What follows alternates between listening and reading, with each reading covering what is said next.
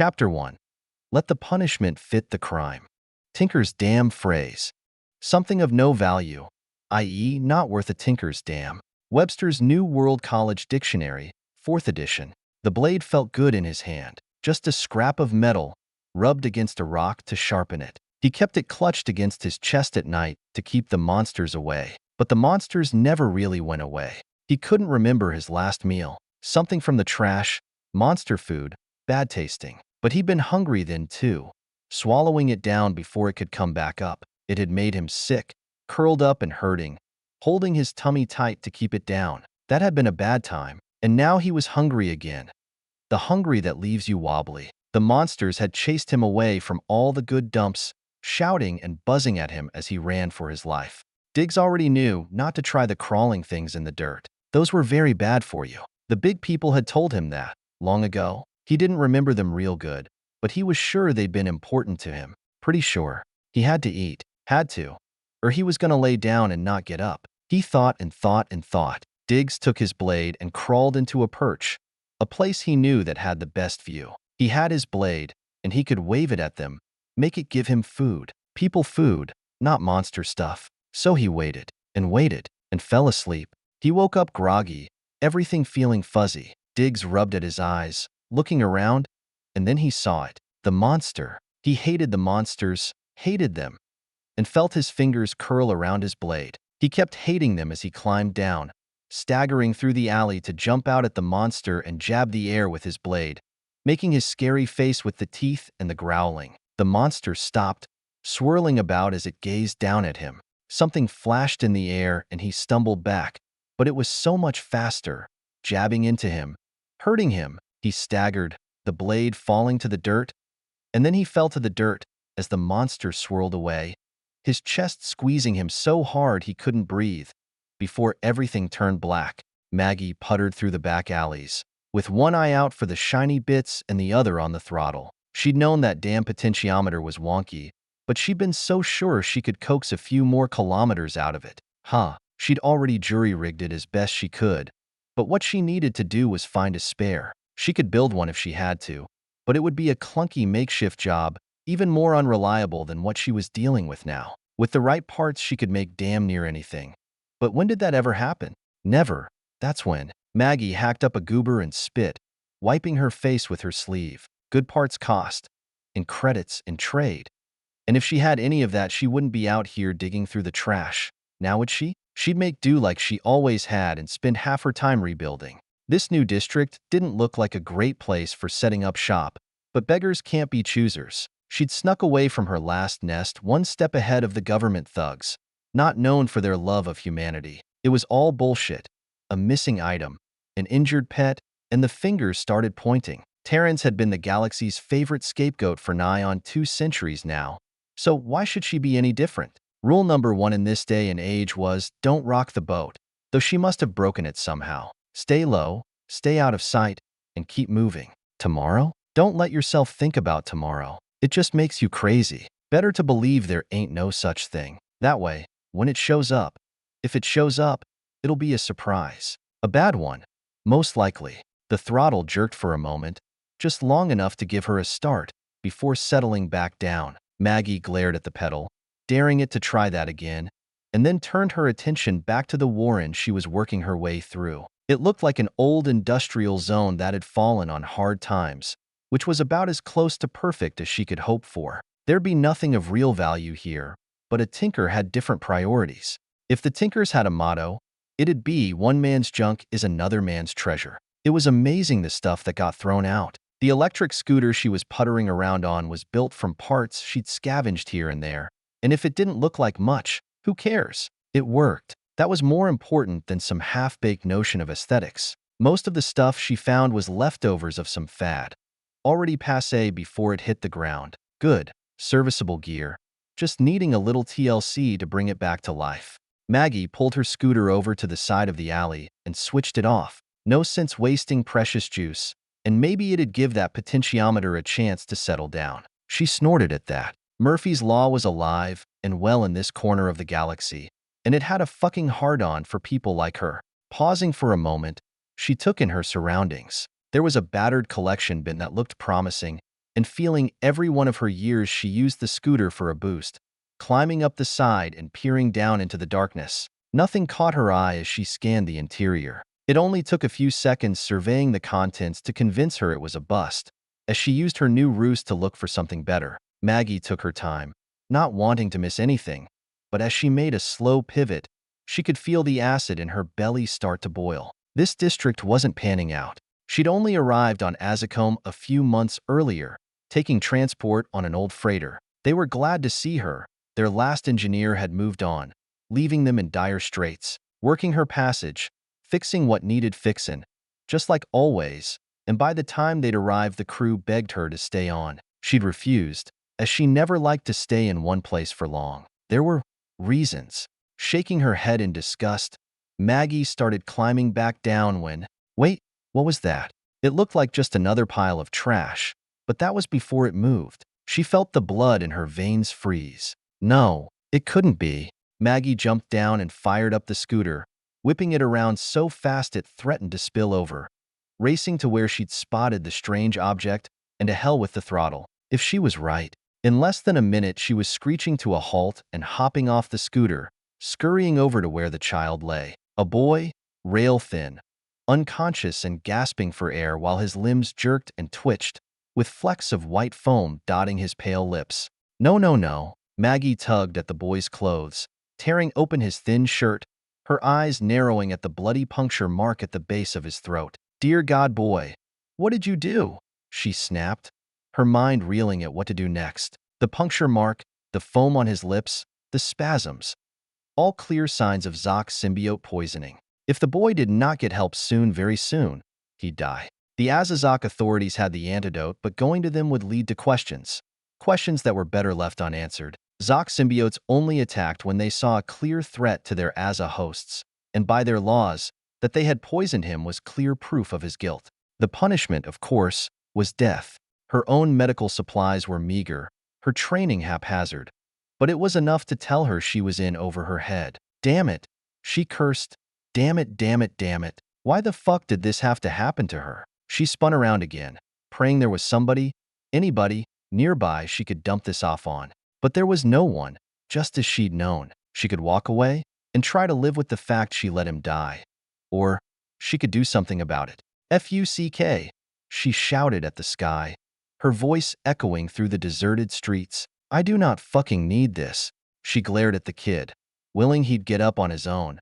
But it wasn't in the cards and she'd known that from the start. Make your choice, old woman, she grumbled, before sighing in defeat. She wasn't a fan of kids. Hell, she wasn't a fan of people. But turning her back on a dying child? That was one line she couldn't bring herself to cross. The decision now made, Maggie cursed as she grabbed the kid's arm and threw it around her neck, hoisting him up. The skinny little runt was even lighter than she'd first thought. But by the time she drug his body to the scooter and dumped him amongst the junk, she was gasping with the effort. Maggie, old girl, you ain't as young as you was, she wheezed, tucking in his legs, before pulling out her mini-comp and opening a rarely used app. Squinting at the cracked screen, she input the search parameters, scowling as the answer popped up almost immediately. An hour's drive, she figured, which surprised her. Humans were sparse on this world, and she hadn't known there were any others nearby. Sparing her passenger a quick look, she cursed yet again. Kid might not have an hour. Then stop wasting time, she snorted, climbing on the seat and giving the power gauge a tap. It was gonna be close. Strapping in, she tromped on the throttle, heading for the other side of the alien megalopolis. There wasn't a direct route, or there was, just not one she dared take. Too much traffic, too fast traffic, and too much heat on the roads. The local bulls would snatch her up in a heartbeat, which was bad enough. But once they found the kid, yeah, no, side streets it is. Maggie stopped when she could, checking on her passenger. But each time she looked, his breathing got shallower and his color worse. Any margin she might have had was getting cut razor thin. So she firewalled the throttle and crossed her fingers. If that damn potentiometer could just hold on a little longer. 10 minutes later, it coughed and ground to a halt. Her string of curses could have stripped paint off a hull as she kicked the scooter. Biting her tongue, she limped over to check on the brat, peeling back an eyelid. His glassy stare and dilated pupils told a grim tale as she bowed to the inevitable, grabbing her toolkit and popping open the engine compartment. Getting the scooter running again was a simple enough matter.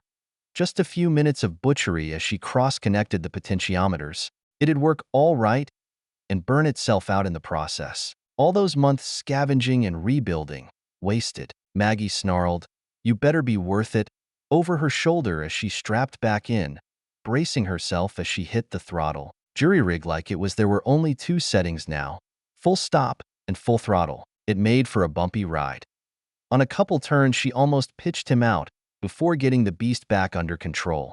Her guesstimate of a deadline was nearly up when she lurched to a halt in front of a nondescript building.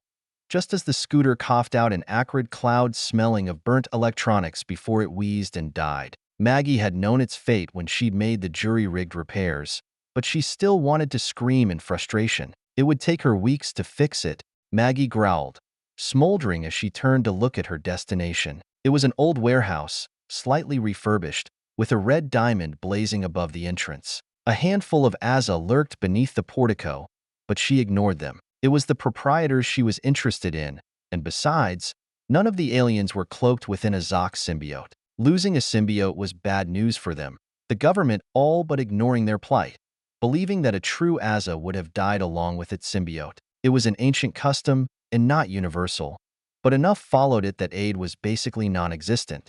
So they'd come to the Knights, just like she had. They didn't turn away those in need, no matter the species, as long as they could render aid. They were skilled healers, but that was only part of their charter.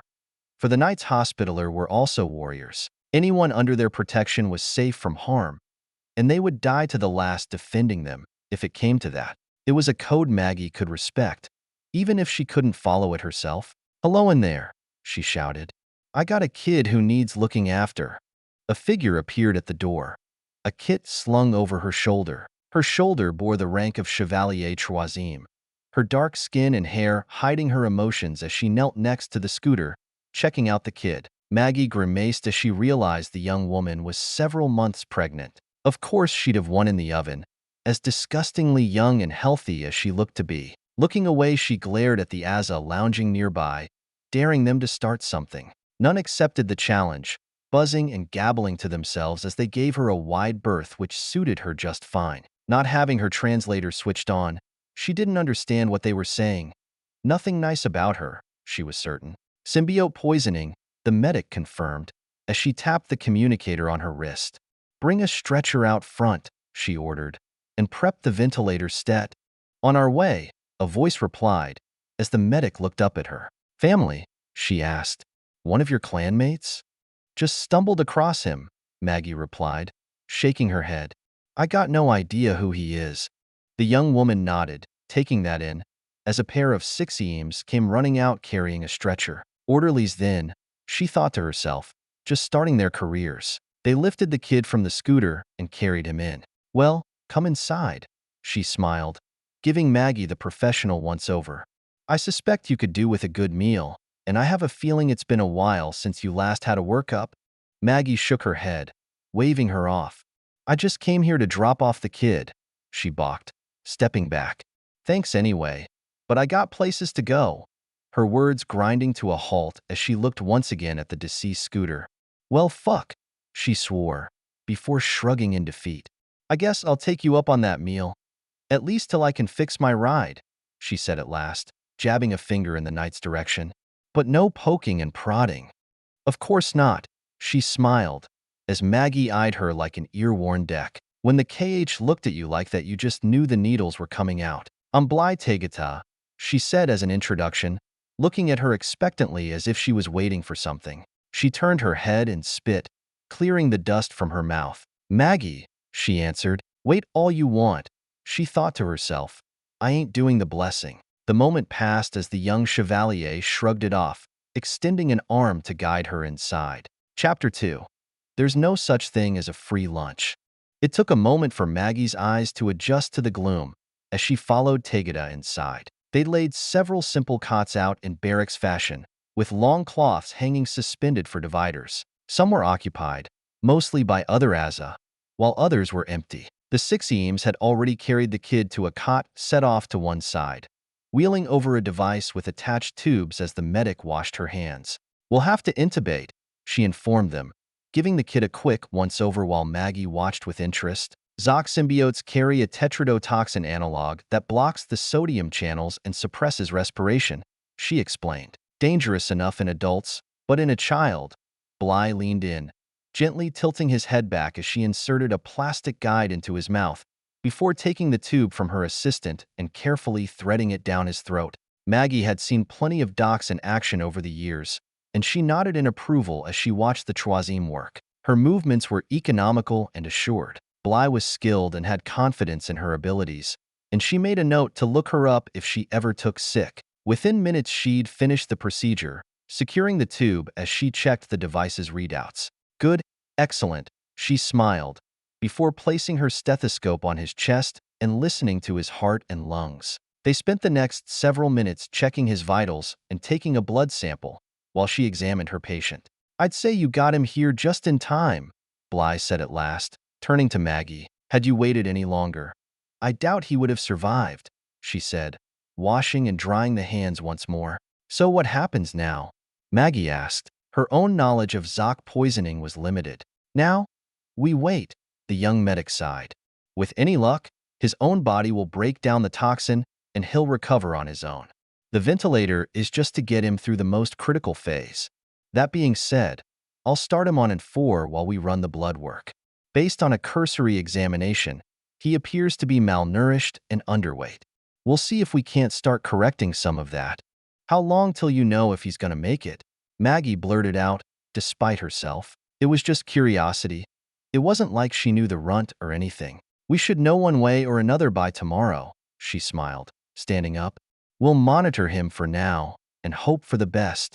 She was suddenly all business and energy again, as she took Maggie's elbow. "Well then, I believe I promised you lunch," Tegeta continued, guiding her towards the rear of the building, only to pause for a moment as she turned back to the orderlies. "Get the 4 secured and monitor his heart. If he crashes, it'll be in the next few hours." "Yes, Troisième," they nodded, getting to work, as she smiled at Maggie once more. "It won't be anything fancy, I'm afraid," she shrugged.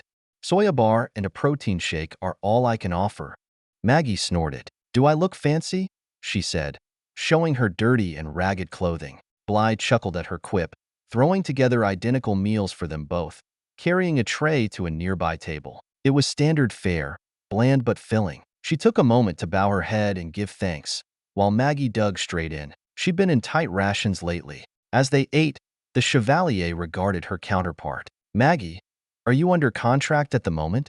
she asked. "Nope. Between gigs," she mumbled, wiping off her mouth. "Why? You looking to make a deal?"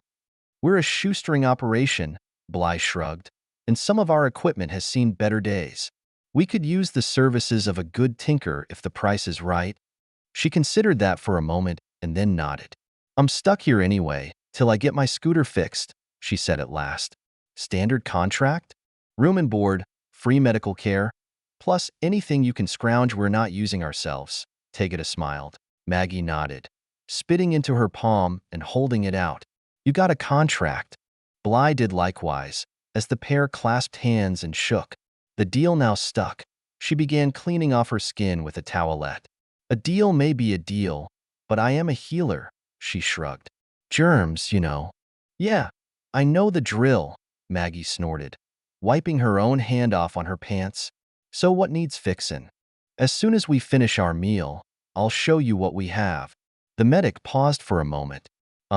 Before I do, may I please see your toolkit?" The tinker managed a wry look. "Got some delicate instruments, I'm guessing?" Her bearing took on a prim cast. "This is a medical establishment." Rising to her feet, she stood before the tinker, her arms cradling her belly as she waited for a response. Downing the last of her shake, Maggie ignored the pose, shaking her head. "Come on, I'll show ya," she told her, waving her back towards the entrance. The young woman blinked in confusion, shaking her head before she squared her shoulders and followed as they went back outside. At her scooter, Maggie unlocked and opened up her battered toolkit, pulling out each drawer for inspection. The troisième nodded as she looked over her gear. Her tools were immaculate, even if they were scratched with use, each one lying nestled in custom-fitted recesses making maximum use of the space, like a set of nesting dolls. You can tell a tinker by their tools, Tegeta recited, nodding in satisfaction. It's our diagnostic equipment that's in most need of repair, and as you said, they're delicate. I had to be sure. Been disappointed if you hadn't looked, Maggie shrugged as she closed up her kit. A craftsperson wants her clients to appreciate her efforts. Hefting the case, she looked at the medic. Lead the way. Heading back inside, Bly chose a different path, taking her into a storage room. They'd piled a jumble of gear all around them, on the floor and on shelves. I'm afraid we haven't seen a tinker in some time, she sighed. Few to be found on this world. I reckon that's true, Maggie agreed, setting down her toolkit and scratching her head as she surveyed the broken equipment. Need a few hours to give everything a good once-over, but then I should be able to tell you how long the job is likely to take. Splendid. I'll leave you to it, Bly smiled. Should you need anything, just ask. I will, she nodded, taking the nearest device off its shelf and looking it over. She was engrossed with her tester's display, tracing a circuit when the young medic returned, several hours later. Dinner is ready if you'd care to wash, she informed her. Looking at her grimy hands, Maggie nodded. Probably a good idea, she agreed, as she ambled off to the head to get cleaned up, taking a few minutes to scrub her face and the worst of the grime from her clothing. She arrived somewhat refreshed at the same place she'd eaten her lunch. Bly and the pair of Sixiemes were already seated, waiting for her. I didn't have the chance to make introductions earlier, she smiled, indicating the two young men.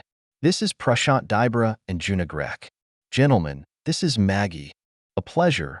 The one on her left nodded. Call me Prash. Just Juna. The other grinned.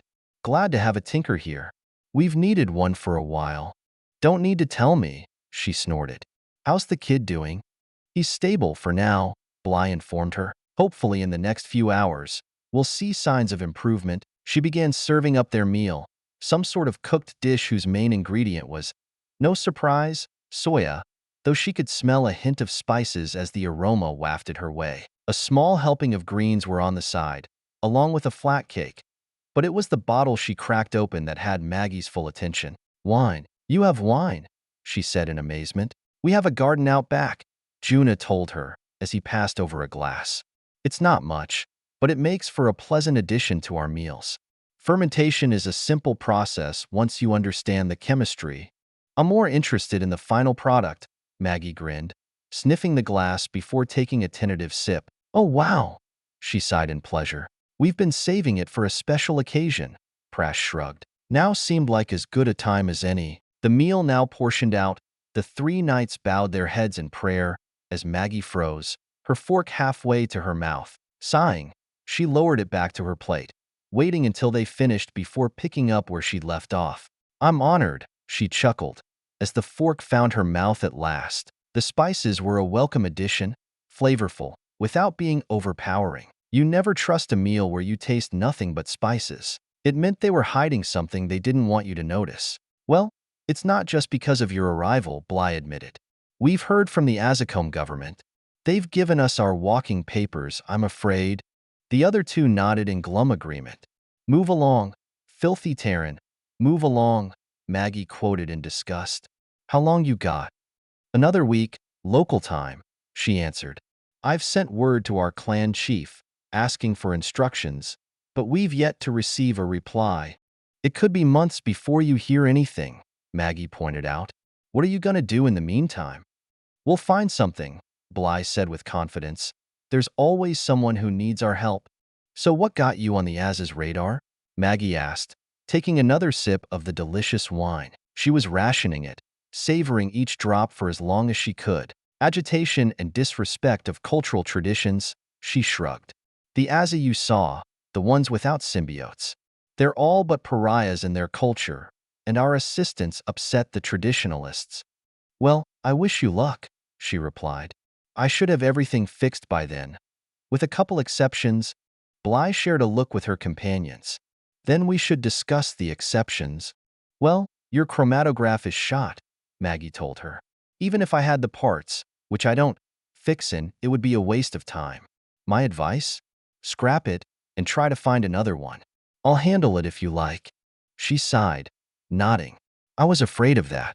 We'd been nursing it along for years, but Tegeta shook it off, setting it aside. Take it. I promised you any salvage we couldn't use. And the other exception? Your pet scanner, she explained. The emitter is completely fried. Everything else I can fix, but the emitter is a specialty item. There are some things a tinker doesn't mess around with, and that's one of them. It's made as a unit, under strict guidelines, 'cause radioisotopes are nothing to play with. That needs to be replaced. She pulled out her mini-comp. So you got a choice. Scrap it too, or look for a new emitter. I can search the boards if you like, but it'll be hit or miss. Maggie, I cannot stress enough how important that scanner is to our efforts, Bly said point blank. We need that to be operational again. All right, I'll see what I can do, she said. No promises though, and I doubt I'll find one before you have to lift. All we can ask is your best effort, she replied, rising to her feet. Prash, if you could clear. I'm going to check on our newest patient. She left the dining area, heading back to the ward. Yes, Troisième. The orderly nodded, gathering up the empty plates. Maggie kept her glass, as she was still nursing the wine. Anything I can do to help? You're our guest, Juna smiled. She'd kill me if I put you to work. Yeah, she beat you to it, Maggie smirked. If you like, we can give you something to wear and clean your clothes, he continued after a moment's thought. Between the patients and their bedding, that's a continuous operation. Giving her jacket a tentative whiff, she wrinkled her nose. Guess I might just take you up on that, Maggie answered. You maybe got a place a gal could scrub up? She asked. I'll show you, Juna told her, guiding her back towards the ward. There's a small door next to the shower you can put your clothes in, and I'll have something for you in their place when you're done. That's the best proposition I've had in years, she cackled, making the younger man blush. She popped him in the arm to show she was teasing, forcing a smile out of him, as he opened a door to reveal a simple shower and bench. Soap is in the dispensers, he explained. Take as much time as you want. He left, closing the door behind him. Checking the door lock? You can never be too careful. Maggie polished off the last of the wine before she stripped down, bundling up her clothes and placing them in the receptacle he'd shown along with her glass, before turning on the water. Of all the things she missed, a hot bath had to rank high on the list. A shower was a close second. But there was something about luxuriating in a tub, letting the water just soak your cares away. She adjusted the temperature and then stepped inside, standing under the hot stream, closing her eyes and letting the water run down her body, reveling in the sheer pleasure of hot, clean water coursing across her skin. It had been so long. After indulging herself for far too long, she got down to the business of scrubbing herself clean and washing her hair until she shut off the water and toweled herself dry, her skin pruned and glistening. Opening the little door, she found a simple pullover tunic and loose-fitting drawstring pants, along with a robe and a pair of slippers. They weren't ostentatious, but they were more than serviceable, and the robe was almost sinfully soft. She ran her fingers through her ragged mop of hair, bringing order to the chaos, before opening the door and padding out to locate Bly. She found her seated beside the kid, holding his hand, as Prash made rounds with the other patients. How is he? She asked. I think he'll make it, the medic smiled. He's a fighter, this one. But then he'd have to be, taking on an Azazak 3 times his size. She shook her head in resignation. We got his test results.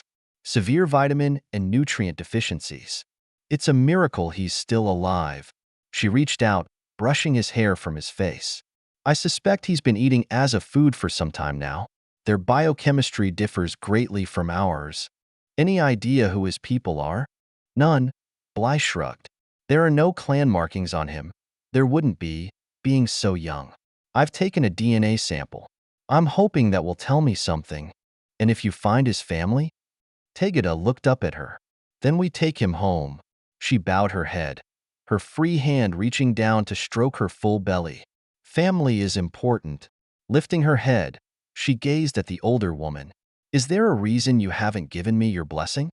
Bly asked, voicing what had been on her mind since they'd met. Twice now I've given you the opportunity, and twice you've brushed it aside. Do you not follow the custom?"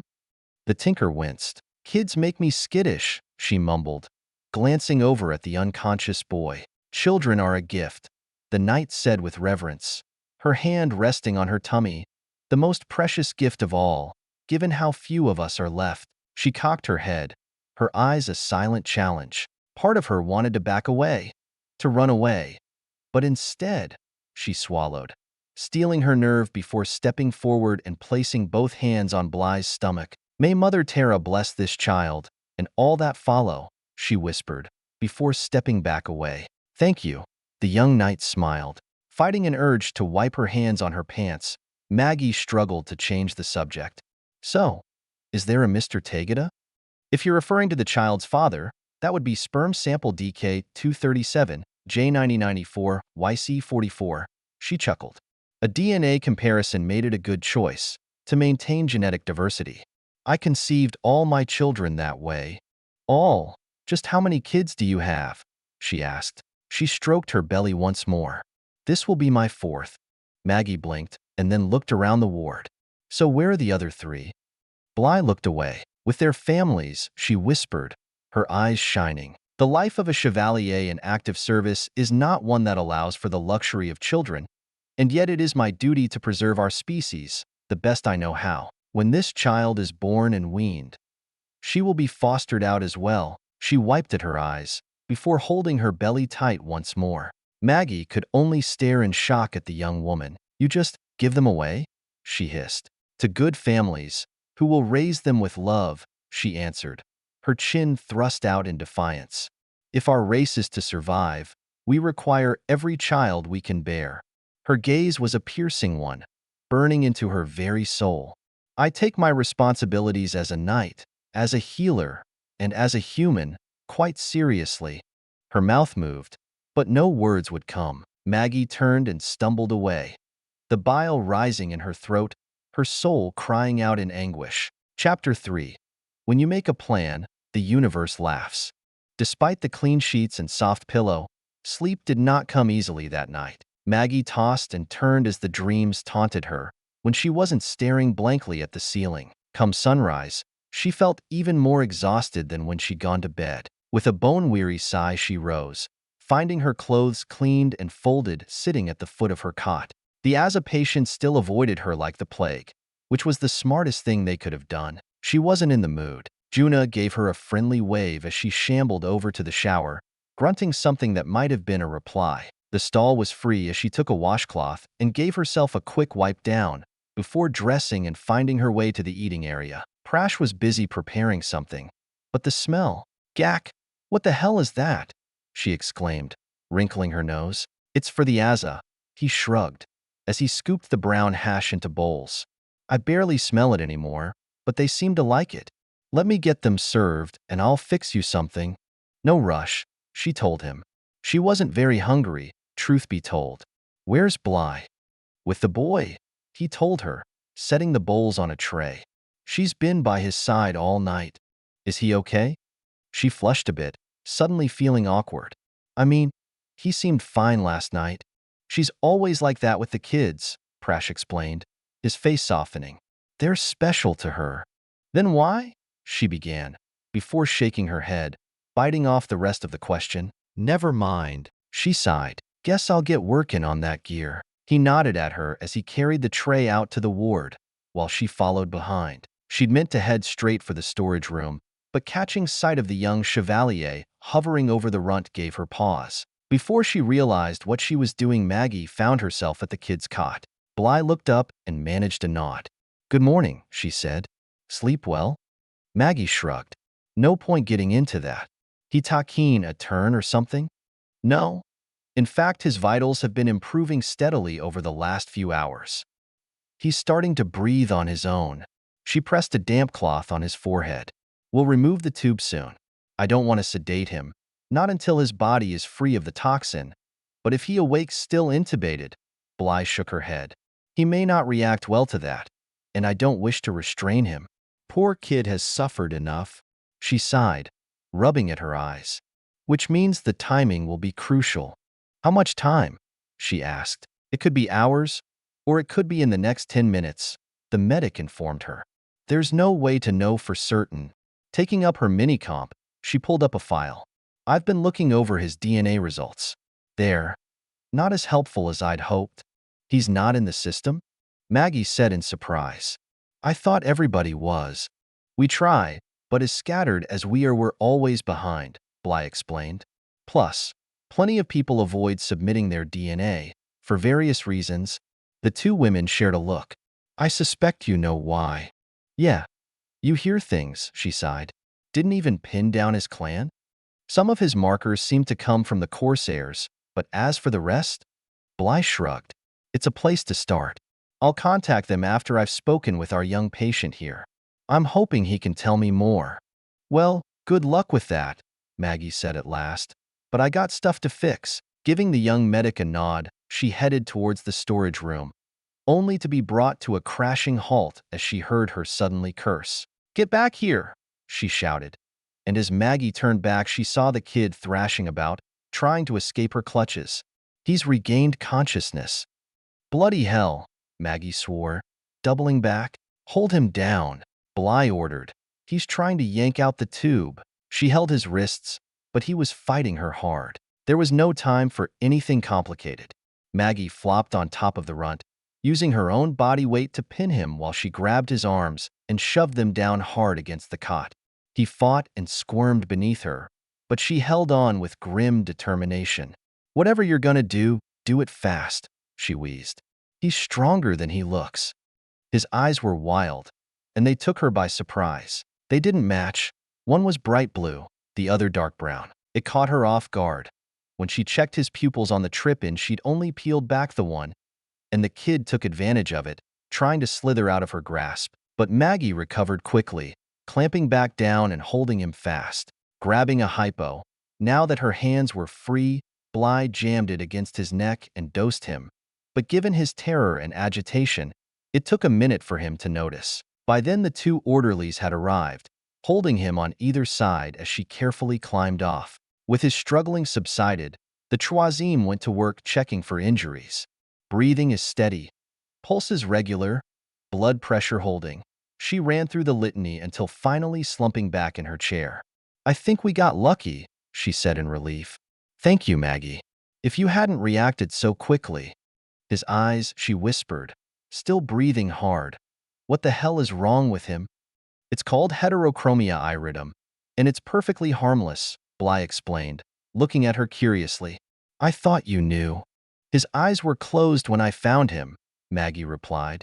Had no idea. She peered at the kid once more. You sure it's safe? It was well documented even before the diaspora, she told her. In very rare cases, it can mean something more serious, but for him, it only means they're different colors.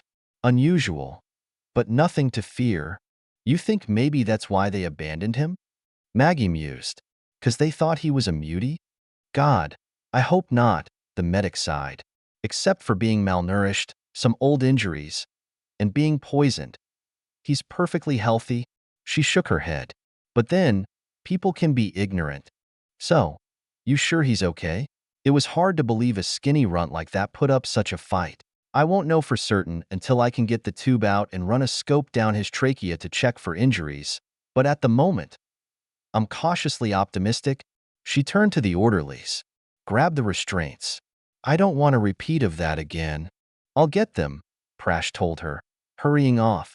With any luck, we'll be done with everything before he wakes up, Bly explained, taking a moment while she waited for the Sixeem's return. Well, I'll be in the supply room if you need me, Maggie said at last, shaking her head as she retreated to her work. Hell of a way to start a morning. Maggie had been at it for several hours, taking only a couple of quick breaks, when she heard another commotion coming from the ward. She hadn't noticed it at first. Between her focus on the task at hand and the fact she was off the main floor, she tuned it out, until the source of the pandemonium crashed through the doorway and landed on her lap. Whoa, she exclaimed, tossing the tools in her hands aside as the runt rebounded off her, with Bly and the orderlies in hot pursuit, skidding to a halt and fanning out as they cornered him. God damn it, she snapped, glaring at the other three. Is every day like this for you? Maggie demanded, before turning her attention to the kid. I thought you were gonna restrain him. He outfoxed us, Juna panted. He panicked when he realized he was restrained, but then it looked like he calmed down. We thought he was listening to us when we said he was safe, so we took them off. But the orderly shrugged in embarrassment. Smart kid, she said in grudging approval. They'd scared him, that much was obvious, and as those mismatched eyes of his darted around, he spotted something that suddenly had his full attention. Too late the tinker realized what it was, as he lunged for a Torque's driver, snatching it away and clutching it like a knife to fend them off. The kid had nowhere to go, wedged into a corner, but he wasn't giving up without a fight. He growled at them, showing his teeth. Don't suppose you got a trank gun, she murmured, not making any sudden moves. No, Bly shook her head. Juna, you go left, Prash, you take the right. On the count of 3. Are you crazy? Maggie hissed. You try to grab him now someone gets stabbed. And it'll probably be me. She thought for a second. Back off. Give us some room, she told them, as she fished around in her pocket. What are you thinking? The knight asked. That there's a smarter way to do this, she answered, pulling the soya bar from her shirt. She held it out in front of her, peeling back the foil, and held it out to him. Here, I'll trade you, she smiled. Food for the tool. His eyes narrowed as he looked at the bar, before licking his lips. Oh, he wanted it. All right. He was likely half-starved, but he didn't trust her one bit. Well, she didn't blame him. Bringing the food bar to her mouth, she bit off a small chunk, rubbing her stomach in pleasure. She hummed, as she saw his resolve weaken. There's a reason why they bait traps with food. The kid took a tentative half-step forward, his eyes fixed on the soya bar. She held it out to him, smiling, while she extended the other arm and gestured to give her the tool. He growled again, not liking disarming himself one bit, holding it close to his chest. But the bar she held still had his full attention, as she waved it under her nose and inhaled. Smells pretty good, kid, Maggie told him. You sure you don't want to trade? He took another step, still wary. Hey, I won't hurt ya, she smiled once again. And I won't let them hurt you either. She heard Bly start to protest and shot her a look. I'm negotiating here, she snapped. You mind? The kid saw his chance, and he took it. He darted in and grabbed the soya bar, retreating once more, still clutching the driver as he began devouring his stolen prize. So much for that idea, Prash grumbled. Despite herself, Maggie chuckled. Sneaky little shit, ain't ya? She grinned. Go get some more food, she said over her shoulder. So he can fool you again? Bly asked dubiously. There's always some give and take when you're working out a deal, she explained, and the first round went to him. But if he wants anything else, he's got to give. So Scoot, do as I tell you. Relenting, the Troisième gave Juna a nod, who hurried out the door. Now what? We wait, she answered, sitting back on her haunches. We have nothing he wants right this second, except letting him escape, and I'm guessing that's a hard no. He won't survive if he goes back to the streets, Bly said in dismay. Kids lasted this long, Maggie pointed out. But yeah, long term, it ain't a good strategy. The boy followed the conversation with interest, but didn't seem sure about the topic. So while we're waiting, she smiled once more, placing a hand on her chest. I'm Maggie. What's your name? His brow furrowed. Come on, I told you my name, she goaded him. And that's Bly and Prash, and the one getting us more food is Juna. So what's yours? Only seems fair we know your name. Now you know ours. He looked at them in confusion, as the hand brandishing the tool drooped a bit. His mouth moved, struggling with unfamiliar activity until finally, he mumbled something. Sorry, what was that? She asked, putting a hand to her ear. I'm old kid, getting up there, and I don't hear so good. Could you say it again? He took a deep breath, trying once more. Diggs, he said with a rasp, as if he hadn't spoken in a very long time. Well, it's nice to meet you, Diggs, Maggie beamed at him, as Juna returned with a handful of soya bars and a glass. Just in time. Juna, meet Diggs. Hi, Diggs, he grinned, holding out the provisions he'd brought. Thought he might be thirsty too, so I got some water. He looked over at Bly, dumped in some electrolytes and minerals while I was at it. Kid's gonna need it. We have to be careful. As malnourished as he is, he's in real danger of refeeding syndrome, the medic explained. Good thinking, she nodded in approval, reaching for the glass and taking another bar before turning back towards Diggs. Oh, she said half to herself, I was going to give these to you, but you'd need both hands. What if I give you the glass, and then you give me the tool, and then you get the food as a bonus? I'd be giving you two things, and you'd only have to give me one. How about that? His brow furrowed once more as he puzzled out her suggestion. He was certain there had to be a catch somewhere, but was having a hard time finding it. While he mulled over her offer, Maggie scooted a little closer, holding out the cup. Here, you look thirsty. She took a sip herself, showing it was safe. It's yours if you want it. Diggs was still hesitant, so she set it on the floor in front of him, before giving him some room. He spent a few moments eyeing the mug, looking for traps, before crouching down and lifting it to his lips, slurping loudly as he drank. Water dribbled down his chin and chest as he quenched his thirst before finally swiping his arm across his face as he looked at Maggie expectantly. She held out the soya bar. I kept my part of the deal, didn't I? The tinker asked. So how about we finish it? Straight swap. The tool for the food. Once again, she held out both hands, the empty one palm up, while dangling the bar with the other like a lure. Come on. I know you want it, she cooed enticingly. The soya had his full attention, and with a reluctant sigh he handed over the Torque's driver, snatching the food bar away before she changed her mind. Grinning at her success, she passed the tool back to the others while Diggs chowed down on his meal. And that's a contract, she informed him, spitting into her hand and holding it out. Shake on it. He looked at her in confusion. It's how you seal a deal. Like this, Maggie explained, spitting into her hand again and extending it out to him. With a baffled expression, he spit on his own hand, more a spray of crumbs than anything else, and timidly held it out to her. Bly put her hand to her mouth, her eyes wide, afraid to make a sound for fear she'd jinx the progress the tinker had made, as Maggie gently clasped his palm with her own. Good to meet you, kid, she smirked. Chapter 4. What can't be cured must be endured. As it turned out, getting the kid, Diggs, to give up the stolen tool had been the easy part. Bly wanted to give him a more thorough physical, now that he was conscious, but he wasn't having any of it. He shrunk back, hiding behind Maggie, forcing her to take the plunge. Come on, kid, she sighed. You can watch me go first. It'll be fine, I promise. She held out her hand, coaxing him to join her, though it was almost a minute before he worked up the courage to grip her palm. Bly looked almost gleeful at the prospect of having new guinea pigs, patients, to torture. She made him promise to sit still and not run off while she changed into an examination gown. If he'd been shipborne, she wouldn't have bothered. You learned early on aboard a cramped vessel that space and privacy were luxuries few could afford. But since she had no idea if he was used to the sight of skin, she erred on the side of caution. Dressing as fast as she could, she opened the door to find him waiting outside. Jesus, kid.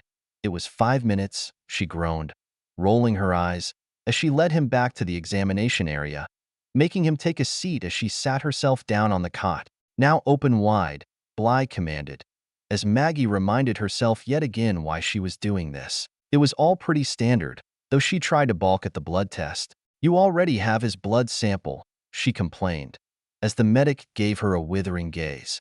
We need to monitor him closely for the next several days, she pointed out, and not just because of the toxin, but also the malnourishment. I admit he's bounced back remarkably well, but he's not out of the woods yet. Maggie eyed her as she swabbed her vein. Why do we still say that? She wondered out loud. You ever seen a forest? No, I haven't, unless you count from orbit, Bly admitted. I guess some things just get saved. Glancing over at Diggs, who was watching the procedure in rapt attention, she forced a smile on her face. See? Nothing to it, she lied, wishing the troisième would just hurry already. The young woman had a deft touch, though. She had to give her that, hardly noticing the needle. During the exam, she paused as she palpitated her stomach. Some scar tissue here, Bly mentioned. Anything I should know about?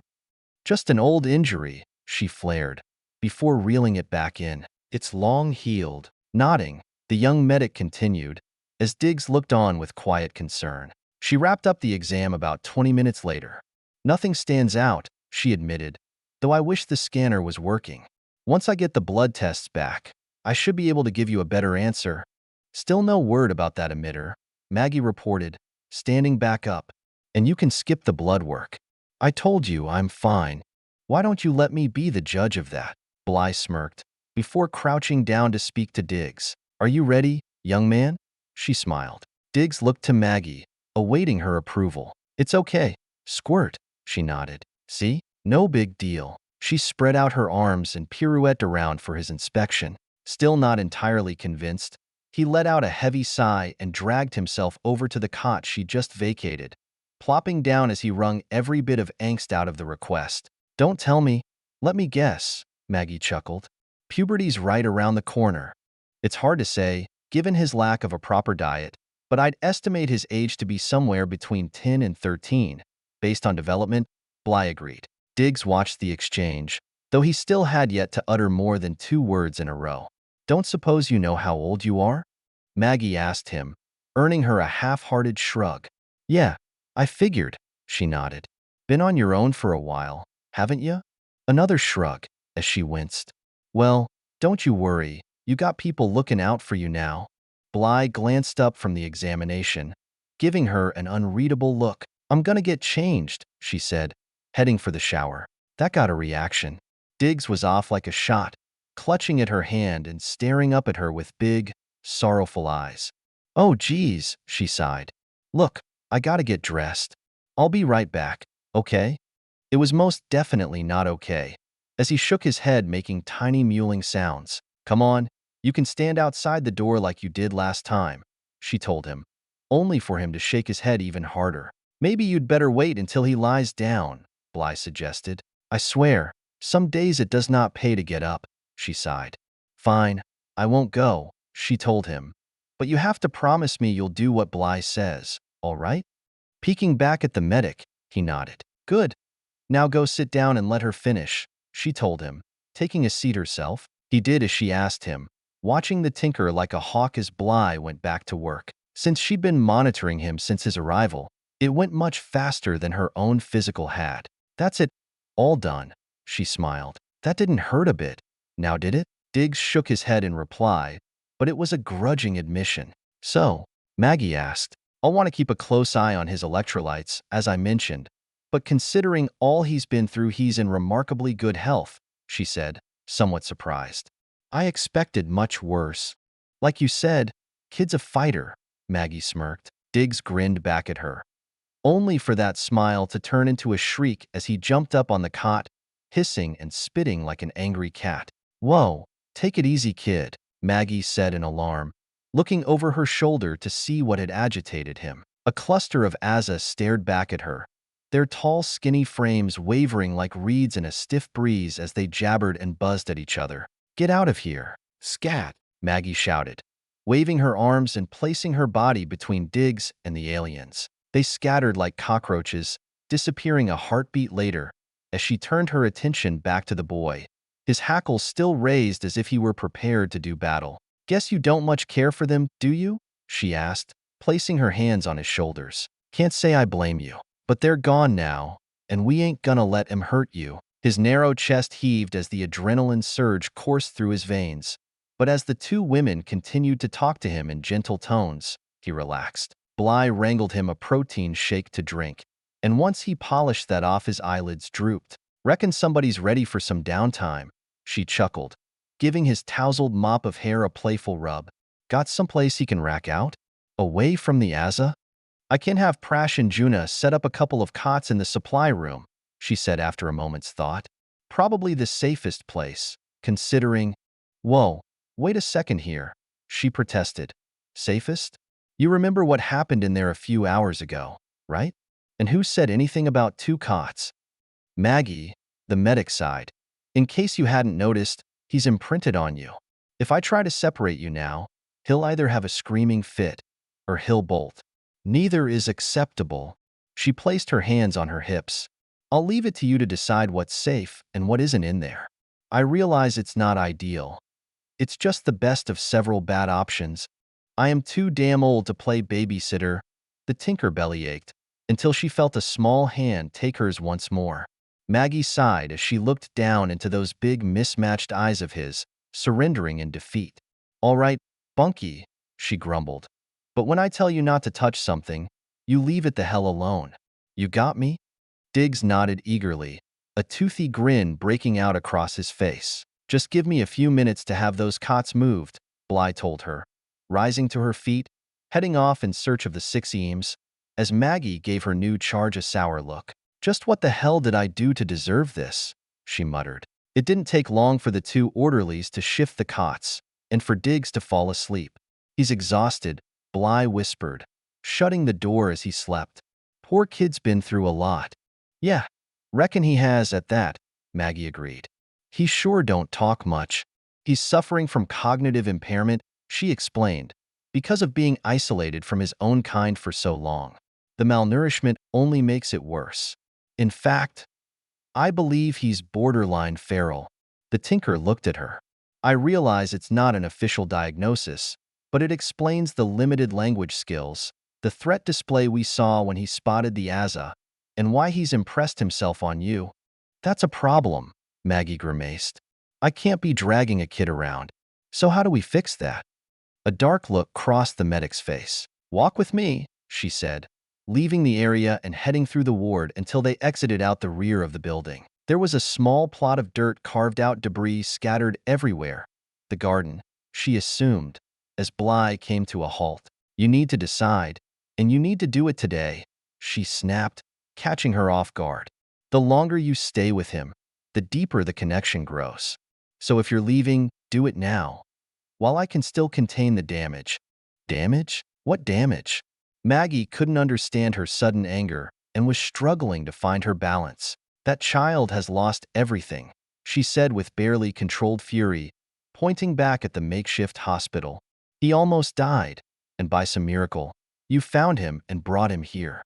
And for the first time in God knows how long, he has a family again. The Troisime's eyes bored into hers like laser drills. In fact, he's found a mother. You, she snarled, jabbing her finger into her chest. And now you're just going to run away? Rip the single human attachment he's made from him? Bly took a moment to calm herself, as Maggie felt her own anger rise. If you leave now, he'll scream, he'll cry, he'll be a goddamn mess, but it will pass.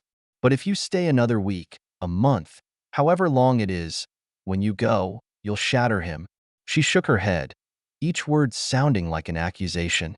And I'm not sure he can come back from that. He's fragile, vulnerable. So if you're planning on abandoning him, do it now, while he's asleep. I'll release you from your contract. But if you drag this out, if you hurt him, her hands clenched into fists, then you will have made an enemy. She took a step closer, and even though she had the height and weight advantage, Maggie could feel herself wanting to retreat. You do not want me as your enemy. With her spleen now vented, Bly turned and stormed away, heading back inside. I just found the little bastard, Maggie protested, shouting at her back. How is this my fault? The medic came to a halt and turned back around. It must have been fate, she sneered, her voice dripping with sarcasm. Screw you, Maggie screamed. But she was already gone. It was sometime later before she worked up the courage to come back inside. Prash and Juna were making their rounds, tending to the Aza, who as a one avoided her gaze as she passed. She found Bly. No surprise. Looking in on Diggs, clearing her throat to get her attention, the medic turned, closing the door. So, you've decided, she said. I will fix you something for your journey. Her voice was cold and dismissive, as if she was gazing on something unpleasant. You got a lot of damn nerve, attacking me like that, Maggie hissed, keeping her voice low, considering you just give your own kids away like they were nothing. Her eyes narrowed. The difference is that my children were all infants, she shot back, too young to imprint on me the way Diggs has on you. Their memories are all of their families, and it's for the best. What makes you think it's any different for me? Maggie demanded. If your life means you can't drag kids around, what makes you think I can? Perhaps you can't, Bly admitted, but my position remains unchanged. Either leave now, or stay and accept the responsibility, She folded her arms, awaiting her decision. Damn it, I don't need this, she snarled. If my scooter had been working, I'd have been gone. Hell, I trashed it to save him. You rescued a fellow Homo sapiens, Bly replied. Congratulations. You've met the bare minimum standard of what it means to be human. Don't you dare judge me, she growled, the blood roaring in her head. You know nothing about me. You don't know what my life has been like. I don't need to. And the question still stands. Are you leaving or staying? Maggie wanted to wrap her hands around Bly's pretty throat and throttle her, even though the Chevalier would make short work of her if she tried. But before she could answer, the door opened, as Diggs peered out of the gloom, his dissimilar eyes looking up at her, his unvoiced query impossible to ignore. She sighed, ruffling his hair. It's okay, kid, she said at last, the anger she'd felt draining away like a coolant leak before meeting Bly's gaze. Guess I'm staying, Maggie mumbled at last. Chapter 5. When you think you've got it under control, you don't.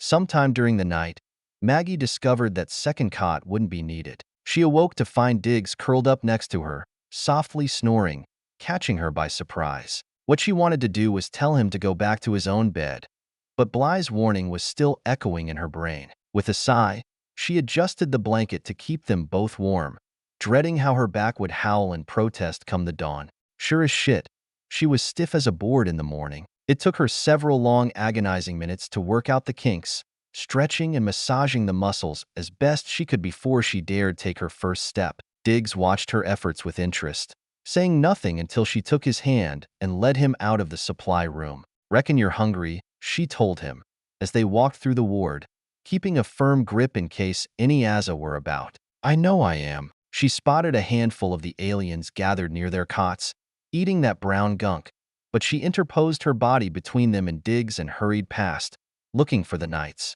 The sound of clanking metal drew her out back, where she and Bly had had their little tete-a-tete. They found the six Eames sparring one another with long poles, while the medic watched them with a practiced eye, leaning on a staff of her own. They all wore light padding to cover their more vulnerable spots, with helmets to protect their heads. Keep that elbow up, Prash, she called out, as Juna swept in low with a vicious-looking slash. Backpedaling just in time, he responded with a straight jab to his opponent's torso, which Grek could not parry. He grunted as the blow struck home, prompting her to give out a whistle, bringing them to a halt as she stepped in.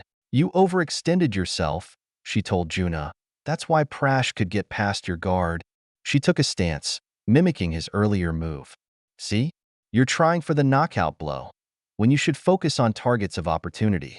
Wait for him to drop his guard and be prepared to take advantage of it. Yes, Troisième, he nodded, as Bly looked over at the newcomers. We're just finishing up. Give us a few minutes, and we'll prepare a meal for you, she told them. Maggie gave her a bemused look. You're fighting with sticks? In fact, the quarterstaff has a long and rich history, the medic replied, and in the right hands, can be even deadlier than a sword. And you can take it places where the law prevents the use of more conventional weapons. Turning back to the orderlies, she checked her headgear. Gentlemen, come at me, she ordered, taking a defensive stance. The pair wasted no time, approaching her from either side. Bly stood motionless, letting them close the distance, and Maggie was certain she'd waited too long, when with a sudden blur of motion she went into action, spinning her staff about like a baton in a two-hand hold. In the blink of an eye, she'd knocked them both to the ground, giving her weapon one last twirl before taking her stance once more, one arm wrapped around the staff while she held the other high, in a warding gesture. The two men groaned as they rose to their feet, while she gave them both a formal bow. Sword practice this afternoon. Well done, both of you. Maggie caught a flash of movement from the corner of her eye as she spotted Diggs. He'd found a discarded slat from somewhere and was gleefully waving it about, imitating the movements he'd just observed. I can teach you if you'd like, Bly told him as she approached the pair. It takes a lot of practice, though. His eyes widened before he turned to Maggie, seeking her approval. If you want to, she shrugged. He grinned, nodding with excitement, as Bly smiled down at him. This afternoon, I'll show you some moves, she promised. Why don't you go with Prash and Juna and get something to eat? I need to speak with Maggie for a moment. Again, he looked to her for her blessing. Go on, she nodded. I'll be there soon. Hunger must have overcome his fear of separation as he scampered off with the orderlies, his new staff still clutched in his hand. You just know he's gonna smack something with that, Maggie sighed, before turning her attention to the Chevalier. What did you want to talk about? Bly looked uncomfortable. I wish to apologize for my behavior yesterday, she said, as her tongue threatened to tie itself up in knots. I was out of line, and I humbly beg your pardon. The tinker's jaw dropped as she practically genuflected before her. What the fuck? She said in confusion. Yesterday you were threatening to rip my lungs out, and now you're kissing my ass? What the hell's going on? The medic bowed her head. My words were intemperate, and I ask for your forgiveness, my lady. Her jaw clenched hard as the final credit dropped. God damn it all to hell, she snarled, pointing an accusing finger. You ran my DNA.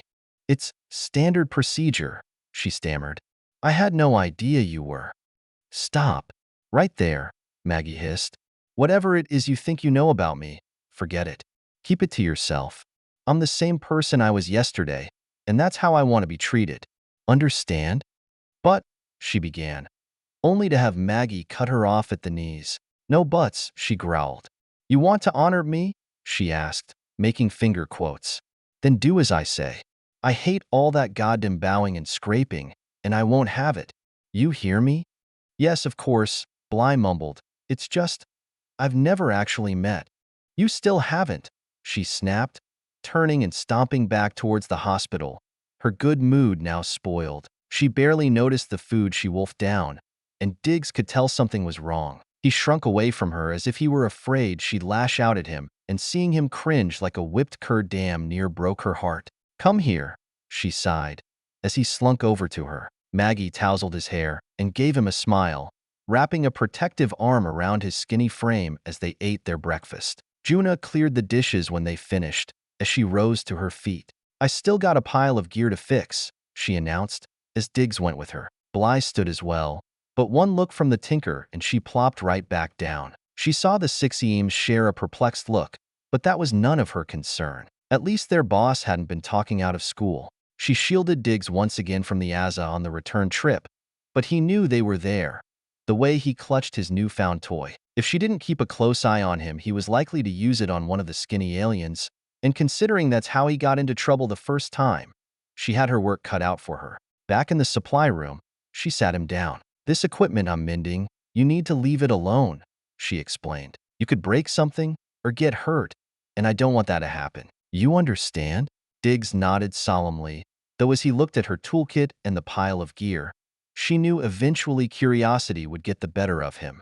Best to nip that in the bud right now. The question was how? Her eyes lit upon the box of leftovers she'd set to the side, odds and ends she was debating whether or not to salvage. Digging through the junk, she decided there wasn't anything too dangerous, so she carried it over away from where she was working. Here, you can play with this stuff, she told him, dumping out the contents. Diggs grinned as he scampered over to the pile, going through the bits and pieces with delight. Just don't swallow nothing.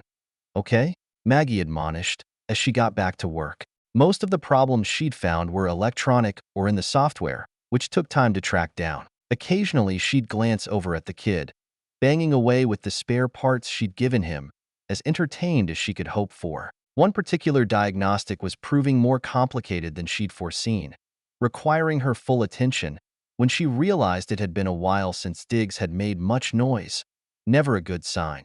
Glancing over at his corner, she sighed in relief. He was still playing with the parts she'd given him, but as she looked closer, she realized he'd taken it one step further. Mixed in with the junk had been a handful of small gears, taken from this and that. Diggs had puzzled out how they worked together, and using the other odds and ends, had actually constructed a wobbly gear reduction train. His eyes were wide with fascination, hypnotized as the teeth meshed while he spun the end cog to make the others rotate in sequence.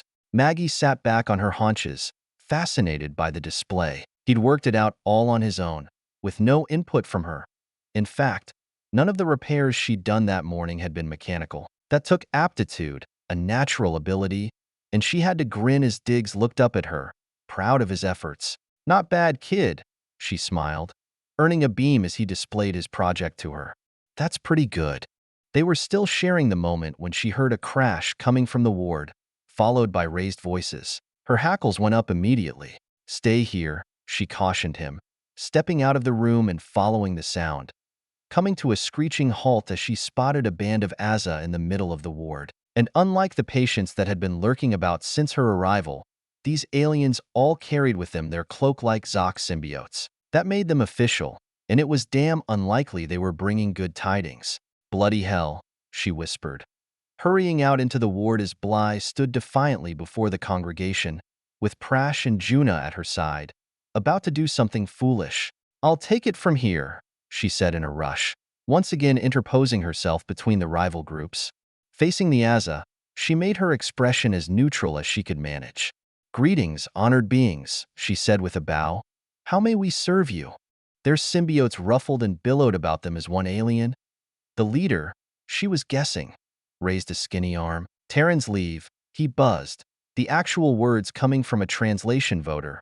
Not a very good one, by the sound of it. "You said we had another week?" Bly protested, the fire in her eyes clear. "Terran's leave," it repeated. "Leave now." Limited vocabulary, Maggie thought to herself, mentally downgrading the voters' capabilities, though she supposed they ought to be grateful. Plenty of species out there that wouldn't have bothered. "Why talk, when you can just start shooting?" "Honored beings," she said, "it will take time to collect their supplies. And there is the question of finding a ship with which to leave Aacom. If you give them just 2 days." "Ship waits," it informed them, addressing one of the bigger concerns. "Terran's gather effects."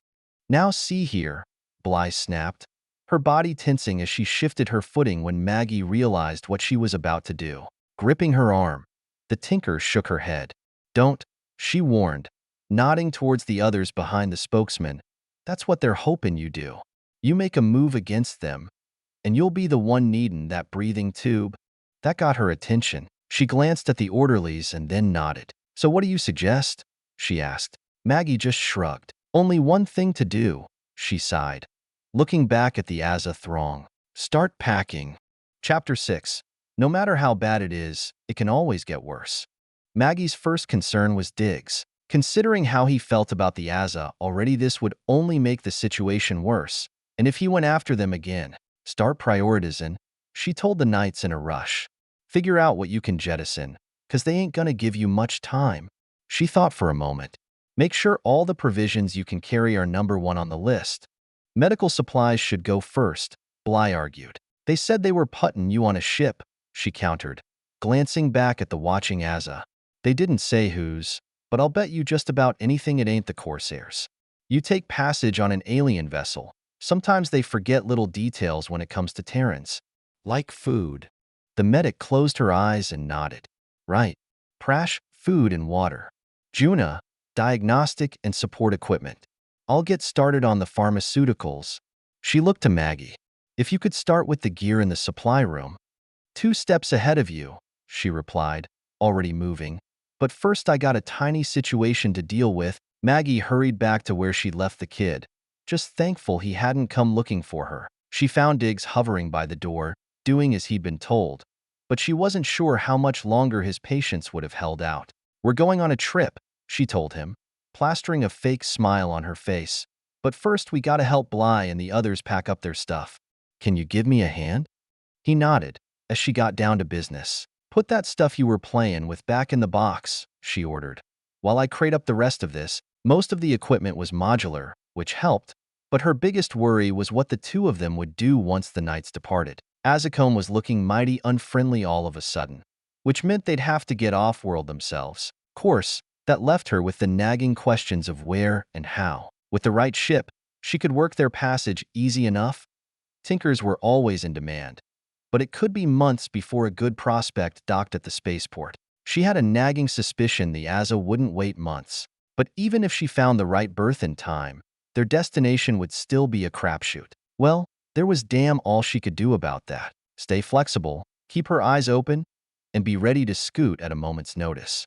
Just another day in the life of a Terran. She snorted as the 2 of them kept at it, getting everything ready for transport, when there was a tap at the door. Diggs froze for a moment before grabbing up his stick and brandishing it, ready to go on the offensive. "It's okay," she chuckled. "Bad guys wouldn't have bothered knocking." She opened the door to find Bly on the other side, who pressed a hypo into her hands. "We're moving as fast as we can," she explained. "But when we get ready to leave," she shrugged, dismissing her concerns. "It's fast acting and should keep him calm long enough to get through the worst of this." "Got it," Maggie nodded, slipping the spray into her pocket. "Thanks. I'll try to let you know when it's time," the medic said over her shoulder, hurrying off as she closed the door behind her. Diggs watched the exchange before turning to her, those big screwy eyes of his filled with distress. He knew something was wrong, even if he wasn't sure what. "It'll be okay, kid," she promised, pulling him to her for a moment as he latched on for dear life. Looking down at him, all the old fears and hurts came roaring back, but she shoved them aside and locked them away. She needed to keep her focus on the task at hand. Back to packing then. What she really was doing was stalling, waiting on word from Bly. She'd left him alone once and gotten away with it, but she didn't dare count on twice. If the young knight couldn't get to them in time, if Diggs slipped past her, there were 100 ways it could all go bad. All there was for her to do now was to stay between him and the door, that and pray she could dose him fast enough if their plans went awry, which they did. It was the sound that warned her. Multiple entities approaching, and the gate was all wrong for humans. But the kid's hearing was just as good as hers, better, most likely, and his reaction was everything she'd feared. Snatching up his stick, he snarled at the door, his eyes filled with hate as he braced himself to charge the door the instant it opened. So she tackled him again. Maggie was even less gentle this time than she'd been with the breathing tube. He hadn't been expecting her to jump him, which was the only reason it worked at all. Diggs huffed as he exhaled a lungful of air when they hit the floor, taking the fight right out of him. The shock of her assault slowed his reactions enough for her to get the hypo out and jam it into his thigh, injecting him with the sedative. As the door slammed wide open, the kid gasped, struggling to inhale, but he'd had the breath knocked out of him. The lack of oxygen distracted him better than anything else she might have come up with, while the Asa looked on the struggling pair in puzzlement. With a gasp, Diggs started breathing again, before a coughing fit racked his thin body as the aliens weighed in at last. "Terran's leave," they said once again. Seriously, were they being charged for every word used? As Maggie frantically checked him for signs the drugs were taking effect, he blinked at her, still trying to understand why she'd scuffled with him, but she could already see hints the tranquilizer was working. His pupils were contracting, his movements becoming lethargic and uncoordinated. Taking a chance, she climbed back off him, helping him to stand, as he spotted the Asa intruders at last. His hostility towards the aliens hadn't changed one iota, even with the sedative coursing through his system, but his ability to do anything about it had taken a serious blow. Diggs glared at the Asa, but was having difficulty maintaining focus. His arm came up as if he were ready to take a swing, but given how floppy the appendage had become, it looked more like he was waving hello. "Thank God," she whispered. As Maggie turned to face the aliens, she spotted Bly in the background, peering past the throng, and she gave her a nod to show they were okay. Several dollies were lined up, most being handled by the soon-to-be former Asa patients, the castless individuals who'd had the temerity to lose their symbiotes and then live to tell about it. It seemed their betters had press-ganged them into service, which told you everything you needed to know about the Azazak and how they viewed everyone else. She gave the aliens a wide berth as she bustled Diggs out of the supply room, eager to put as much distance between them as she could. She came to a halt before Bly, pausing just long enough to say their farewells. "We're leaving, before they get any ideas," Maggie told her. "Sorry about not getting everything done." "Not your fault," Bly shrugged, before crouching down to Diggs. "You look out for her, okay?" she said with a smile. He was slow to respond but managed a sloppy grin and nod of his own. "Bye," he said in a tiny voice, as both women looked at him in amazement. Maggie tousled his hair again, beaming at him, as she waved to Prash and Juna across the ward, hauling gear to the dollies. "Time to go, kid," she told him, as they headed for the exit, only to come to a screeching halt as another squad of Asa blocked their way. "Terran's leave," they said once more, as Maggie rolled her eyes. That's what I'm trying to do, she said in exasperation. Ship waits, the Asa repeated. Terran's go ship? A light was beginning to dawn, and she didn't like what it was displaying. Wait a second. We're not with them, she tried to explain. But even as the words left her mouth, she knew it was useless. The Asa didn't give a damn about clans or families or any of the internal divisions humans used. They were all Terrans to them. One big unwanted race and nothing more. One alien gave her a shove, pushing her back into the ward, and she tensed with sudden anger, only to clamp down on it as hard she felt the grubby little hand in hers. It wasn't just her ass on the line. Not anymore. Diggs was still too doped up to react, or they would have been in real trouble. Dragging him out of harm's way, she moved over to one side, near where the orderlies were still stacking crates. Looks like our escape might have been a mite premature, she sighed. Suspect will be sharing a cargo hold. So it would seem, Juna agreed. We've got the essentials nearly loaded. Another 10, 15 minutes, and we'll be finished. After that, he shrugged. I guess we wait and see. At least they're letting you pack, Maggie pointed out. Had to leave my luggage behind more than once since I was a sprout. Thank God for small favors, Prash grimaced. Come on, let's get this done, he told the other Sixium, clapping him on the arm as they went to retrieve another load. There was very little for her to do. So Maggie took Diggs over to one of the cots they were being forced to leave behind and sat them both down. Looks like we'll be going on a trip, she told him, faking yet another smile. Bly and Juna and Prash will all be there with us. Won't that be fun? Diggs looked over at the Asa and then back at her.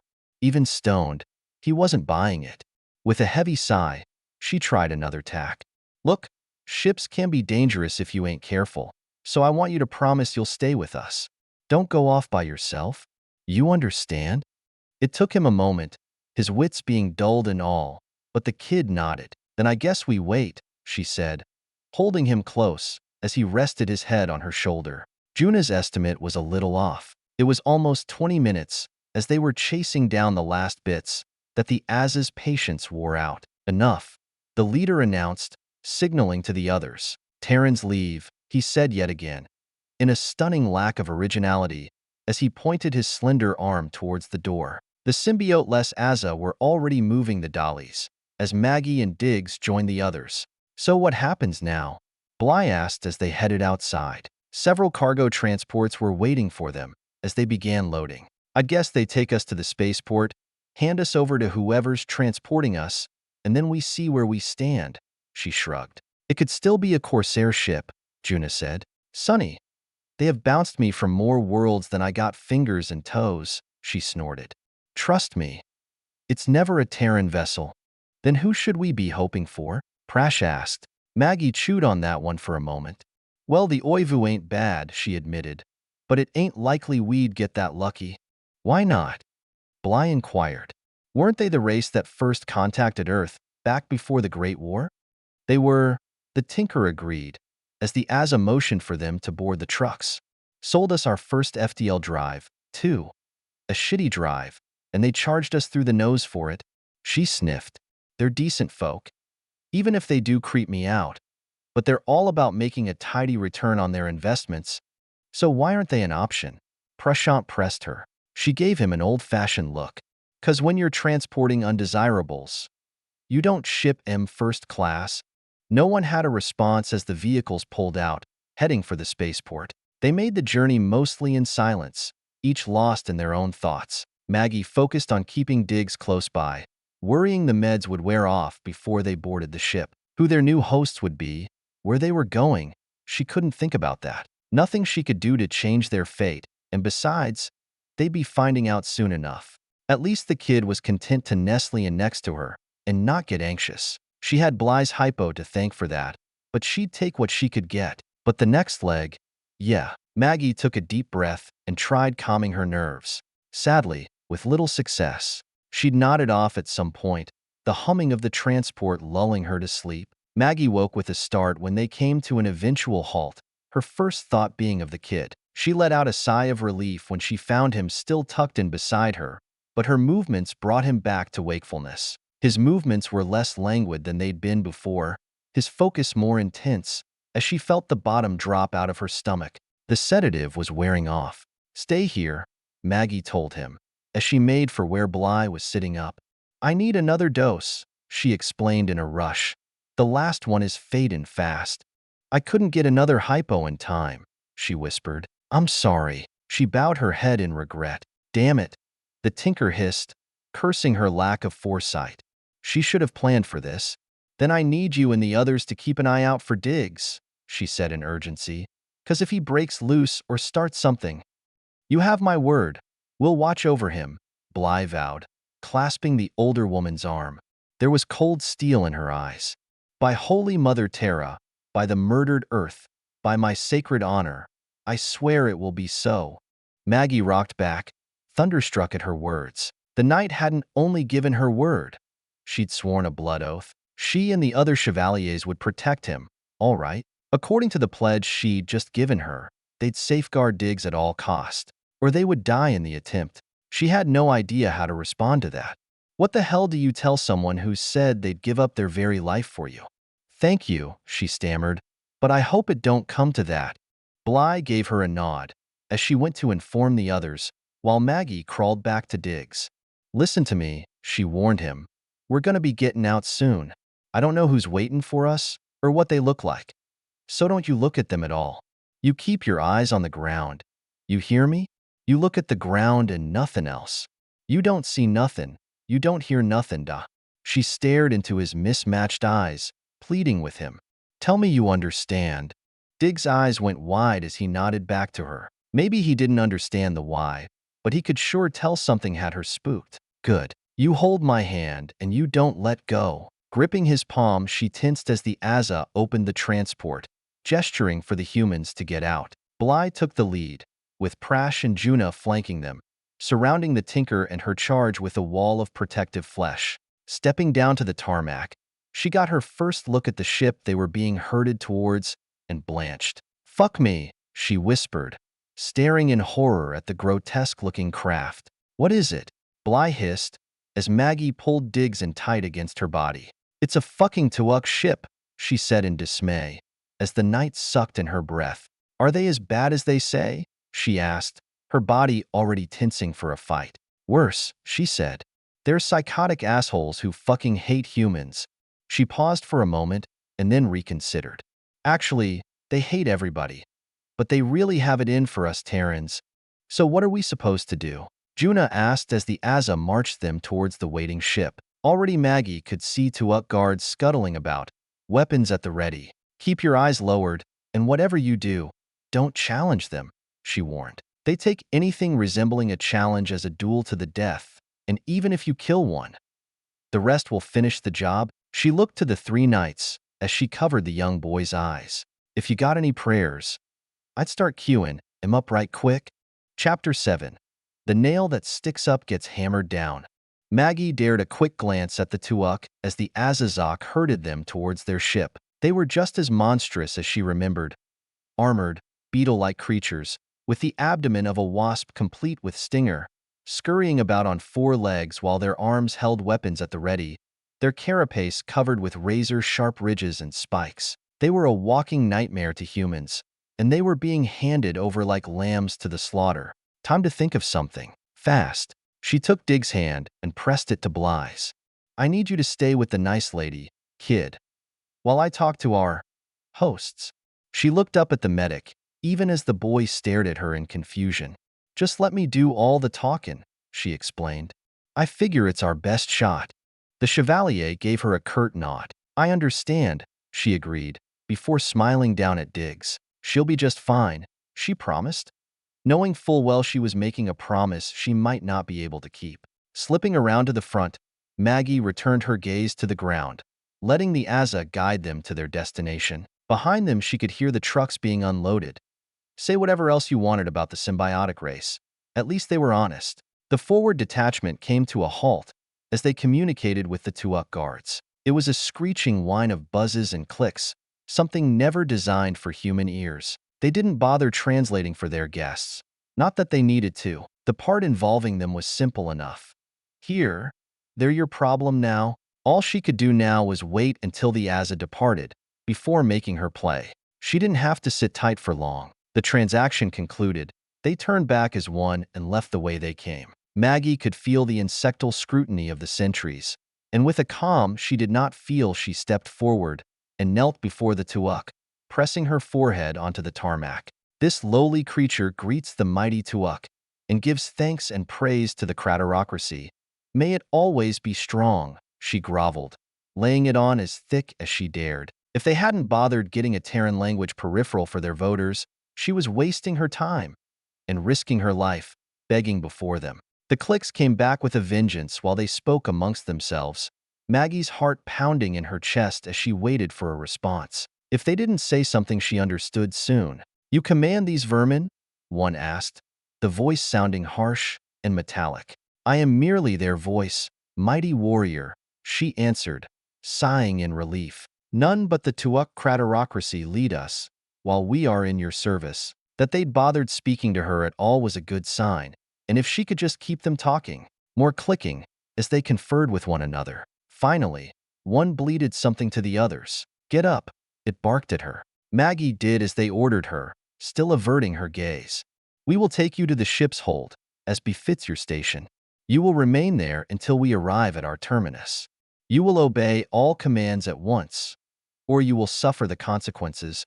"It shall be as you ordain," she agreed, her nerves still on edge. It wasn't over yet, not even close, but they'd gotten a foot in the hatch. She'd take it. Scampering backwards to rejoin the others, Maggie reached for Diggs' hand once more. "You heard him," she hissed. "Heads down. Do what you're told. And we might just live through this." The boy was shaking like a leaf, though whether from fear or rage she was uncertain. Either way, they needed to get this over with in a hurry. The tuuk flanked them on both sides as they marched the group to the ship. Lord knew she'd been in worse situations over the years, but this time Maggie was frightened down to her core, and it didn't take a genius to guess why. She was a survivor, and she trusted her skills and instincts. But with Diggs at her side, the equation had been drastically altered. She couldn't just drop everything and run, and knowing his lack of experience upped the odds against them terrified her in ways she was only now beginning to grasp. The entryway loomed before them like a gaping maw, and as they stepped inside the alien craft, it was all Maggie could do not to wrinkle her nose in disgust. The air hung heavy, thick and cloying, with a stench that made you gasp. She struggled to peer into the darkness as they were led deeper into the vessel. She guessed the tuuk used a different part of the electromagnetic spectrum to see by. Perhaps the infrared. That might explain why it felt so warm and humid, but despite the heat and moisture, she shivered anyway. With a death grip on Diggs' hand, she plunged ahead, watching for any surprises.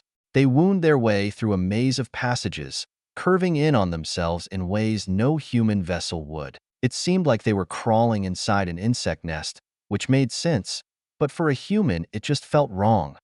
Wrong at a level so deep she couldn't quantify it. All about them they could hear the aliens clicking and scuttling about, setting their nerves jangling, until they came to a halt before a hatch. One guard spoke into a communications device, and a few seconds later it slid open. A new set of smells assaulting their noses as they were shoved inside, the hatch slamming shut behind them. Kneeling down, she looked into Diggs' eyes. "You okay?"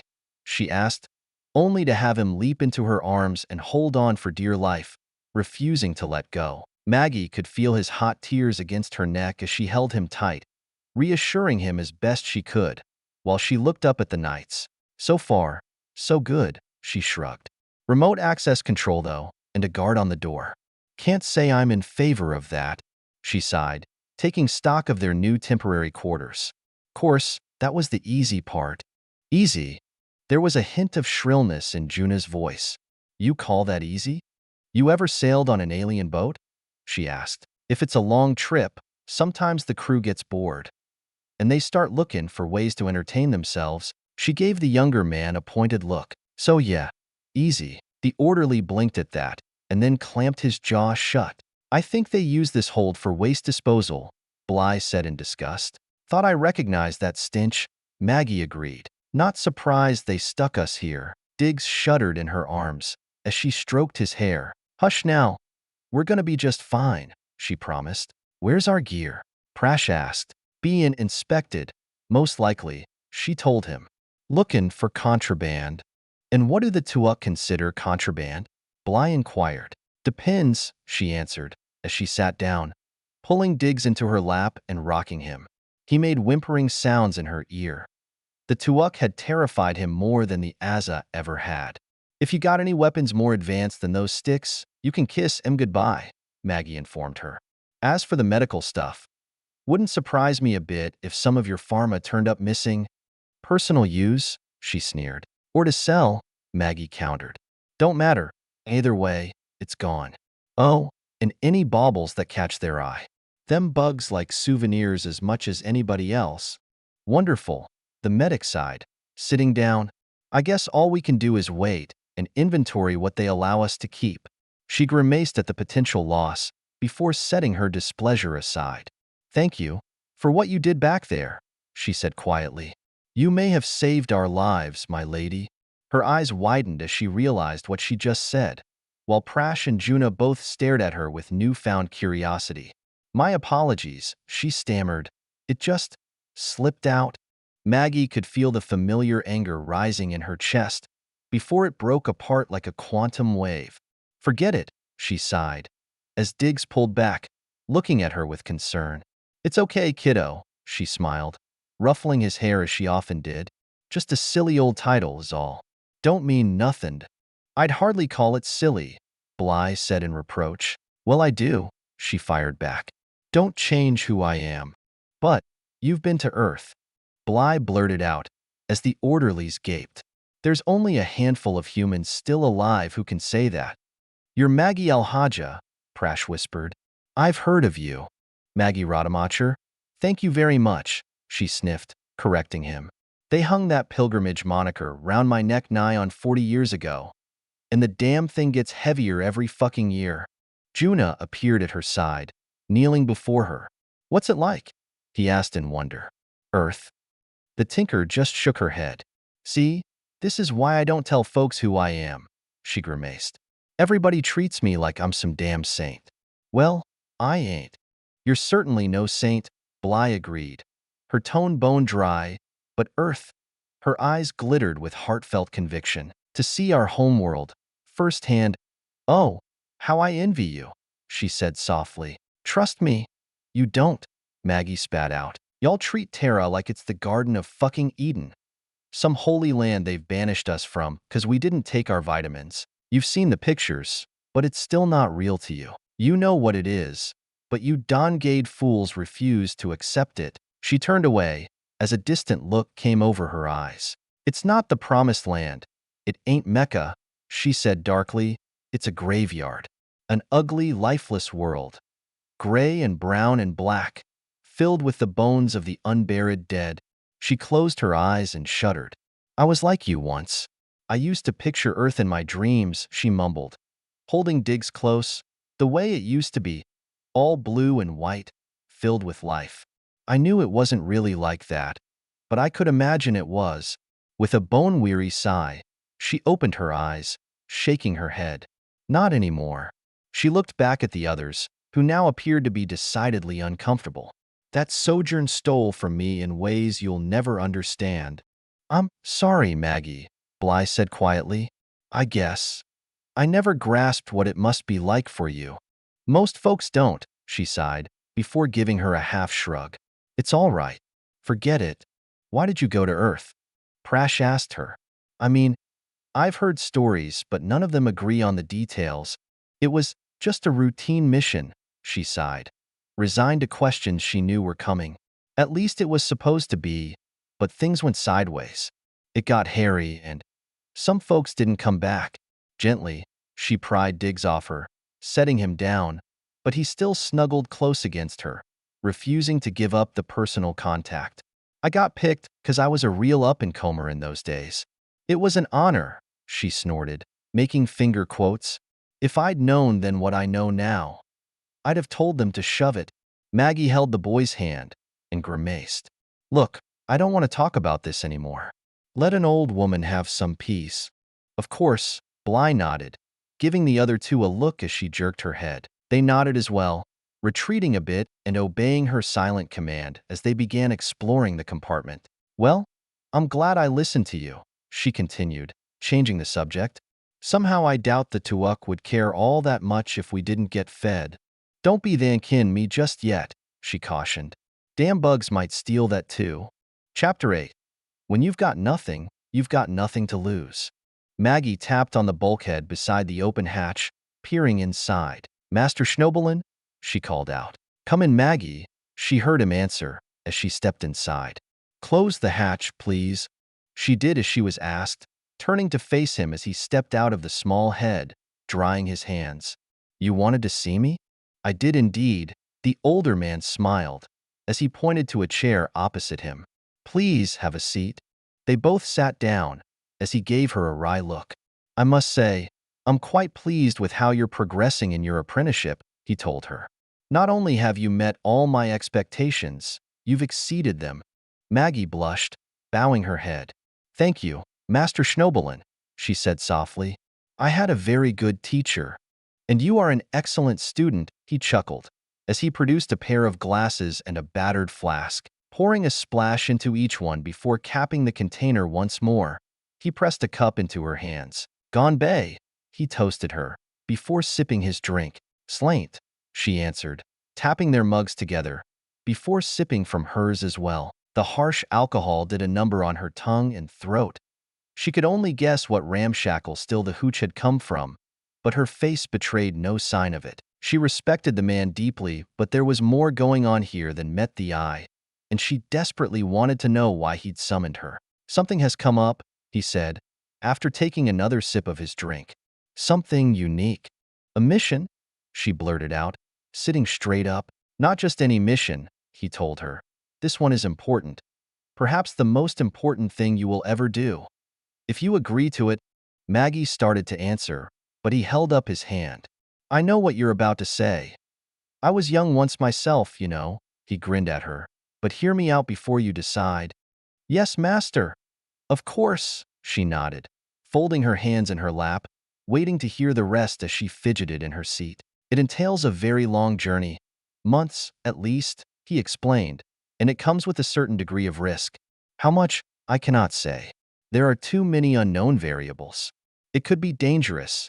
In fact, your very life could be at risk.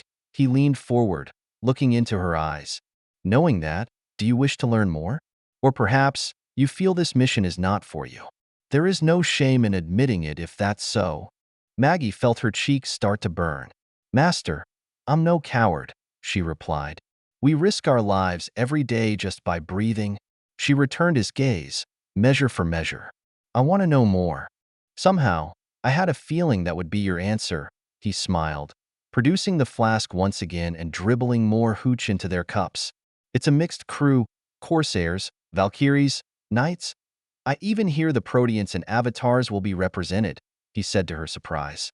All those rival clans, cooperating? It had to be big. They need a couple of tinkers as well, he continued, and they've asked me to sign on. But I'll need an assistant. Her master graced her with a beatific smile, as her heart pounded with excitement. I'm not getting any younger, so if you want it, the berth is yours. Yes, she shouted, leaping to her feet, before blushing furiously in embarrassment and forcing herself to sit back down. I mean, yes, Master Schnobelin, she said, at a much lower volume. I would be thrilled for the opportunity. Her master laughed as he raised his glass to her. I knew you'd jump at the chance, he smirked, tapping his mug against hers. Welcome aboard, Maggie. She felt giddy, as if the booze had gone to her head. Thank you, master, she gushed. I won't let you down. I know you won't, he smiled, taking another sip, before setting his cup aside. And I've saved the best for last. He leaned in, whispering in conspiratorial tones. We're going to Earth. Maggie awoke with a start, blinking in the dim light. Dig's face appeared before hers a moment later, his eyes filled with concern. It's okay, kid, she mumbled, patting his cheek. Just a dream, is all. He searched her face for a moment, staring so intently it was as if he was trying to peer into her very soul, before settling back down beside her once more. You're awake. Bly loomed nearby, her head cocked as she regarded her. The tuuk finally returned our gear. Most of it, at least. We're inventorying it now. How much you lose? She asked, pushing her way up to her feet. The food seems untouched. Thank God, she sighed in relief. And it looks like our pharmaceuticals took a hit, just as you predicted. Sedatives and analgesics, mostly. Yeah, always a market for those. Maggie nodded. And the rest? Pawed through. Some of the more delicate instruments will need repair. A few items are missing. But it could have been a lot worse. She shook her head as if she were exhausted. I hate this, the medic said with sudden vehemence. And it never gets any easier, the tinker shrugged. That's why I don't keep much stuff. Just end up having it stolen from me anyway. She shot a look over at Diggs as a disturbing thought crossed her mind. Don't suppose they mentioned our destination? Not even a hint. She looked around the dreary compartment. How well do you know this region of space? Not well enough to answer what you're a skin, Maggie replied. All we can do is wait and hope wherever they dump us has oxygen. They wouldn't drop us where we can't breathe, would they? Bly said, aghast, only to have Maggie grace her with a pitying look. Right, of course they would, she sighed. I get the feeling you ain't been out much, she chuckled. I was focused on my studies, the Chevalier explained, both medical and martial. When I accepted my first assignment, I wanted to be ready. She thought for a moment and then asked, You called the tuuk psychotic assholes when you first saw them. What did you mean by that? Maggie grimaced. How much of that Shulin covered uplifts? She asked. Some, Bly admitted. We don't know much about uplifted species, mostly because they see us as far too primitive to ever seek our help. What I do know is mostly theoretical. Yeah, reckon that's right, she nodded, watching as Diggs wandered over to where the two orderlies were stacking their equipment. Juna found another soya bar for him, laughing as he started devouring it. The tuuk got themselves uplifted eons ago. Don't ask me by who, only it was a hack and slash job, Maggie explained. They wanted something simple, so they got themselves injected with nanotech. The young knight's eyebrows rose. But there are complications with nanotechnology, she said in confusion. It's not a perfect solution. Without some sort of gene therapy, her voice trailed off as the tinker gave her a grim nod. Yep, all that and more, she agreed. They wanted intelligence, strength, the usual stuff. Back then they were about as bright as a 10-watt bulb, so they took what they could get. And to be fair, the nanotech mostly works. They're serious players now, which is what they wanted. And the downside? Bly asked quietly. About a 3% failure rate, Maggie said uncomfortably. And by failure, I mean they go insane and try to kill everyone. And the best part? She said, her voice filled with sarcasm. You never know when they're gonna blow their gasket. Damn bugs spend half the time cleaning up their mess, chasing down the rogues. You mean, any tuuk on this ship could go crazy at any time and try to kill us, she said in horror, her voice growing disturbingly high-pitched. And they just go along with it? Yep, she nodded. Bugs see it as the price of doing business. But that's insane. Bly practically shrieked. There are plenty of other uplift options, safer options. Why not use them? Bugs ain't big on change, she shrugged. They figure if it ain't broke, don't fix it. It is broke. It's very broke. Bly was starting to sound a little hysterical. So much so that the other three humans looked in her direction, concern evident on their faces. And now you know why I wasn't thrilled to see the fuckers, Maggie nodded. Sooner we get shut of the freaks, happier I'll be. It doesn't make any sense, she said hoarsely, still in shock. Why would any species put up with that? All those deaths. It's ludicrous. Bly. First rule of survival out here is they ain't human, the tinker lectured her. You can't go around expecting them to make sense or follow our rules. They're aliens, with a capital A. Get that in your skull right now. Otherwise, you're going to make a wrong assumption and wind up dead. She paused for a moment, letting that sink in, before delivering the coup de grace. Or worse, the Chevalier blinked, staring at her wide-eyed. And then something came over her, as her rational side fought to take back control. She took several long, deep breaths in a row, forcing herself to calm back down. When she finally spoke again, she sounded much like herself again. You're right, she nodded, her body trembling as the adrenaline ran its course before giving Maggie a curious look. There's worse than dead? Oh yeah, much worse, she shuddered. Pray you never find out. Just keep your head down, do what you're told, and when they send you packing, you go. That's how you survive out here. So what do they have against us? Bly demanded. What did we ever do to them? Nothing, Maggie shrugged. At least, nothing I know about. One of the side effects of all that tampering is increased aggression, which they don't see as a problem, she snorted. Like I said, they hate everybody.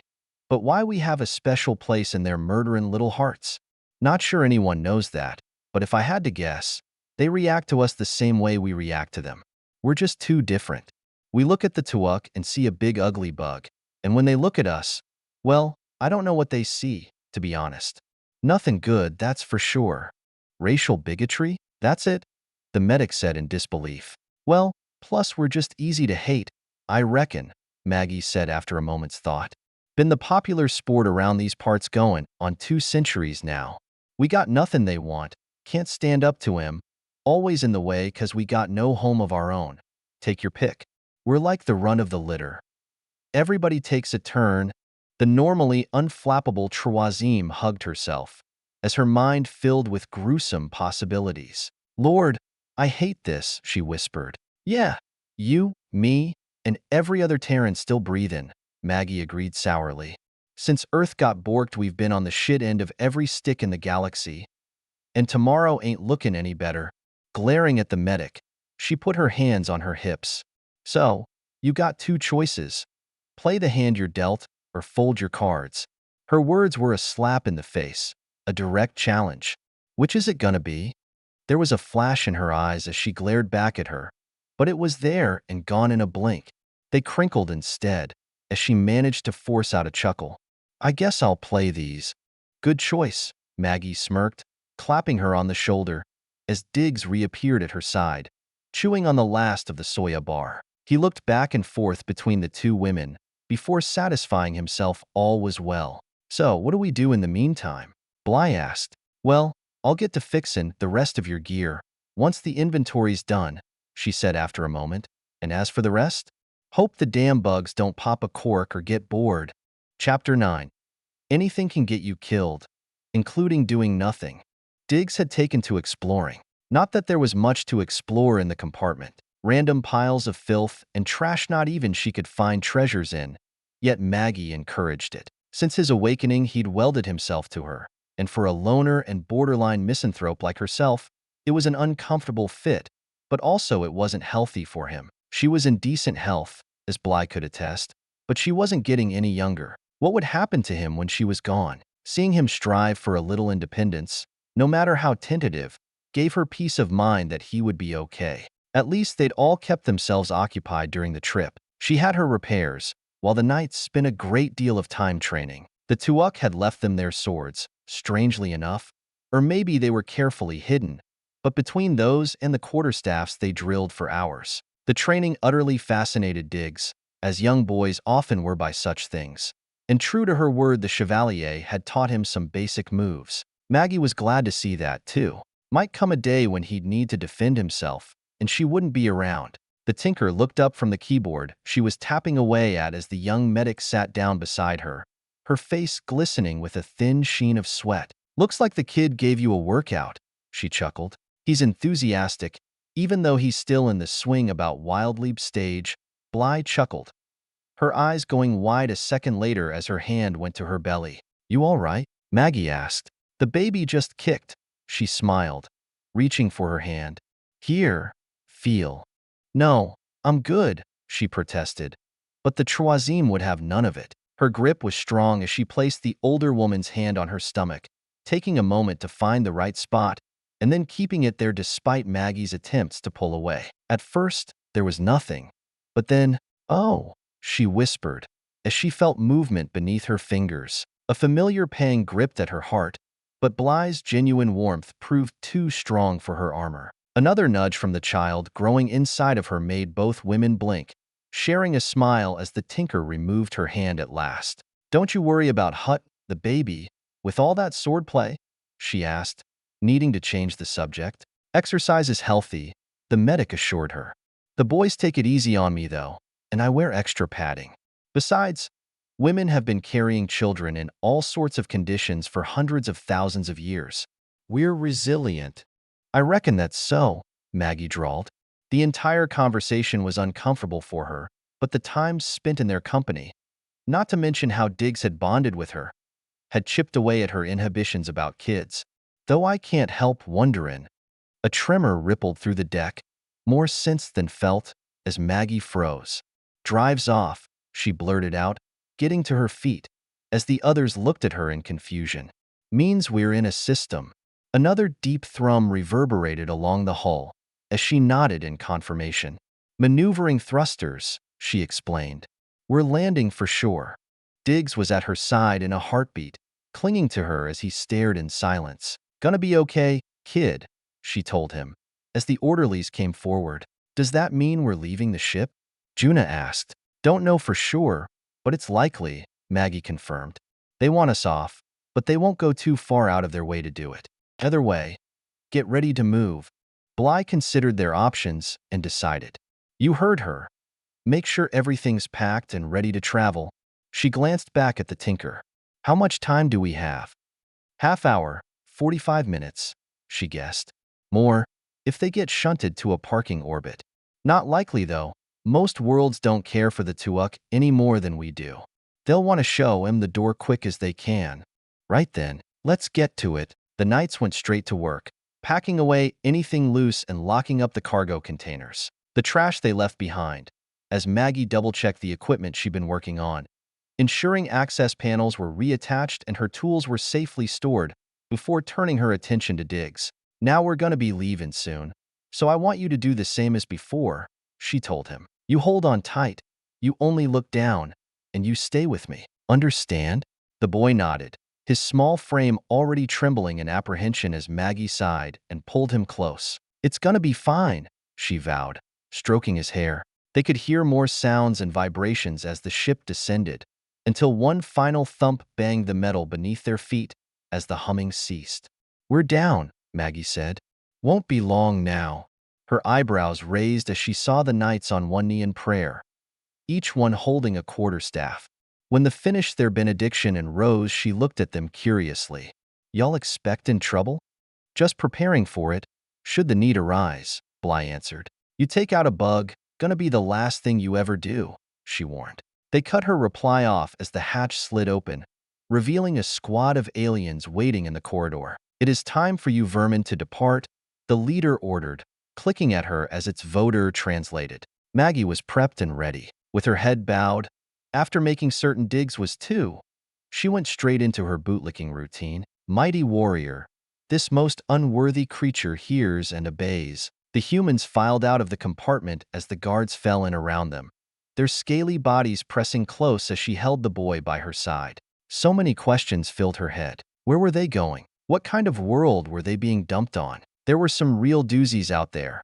Nightmare planets where human life was worth less than nothing. If they'd landed on one of those, once again, they were marched through the looping halls of their tuuk vessel until their escort came to a halt at the main hatch. It took Maggie a moment to realize the aliens were all staying well clear of the entryway, and once the portal cycled open, she saw why. The sunlight flowing through the opening was a brilliant blue-white, blinding them after a week in near-dark conditions. If this was a Class B or A-type star, high in ultraviolet, no wonder the infrared-loving bugs were standing clear. Leave, the head bug ordered, raising a spiked arm and pointing into the harsh light. Don't need to tell me twice, Maggie thought to herself as she bowed to the tuuk officer. We lowly creatures hear and obey, she answered, bobbing her head, gripping Diggs tightly as she led him down the ramp, shielding her eyes from the harsh sunlight with her free hand. Reaching the ground, she squinted hard, taking in her surroundings. It looked like a desert world, and what few structures she could see were dilapidated and in need of repair. The ship had landed at what appeared to be a remote auxiliary spaceport, which was odd. If this was their original destination, where was the cargo they'd come to pick up? The passengers? Where were the agents and dock workers waiting to take delivery? The acid in her stomach seethed as she hissed through her teeth. I got me a bad feeling about this place, she murmured. Bly appeared at her side. Where are we? She asked. No idea. Maggie shook her head. But I suppose it might be. Look out, Prash shouted, slamming into the trio and throwing them to the ground. The tinker woofed when he knocked out the wind of her, echoing what she'd done to Diggs back on Aacom.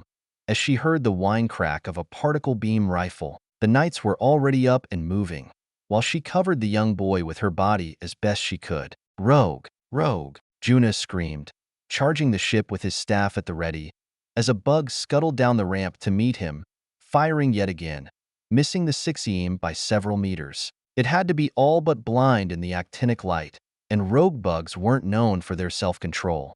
The tuuk screeched as it fired a third time, the blast atomizing a patch of ground only a short distance from where Maggie and Diggs were hugging the dirt. But in the time it had taken the alien to let loose 3 bursts, Juna had closed the distance. With a move worthy of his teacher, he knocked the weapon from its grip, sending it flying, as he whipped the other end of his staff around for a strike against the bug's head. It rocked the creature, catching it off guard. But it wasn't the killing blow the orderly had hoped for. Its armored carapace sent the staff skittering aside, and now, despite the glaring sun overhead blinding it, it knew where Juno was. With another screech like fingernails on slate, it leapt at him, driving its bulbous abdomen towards his belly. Too late he recognized the danger, trying to dodge clear, but the heavy creature slammed into him, knocking him off his feet and pinning his struggling body to the tarmac as it jammed its stinger into his flesh. Juna howled in agony while the demonic creature injected him with its poison just as Prash reached his side, leaping and kicking the bug clear.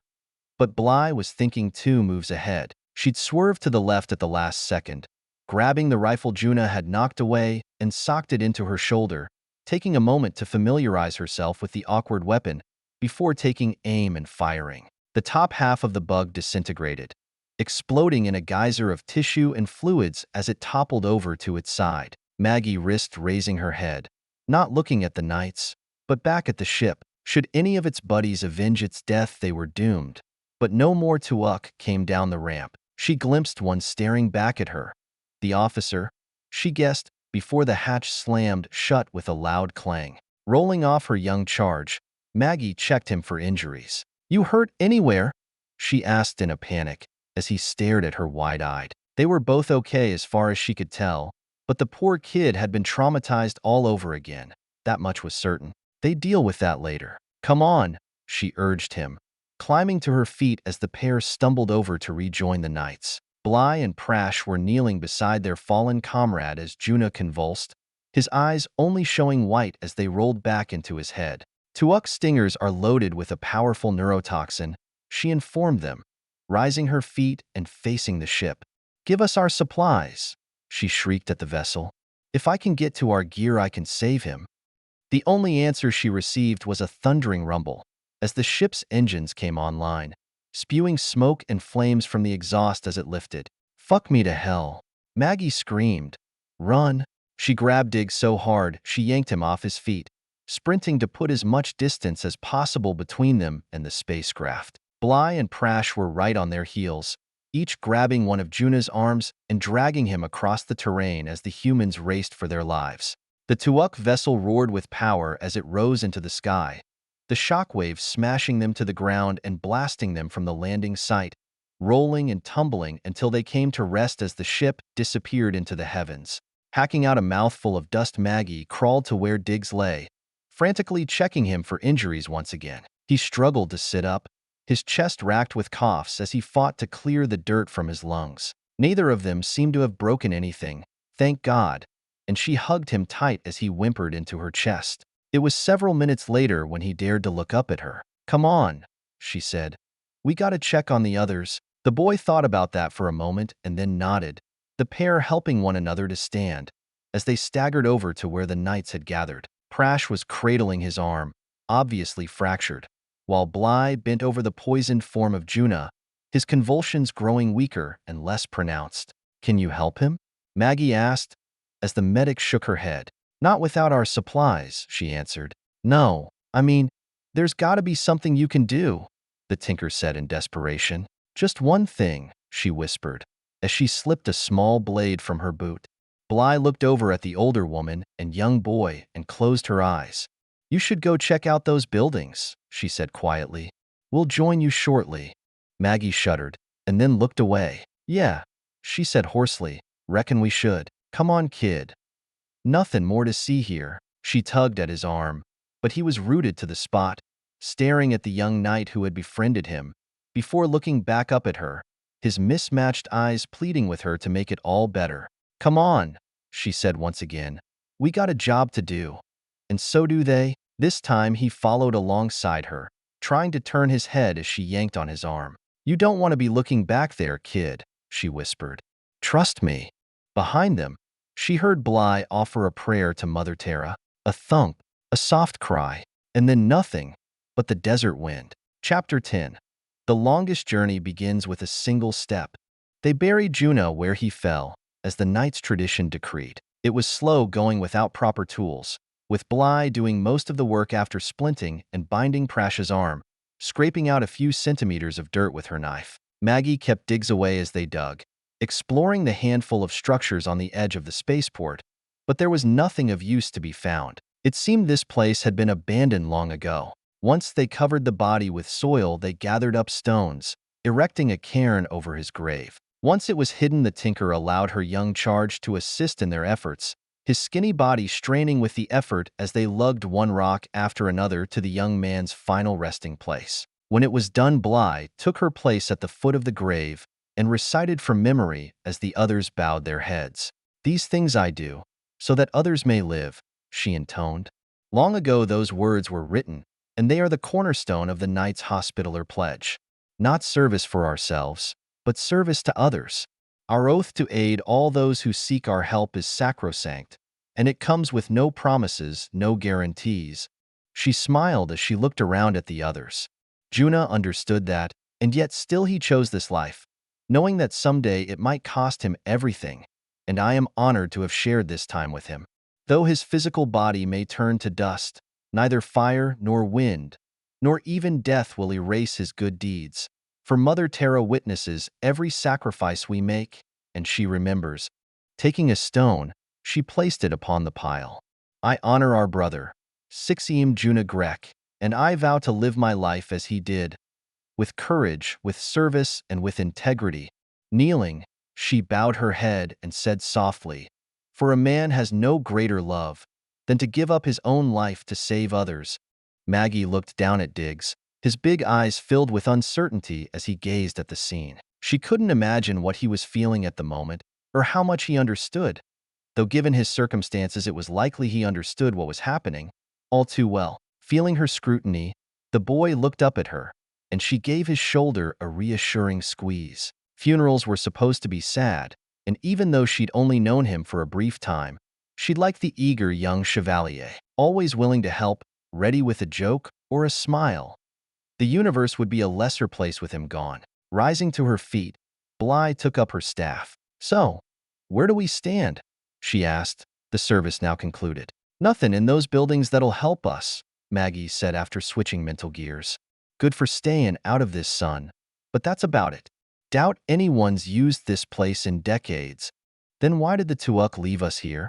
Prash demanded. Could be they just wanted us gone, and this was the closest spot they could dump us, Maggie answered with a shrug. No way to tell. If this spaceport is as disused as you say, then there's no reason to stay here, Bly said after a moment's thought. With no food or water, we won't last long. Same holds true if we leave, the tinker argued. The desert heat will kill us dead in a day or two.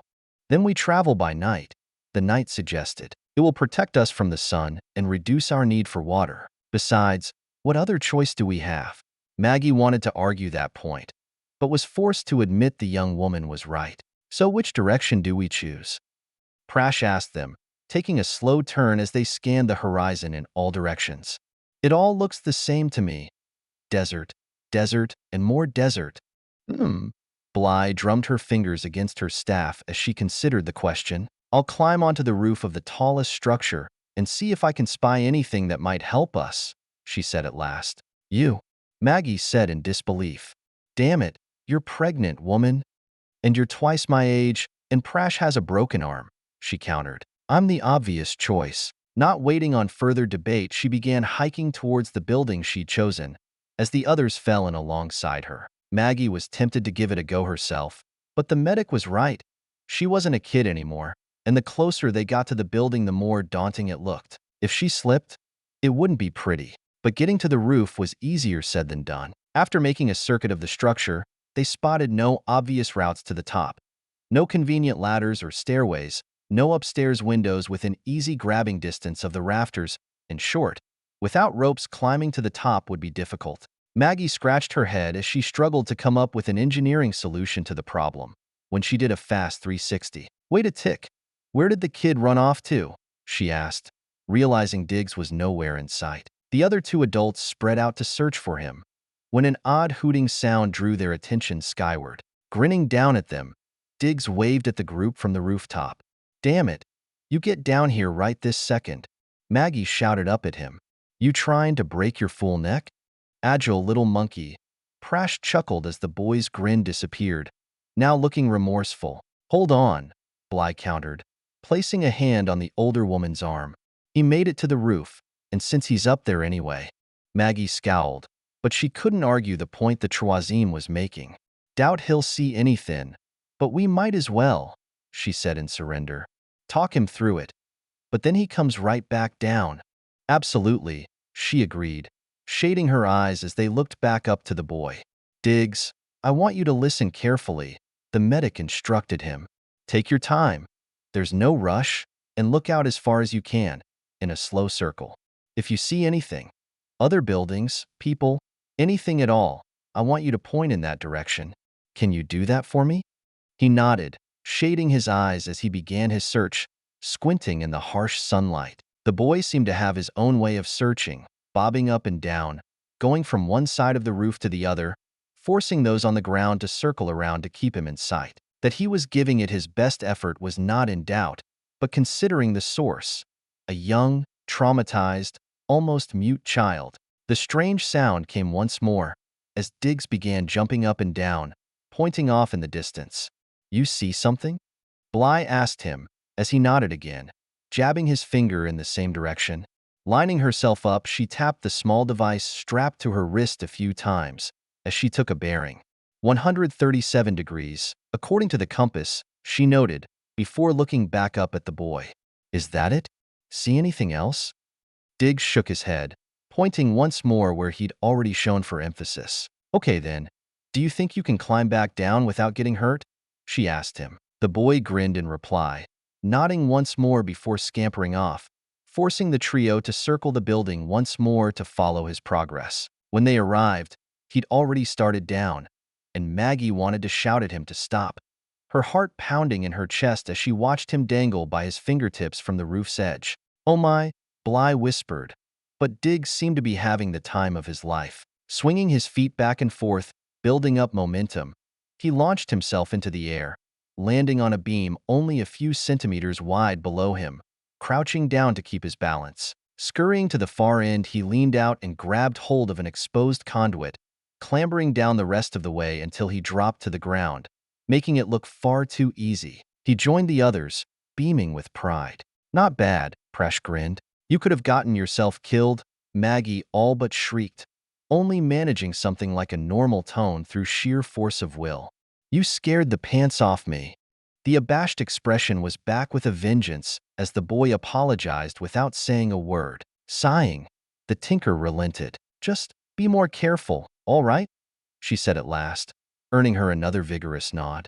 Bly knelt down until she was at the same eye level as the boy. Diggs, can you tell me what you saw? She asked him. His brow furrowed as he struggled to respond. Maggie sensed the words were there, somewhere inside him, but he couldn't figure how to get them out. His hands fluttered as he struggled to communicate until an idea struck him. He raised his arms, making a hoop over his head, and spun, faster and faster, weaving and wobbling as he went. Air. I'm not sure I understand, the medic said in confusion, as the boy staggered to a halt. Did you see people? Buildings? Vehicles, perhaps? He shook his head, now visibly frustrated, and began his strange dance once again, spinning around with his arms raised. A dust storm? Prash guessed. only to have Diggs stomp his feet in anger as he fought to make them understand. No, smoke, Maggie realized, snapping her fingers. That's what you saw. The change in demeanor was immediate, as the boy started jumping about in glee before rushing to give her a hug, almost knocking her off her feet. You done good, kid, she murmured into his hair, before looking up at the others. Smoke, Bly mused. That could mean many things, not all of them good. Like you said, what choice do we have? Prash shrugged, wincing in pain as his broken arm shifted in the sling. At least we have this, the knight replied, patting the captured tuuk rifle slung over her shoulder. No offense, but if we need that, we're screwed, Maggie said. Can't imagine anyone wanting to give us a ride after we shoot them. One thing at a time, the Chevalier sighed. Let's get inside and get some rest. After sundown, we need to start moving. Yeah, dehydration's gonna be sneaking up on us real quick, she agreed, as they made their way inside. The desert was cooling down fast as they started their journey, just after sunset. A pair of small moons hung overhead, though neither gave off much light and with no landmarks to guide them. It forced Bly to stop and take numerous sightings with her compass to stay on course. They tried to keep a steady pace, but the lack of water was already slowing them down, weakening them, their momentum dropping off as they felt the effects. Being the smallest and already in poor health, it hit Diggs the hardest. He struggled to keep up with the others, but before long it reduced him to a slog, gasping for breath with each laborious step. Maggie had tried carrying him, but even as small as he was, he soon proved too heavy for her. Bly called a halt, as Prash volunteered to carry the boy. Putting him on the young knight's shoulders was no easy task, as they had to mind his busted wing. But between the three of them, they soon had the boy situated, leaving him to sway with fatigue as they resumed their march. There was little conversation during their trek across the desert. Each was preserving their strength. And then there was the Tyrannosaurus in the room they were all avoiding. The fact this journey was a one-way trip. The smoke they were chasing could be anything, or nothing at all. Without water or food, they couldn't last long. So unless they found something soon, all four of them would die, and worse, Diggs would go first. No one wanted to talk about it, so instead they focused on putting one foot in front of the other. That, and each of them praying in their own way for deliverance. It was just before dawn, the horizon to the east lightening, casting long shadows when Bly called a halt. She and Maggie slid Diggs from Prash's shoulders as all four collapsed in exhaustion onto the cool sand. Looking up at the tinker, the young boy coughed and pointed at his mouth. I know, kid, she sighed. I'm thirsty too. Pulling him close, she rocked him as best she could. But with no provisions, there was little else she could do for him. They rested there for several minutes before Bly leveraged herself up with her staff. I'm going to scout ahead. Now that there's light, she told them. We shouldn't split up, Prash cautioned her. I'm not going far, just to the top of that dune, the medic promised, pointing ahead towards a small rise. Get started on a shelter to keep the sun off our backs while I'm gone, she continued. We'll have to strip down and use our clothing for material. At least it'll help us stay cool, Maggie nodded, trying to find a silver lining in all of this. There was still a chill in the air as she began removing her shirt, giving her goosebumps, but she knew the sun would blaze high in the sky soon enough. That's the spirit, Bly said with a weary smile. Be back soon. She turned and began trudging towards the hill, leaning on her staff. The tinker watched her go, then turned her attention to the young knight. How's the arm? Hurts, he admitted, but I'll be okay. Let's face it. It's not even close to our biggest problem at the moment. No, it ain't, Maggie said. She figured they had maybe another night's travel in them, but no more. After that, they'd be too dehydrated and weak to move. If they hadn't found the source of that smoke by then, assuming there was anything to find, that was it. End of the road. Looking down once more, she saw the kid was already out like a light, too tired to even snore. If this was the end, she didn't mind so much.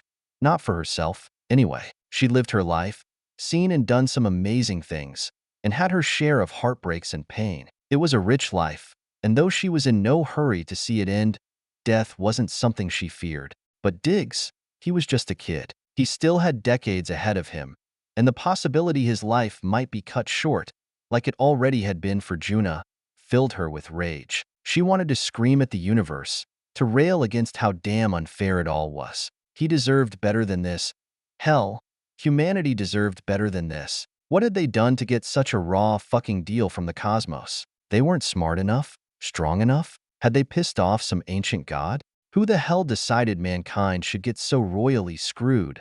Over and over again, she stared at her clenched fists and felt the anger drain out of her. It took too damn much energy to stay mad at all of existence, especially when there was nothing you could do about it. And it was such a childish anger when you thought about it.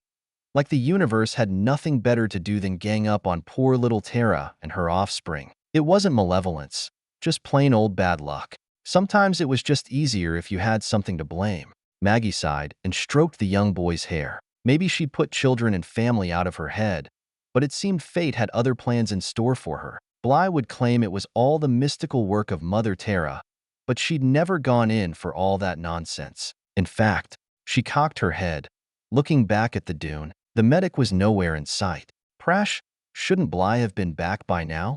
The knight craned his head to study the rise. Yeah, she should have, he agreed, sighing as he reached for his own staff. And just where do you think you're going? She snorted. You rest that arm. Besides, you were carrying Diggs most the night. Keep an eye on him for me while I go check on her. And just what am I supposed to tell him if you disappear too? I don't know. Think of something, she grumbled, as she staggered to her feet, only to pause as a high-pitched whine seemed to echo all around them. What the hell is that? Prash started to reply, only for both of them to gawk at a mottled craft as it crested the dune, for robust turbofans blasting the sand about as it moved towards them, as a heavy-barreled gun zeroed in on them. Maggie froze in place, raising her hands, until she spotted a winged dagger painted on the nose. Oh, thank God, she sighed in relief. It's the Valkyries. Chapter 11. Enjoy good fortune while it lasts, because it won't last long. The armored carrier settled down in front of them, pelting them with sand and grit, as Diggs appeared at her side, clutching her leg in fear. It's okay, she shouted over the din their friends. The boy remained unconvinced as he looked at the metal beast, hiding behind her when it began disgorging troops, each one of them armed to the teeth. They fanned out and took positions, setting up a perimeter, as Bly reappeared alongside one mercenary who was cradling a long gun, waving at the group as they came forward. Look who I found, she grinned, as they halted in front of them. This is Maggie, of the Tinker clan, and Sixiem Prashant Dibra, a fellow knight. That little one peeking out behind them is Diggs. He's an orphan, near as we can tell. We're hoping to locate his people. The mercenary nodded, eyeing them carefully, and Maggie noticed Bly no longer had the rifle she'd taken from the tuuk soldier. Sergeant Ajilmer Kai, 1st Platoon, Golf Company, of the Two Halves, he replied, his manner wary. What are you doing way out here? It's a long story, Sergeant, she sighed, as she held out a clenched fist. Kai raised an eyebrow, but he bumped knuckles with her just the same. I see you've spent some time with us, he said, his tone easing off. You know us Tinkers, we get around, she smiled. Look, I'm happy to give you a debrief, but we're dead on our feet. We need water, food, and rest. And medical attention, Prash added, holding up his arm. Kai considered their situation for a moment and then nodded. Come on then, he told them. I figure we can find you a spot. Hell, you're lucky you found us. We were just getting ready to pull out. He stuck 2 fingers in his mouth and whistled, then whipped his hand around in a circle over his head. The other mercenaries were on their feet an instant later, falling in around them as they escorted them back to the carrier. Where are you headed? Bly asked. Old Spaceport, about 15 clicks from here, he told them, as all 3 adults groaned. What? We just came from there, Prash snorted. Place was deserted, so we took a chance. Diggs spotted smoke in this direction, so we hiked all night to get here. The sergeant barked out a laugh. Yep, sounds like the crotch, all right. Bly blinked. I'm sorry. The what? Maggie chuckled. Old Terran slang for the Marines. She turned to the sergeant. Sorry. You were saying? Well, Hire designated it as our alternate LZ. Kai continued. Primary got shot up a bit. I'm guessing that's the smoke you spotted. You're probably right, Bly agreed. That's where the tuuk dumped us. Fucking bastards, Kai growled. I hate those assholes. There were grunts of assent from the other mercs as they stepped around to the back of the carrier, walking up the ramp to the entrance. They murdered my knight and stole our gear. So you won't hear any arguments from me, Bly snarled, ducking as they entered the hold. Typical, he concurred, shaking his head. Move along. You filthy Terran, move along. Amen to that, Maggie mumbled, as they led her and Diggs to a row of seats. A young woman, a PFC, by her stripes, moved to assist. Only Maggie was already at work strapping them in. Diggs struggled against the restraints, but she gave him a hard look. You hush now, she told him. They're to keep you safe. The private took a canteen from her web gear instead and uncapped it, handing it over. Thank you, the tinker said, pressing it to the boy's lips. He drank greedily. So much so she had to force him to stop before he made himself sick. Then she took her turn, swallowing from the flask as well, the two of them soon draining it before she passed it back. I'll get you another one, the PFC promised, as she went to assist Prash. So why were you hitching a ride with the tuuk? Kai asked.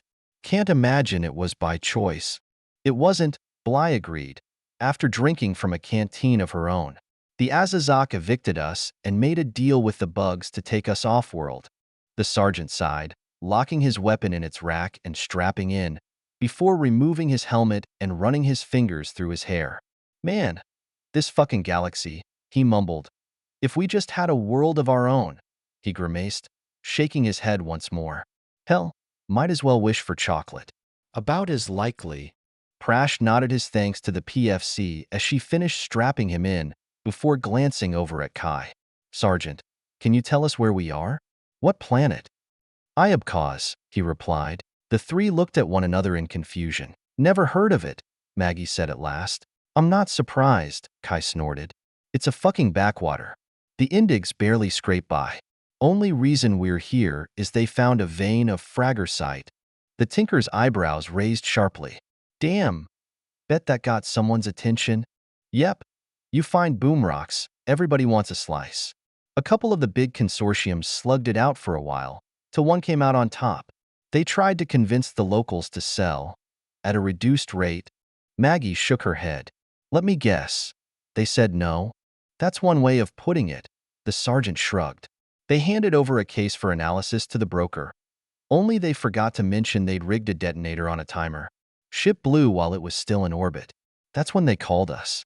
Been putting down a nasty little guerrilla war ever since. He started to say something else when he put his hand to his ear. Wait one. Go for Golf 1-3. He spoke into his mic. He listened for a minute and then nodded. Copy. 6-6. We're lifting now. 1-3 out.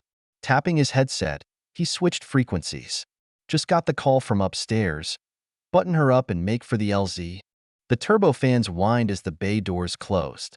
Make damn sure your shit's wired tight, he yelled at the squad. If your crap ain't secured, I'm gonna be very unhappy. Aura, Sergeant, they shouted back. Out fucking standing. He grinned. Diggs shrank back into his seat as the squad howled, prompting Maggie to lay hands. I told you. They're friends, she reassured him, patting his head. Noisy friends, but they won't hurt you. I promise. He looked up at her, his eyes wide, as she smiled back. They're gonna take us somewhere safe. Away from all the nasty aliens. Saying that, she turned back to Kai. Where are we going? She asked him. We'll link up with the transport at the LZ, and from there? His grin widened. We're headed for Freya.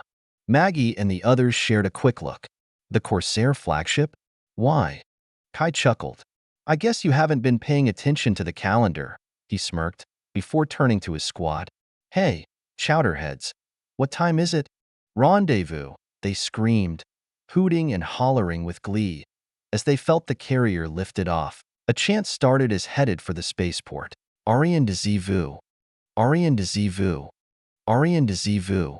The trio had to laugh. The squad's merriment was infectious as hell. Even Diggs managed a brief smile.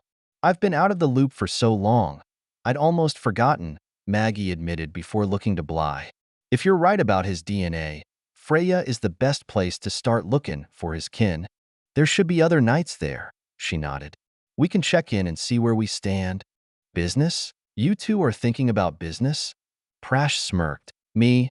I'm gonna get drunk and find me a protean gal and see what tricks she can show me. He leaned back, a beatific smile on his face as the squad cheered his decision. Maggie and Bly rolled their eyes in unison. Men, they snorted. What had taken them all night to hike they traversed in a matter of minutes by hover carrier. The four of them had polished a like number of canteens by the time they landed at the spaceport, now bustling with activity as other units and vehicles arrived. The field medic attached to Sergeant Kai's squad promised Prash they'd get his arm looked at once they reached orbit, and Maggie was beginning to relax, adjusting to their new circumstances. She should have known better. The squad leader stood, taking up his weapon once more. "All right, walk me through it," he ordered, giving the new arrivals a hard glare. Step by step, from when the tuuk ship landed. "Is there a problem, Sergeant?" Bly asked. 2 nights, a tinker, and a kid show up unannounced in the middle of nowhere, just as we're finishing counterinsurgency operations over an ore deposit worth millions, maybe billions, of credits. He jerked his head out towards the bay door. "Let's just say I got superiors who have questions, and they want the I's dotted and T's crossed. You think we're spies?" Prash said in shock. "That's crazy."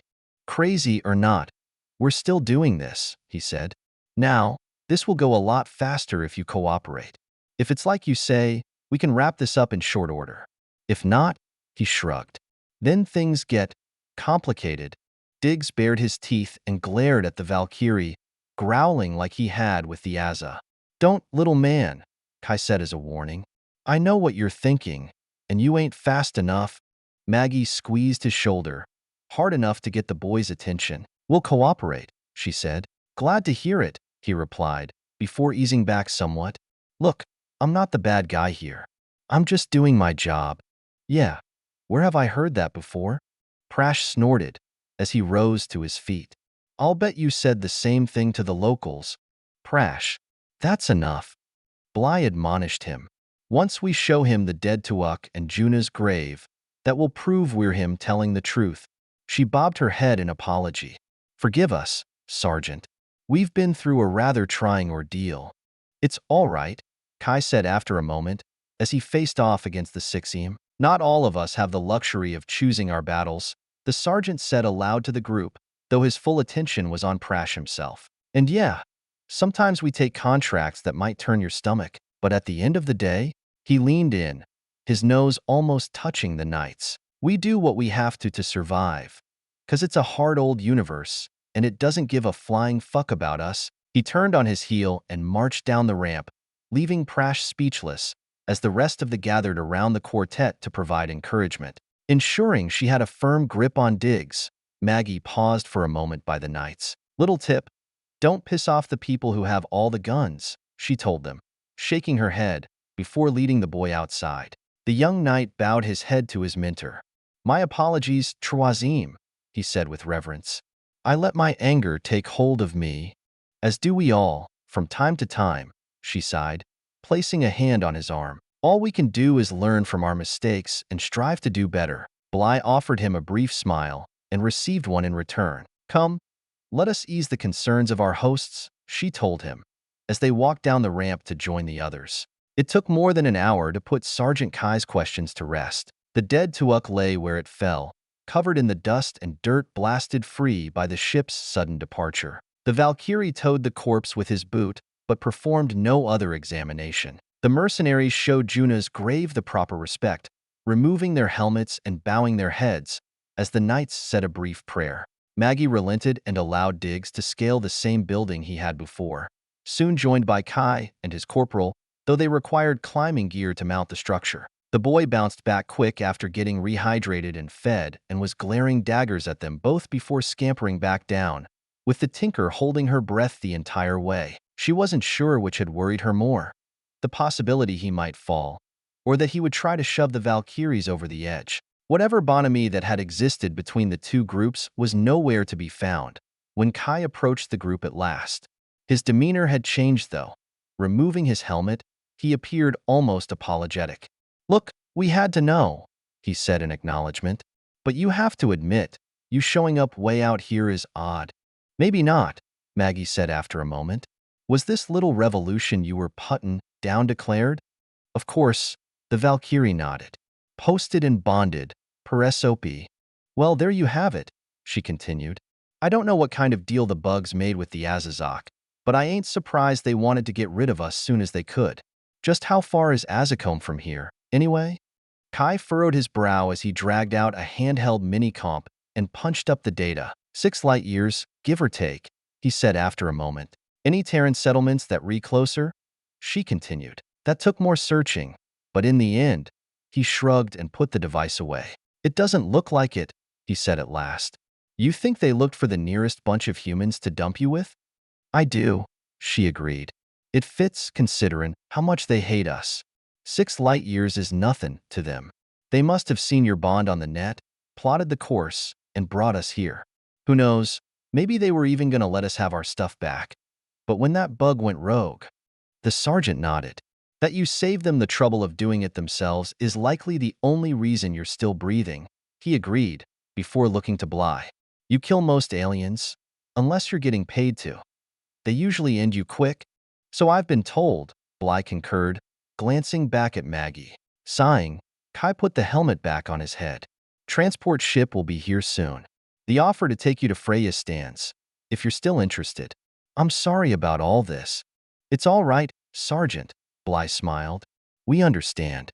Like you said, it's a hard universe we live in. Maggie looked down at Diggs, who was still giving the mercenaries the evil eye. Yeah, ain't that the truth? Chapter 12. The universe giveth, and the universe taketh away. What if I don't want you to go? Julio said with a leering grin, before nuzzling her neck, kissing and nibbling his way down. Stop that, Maggie giggled, pushing him away, albeit reluctantly. It'll only be for a few months. I'll be back before you know it. He sighed, leaning against the bulkhead and taking her hand in his. Mags, I'm worried for you, he admitted. What if something happens? I'll be just fine, she promised him. I'll be with Master Schnobelin, after all. He'll look out for me. He's not exactly a kid anymore, Julio pointed out. We're going with a full crew, Maggie reminded him. Valkyries, Corsairs, Knights, even Proteants and an Avatar. I'm confident we can handle whatever comes our way, she said with pride. He shook his head, as every trace of levity disappeared. Mags, we're talking about Earth, he said quietly. What if the Ichun are still there, just waiting for us? If it wasn't safe, they never would have agreed to the mission, she countered. And because it is Earth is why I want to go. Just imagine. Our homeworld, Maggie sighed, her eyes glittering. Haven't you ever dreamed of seeing it? I have. No human has been there in over 150 years. It's literally a once-in-a-lifetime opportunity. An opportunity to get yourself killed. You mean? Julio grimaced. He reached out and gripped her shoulders. Mags, stay here with me. Let someone else do this. I made a promise, she said softly. You made me a promise too, he answered. Maggie stepped forward, into his arms. I swear, I'm coming back to you, she vowed. And what if it's safe again? What if we could go back? Just imagine. No more living like animals, packed into these old ships like sardines, waiting for the O2 to fail. No more constantly having to be on the move, because some damn alien doesn't like the way we look. She looked into his eyes, filled with desperate hope. We could raise our children on Earth, like we were meant to. He closed his eyes, pressing his forehead against hers. I'm not going to talk you out of this, am I? Instead of answering, she kissed him, deeply, passionately, savoring each precious moment. When they broke apart, she caressed his face. Promise you'll wait for me, she whispered. You know I will, he pledged. And when you get back, we'll have the biggest damn ceremony the Tinkers have ever seen. Maggie laughed, her head thrown back as they held each other close. A big wedding. And lots of kids, she grinned, kissing him once more. The Tinker groaned, shifting in her seat as the engines throttled back, rubbing at her eyes. Feeling something pressed against her, she spied Diggs still dozing, snuggled under her arm. She smiled, stroking his bushy hair, not wishing to wake him. Little bugger had been through so much, and never once complained. Just dealt with it as best he could. There was a lesson in there somewhere. She was sure of it. "You're awake." Bly smiled at her. The four of them wedged into a broom closet laughingly called a berthing compartment. Prash was still sleeping as well, his arm carefully cradled by the other, protecting it. The knight cocked her head, regarding her. "You were mumbling in your sleep. Bad dreams?" "Not anymore," she muttered. "Must be arriving at the transport. Sergeant Kai checked in a while ago and said we'd be docking soon," she concurred. "He mentioned the ship's name. By any chance?" "He did." The Chevalier nodded. As Maggie dug out her mini-comp, he said it was the Fiddler Green. "Why is that important?" "I'll tell you in a minute." It didn't take long to find the specs. The Valkyrie clan ship Fiddler Green was an old Glevac freighter, purchased in some salvage yard before they cut it up for scrap, reconditioned and recommissioned as a troop transport. She perused the numbers and nodded. By Terran standards, it was serviceable enough, which meant by anyone else's it was a flying death trap. But then beggars can't afford to be choosy. "It's okay," she said, putting away the mini-comp. "Should get us to Freya in one piece." "You're the expert," Bly shrugged. As Diggs began stirring awake, he yawned, stretching like a cat, then looked up at Maggie and smiled, before pointing to his stomach and rubbing it. "Don't worry, I'm sure they'll feed us after we dock," she promised him. Mollified for the moment, he slithered out of her grasp, exploring the small space, bouncing around them as he swam in zero-G. She'd been worried how he'd adapt to microgravity, as she'd seen no signs he was shipborne. But after the first shock when your belly flip-flops, he'd adapted amazingly well. "Must have spent time in space when he was little," she mused, as he careened off another bulkhead. "Be careful of Prash's arm," Bly cautioned him as he flew past. He gave her a grin and a nod, having too much fun to worry much about her warning. She chuckled, enjoying the sight, before shaking her head. "I can't recall the last time I enjoyed weightlessness that much," she sighed. "Comes with getting older," Maggie nodded. "You hit a certain point. It's just another work environment." "I suppose," the medic agreed. "It seems a shame, though." "Growing up always is," the tinker snorted, as she felt the craft dock. She wouldn't have said they were under guard exactly, but Sergeant Kai and his people were sticking close and making their presence known. Diggs hadn't warmed up to them one bit, but at least he wasn't trying to grab anything pointy again. Maggie was sure the Valkyrie NCO wouldn't intentionally harm the boy, but she was equally certain he'd protect his own at all costs. She and the knights kept him close as they swam over to Fiddler Green, with her and Bly each taking a hand as they crossed the threshold and their weight returned, landing on the deck with a practiced touchdown. Diggs' eyes went wide as zero-G disappeared, a scowl coming across his face as if he'd just been robbed. "Sorry, kid. Playtime's over," she chuckled, as they followed the squad deeper into the ship. "Good to see the grav plating still works," Prash observed. "Toilets in zero-G are something I'm happy to avoid." "Same here, but that's not why I'm smiling," Maggie smirked. "Grav plating is one of the first things to go when a ship's run its course. After that," she shook her head. "You really want to be someplace else." "I'll be sure to remember that," Bly said, her eyes darting about the corridor as if she were checking for leaks. Entering the troop ship, it was obvious Fiddler Green was just as cramped as the transport they'd taken from the planet's surface. No strangers to ship life.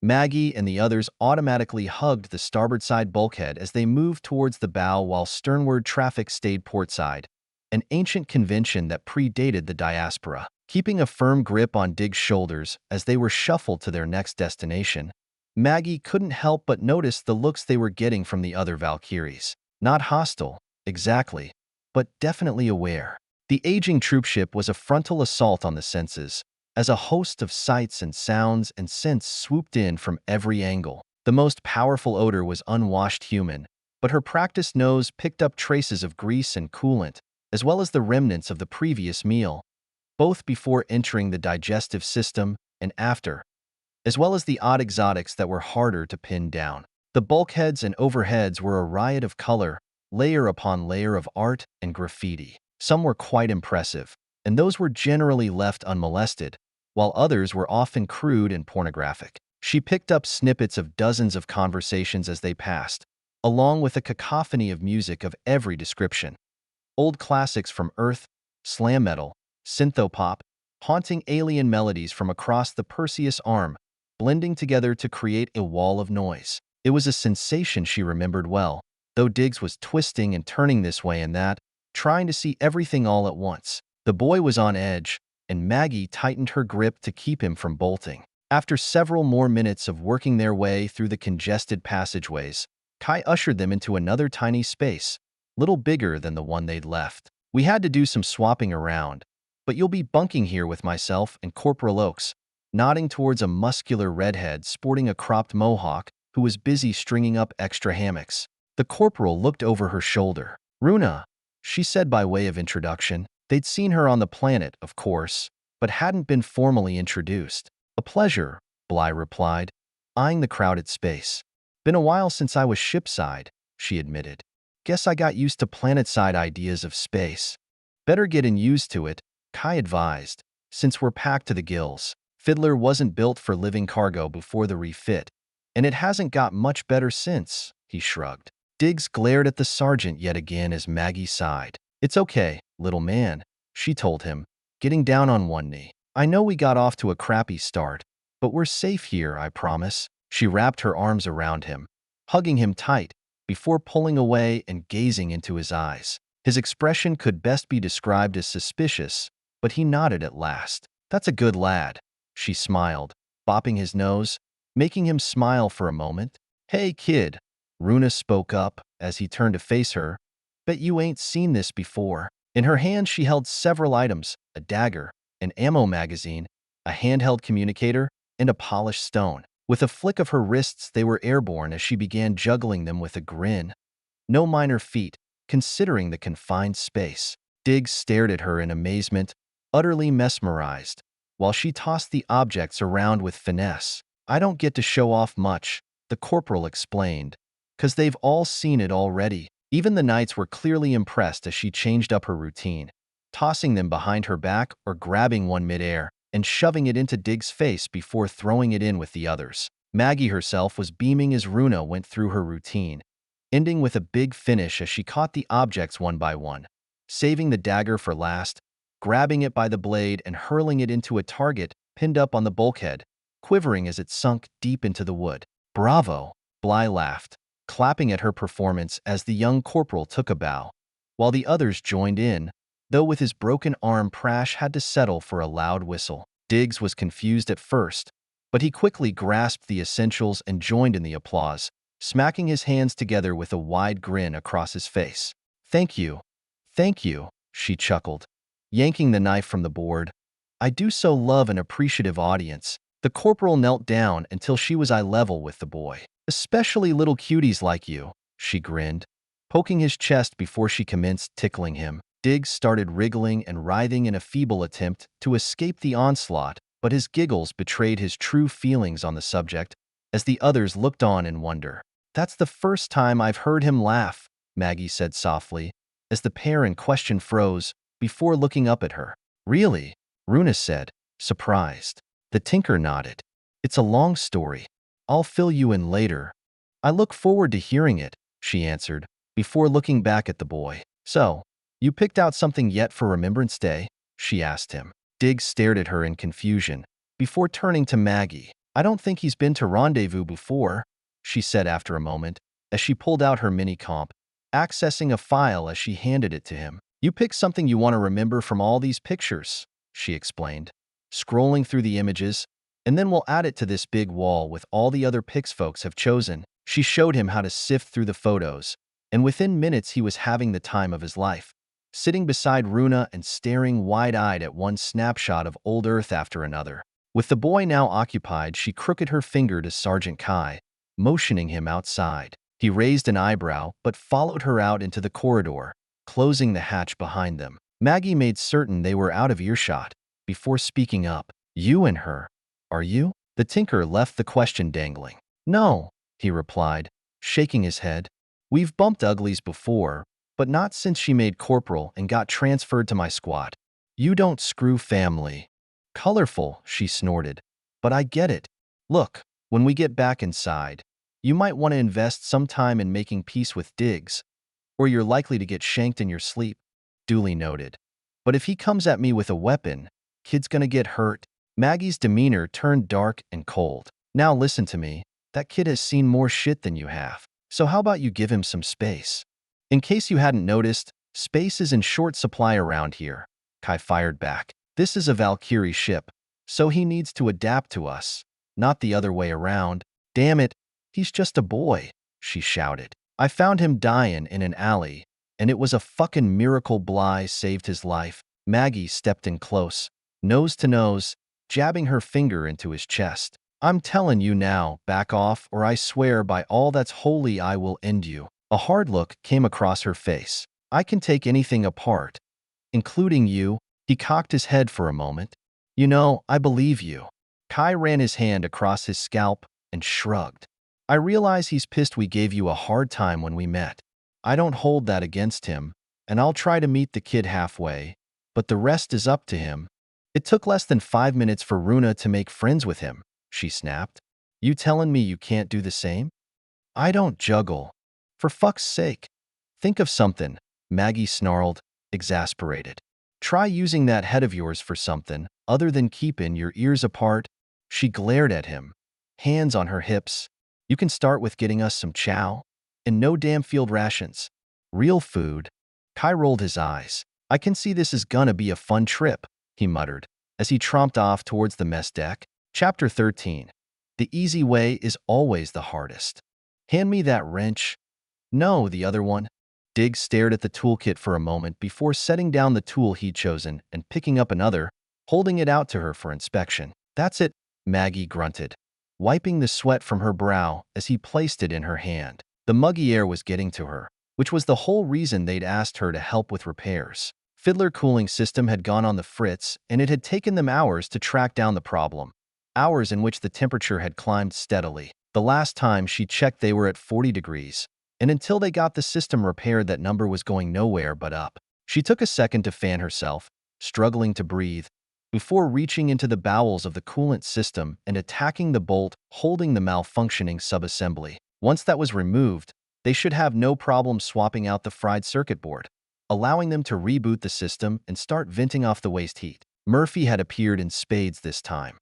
While the repair itself was simple enough, tracking it down had been the devil's own nightmare. What should have happened when the board went south was shunt control over to the backups, but instead it triggered a cascade failure throughout the computer network monitoring the primary systems. It wasn't until they dealt with the aftereffects they could track down and attack the root cause, which was in the most inaccessible spot in the engineering section. Fiddler Captain had to shut down the engines while they effected repairs, otherwise, the excess heat would have cooked them alive. She'd crawled and wiggled and wormed her way into the massive machinery, guided by the chief engineer, until she located the trouble spot. Diggs insisted on accompanying her, so with a stern warning of, don't touch anything, she'd put him to work as her gopher. He was still figuring out which tool was which but was picking up the basics. They were both stripped down to their skivvies to deal with the heat, as were the rest of the crew and passengers, and she'd already added another burn mark to her collection when she brushed up against a hot pipe.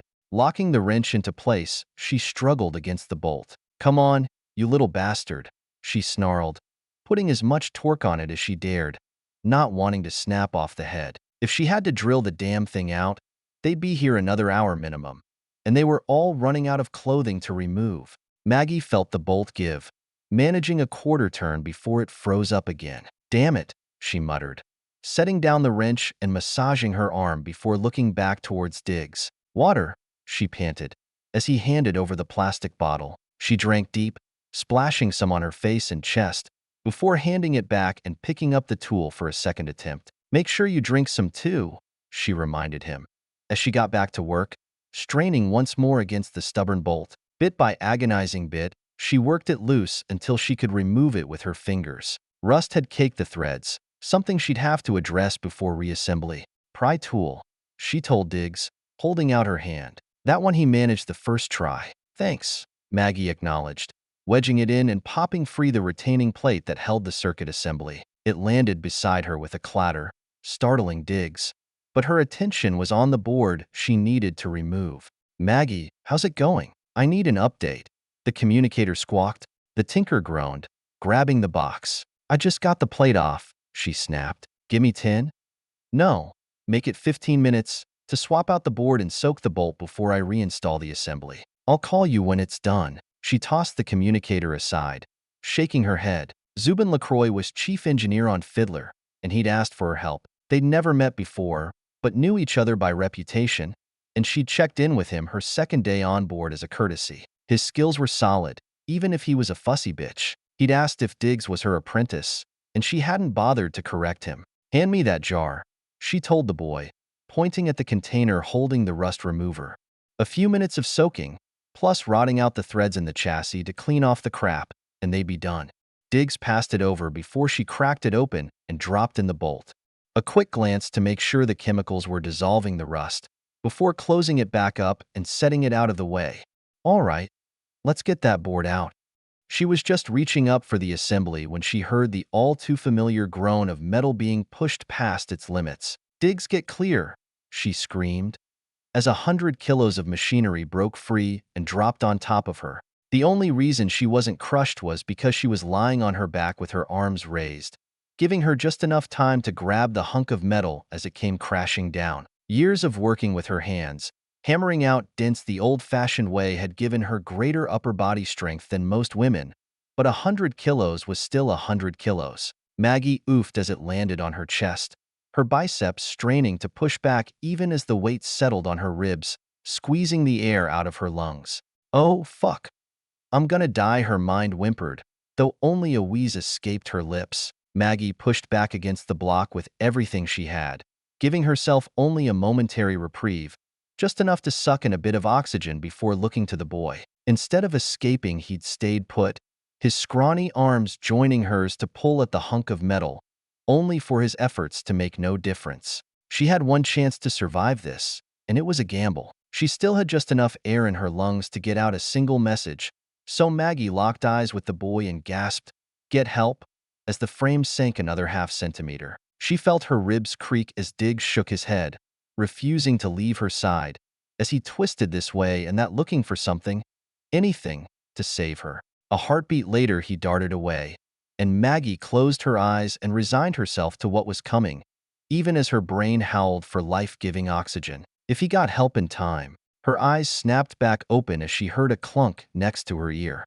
Diggs was trying to wedge the toolbox underneath the chuck of machinery pressing down on her, but it was too tall by a couple centimeters at least. He slammed it again, frustrated and terrified it wasn't working, and as they stared at each other, she knew it was the last moments they'd have.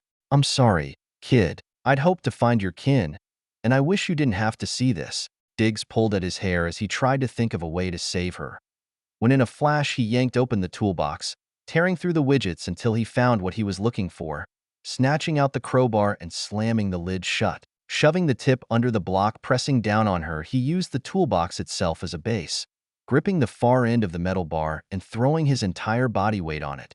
And to Maggie's astonishment, she felt the block shift. It wasn't much, a millimeter or so, but the fact it budged at all gave her a renewed sense of hope. Her vision was blurring as she felt herself graying out, and Maggie knew she only had a few seconds left before she lost consciousness. Then it's now or never, she thought, as the tinker drew in every bit of strength she still had and pushed. The block shifted a little more, enough to gulp down a mouthful of air, as their combined muscles trembled at the effort. Bit by agonizing bit the weight rose, Diggs' face going red and his tendons standing out as the young boy gave it everything he had. Another millimeter gained, and then one more, enough to give her some air, enough for one last hard shove. Her mouth went wide in a silent scream as Maggie felt the biceps tear, when the hunk of metal cleared the toolbox lid at last. For a moment she feared Diggs was so focused on freeing her he'd missed the window, but she'd underestimated him yet again.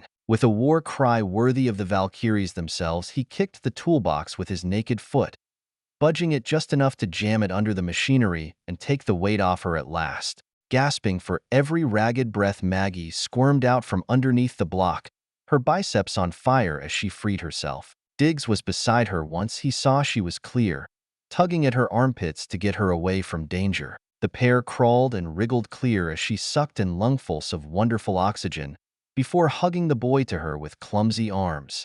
"Thank you," she wheezed, amazed she was breathing at all. He held her fiercely, and she could feel his hot tears splashing down her back. A couple of lifetimes later, she pulled back, gazing at him as he sobbed in fear and relief. "You saved me," she whispered. A ghost of a smile gracing her features. "You saved my life." His entire body trembled with both the adrenaline crash and overstressed muscles, but still he balled up his fists and feebly pummeled her shoulders. His assault caught her by surprise, and her damaged arms could not fend him off. But through his anger and bawling, he shrieked out his deepest fear. "Don't go, don't go, don't go, don't go, don't go, don't go," before collapsing in a heap and mewling like a wounded kitten, curling in a ball and hugging his knees against his chest as he sobbed. Maggie was a strong woman, tough, even. She'd been accused of being hard as iron, more than once. But hearing the child's terror, someone who'd lost everything, fearing he'd be left all alone in a cold and uncaring universe once more, that was too much for even her to bear. Tears flowed down her face like rain as she hugged him, while reaching for the communicator. News of the accident swept through the ship like an inferno. LaCroix and his crew descended on them within minutes, and soon they were hard at work finishing the job she'd started, welding new stanchions in place to prevent it from happening again. The circuit board she'd come to replace was almost an afterthought, as more and more people drifted into the engineering space to see the young hero. Even the captain himself made an appearance, shaking Diggs' hand, who clung to Maggie like a life preserver. He was unsure what to make of all the attention, though it was obvious he didn't much care for it, and soon she yelled at the gawkers to quit lollygagging and get back to work. Bly and Prash soon arrived to check them out, with Kai and Runa right on their heels. She was glad to see them. Even the dour sergeant and the red-headed corporal was a godsend for keeping the boy distracted while the knights treated their injuries. "It could have been much worse," Bly said at last, after finishing her examination. "You're telling me?" Maggie snorted, wincing as the medic applied another cold pack to her arm. "Well, besides the obvious, you didn't suffer a complete muscle tear," she explained. "That would have required surgery, the kind of delicate work that's beyond me. You'd need a Premier or a Duxiem at the very least." "But you're saying I don't need to get cut?" she asked, looking for confirmation. "You shouldn't, but you need to take it easy and let those arms heal. Cold packs, pain medication, physical therapy, and this." She held up a hypo. "What's that?" she said. "Medical nanobots to repair the damage internally," Bly answered. "Much less invasive than surgery, and it will shorten the healing time." Once the Valkyrie's medical detachment learned what happened, they offered anything you both needed to speed the healing process. "All right," she nodded, though she was leery of the nanobots. "What about Diggs?" The boy looked up at the sound of his name. "3 broken toes, I'm afraid," she informed her, indicating his wrapped and splinted foot. "Nanos for him as well, but barring complications you should both make complete recoveries in no time." She smiled down at the boy who had borne up under her ministrations with the same stoic manner he always had. "Look at this, Maggie," she heard from behind her. As LaCroix and another engineer came out from where the accident occurred, the second tinker was lugging a toolbox, the very one the boy had used to save her life, and she gaped in shock when she saw it. The lid was smashed, deformed into a sharp elbow where the weight had crushed it, and the body of the kit was crumpled. "If that had been your chest," the man shuddered as Maggie shook her head. "Thanks, but I've already been closer than I ever wanted," she grimaced. "I ain't looking to dwell." "Sure, I understand," he agreed, before turning his attention to Diggs. "It's a good thing you had your apprentice with you." Maggie and the boy studied one another for a moment. "Yeah, I reckon it was," she said at last. Chapter 14. That which makes you can also break you. Freya was the most monumental creation ever devised by man. Over 2 kilometers long, she could blast a medium-sized moon into rubble. She and her sister ships Thor and Tyr had been the crowning achievement of Earth when they were launched. So long ago, she now stood alone, her siblings long gone, and Freya no longer bore the clean lines of her youth. Her hull was scarred and pitted, the marks of hasty repairs giving her a dowdy and run-down appearance. Worse, even in her heyday, she'd been no match for the other navies.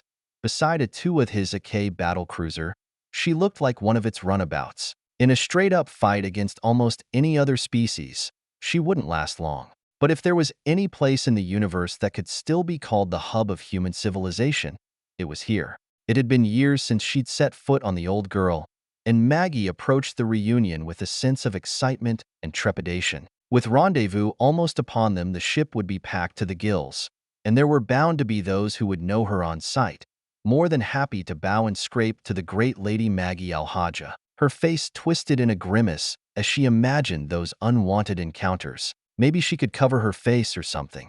As a tinker, however, she had to admire what she represented. Maybe she wasn't as pretty as she had been. So what? She bore her wounds with pride, determined to carry on.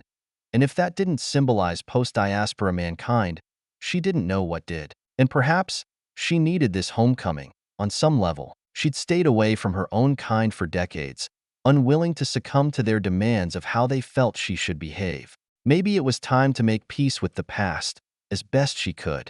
A familiar presence appeared at her side, as she found Diggs staring up at her with disquiet in his eyes. The kid could read a room like nobody's business, a skill she suspected he picked up on the streets, and it was certain he sensed she was on edge. "It's okay, kid," she smiled, gripping his shoulder. "Just old memories is all." He didn't look convinced, but he relaxed a bit as she ruffled his hair. It had become a signal of sorts between them that things would be all right, even if sometimes it felt like a lie. "Time to go," she told him, as the pair stepped into the crowded corridor. The knights had already transferred over after giving the pair a final checkup and pronouncing them healed, with promises to meet up during the festivities, while Kai and Runa were busy working out a rotation for Fiddler Crew. They'd been less committal, but Maggie knew the boy had developed a crush on the juggling redhead. Not that she blamed him. The corporal was a looker, in a robust sort of way, and she was certain she'd let the kid down as gently as possible. Taking his hand, they worked their way through the rat's maze, as the sound of excited valkyries pounded their eardrums. Rendezvous was a time of revelry, of remembrance, and of community, though some, like the young men and women jostling around them, focused on the first. Well, so had she, at their age. Stepping into the bay they were using to transfer the mercenaries over to Freya, it surprised her to see they had their own send-off committee. Zubin LaCroix and some other tinkers were waiting for them as the pair stepped out of the line. "You didn't need to come say goodbye, though it's appreciated," Maggie smiled, gripping his hand. "Actually, I did," the engineer replied. "I have something for you." Moving aside, he revealed a toolkit, one that looked familiar. A tinker is defined by their tools, and after what happened, we all chipped in to replace what the tuuk stole from you. He wheeled it forward, presenting it to her. "And we repaired the box and reinforced it, in case you ever need to use it for a fulcrum again." Her eyes clouded as she reached out to touch the precious gift, kneeling to open the lid. The tools inside were mismatched, taken from a dozen or more different kits, but each one was top quality. Losing her kit had left her feeling hollow. For a tinker without their tools was no tinker at all. She'd had Diggs to distract her, and circumstances had kept her mind on other matters, but it was as if she'd lost a limb. After a while, your toolkit became part of your identity, and she hadn't wanted to admit how she'd felt less than whole. Emotion filled her throat while she struggled to croak out, "Thank you," as tears threatened to betray her. The other tinkers knew what she was going through and allowed her the dignity she needed. "And we haven't forgotten our young hero," he chuckled, taking a knee before a surprised Diggs, as he produced a small combination wrench attached to a blue ribbon, draping it around his neck. "For saving Maggie's life," she said softly. The boy held the tool in amazement, gazing at it like a talisman, before turning to her and silently asking permission to keep it. "It's yours, kid," she told him, her voice still husky. "Lord knows you earned it." He turned it over and over, fascinated by the gift, until he looked back at Fiddler Chief. The boy thought hard for a moment, and then in a gesture that made her laugh spit on his hand and stuck it out to the engineer. Zubin grinned, spitting on his own and clasping palms with him. "You're welcome here any time, Diggs," he told him, before standing up. "And if you ever need a sponsor, call me." Maggie placed a hand on the engineer's arm. "Thank you," she said once more, as she extended the toolkit's handle and popped the wheels. "We'll look for you during the celebration." "Wouldn't miss it," Zubin smiled. "Until then." She gave them a wave as she took Diggs by the hand and pulled her new kit along with the other, rejoining the line and filing through the airlock connecting Fiddler to Freya. After all these years, it was easy to forget how big she was. As they entered the compartment, everything was on a more massive scale, hence the reason it had long been home to the largest rendezvous celebrations to be found anywhere in human space. And in case anyone was unsure of their location, plastered in huge letters resembling ancient runes across the bulkhead was the name CCFS Freya. But that wasn't what held their attention, for beneath the title was an image of the old goddess herself. Her blonde hair hung down in braids, while they'd clad the rest of her in blue steel battle armor. Her right hand gripped a spear, her eyes seeming to follow wherever you went, saying, "I guard all who live here, and I'm watching you." Diggs gaped at the painting until she tugged him along, searching for the clan markings that would guide her to the Tinker's suite on board. All the various clans had places to congregate during rendezvous, to catch up with family and old friends, to conduct business, and to make plans for the coming year. The clan chiefs themselves also met during this time to coordinate between the various factions. Even when they were at odds, they set aside those conflicts during the holiday, for despite their disagreements, there were all that was left of humanity. There was a line they dare not cross, even if they occasionally edged near it. Maggie spotted the atom and gear symbol of the Tinker clan, pointing it out to Diggs as they followed the arrow leading to where they were quartered. It took some time. As she'd suspected, they filled the ship beyond capacity, and moving anywhere took a great deal of navigation and jostling for position. Her young charge soon proved adept at slipping in and out of the throng, bobbing and weaving through the mob in a way that left her envious. They arrived at the entrance to the Tinker suite, waiting in line yet again to check in and find some place to bed down less crowded than their shared compartment on Fiddler. One by one, those in line ahead of them had their palm prints scanned as the clerk searched for lodgings. Based on their reactions, it looked like the pickings were slim. Well, they still had their hammocks, if worse came to worst. After what seemed like a small eternity, they reached the head of the queue, while the balding man behind the desk barely glanced at her. "Place your hand on the scanner and state your name. And don't expect much," he warned. "We're booked solid." "The name's Maggie," she told him, though she ignored the scanner. "This here is Diggs. Don't bother looking. He ain't in the system." "What have you got still open?" "Nothing," he said in a tired voice, "just like I told the last 50 people. Now, if you don't mind, hand on the scanner, please."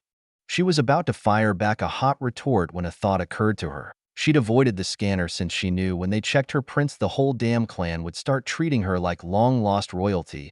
But maybe under the circumstances she could make it work for her, for a change. With a resigned sigh, Maggie did as he asked her, watching the clerk's face as the data appeared on his screen. The moment his eyes widened in surprise, she leaned in and spoke, just loud enough for him to hear.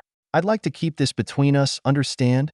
she said with a knowing grin. He nodded, his voice having not quite caught up to him yet. "So, can you do anything for us now?" Part of her hated trading on her status like this, especially since she'd gone to such great lengths over the years to avoid it.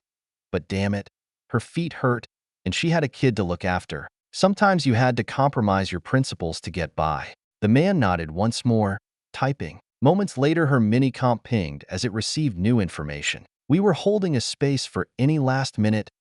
"Never mind," he said in a rush, shaking his head. "I've sent you directions and coded the biometric reader to accept your print," he explained. "I just want to say, it's an honor to meet you," he blushed. What the hell, she thought. He seemed decent enough. "Hey, I'm just regular folks," she smiled, holding out her hand and shaking with him as he stared at her, awestruck.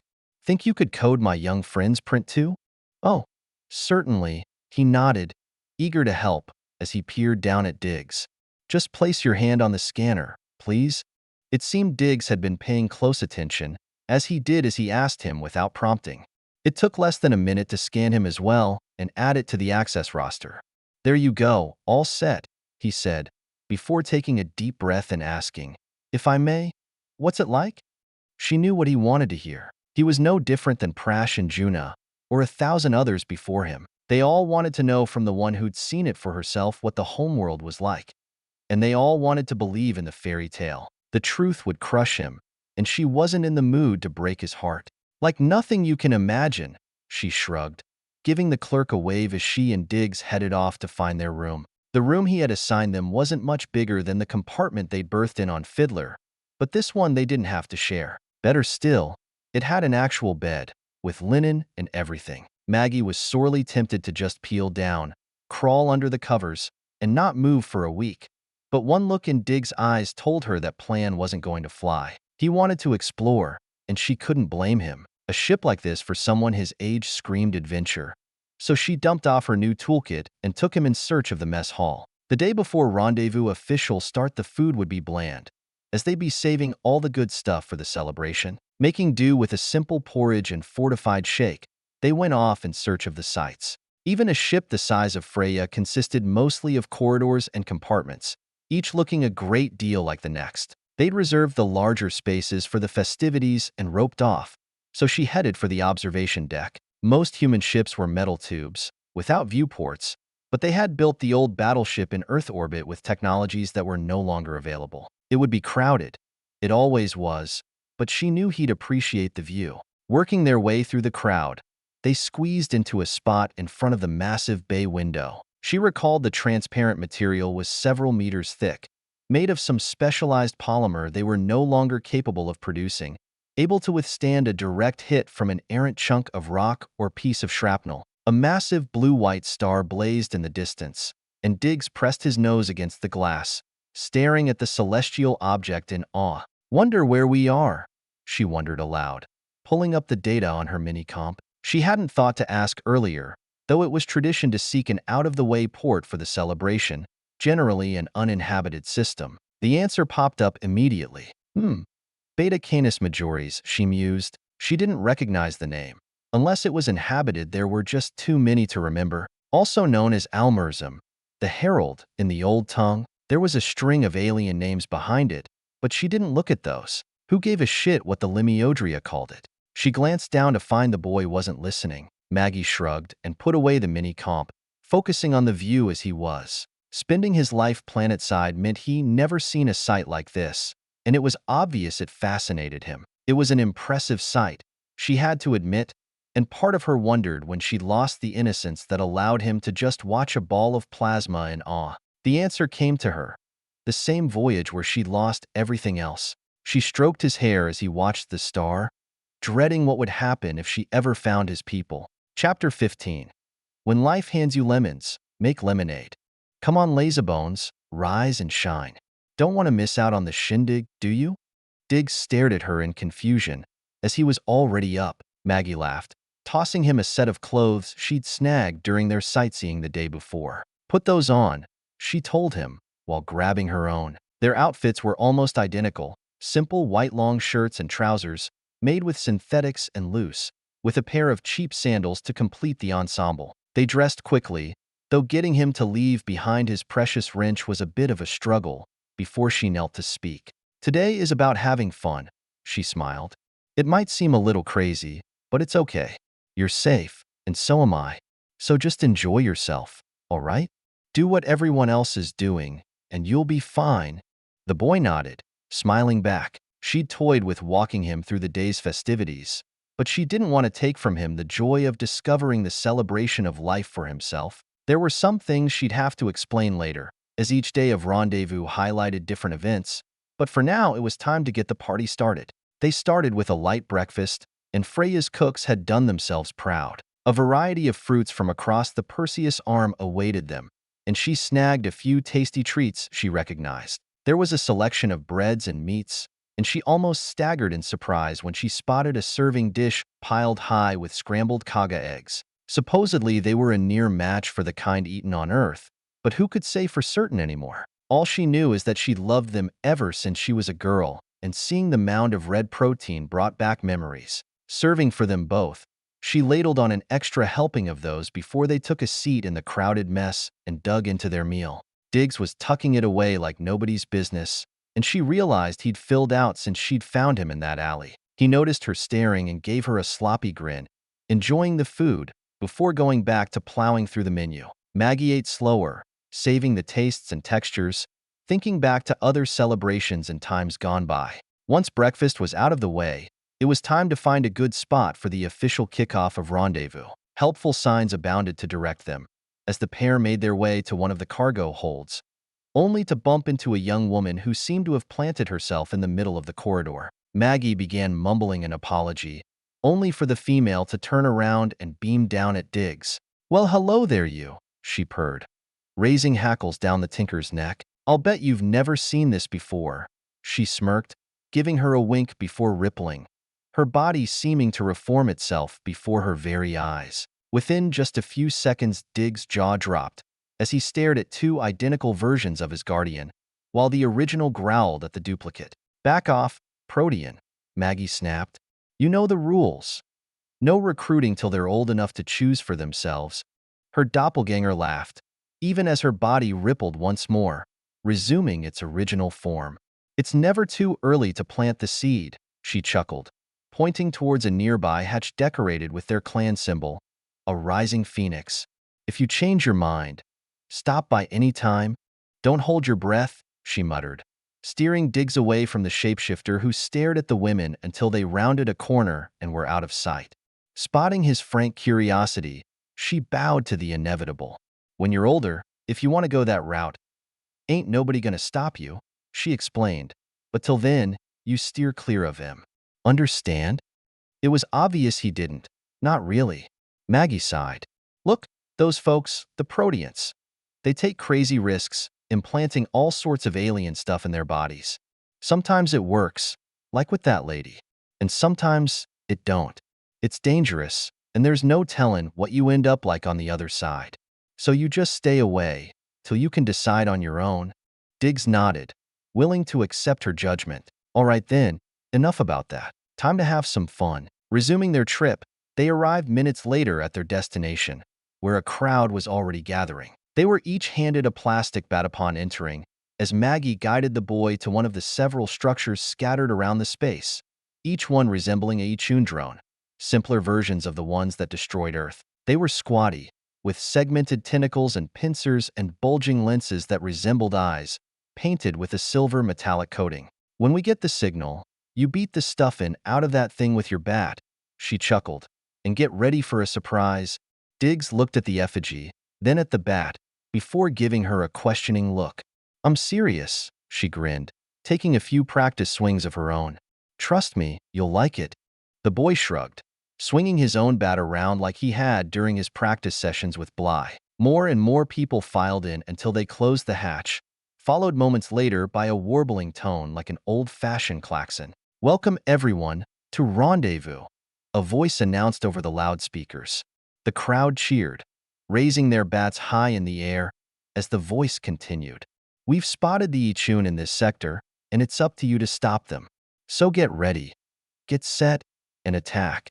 With a primal scream, the crowd threw themselves at the mock-ups, wailing away with their bats and smashing them to bits, with each hit releasing a shower of wrapped candies or a spray of colored powder. Fine dust featuring every color of the rainbow spewed in all directions, dyeing the masses with a riot of pigments. Diggs stared in surprise at first, but soon he was laughing with glee as he helped smash the fragile drone piñata, scooping up handfuls of the multi-hued powder and hurling it at his neighbors, who responded in kind. Even Maggie herself was having a grand time, though it was moments like seeing Diggs shriek with delight as someone smashed a handful of bright yellow dust on his head that brought her the most joy. Grabbing a handful herself, she snuck up behind him and dumped it down his back, only to squeal like a young girl as he returned the favor. The crowd descended into a free-for-all, as everyone did their level best to find any remaining spots still uncolored on those within reach and correct the error. It was madness, a joyous release, as howls and squeals and whoops of joy descended in pure, exhausted laughter, as one by one the participants collapsed onto the floor and retrieved the candies, wiping their eyes and mouths clear as they enjoyed the tasty treats. Diggs and Maggie found a remaining bit of the effigy to lean against as they relaxed, the boy's eyes going wide as he tasted the confections for the first time. Soon he was shoving them in his mouth as fast as he could before Maggie intervened. The last thing she wanted was for him to get sick, not when there was still so much in store for him. As the hatches opened once more, the crowd began rising to their feet, shaking off the excess powder before they began filing out. The tinker ran her fingers through their hair and brushed the worst of the debris from their clothes, though they were hopelessly stained now. Not that it mattered. The clothing would be recycled at the end of Rendezvous and used to make clothing for the next festival. It was amazing how much the mood had changed, how much brighter things seemed. People chatted with whoever was nearest as they wandered the halls, making their way to the next event. She felt Diggs tug her hand as something caught his attention, following a stream of younger folks filing into another compartment. Pounding music and flashing lights could be seen and heard, and in the burst she spotted writhing bodies swaying to the beat, grinding together as they shed their clothing. "Not there, young man," she admonished, pulling him away. "Not till you're a few years older." After the Holy, the crowd split in two, those in their prime hooking up with random partners, while the young and old would eat and drink and dance and sing elsewhere. It was no coincidence the birth rate spiked 9 months after Rendezvous. They'd already made plans to meet with Bly for the festivities, as Prash had already made his plans known, and she doubted they'd see him till the end. Likewise, for Kai and Runa, they were both young and healthy, and if the guarded looks she'd seen from the corporal were any sign, the sergeant was likely in for a big surprise, despite his opinions on the matter. Rendezvous was a time when rules were set aside, when one gave free rein to their desires. It was an intense, wonderful, magical time, and probably for the best that it only came once a year. The mess hall they'd picked was already full, and finding Bly would have been impossible in the sea of multicolored humanity. Luckily, they'd swapped mini-comp IDs, so it was just a matter of homing in on her signal. When they found her, she was munching away at something, waving them over as she chatted with those seated nearby. "You made it," she grinned, giving Diggs a hug before pointing at a nearby table. "Food and drink is over there. Help yourself." "Don't mind if I do," Maggie smirked. "You stay here with Bly while I fix us up a plate." The boy nodded, happy to see the young chevalier once again, smiling to see her just as coated as he was with colored powder. The post-holy meal was finger food, and a wide variety of options awaited her. Some she recognized, others she didn't. She settled for a sample plate, a little of everything, while pouring 2 mugs of juice for her and Diggs, though to hers she added a healthy splash of high-tension ethanol. It was a party, and by God she was gonna enjoy herself.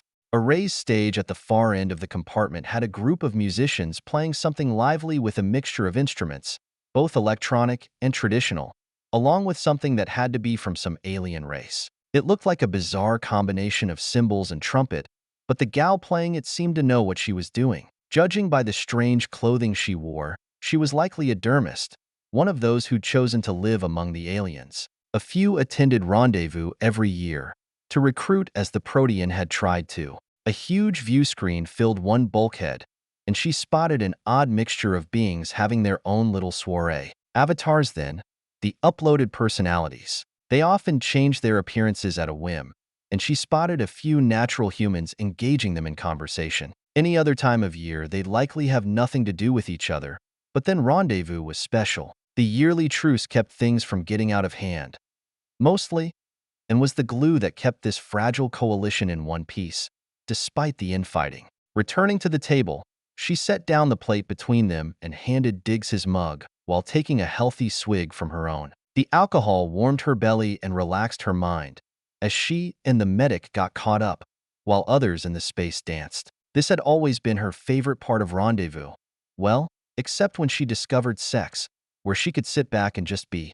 No demands, no one needing this or that, just being able to relax and enjoy herself. She had no idea how long they remained like that, as Diggs tried the various foods she'd grabbed while following the surrounding conversations, silent as always. A couple hours, perhaps, when a squeal of static from the stage diverted their attention. An older man waved at the crowd as he spoke into some invisible mic.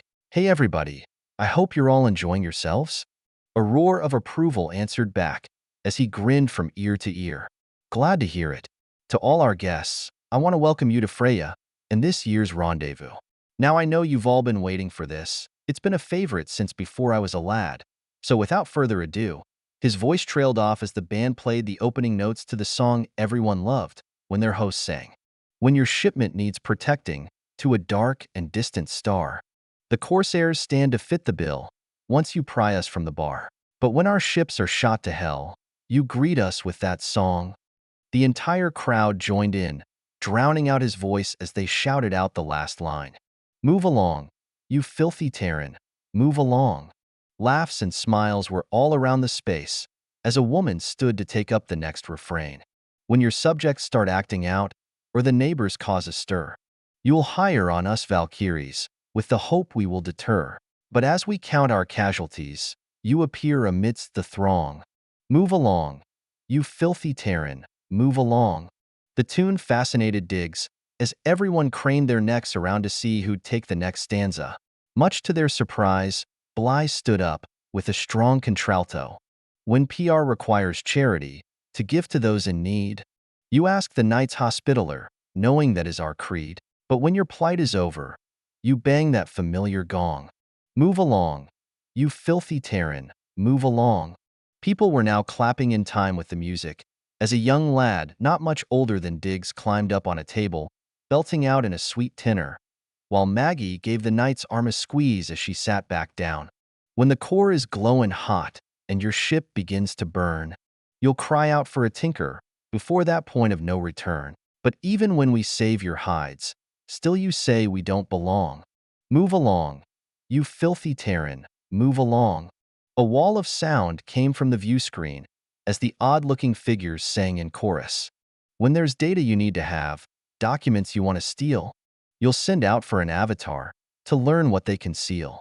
But once the job's completed, you'll just say we did it wrong. Move along, you filthy Terran, move along. A woman rose to her feet. At least, Maggie thought it was a woman. But with the strange grafts welded to her body, it was hard to tell. At least one of her arms looked like it had too many joints, and as she leaned closer, it seemed that at least some of her skin had been replaced with a polymer. But there was nothing wrong with her voice, a gravelly alto that sent chills down her spine. When there's a cure you want to try, new genes you wish to splice, you're thrilled to see us Proteants, to implant some new device. But when it all goes sideways, and our lives you can't prolong, move along, you filthy Terran, move along. And finally, a man in robes like the musicians on stage got up, brother, maybe, based on the resemblance, bowing to the crowd before singing like those before. When you want to prove you're civilized, your culture great and grand, you'll reach out to the dermists and offer your promised land. But when you see we're different, too brash and too headstrong, move along, you filthy Terran, move along. The crowd roared out the final line, repeating it once again, before breaking out in whistles and cheers as they applauded the musicians, the singers, and themselves. Maggie wasn't sure how old the song was, a century maybe, or even older, but it was still a favorite at Rendezvous. It had become humanity's anthem, and while the lyrics might change from one year to the next, the sentiment never did. She contemplated a splash of graffiti on the bulkhead, one she noticed as they'd entered, something she'd seen again and again her whole life. We may be down, but we ain't out. Chapter 16. A candle burns brightest in the darkness. Master Schnobelin led Maggie down the corridor to an airlock on the lower levels, off the beaten path. Everything she owned was in her pack, and as they arrived at the hatch, the older man turned to her. Last chance to back out, he smiled. After this, our next stop is Earth. I'm not backing out, she promised him. This is what I want. I'm glad to hear you say that, he answered, placing his hand on her shoulder. Ready to see your home for the next few months? Maggie grinned. That's a joke, right? They both shared a laugh as he activated the panel. Then welcome aboard the Catabasis, he chuckled, as the pair stepped across the threshold. They'd both slept in late, exhausted from the previous day's celebration. It had taken forever to get clean. The colored powders used during the holy always lodged in places you didn't realize you had. They'd both had a wonderful time, and she could tell Diggs was eager to see what grand adventure was up next. But the second day of Rendezvous was different. So once the morning rituals were out of the way, she broke out the supplies needed for the Day of Remembrance. There were some that went all out, even spending the entire year preparing for it, but all they needed was grease paint and a brush. Once they dressed, she got to work, and while she was no artist herself, she had a steady hand and years of experience. And the subject was an easy one.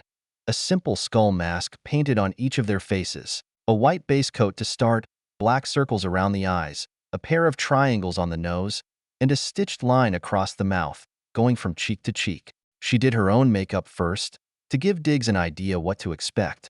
The last thing she wanted was to scare him, But this was another important tradition of rendezvous, and she didn't want him to feel left out. He sat and watched the process as she applied the face paint, curious as always, and when she finished, she turned to him and asked, "What do you think?" The boy took his time, scrutinizing her from several angles, before nodding his approval. Maggie sighed, setting down her brush. "I wish you'd talk to me," she said gently, taking his hand. "I know it's in there somewhere." Diggs turned away, shaking his head. He still wasn't ready. "All right, I won't push," she promised, before taking up the brush once more. "Your turn. Now don't move." Maggie went to work painting his face, and he did as she asked by sitting still. She spent extra time with his makeup, adding a few touches like black lips and cracks on his forehead. When she finished, she sent down the paint and brushes and handed him the mirror. His eyes widened in surprise over the transformation, again looking at himself from every angle, before reaching up to touch his cheek, checking to see if he had turned into a skeleton. "Leave it alone, you'll smudge it," she told him, pulling his hand away. "It's like the powder from yesterday. It washes right off. When we go out, you'll see everyone's wearing makeup." Diggs thought about it for a moment and then shrugged. If it was the fashion, it seemed he was fine with it. "So, what did you choose for the remembrance?" she asked him, pulling up the file on her mini-comp and handing it over, only for Diggs to clutch it to his chest and shake his head once more. "You're not gonna show me," she said in bewilderment, prompting another head shake. "Why not?" Dig pointed at the door. "You want to leave? Go to the wall?" He nodded as Maggie snapped her fingers. "I get it. You want it to be a surprise," she smiled. The boy nodded once again, smiling back at her as she rose to her feet. "Well, okay. Let's go and you can show me," she told him, leading him out into the corridors, already packed with other supplicants. Most had done as they had, a simple face painting, while others had put much more effort into it. Elaborate makeup, skeleton and corpse costumes, effigies of skulls and the Grim Reaper, all mingling together to form a silent procession as they made their way to the remembrance wall. As a girl, she'd loved the makeup, the spooky quality of the procession, but now it felt haunting, the skeletal faces moving in silence like an army of the dead. There were dozens of them scattered throughout the ship, view screens repurposed for the occasion. No one spoke, the only sound the shuffling of feet and rustling of fabric as they filed towards the wall, the screen already displaying hundreds of images. Most had honored someone special in their lives, a parent or other family member who'd passed on. Others memorialized Earth itself, picking something from the homeworld to celebrate. As they drew nearer to the display, she could make out individual pictures, men and women of all ages, from wizened elders to infants. Animals also abounded: elephant, dolphin, robin, lion, squirrel, while others remembered a rose, a giant sequoia, or a prairie grassland. Others chose natural or man-made features of Earth: the Eiffel Tower, Mt. Everest, the Great Pyramid at Giza, the Amazon River, the Forbidden City, the Great Barrier Reef, the Taj Mahal, the Grand Canyon. As each individual touched their mini-comp to the screen, it would be added, flashing as a huge image on the screen before joining the others before it. So much diversity it made you weep with its beauty, and all of it lost, consumed by the Eechun. As they stepped forward, Maggie pulled up the image she'd chosen to honor, her old master, gone these many years. She touched it to the screen, seeing his image flash, the gentle smile she could still picture so well. She handed the device over to Diggs as he found the picture he'd chosen, doing as she'd done before him. It was a flower, white with bright yellow and magenta accents. It was pure, clean, and uncomplicated, in a way she had never imagined possible, but its very simplicity took your breath away. Its name appeared beneath it, like the others: Phalaenopsis philippinensis, or the Philippine orchid. It almost felt like you could reach out and touch it, and then it was gone, replaced by the image of an old woman, as another added their own choice to the wall. They stood there in silence, gazing at the sheer immensity of all that had been stolen from them, the marvels of life and nature and man, all under the motto, "Lest we forget." She wasn't sure when the tears started, but she wasn't alone in her sorrow. The meal that followed was a far more somber affair than the previous dinner. There would be no singing or dancing on this day, but there were still traditions to be upheld. Once again they met up with Bly, though Prash was still nowhere in sight. He must have found a lively one, the knight smirked, drawing laughter from those nearby. It wasn't unusual for the younger generation to spend the holiday wrapped up in carnal bliss, ignoring everything else. In fact, Maggie herself had been a product of just such a union. Kai and Runa soon appeared and sat down with them, and it was obvious from their body language something had happened since they'd last seen the pair. The sergeant looked like he was torn between running for cover and wanting to wrap a protective arm around her waist, while the redhead's satisfied expression had the medic and Tinker swapping smirks. Diggs wormed his way between the Valkyrie pair, snuggling against the corporal while glaring daggers at Kai, but he was much more relaxed and did his best to make peace with the boy. Unlike the previous dinner, this meal consisted of the blandest food possible, survival rations. They looked like garbage and didn't taste much better, but they'd keep you alive, if unsatisfied, and they were part of the night's observance. As before, a corsair rose to preside over the ritual, a woman in green robes, marking her as a priestess of Terra. Bly sat up straighter as if she were being scrutinized. While not the official night religion, most were followers of the Terran sect. Spreading out her arms to embrace the crowd, she began to speak. "My brothers and sisters, I welcome you all to this evening's ceremony as we cast our minds back to the beginning and to the events that brought us here. That which was lost is never truly gone, not as long as we hold it close to our hearts." There were nods and acknowledgments all around as she continued. "On this night, this very special night, we honor our past and the world that gave us birth. We remember what we lost, as we pass on what we have learned to the next generation, so that someday they may do the same." Diggs looked up at that as Maggie regarded him. She didn't know if he understood the priestess was referring to him and those like him, but he was paying closer attention as the compartment darkened. "Long ago, before we ventured into the cosmos, man was alone," she proclaimed. "We gazed up into the heavens, safe on Mother Earth, and wondered, were there others like us, out amongst the stars? Were they too, at this very moment staring back at us, pondering the same question? Did they hunger to meet their brothers and sisters, just as we did? For eons, we asked this of the universe, and in return heard only silence. Perhaps we are alone, we decided at last. Perhaps it falls to us to be the elder race, to take the first steps among the galaxy, clearing a path for others to follow. But no matter how hard we tried, finding the key to unlock the secret of traveling beyond our own system eluded us, leaving us trapped, frustrated, and lonely. And then, on the day the stars aligned, our prayers were answered. This we remember." "We remember," the crowd answered, as Diggs struggled to find the words, trying to follow the others. A hush fell over them as she gazed skyward. The benevolent Oivu appeared, beings unlike any we had ever imagined, their hands open in friendship. They offered us that which we had sought for so long, the means to escape the bounds of our system. Armed with this new knowledge, we explored, seeking other races, hoping beyond hope that we Terrans might someday join them in friendship. But nature will never be as we imagine, and the elder races had little time for the upstarts from Earth. We possessed nothing which they desired, save our homeworld itself, and there were those tempted to take it for their own. But man was strong and proud, fending off their efforts through cleverness, avoiding the battle we were almost certain to lose. In time, the other races grew to accept our presence, though never as equals. To them, we were mere children, wolfling cubs too weak and ignorant to survive. But man is also stubborn, and out of sheer spite, we proved them wrong. A fierce smile graced her features as she looked out amongst them. "This too, we remember. We remember," the congregation chanted in reply. The priestess bowed her head. "But in nature, all things must end. From the moment we are birthed, we begin to die, restoring to the universe that which was lent to us during our brief time.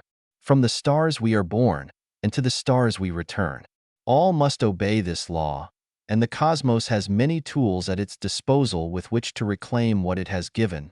For man, nature chose the Ichun. We knew nothing of this machine race, save for rumor. They whispered the name in dark corners lest they hear and awaken. Long ago, in the distant mists of time, they had been defeated and banished by the elder races, and they believed they would never return, though the machines haunted their nightmares. As they put their children to bed, those other species would tell their offspring, "Be trustworthy and respectful, or the Ichun will take you while you sleep." Many of the younger folk shuddered at the image as she pressed on. Only the machines disregarded their prayers, boiling out of their sanctuary once more and intent on ending those who had defeated them. The galaxy itself trembled in fear as a call to arms went out amongst the races, declaring that unless all stood together, setting aside ancient hatreds, then they would fall, one by one. For the first time in memory, the elder races knew fear as they joined forces under the Alliance banner. She smiled and said softly, "And the wolfling race of man, scorned, unwanted." They too welded themselves to the great cause, eager to prove their worth. "This we remember. We remember," the gathered throng said with quiet dignity. "And so we built the Great Fleet, Task Force Odin, man's first foray beyond his home space, his chance to show the elder races they also had value, that they too were willing to shed their blood." The entire system of Sol threw themselves into the task, creating the grandest ships ever imagined. Like Freya herself, she smiled, spreading her arms wide as if to reach out and touch every deck, every bulkhead of the ancient battleship. "We spared no expense as the children of Earth volunteered to serve, the best and brightest chosen to bear our colors in battle. We would stand with the elder races, and no one would accuse us of shirking our duty." She thrust out her chin in defiance, honoring those brave ancestors, before her features softened. But fate is a trickster god, eager to take and break. He is Murphy and entropy and coyote, and in the fullness of time all must fall to his ploys. Even as man sent forth his mighty fleet to battle, the evil Ichun attacked, striking at the very heart of the Tuatha Empire, perhaps the mightiest of the elder races. Without their strength, the Alliance would be in peril, but the Empire was ready for the machines and activated their defenses. Even as the Alliance fleet raced to intervene, the Tuatha struck back hard, blunting and turning aside the Ichun advance, diverting them beyond their borders. Those cold, calculating machines knew rage at last, rebuilding their forces as they sought an enemy with which to slake their blood lust.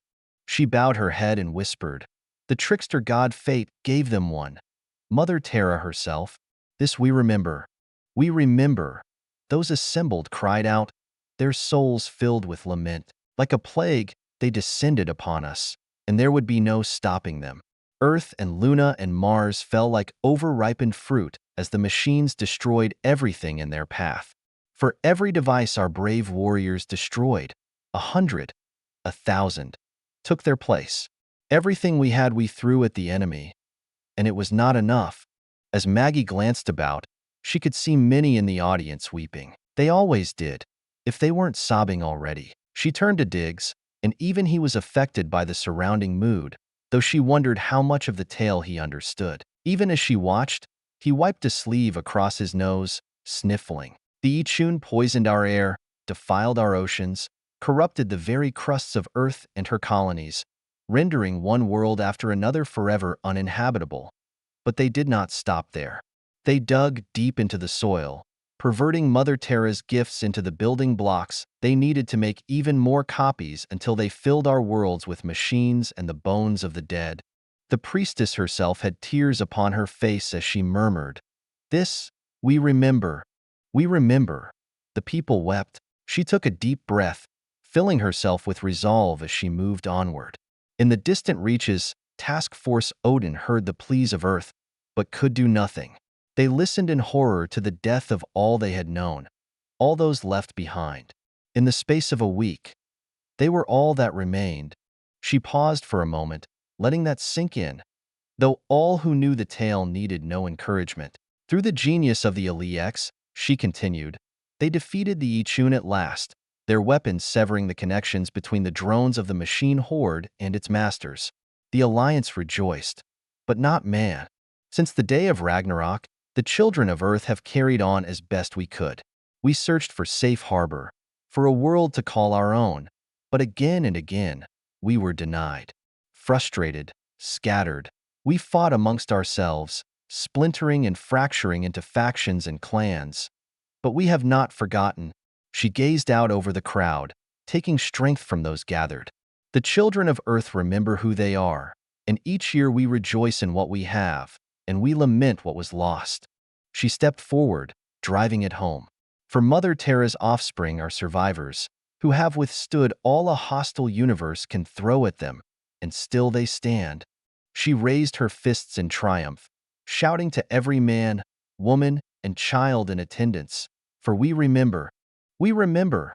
They screamed back at her, jumping to their feet, as the wolfling children of Earth howled their rage and defiance. Chapter 17. The past never stays buried. The final day of rendezvous, the day of renewal, was a simple affair. Maggie had secured a spot in one of the hydroponics bays, taking digs on a circuitous route through the ship until they arrived at their destination. He'd refused to budge until she allowed him to wear his wrench medal, and since it wouldn't be dirted by the planned events, she'd relented. Having grown up planetside took away some of the awe he might have felt at the rows of lush vegetation. He'd shown little interest in the garden bly tended back on Aacom, but shipboard, things were different. Seeing nothing but bulkheads and deck plates got to everyone, and watching his eyes light up as she laid out a blanket beneath the man-made jungle gave her a feeling she wouldn't have traded for anything. He looked on in wonder as she pointed out the various growths and sprouts, Aacom and money plants for oxygen and air filters, lettuce and tomatoes for food, spinach and broccoli for vitamin C. Some were grown for their ornamental value, but even they served more than one purpose. Gerbera daisies were great O2 producers in their own right, while nasturtiums had a peppery taste that made an excellent garnish. The task force had been well stocked with seeds when they set out from Earth, not knowing how long they'd be gone or if they could resupply. It was a good thing, too. That stockpile had meant the difference between life and starvation in the lean years after the Great War.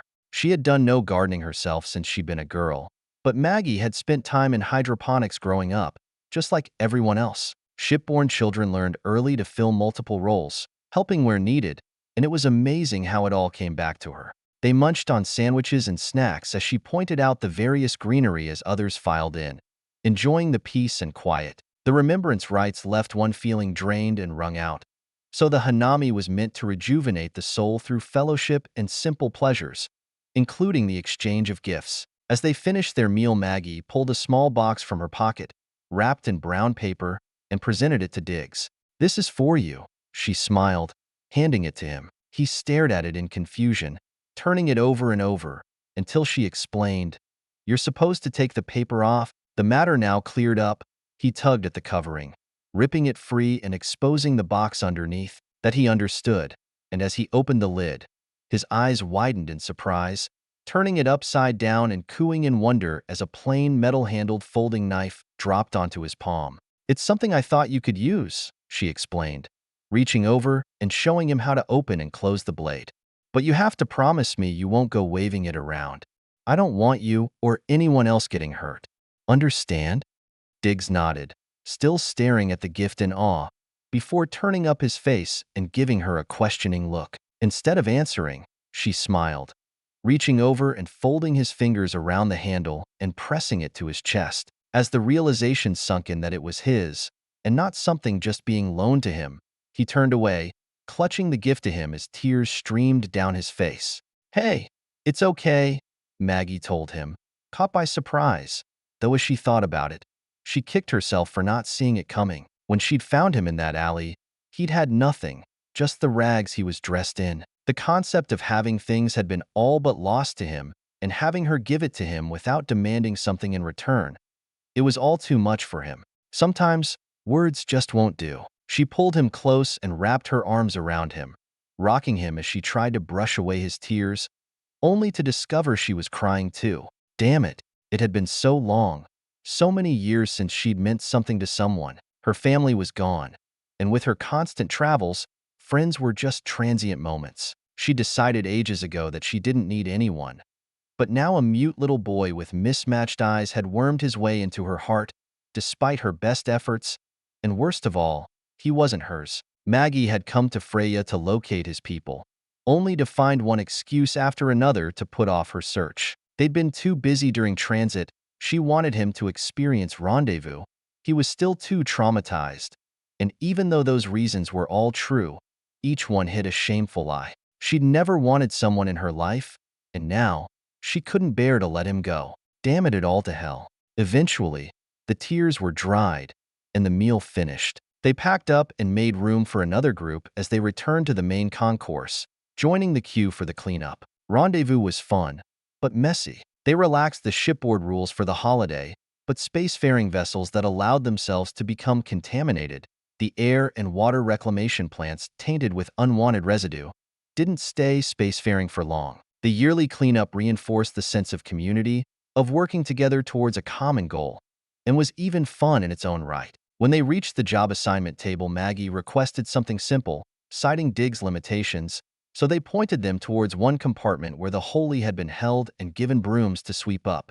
Dig stared at the sweeper, something new to his experience, but Maggie shook her head. First things first, she told him, taking a face mask and securing it over his mouth and nose. I know it seems a little odd, the way we were throwing it around before, but trust me, it makes the job easier. Others had already done the same, and as she showed how to use the broom, the boy nodded with gusto and went straight at it, though his enthusiasm proved to be more entertaining than helpful. The tinker just shook her head and began cleaning with slow, deliberate strokes, certain that once he wore himself out the boy would discover the less taxing method. The group formed in a line, starting at one end of the compartment and moving the debris forward into piles. The first pass wasn't meant to get everything, just the worst of the mess, as they brought containers and dustpans out to discard the garbage. Others were dismantling what was left of the Ichun effigies and scrubbing down the bulkheads, while yet another group readied water and simple refreshments to keep them going. After an hour, the first pass was done, and they removed the bulk of the trash. It was time for the second pass. This one was slower as they did their best to get the remaining dust and powder, though some traces would end up being left behind. They left those for the third pass, a more specialized group with vacuums and mops who would come in behind them. She paused for a moment, pulling down her mask and leaning on her broom, taking a quick breather as she watched the others hard at work. No one complained. No one shirked their responsibility.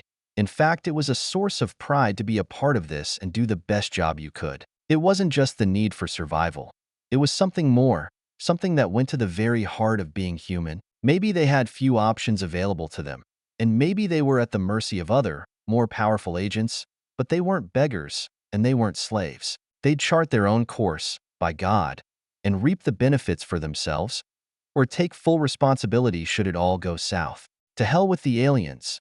Man didn't know them shit. A group of children ran screaming past her, playing some game, as an older man hurried after them. Matthias, Chana, come back here, he shouted, skidding to a halt as they made eye contact. Maggie, he said in surprise. She ground her teeth, giving him a hard glare. Julio, the man sighed, shaking his head. It's been a long time. You look good. Liar, she spat out. He closed his eyes. You're not going to make this easy, are you? Any reason I should? She fired back. Maggie, what happened between us, it was a long time ago, Julio replied, choosing his words with care. The day of renewal is about fresh starts. So maybe we could bury the hatchet? She started to reply, but before she could say a word, the children he'd been chasing bounded up to him. Avu, Avu, they screamed in delight, pulling at him as he smiled and handed them sweets he'd had hidden in his pockets. They raced away, satisfied for the moment, as they resumed their game. Grandchildren? She guessed, feeling an all too familiar pain in her chest. Yes, he smiled. You're here for the holiday? Yes, she nodded. You? He shook his head. Freya is my home now. I'm chief engineer. Bile began churning in her stomach. Well, congratulations then. She all but snarled. You got everything you ever wanted? Don't be like that, he protested. Things changed between us, is all. She stepped forward, jabbing her finger into his chest. Only one thing changed, she snapped. So don't you dare try to be the good guy. His features turned hard. I wanted children and grandchildren, he said, gesturing to the kids still playing. Is that so terrible of me? So wrong? We could have had children, she all but shrieked. Lord knows there's plenty of kids that need adopting, but no, they had to be your own blood. So after my accident, after all I'd already been through, you tossed me aside like I was nothing. Julio started to protest, but Maggie was just getting warmed up. You promised me, she hissed, swore you'd love me forever. But I reckon we both know what your promises are worth. And you know what? I'm glad. I'm glad we didn't get married. Otherwise, I'd be forced to spend my days with you. The gloves were off now, as his eyes narrowed in anger. Still stubborn as always, I see, he growled. I begged you not to go, but did you listen? No. Not the great Maggie Alhaja, he said in mocking tones. And just look at you now. You look like a vagrant. Diggs chose that moment to step between them, guarding her from the interloper, baring his teeth and gnarling at Julio while fumbling in his pocket for the knife. Maggie clamped down on his wrist. Diggs, no, she barked, pulling his hand away. He continued to glare at the intruder, hissing and growling, as Julio took a step back. I think it's best we go our separate ways, he told her, not taking his eyes from the furious young boy. I reckon you're right, she sniffed, holding Diggs close. The man paused for a moment, debating if he should say anything else, before managing a brusque nod and spinning on his heel, retreating the way he'd come. Maggie watched as he gathered up the kids, his grandchildren, and ushered them out of the compartment, as she struggled to calm herself before taking a knee and turning Diggs to face her. You can't never pull a knife on someone. You hear me? She demanded. I gave that to you to protect yourself if need be, but if you go around threatening folks with it, I'll take it away. You hear me? His eyes went wide, showing hurt and distress. She sighed, releasing him. You swore you wouldn't stick folks with it, remember? That's all I'm saying. Diggs blinked as her words sunk in, nodding as he looked down at his feet in shame. It's okay, she smiled. No harm done this time. But you remember what I said? If you ever use that blade, that person best be trying to kill you. He nodded again as she gave him a hug. I think we should get back, she said at last. We got plans to make, and I ain't too sure where we go from here. Standing up, she took him by the hand, leading him out of the compartment and back to their room. It wasn't until she closed the hatch that the tears came. Seeing him like that, after all these years, it was like tearing off a huge scab and reopening an old wound she'd thought was safely scarred over. But his betrayal had cut deeper than she'd realized, and even now, almost 40 years later, it still hurt. Diggs crawled up next to her, wrapping his skinny arms around her waist and holding her tight, comforting her as best he could. And he was a comfort, she realized. She'd lived alone for so long she'd forgotten how the presence of another human being could ease one's pain. All those years spent holding it in, never showing weakness, never allowing herself to feel it all came roaring back with a vengeance. She started bawling like an infant, great racking sobs that tore at her chest as Diggs whimpered in fear. Maggie had no idea how long her crying jag lasted, but after a while she started feeling more like her normal self, though her tantrum had left her exhausted. Diggs lifted his head, gazing at her with frightened eyes, as she managed a small laugh and ruffled his hair. I'm okay, she promised him. Guess I just needed to get that out of my system. Her words failed to convince him, however, and as she tried to pry him loose to wash up, his grip grew even more tenacious until she had to yank his arms from her. Damn it, boy, let me up, she groused, stumbling over to the sink to wash her face, gazing at her reflection in the mirror. It wasn't a pretty sight. With a sigh, she sat back down on the bed, throwing her arm over his shoulder. Ain't we a pair? She chuckled. Just a couple of alley rats trying to scrape by. A knock on the hatch interrupted them as she rose to answer. Pressing the button, the hatch slid open, revealing Bly standing in the doorway. I was hoping I'd catch you, she smiled, waving hello to Diggs, her expression faltering as she looked at Maggie's puffy face. Are you all right? Ran into an old something, she shrugged. Not sure what we were. Not a happy reunion, I take it. Not so much, Maggie sighed. Damn, where are my manners? Come on in. Bly stepped inside as Diggs climbed off the bed and joined them. I can't stay long, I'm afraid, she explained. I've heard from my superiors. Prash and I are boarding a transport bound for the Malta to get resupplied. After that, she shrugged and smiled. Mother Terra only knows. Maggie raised an eyebrow. Malta? The hospitaller flagship? That's right, she affirmed. It's where I trained, in fact, and we'll have a new 6EM assigned to us, to replace Juna. Her eyes misted as she recalled her lost comrade. "He'll be missed," Maggie said. "Yes, he will." Bly took a moment to gather herself before continuing. "I just wanted to say goodbye before we left, and to give you this. Well, it's for Diggs," she smiled, kneeling down as she revealed what she'd been concealing behind her. A short staff, a smaller version of the one she herself had trained with. The boy looked up to Maggie once again for approval. "Go ahead, take it," she told him, watching with interest as he accepted the gift and turned it over in his hands, before grinning at the medic in thanks. "Soon you'll be armed like a Valkyrie," Maggie chuckled. Bly laughed along with her. "You make sure you keep her safe," she told the boy, before whispering in conspiratorial tones. "She's the type that's just bound to get into trouble." Diggs nodded gravely, clutching the staff as the Chevalier held out her arms. "Now, how about a hug?" He hesitated for a moment, still unsure, but then smiled and wrapped his arms around her as she enfolded him in hers. Maggie watched in silence, her eyes threatening to well up again, before she released him at last and rose to her feet. "He has a hard road ahead of him, Maggie," she said softly, "but I believe you're the best medicine for him right now." "Hope so," she shrugged, before glancing down at him. "Worry about him, though." "Of course," Bly smiled. "That's what mothers do." Maggie's head jerked up with a start as the medic touched her shoulder. "Next year, on New Terra," she promised. "Next year, on New Terra," Maggie answered, returning the ancient vow. "I'm glad to have known you, Bly." "Me too." The knight smiled at them both for a moment, and then turned and left, disappearing down the corridor. Sighing as she closed the hatch, Maggie faced the boy, still marveling over his gift. "Guess it's just the two of us," she told him. From the look on his face, Diggs was okay with that. Chapter 18. You can't hide when the devil comes calling. There was something ominous about the knock on the hatch the next morning. As Maggie went to full alert, "Stay back," she warned Diggs, as she approached the portal with a wary eye before opening it. A trio in Corsair uniforms stood on the other side. "Maggie Alhaja?"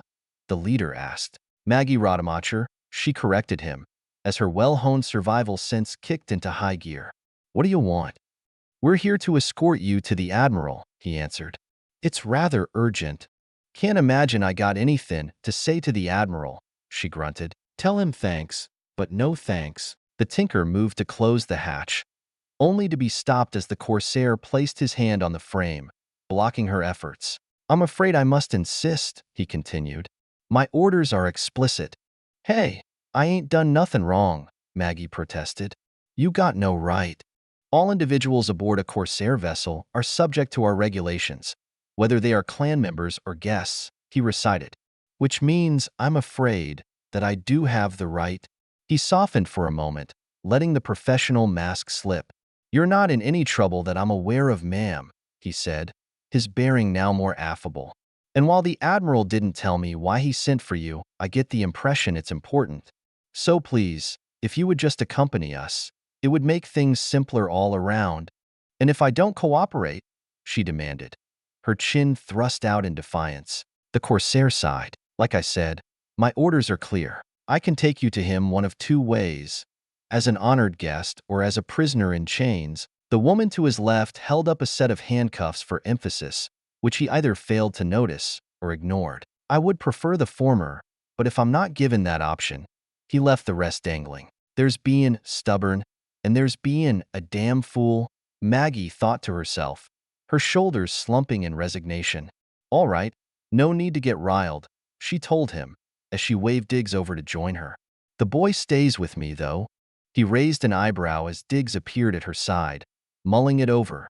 "Very well," he nodded, not wishing to press the issue. "Right this way."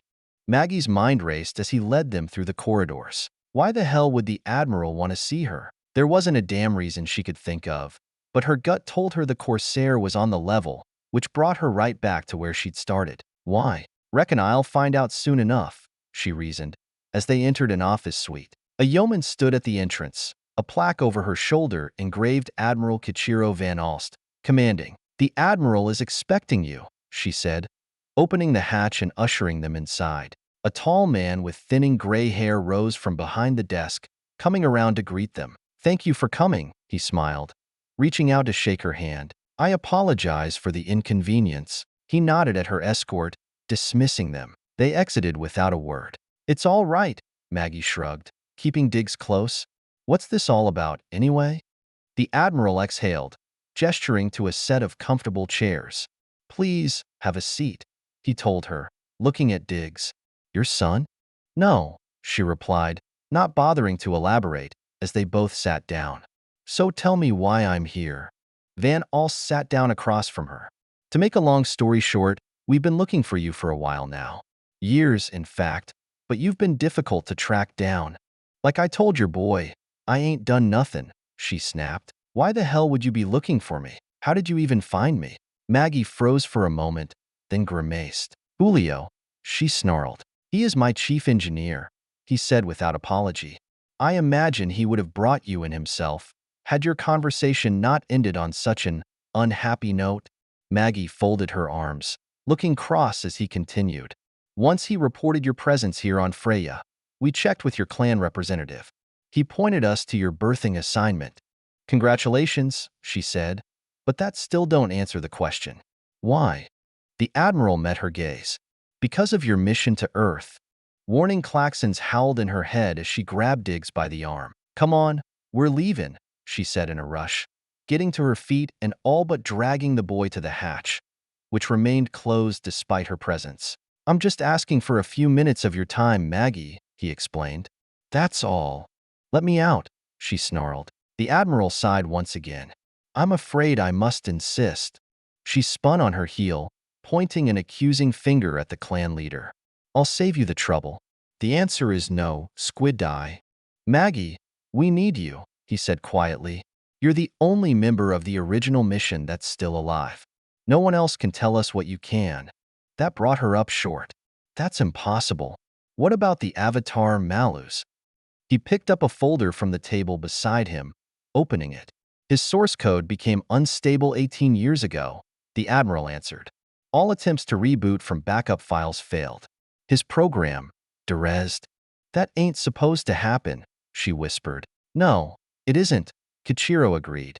Officially, the cause is listed as unknown. Unofficially, he took a deep breath. There has been some speculation his code was altered, somehow. That ain't supposed to happen either, Maggie repeated, collapsing into a chair as Diggs looked on nervously. What about the protean? Chakir. Malignant apoptosis, 15 years ago, he said. Her cells destroyed themselves. He picked up another folder. Shuttle accident.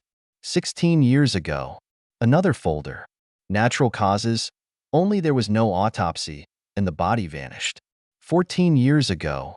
She sat there, stunned, as he closed the file and leaned back in his chair. Since you've been living off the grid all these years, Maggie, that might just be the reason you're still alive. She could only stare in confusion. I don't understand, she said. The mission was a fucking disaster. Why would anybody even care about us? Care enough to kill you, you mean? He folded his hands. I'm not an investigator, Maggie.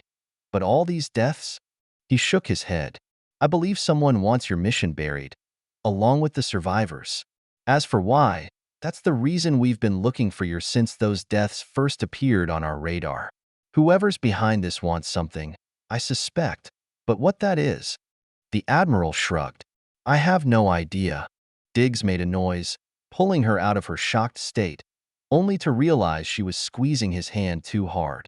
She forced herself to relax her grip, taking a moment to ruffle his hair as she fought to understand.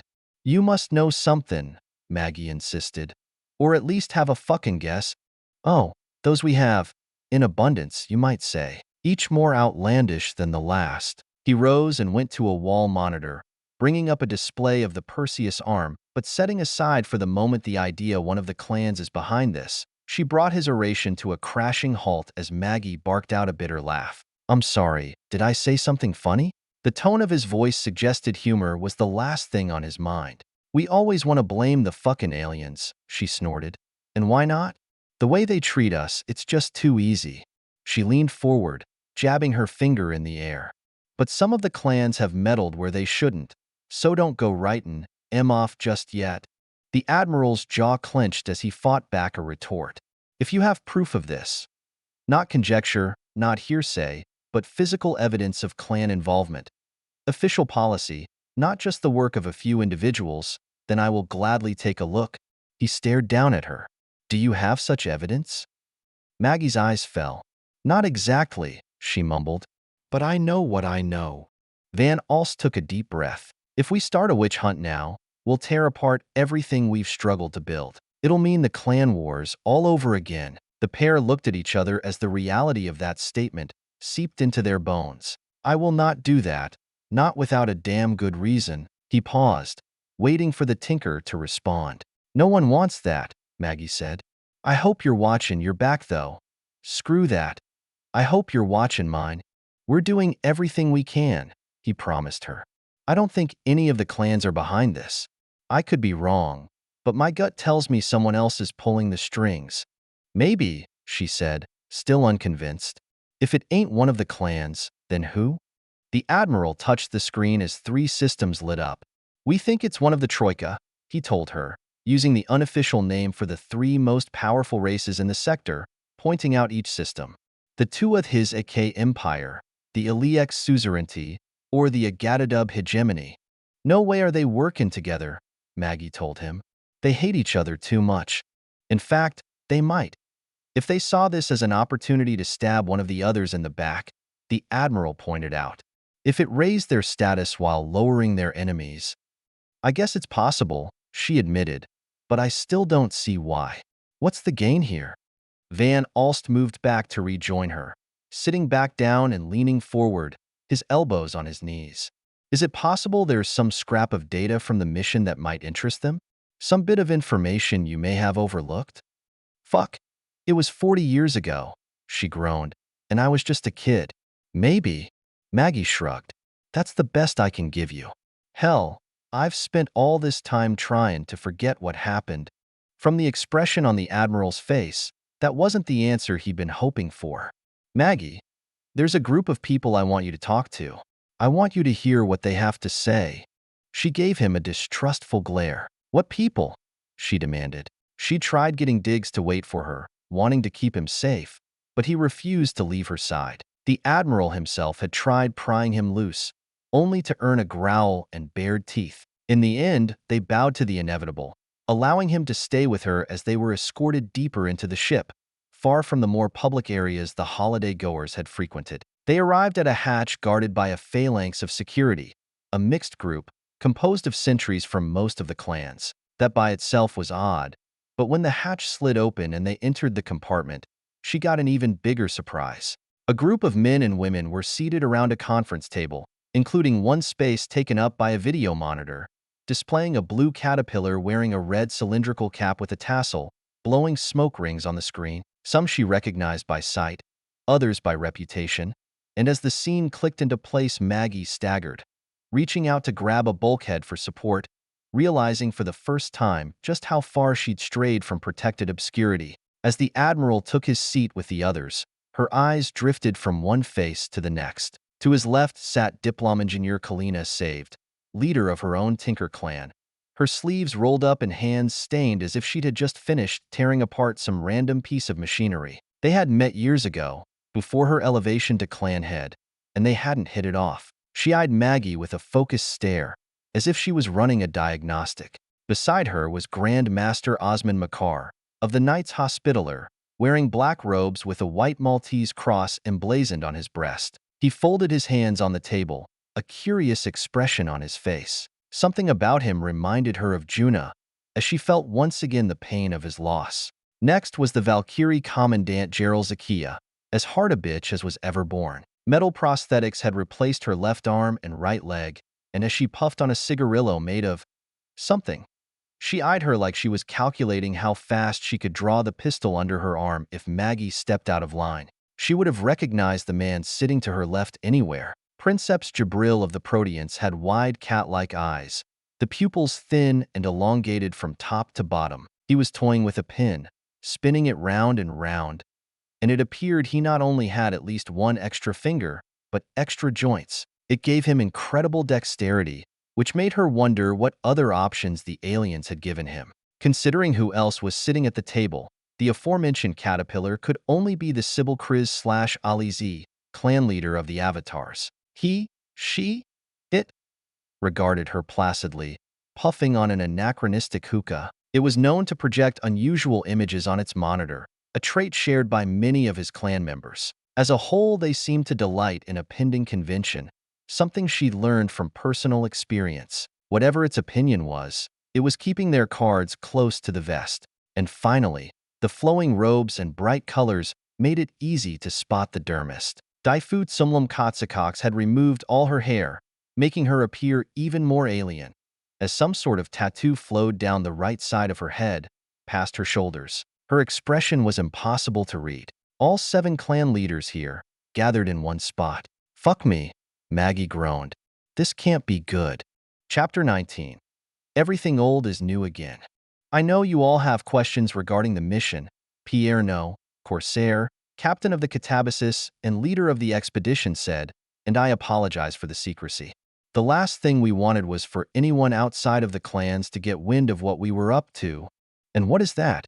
asked one of the Valkyries.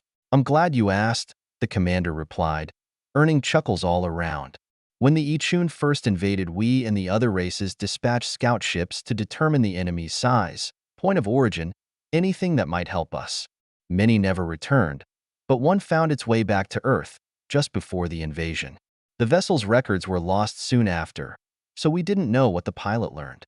Until now." "What did he find?" Maggie blurted out, blushing as Master Schnobelin gave her a pointed look. "The Holy Grail," he said quietly. "The data we recovered isn't intact, but what we've been able to piece together seems to show that he found a planet." He grinned at the stunned group. "Habitable and unclaimed. New Terra?" one of the knights whispered. "Is it possible?" "That's what we're hoping," No answered. The pilot couldn't escape the system when the Ichun attacked, but he managed to park the ship in a geostationary orbit over Earth before succumbing to his injuries. "We're hoping it's still there and can tell us where the planet is located."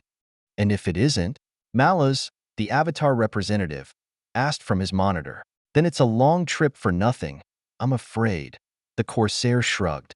The ship's last transmission seems to confirm it had reached orbit and was shutting down to avoid detection. "So there's still a chance." He nodded as the group glanced at one another with dubious expressions. "I know. It's a long shot," he sighed. "But it's the best chance we've had in over 150 years. Maybe there isn't anything there. Maybe we're chasing a ghost. But I can tell you this much. If we don't go, we'll spend the rest of our lives wondering if we'd passed up an opportunity to find ourselves a new home." The silence that followed was deafening as the group mulled it over. Finally, one person stood up, Chakir, the Protean. "Well, I don't know about the rest of you, but I have nothing else planned, and I always wanted to see the homeworld." She smiled at the commander. "Count me in." One by one the others stood as well, voting to take the chance, as Maggie shared a grin with her master. "All right then." The Corsair smirked, lay in a course for Earth. Staring at the clan leaders, Maggie felt a bone-jarring flash of déjà vu. She had a nasty feeling she knew where this meeting was headed, but with the exit guarded, there was nowhere to run. Even if she could somehow sneak out with Diggs in tow, there was still the not-so-minor problem of getting off Freya. "God fucking damn it," she snarled. "There's only one reason you'd come looking for me after all these years. You want to go back." "Damn right we do," Commandant Zakiya growled, puffing on her cigar. "If there's even a chance to locate that planet, how can we ignore it?" Grandmaster Makar asked. "Think what it would mean for our people. I don't know what's crazier. Wanting to go back to Earth after what happened the last time, or thinking I'd be stupid enough to sign on." "What is it you want?" Princeps Jabril asked, still twirling his pen. "Name your price." "I want to go back to my old life before you drag me into this," she snapped, holding Diggs close. "A bit late for that, I'm afraid," the Sybil Kriz/Alizi replied, blowing another smoke ring. "We need you. Without you, the odds for success go down rather significantly." "Well, I don't need you," Maggie fired back. "Send somebody else. Don't force me to make this a clan issue," Diplom Engineer Saved advised her. "With the backing of the other clans, I can and will hold your feet to the fire if need be." Go to hell, she hissed. I'll go it alone if I have to. Been doing that most my life anyway. Maggie, this is important, Admiral Van Alst said, trying to be reasonable. If there was anyone else to ask, we would. But there isn't. An aura of foreboding seemed to fill the room as she turned to the last clan leader. Why are the dermists involved? She asked. I thought you'd all checked out of the human race. A common misconception, the Daifu Katsukox trilled, her voice filled with strange inflections. The Ichun handed humanity a fait accompli when they destroyed our homeworld. We believe that living among the other races, those that will have us, is the only rational choice for long-term survival. However, were humanity to discover another planet, one we could colonize, that position would need to be re-examined. Well, I'll be damned, she muttered, shaking her head. All of you agreeing on something. That's gotta be a first. A second, Chris/Alizy pointed out. Or had you already forgotten your last trip to Earth? I wish, Maggie snorted. And what if I refused to go? The Valkyrie drew her pistol and slammed it on the table, making the others jump. Oh, you're going, she barked. One way or another, Diggs snarled at the commandant, earning him a growl in return as Maggie pulled him back. Gerald, please, the knight admonished her. I would hope we can do this without resorting to threats. The commandant glared at him but said nothing, reholstering her weapon instead. Damn you, she spat. Damn the lot of you. It ain't enough I almost died the last time? You bastards are just gonna kidnap me at gunpoint and force me to go back to that fucking nightmare? Maggie, get over yourself, the Tinker leader groused. We're talking about a new home. You tell me how anything is more important than that. Have any of you read our reports? She shouted. The mission was a failure. The ship's navigational log was wiped. We have read the reports, Admiral Van Alst told her, and we think there's a chance your team missed something. He tapped a control on the built-in console as an image appeared on the monitor. Maggie winced and looked away, shielding Diggs' eyes. I take it you recognize this? He asked her. Yeah, it's a dead guy. The desiccated corpse of the scout, still in his pressure suit, gazed back at them through his helmet's faceplate. Actually, I was referring to this. The image zoomed in, focusing on a steel gray box at the helmet's rear. Do you recognize it? Maggie blinked, then took a step closer to the monitor. That's the SAR transponder, she said. It was so search and rescue could find them if they got blown out the airlock. That's right, the Admiral nodded. Besides sending out a homing beacon, what else does it do? She turned to him, as a light slowly dawned above her head.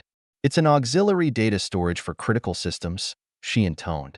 Engines, life support, and navigation, he finished for her. The information may have been wiped in the core, but what if there's another copy of the planet's coordinates in the transponder itself? How did we miss that? She whispered, turning back to the monitor.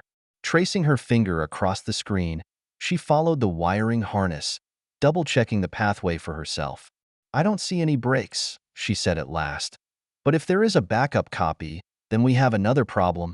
Maggie looked back at the clan leaders. If you read our report, then you know we buried him in space. Full honors. The body could be anywhere.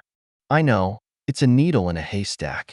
It's even possible it was pulled into Earth's gravitational field and destroyed on re-entry.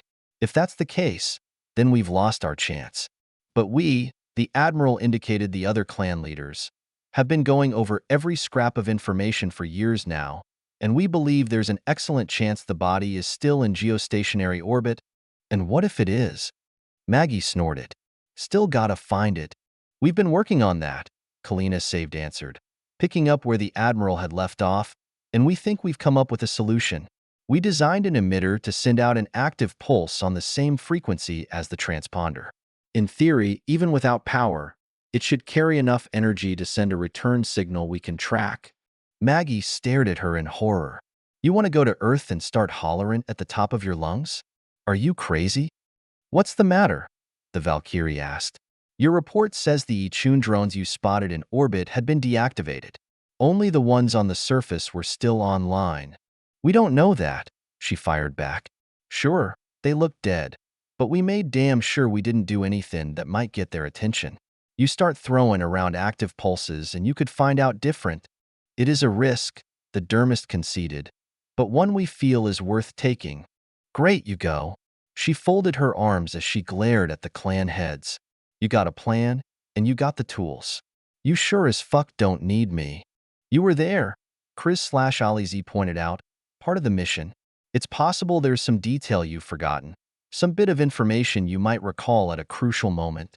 Your presence could very well mean the difference between success and failure. I don't care, she shouted. I ain't doing it. Diggs looked at her in alarm as she raised her voice, but she failed to notice. What will it take to convince you? Jabril asked. You want your own ship? Done. A command? It's yours. Would you like to be young again? We can make that happen too. Just name your price. Maggie shook her head. You don't get it? None of you. I ain't going. Almost got myself killed the last time. And you want me to go back? There's nothing you got to convince me. That's a shame, Grandmaster Makar sighed. We'd hoped you'd see reason and recognize the stakes involved.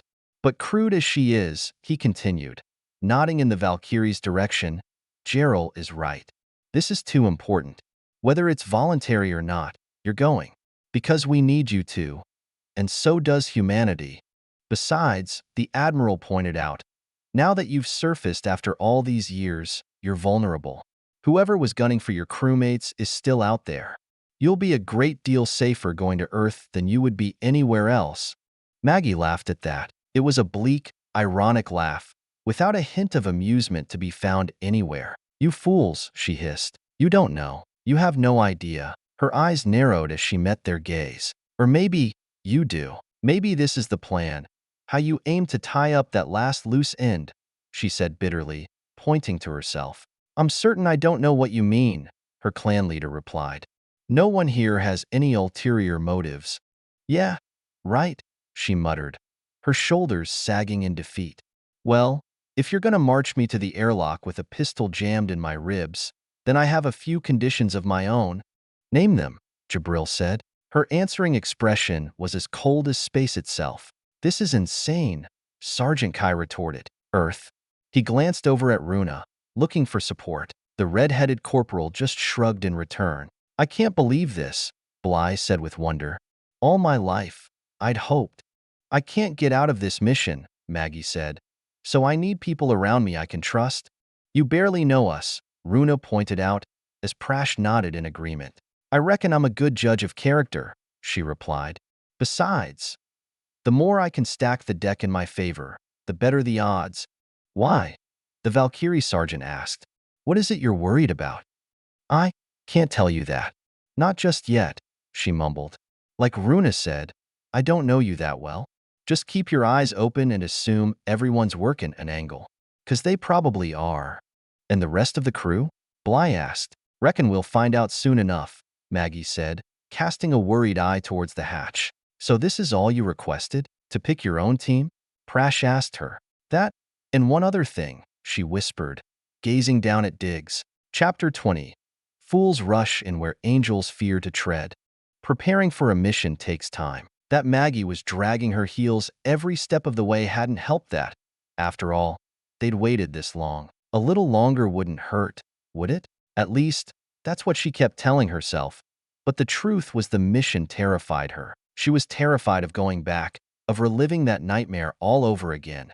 But even deeper than that was the fear of losing Diggs. She tried keeping her distance, but the kid had won her over. The weird, silent boy with mismatched eyes, who had clung to her side since she'd found him in that alley, and who'd saved her own life in return. She knew what she had to do and hated herself even more. So instead, Maggie buried herself in her work, preparing for the very thing she dreaded the most. The first step was securing a vessel to take them to Earth, and after a week of searching, Admiral Van Alst sent her a message, asking to meet with her at one of the docks. Diggs followed at her side as always, and she hadn't bothered trying to keep him occupied elsewhere. The clock was ticking now, louder and louder with each passing day, and when it counted down to 0, no, best not think about that. As they arrived at the airlock, the Admiral stood waiting with another.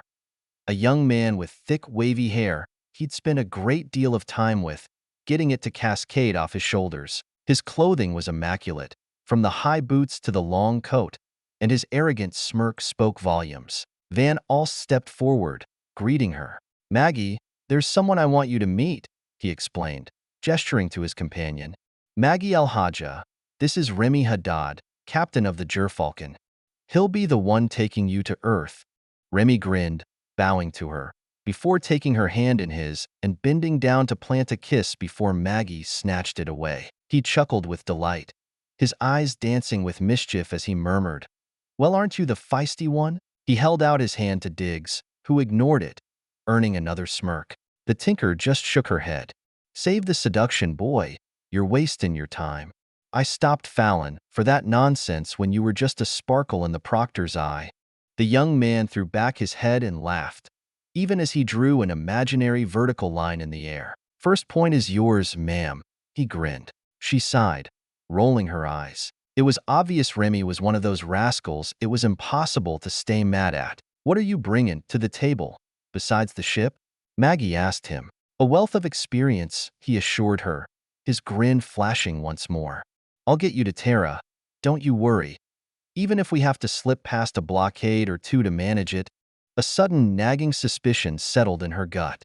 "And what's it you do when you're not getting recruited for hopeless missions?" "Oh, little of this, little of that," he shrugged. "I've located and provided certain hard-to-find items when needed." Remy gave her a broad wink.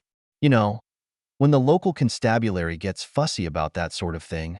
"So, what you're saying is you're a pirate, a smuggler, an all-around blackguard, is that it?" Maggie asked point-blank, folding her arms across her chest and daring him to disagree. His hand went to his chest, as if mortally wounded. "Please, privateer," he corrected her, grinning with delight. A heartbeat later, a sweet magically appeared in his hand as he offered it to the boy. Diggs stared at the offering for only a moment before snagging the treat and popping it in his mouth, a smile lighting up his face as he tasted it. Maggie didn't even try to stop him, though she scowled in disapproval.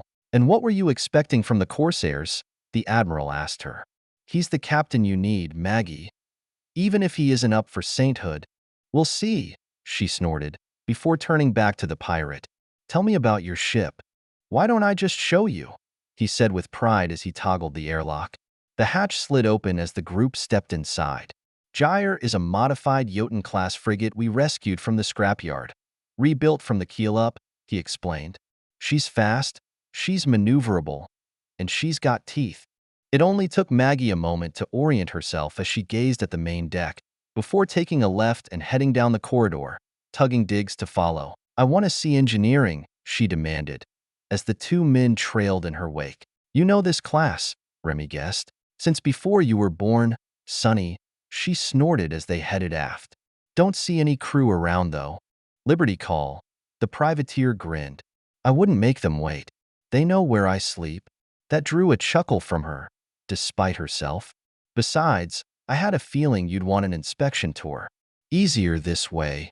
They arrived at the heart of the vessel, as Maggie began examining the space and its equipment with a critical eye. The engines were on standby mode, so the usual thrum was missing, but she gave them close scrutiny nonetheless. Running a finger across the console, the tinker looked for any hint of dirt or grease, but Remy only smirked as he leaned against the bulkhead while she continued her circuit. She stopped at the power generation section and ran a diagnostic, gnawing on her lip as she viewed the results. Life support was next and elicited an even more intense survey as she verified its capacity and current status. The others watched in silence, not wishing to intrude. Her thoroughness impressed even the Admiral himself, until she turned and faced them both.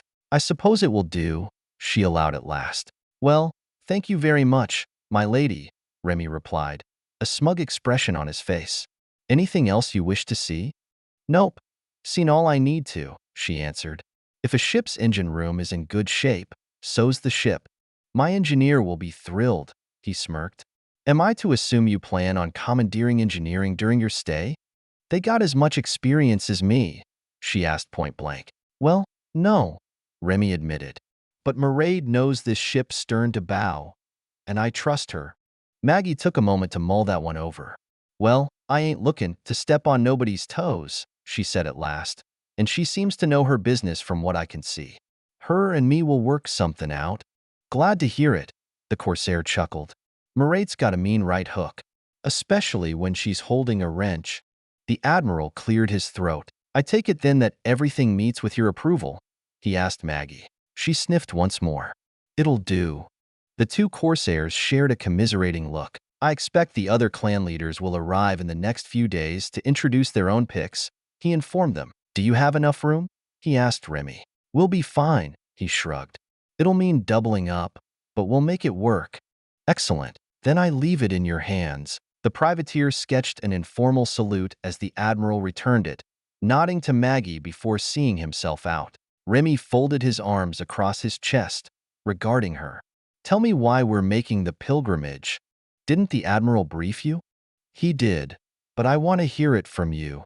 The playful expression he'd been showing the world was nowhere to be seen. Tell me it's worth it. It's a long shot, she snorted. A damn pipe dream. 1 in a million chance of finding anything.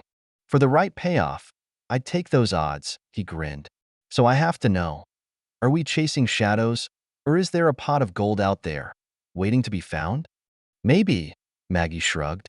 That's the best answer I got. She froze, looking about in a sudden panic. Diggs?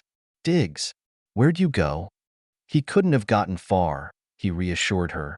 And everything dangerous is locked down.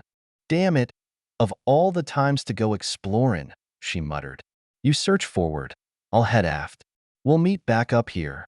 Just like a boarding action, he grinned, as he headed for the craft's small bridge.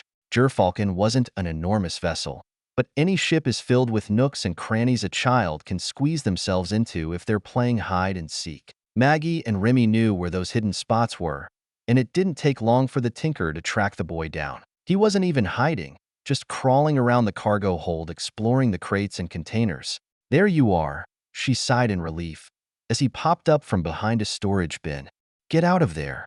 Diggs clambered back out of the hold with a grin on his face, forcing her to divert the scolding that was already bubbling up from within. With a sigh, she took his hand, leading him back to the passenger section. Don't run off like that, boy.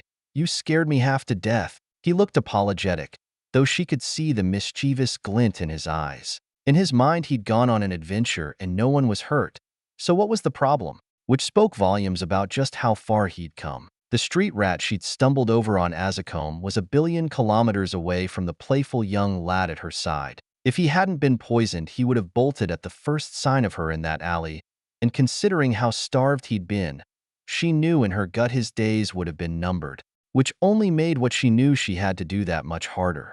Found him, she called out, as Remy reappeared a few moments later. He was in the cargo hold, playing around.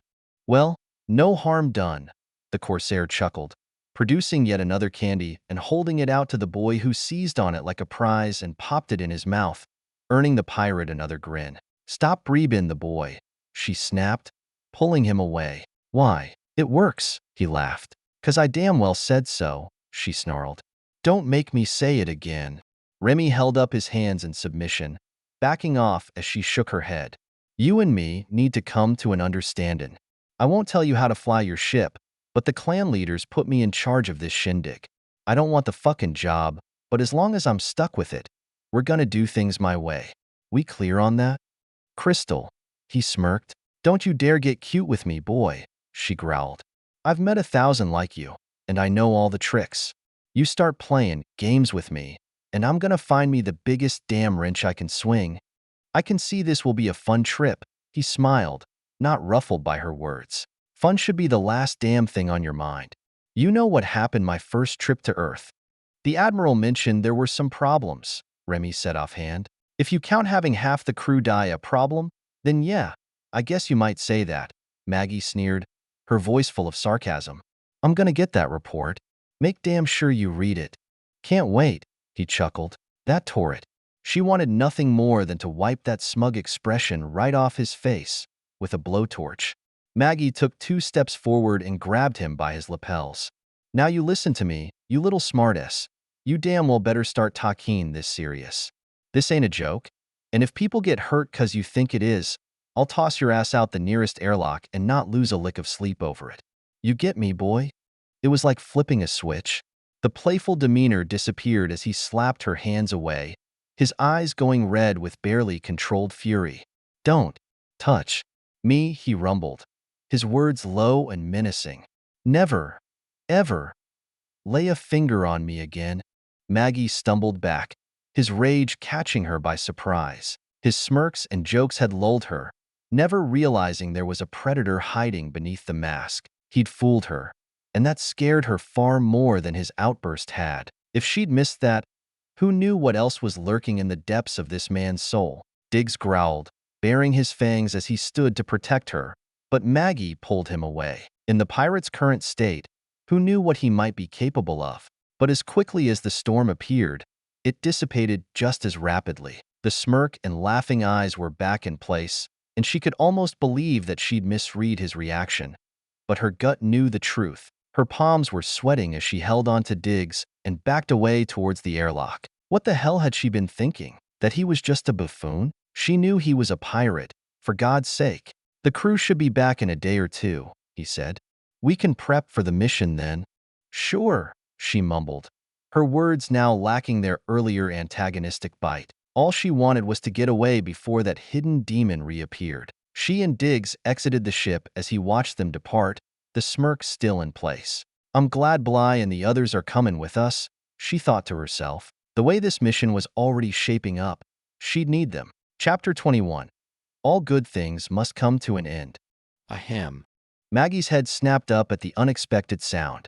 The image of a young man with white hair stared back at her from the monitor. "Sorry to disturb you, but I wanted to talk in private, without the others listening in." Her eyes narrowed. "And who might you be?" "You can call me Al," he smiled. "Avatar Clan. Your newest recruit." "Oh," she looked at him curiously, as Diggs appeared at her side. "You ain't what I expected." "And what were you expecting?" he chuckled. "Something less human-looking. For starters," she shrugged. "All the avatars I met had some weird-looking image on the screen. And then there's the name. Seems like you all have a pun for a moniker." "Al just seems so prosaic," he suggested. "Yeah, sure, let's go with that," she agreed after a moment. "Well, as much as I hate giving credence to stereotypes," the young man smirked as a pair of massive feathered wings appeared behind him. Diggs' jaw dropped, staring at the image in awe. "An angel," she said. "There's more than one kind of angel," he chuckled. "As for the name, Maggie Alhaja Ne Radamacher, Al is just the diminutive I use to simplify communication. If it's my full name you're asking for, it's Alfred Eamon." "Alfred?" she began, running the name through her head a few times before sighing. "Yeah, that's more like it. With the wings. Cute." Al grinned back at her. "It's always a pleasure to meet someone I don't have to explain it to." She folded her arms across her chest. "You said you wanted to talk. So talk." The avatar nodded. "To business then. After reading about your first mission, I've been doing some digging. It seems we Terrans aren't the only ones interested in this mystery planet of yours." Maggie groaned. The Admiral was right. The Troika are involved. So it would seem. How, why, and to what extent, I don't know. "Great, 'cause there wasn't enough trouble on our plate already," she groused. "Think they'll try to stop us?" "I think it would be foolish to believe they won't," he replied. "How they plan on doing that, I can't say. Yet. Gathering information is my specialty," he smiled. "In fact, you might say I was built for it." It was enough to make her chuckle, at least for a moment. "I'll keep looking into it and let you know what I find. I can tell you this much, however. Whatever the Troika is up to, they don't appear to be acting in concert." "Meaning?" she asked. "Meaning don't expect them to all come at you at once," he explained. "They'll make their moves separately, at times and using methods of their own choosing. So, 3 attacks, instead of just 1. Isn't that just ducky?" she said. "I'm afraid it's even worse than that. Even if you fend them off, I rather doubt they'll just fold their tents and go home. They'll try again and again and again." "God damn it," she snarled, punching the wall in frustration. "Why? What the hell is so damn important about this fucking planet?" "I have no idea," he said by way of an apology. "But something has them riled up." "Right," she said. "Maybe we should just walk away from this. We can't stop the Troika." I don't think the clan leaders will agree to that, he pointed out. They see this as a golden opportunity. Well, fuck me sideways, she groaned. We're expendable, which means we'll just have to be clever. Al shrugged, his wings flaring out behind him. I have no intentions of ending up like my predecessor. Fair enough, Maggie agreed. When are you transferring over to Gerfalcon? She asked, switching gears. Just before we depart. I have a few things I want to check out first. Keep me in the loop if you find anything, she pressed. Count on it, he told her, before blanking the screen. So what's this pirate like? Bly asked Maggie, leading the small caravan of new crew members to where Gerfalcon was docked. You ever heard of a guy named Jekyll? She answered. He's all jokes and smiles on the outside. But he'll turn on you like that, she growled, snapping her fingers. Don't trust him, and don't turn your back on him. Duly noted, Prash confirmed, lugging the bulk of their gear on a dolly behind them, as Diggs tagged along. Then you should bunk with someone who can protect you, Sergeant Kai suggested. Maggie glanced over her shoulder. You ain't my type. What? No, that's not what I meant, he sputtered. And I was going to suggest Runa for the job. She shot the redhead a look. You ain't my type either. I can take care of myself. Sarge has a point, the corporal replied. One of us should watch your back. You said we'd be doubling up, Bly pointed out. You ain't gonna let this go, are you? She muttered, rolling her eyes. Maggie, while you may be a savant with machinery, you're no warrior, the Chevalier shrugged. One of us will bunk with you, to keep you safe. End of discussion. The tinker started to object, but Bly cut her off. You can pick which one of us you want for a roommate, but it will happen. So get used to it. She glared at her, daring her to disagree. I'm already regretting a skin, she glowered. If I'd been thinking straight, I wouldn't have done it. Besides, it shouldn't be you. What with you having a bun in the oven? Then pick one of the others, Bly answered. But we're not backing off on this. Fine, Runa then, she decided. I reckon we'll get on well enough. The corporal nodded as Sergeant Kai tapped her on the shoulder. You know the drill. Close protection detail. Block the hatch, escort her as needed, and keep your weapon within arm's reach at all times. Copy that, Sarge, she answered, as the group arrived at the dock. A beefy man with a ruddy complexion stood in Gerfalcon's hatchway, waiting for them. You must be our passengers, he said. I'm ISI, chief mate, supply officer, purser, cook, and all-around gopher. Inclining his head, he pointed them inside. I'll show you where you'll bunk. Follow me. Waving them forward, he led the gang inside, following a corridor until they came to a hatch. You can store your gear here, he informed them, jerking his thumb at the portal. Cabins are around the corner. Prash parked the dolly he'd been maneuvering through the ship, following their guide as he led them to their sleeping berths. Cabins 4 through 7 are yours, along with whoever else is tagging along. How you want to arrange it is up to you.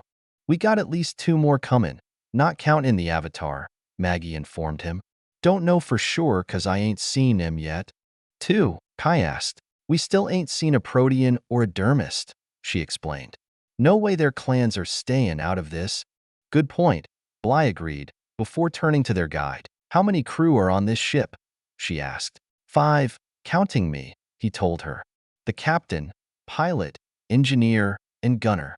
5? Seems a little lean, Kai observed. We get by, ISI replied. I make 2 meals a day at 1,000 and 1,700. You want any more than that, you're on your own. Standard encoding for the door locks, and if you have any special needs, come see me. We'll see what we can do. Do you have an infirmary? Prash asked. Not like you're thinking, the Corsair replied. We keep our gear in the galley and use the mess table for surgery if need be. He cocked his head. If you want to move your medical supplies there, we'll make room. The knights nodded, already planning what to transfer over. Where's the captain and the rest of the crew? Maggie inquired, Maraid scrounging for parts and fuel.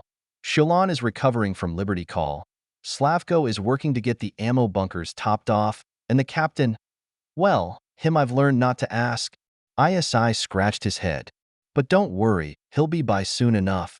Maggie grimaced at that, but before she could say anything in reply, a chime sounded from her tablet. She pulled up the message, her jaw clenching as she read the note, then read it again to be certain. Closing her eyes, she took a deep breath before putting it back away. "Look, there's something I need to take care of," she told the others. "Go get settled in, and I'll join you when I can." "Something wrong?" Bly asked. "Just some unfinished business," she mumbled. "Come on, Diggs," she told the boy, tugging on his arm. He smiled up at her, pausing for just a moment to wave goodbye to the others, especially Runa and Bly, before the pair left the ship and began making their way through Freya's corridors. The wrench given to him by the engineers of Fiddler Green still hung around his neck, and he held his cut-down quarterstaff clenched tight in his other hand. If she'd let him, the boy would sleep with both of them, but she'd put her foot down after the second night. He looked up at her, confused by her sudden silence, but Maggie stared straight ahead as she navigated her way to their destination. It was almost 20 minutes later when they arrived at the Admiral's office. Once again the yeoman rose, saying, "Just a moment.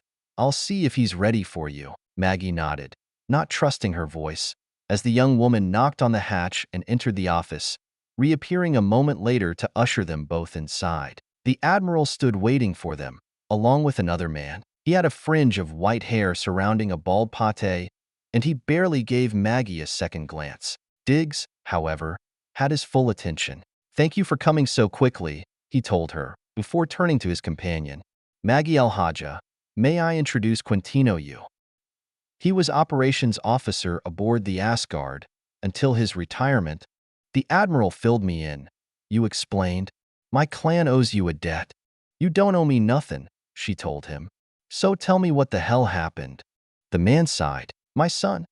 He and I clashed, growing up, and it only grew worse after his mother died. He was only 16 when he took passage on a tramp freighter, and that was the last I saw or heard of him." He turned his focus back to Diggs, who moved behind Maggie for protection. "It took us a while to dig through the databases," the Admiral apologized, "and some sequences were difficult to trace, but I promised I'd find Diggs' family."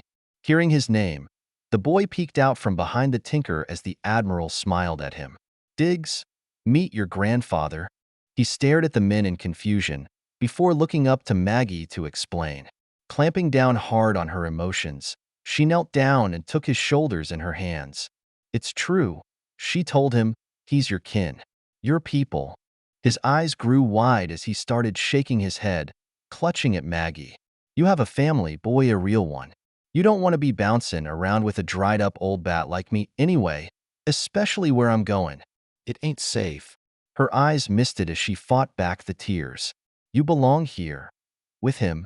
You stepped forward and knelt down as well. "Hello, Diggs," he said gently. "My boy was your father, so that makes me your grandfather. We'll be looking after you now." He reached out to take his hand only to have the boy pull away, his head whipping back and forth in frantic denial. "Diggs, please," Maggie begged him, trying to drag him back to his grandfather. "I know it's hard, but—" The kid bolted, racing for the hatch, trying to put as much distance between them and him as he could, only to discover they had locked it, thwarting his escape. Diggs pounded on the bare metal, his cries a keening wail of agony as the others caught up to him. You wrapped his arms around him and pried him away from the portal as he started to shriek. "Diggs," she barely got out, as a sob broke free at last. "I think I'd better take him home," you told them, eyeing Maggie. "Thank you for bringing him back to us." The Admiral pressed a button and unlocked the hatch as the Corsair carried the boy from the office. "No, no, no, no, no, no," he screamed, his fists pounding on the man's shoulder as he took him away. Maggie stumbled after them, tears streaming down her face, only to be brought up short by the Admiral himself. "Let him go," he whispered. "It's for the best." The tinker pushed his hand away as she ran after them, gasping and wheezing as she struggled to keep up, only to see them disappear behind the hatch as a lift took them both away. Their eyes had locked for a moment before it slid shut, and she knew the look of utter betrayal she'd seen in Diggs' eyes would haunt her forever. Maggie wept bitter tears, sliding down the bulkhead until she collapsed on the deck, hugging her knees and sobbing like a child as those around her stared in awkward silence. Chapter 22. Warning: Volatile materials. Handle with care. Losing Diggs was like having her heart ripped out of her chest. It didn't matter that it was the right thing to do. Not only did he not belong to her, but the mission was too dangerous to even consider bringing him along. It was the right call, but oh God, it hurt. Maggie just wanted to curl up in a ball and hide from the universe, but that was a luxury she couldn't afford. Too many people were looking to her now for leadership. So chin up, old girl. Don't let them see how much it's tearing you apart. Do what needs doing. It took time to put herself back together, but her back was ramrod straight when she arrived at Gerfalcon. That lasted less than 10 seconds. Hey, where's Diggs? Bly asked her as she arrived on board. The tinker froze as her mask shattered. He's gone, she whispered. Gone? What do you mean gone? The Chevalier demanded. I don't want to talk about this. Not now, Maggie mumbled. Looking away, Bly grabbed her arms. Damn it, where is Diggs? Tears filled her eyes once again as she faced the young knight. With his family, she said quietly. You mean you found them? She said in surprise. The Admiral did, she nodded. His grandfather. It took Bly a few moments to process that. And you just let him go, she said in amazement. It was the worst thing she could have said to her. And just what the hell was I supposed to do? She snarled. He wasn't mine. He was never mine. I'm supposed to just snatch him away from his own people? Is that it? Just take him like a goddamn thief? Maggie pushed the other woman away from her, who was surprised by her sudden ferocity. Was I supposed to take him to Earth with me too? Maybe get him killed? Bly started to speak, but the older woman cut her off. And you saying that to me has to be the biggest laugh of all. Where are your children, Bly? Huh. Tell me that. The last shot struck like a well-placed dagger, with Bly wincing as if someone had stabbed her, before turning away. I understand what you're going through, she said softly, better than you realize. Scream at me if you must. Call me a hypocrite. With her fists clenched as she fought for control, she faced Maggie once more. But deep down, you know it was a mistake. It was a mistake, all right? It was a mistake letting him get close in the first place, she fired back. People will always hurt you. Bly shook her head, giving her a pitying look. Tell me, Maggie, who's hurting more right now, you or him? She stared at her for a moment, but before she could respond, the knight turned on her heels and walked away. Wiping her face with her sleeve, Maggie trembled with rage and sorrow. She wanted to scream. She wanted to weep, but given her current situation, neither were appropriate. Caught between two poles, she had never felt so impotent in her life. I can see this will be an interesting trip, she heard behind her. Maggie whirled to face the unfamiliar voice as she spotted a curly-haired woman in overalls with a tool belt slung over her shoulder. You must be Maggie. Mairead Kikinos, she nodded, introducing herself. How long were you standing there? She asked, dabbing at her eyes. Long enough, she replied, before waving her off. None of my business. After her confrontation with Bly, there was no way she could pretend she was okay, so she stopped trying. I was in your engine room yesterday. You run a tight ship, she said in approval. I heard, she said with a casual air. But Maggie wasn't fooled for a minute. She was without doubt protective of her domain, and like anyone else resented unannounced intruders. I ain't looking to crowd you, she said. Gerfalcon is your ship, not mine. I got enough on my plate as it is. But if you ever need a hand, I'm good with a wrench, she shrugged. I've heard that too, Mairead allowed. If it comes to that, I'll let you know. Her tone told Maggie in no uncertain words not to hold her breath waiting. Something I can do for you? She asked. I just came to find you. Got two folks waiting for you in the mess, she informed her, a Protean and a Dermist. Must be the rest of the team, she sighed. Let me splash on some water, and I'll go talk to him. She nodded her thanks and headed for the nearby head, scrubbing her face clean, though there was little she could do about the puffy eyes. What she saw in the discolored mirror wasn't much to look at it, but it would have to do. Minutes later, she arrived at the mess and took stock of the recent arrivals. The Dermist male was overdressed, covered in fur of muted browns and grays. At first glance, it gave him an almost barbaric look, but on closer inspection, she realized each pelt had been carefully cleaned, trimmed, and stitched into impressive-looking attire. It was certain the style was alien. Despite the impressive tailoring, he'd groomed his black hair to resemble a mane, to mimic his patrons. The Protean female was dressed in close-fitting blood-red faux leather, cut to accentuate her curves. She had an almost predatory cast to her eyes and bearing, but there was something about her, something familiar. And then it clicked. "You," she said in disbelief, as she stared at the shapeshifter she and Diggs had run into during rendezvous. The woman laughed, as the man beside her looked on. "The universe never ceases to amaze me," she chuckled. "You have to wonder what the odds are of this happening." Maggie shook her head. "I stopped believing in coincidences a long time ago," she said. "Why are you here?" "There's nothing sinister going on," she assured her. "I'm here because Jabril chose me for the mission, that's all." The woman held out her hand. "Call me Samara." "Uh-huh," she replied, leaving her hanging. "And just what skills do you bring, other than that party trick?" "I wouldn't be so hasty to dismiss what I can do," she smirked, withdrawing her palm. "I can get you into places no one else can." "Fantastic. And what else?" Samara just shrugged. "Whatever needs doing." She froze. "Fuck me, your wet works ain't you," she said in hushed tones. There were rumors of individuals who specialized in individual mayhem, assassination. The man sitting beside her, who so far hadn't said a thing, slid a few centimeters away from her. "Your words, not mine." Samara smirked, enjoying their agitation. "Why the bloody hell did your clan leader send an assassin?" she demanded. "This mission is foobarred enough as it is." "If I were Wetworks, not that I'm saying I am, then perhaps Jabril thought there might be an obstacle or two out there that might need to be removed. If I were Wetworks, which I'm not," she simpered. "I don't need this shit," Maggie muttered, shaking her head before turning to her companion. "And you? What's your name? And your story?" "I'm sorry," he answered, caught by surprise. "My name is Jinvis Shafvazif, but my story?" "I don't understand the question." Maggie rolled her eyes. "Do you have any skills? Jin, mind if I call you Jin? Or are you just excess cargo?" she asked him point-blank. "Oh, yes," he nodded. "I'm a linguist.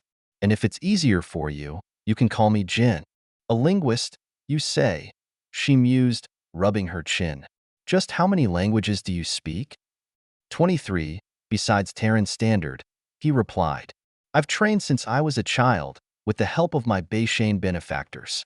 Some tongues aren't designed with human physiology in mind. Aliex, for example, is quite challenging, but I was gifted with a natural ability to echo a wide variety of linguistic phonemes." "Bayshane?" She thought for a moment, trying to place the species. "Oh, right. The cat people." Jin grimaced. "They do not care for that term," he said. "They ain't here," she snorted. "We'll get you some human clothes. You'll cook in those furs." He nodded once again. "Human ships are warmer than those used by the Bayshane. Their world is rather frigid by our standards." "I'll never understand you dermis," she said. "Why live with aliens that barely tolerate ya, instead of your own kind?" A hint of anger colored his cheeks. "Why would I choose to live where the air is fresh and free? Where I don't have to live in constant worry of being blasted into space when some critical piece of hardware breaks down? Where gravity isn't created by a deck plate? Where I can feel the sun on my face? Where plants grow in the soil, instead of a vat of chemicals?" He gave the tinker an icy stare. "Yes, it's a mystery why I live among the Bayshane." Maggie just shook her head. "Jin, you can speak their tongue, take their name, wear their clothes, style your hair like there's all you want, but you never be one of them. You'll always be the outsider. Just a poor Terran begging for scraps, no matter how long you live on their world." Jinvis pushed away from the table and stood up. "Frankly, I expected better from a tinker," he snapped. "If someone would show me to my cabin, I would like to change." Samara stood up as well, weaving her arm through his. "Why don't we go find someone from the crew to play guide?" she smiled, throwing a smirk over her shoulder at Maggie while she escorted Jin out of the compartment. That could have gone better. Looking up with a start, she spotted Runa standing in the opposite hatchway. "Is everybody sneaking up on me today?" she said in disgust. "I'm your bodyguard, remember?" the Valkyrie pointed out. "I assumed you didn't want me looming over your shoulder when you met our new cohorts." "Yeah, I guess," she shrugged. "What's your read on them?" "That dermist is a bit of a cold fish," she sniffed. "But Samara? She's trouble. with a capital T. Stay clear of her. On a boat this size? Not likely, she sighed. You got a hunch about her. Or something more? Runa's gun hand drifted near her sidearm. I know a killer when I see one, she hissed. Don't turn your back on her. Ever. I won't, she promised. She'd had a nasty feeling about the Protean even before her shadow chimed in. But we're stuck with her, looks like. This entire mission is going sideways in a goddamn hurry, and we haven't even left the dock, Runa growled. I know, Maggie whispered. The sense of déjà vu was overwhelming. Anything else I need to worry about? Yeah, Captain wants to see you, she drawled, jerking her thumb behind her. Didn't say why. Wonderful, she grimaced. The day just kept getting better. Guess you'd best take me to him then. The Valkyrie turned and led her towards the bow of the ship where Remy and a couple other crew were lounging in their couches. Maggie, this is Zuelin, my co-pilot, he said, nodding towards a slightly built woman with intense dark eyes. And Slavko, my gunner, he continued, indicating a man with a shock of blonde hair and thick cords of muscles running down his arms and across his chest. Howdy, Maggie nodded at the pair. That why you wanted to see me? Not entirely, the Corsair smirked. We're just about topped off with supplies, so I need to know when we're departing. And there it was, the moment she'd been dreading. Our dermist and Protean just checked in, she said at last. But we're still waiting on the Avatar, Alfred. Said he had a few things to check out first. I see, Remy answered. By any chance, did he give you an idea when he'd be ready? No, he didn't, Maggie answered, glancing over at Runa. After their last encounter, being in close proximity with him, along with two of his loyal crew members, made her guts churn. Having her bodyguard nearby didn't seem to help with that as much as she'd hoped. He started to reply but was interrupted by his pilot. Captain, getting something on the data feed, she reported. It's a handshake. And the encryption's Avatar. They both raised their eyebrows at that. Verify it's our last guest, and then find out its requirements, he ordered, as Zuelin nodded and bent to her task. Well then, he said, turning back towards Maggie. The gang's all here, he chuckled. Which brings me back to my original question. When do we leave? It felt as if the bulkheads were closing in on her, like she was being suffocated. There was no place to turn and nowhere to run. Time had run out at last. First thing tomorrow morning, she said, just above a whisper. Chapter 23. Caught between the devil and the deep blue sea. Maggie, wake up, the tinker groaned, opening an eye. What now? She grumbled, as the monitor flickered into life, displaying the image of a white-haired angel. We need to talk, Alfred told her. The Troika has gone dark. That woke her up. Dark? What do you mean, dark? I mean just that, the Avatar replied. No information going in or out from any of the races. Runa sat up in her bunk, rubbing her eyes and reaching for her tunic. And what does that mean? I don't know, he admitted. Nothing good, that's certain. Maybe it's got nothing to do with us, Maggie suggested. Could be they're getting ready to go at each other's throats. Over what? He prompted her. You don't become major players like the Troika by going to war on a whim. If they're gearing up for a fight, there's a purpose behind it. And you think that reason is us, the Valkyrie guessed. Our mission. I haven't been able to find any other motive, though that doesn't mean there isn't one, he shrugged, his wings bobbing with the gesture. But considering what we already know, the deaths of the original mission's crew, I think we have to assume they're preparing to move. Shit, Maggie cursed, as Runa grabbed her gun belt and strapped it on. Wake 'em up, she ordered. We got decisions to make. They crowded the mess as the Gerfalcon crew and those selected for the mission crammed themselves into the cramped space. ISI made a batch of what he called coffee. Not the genuine article.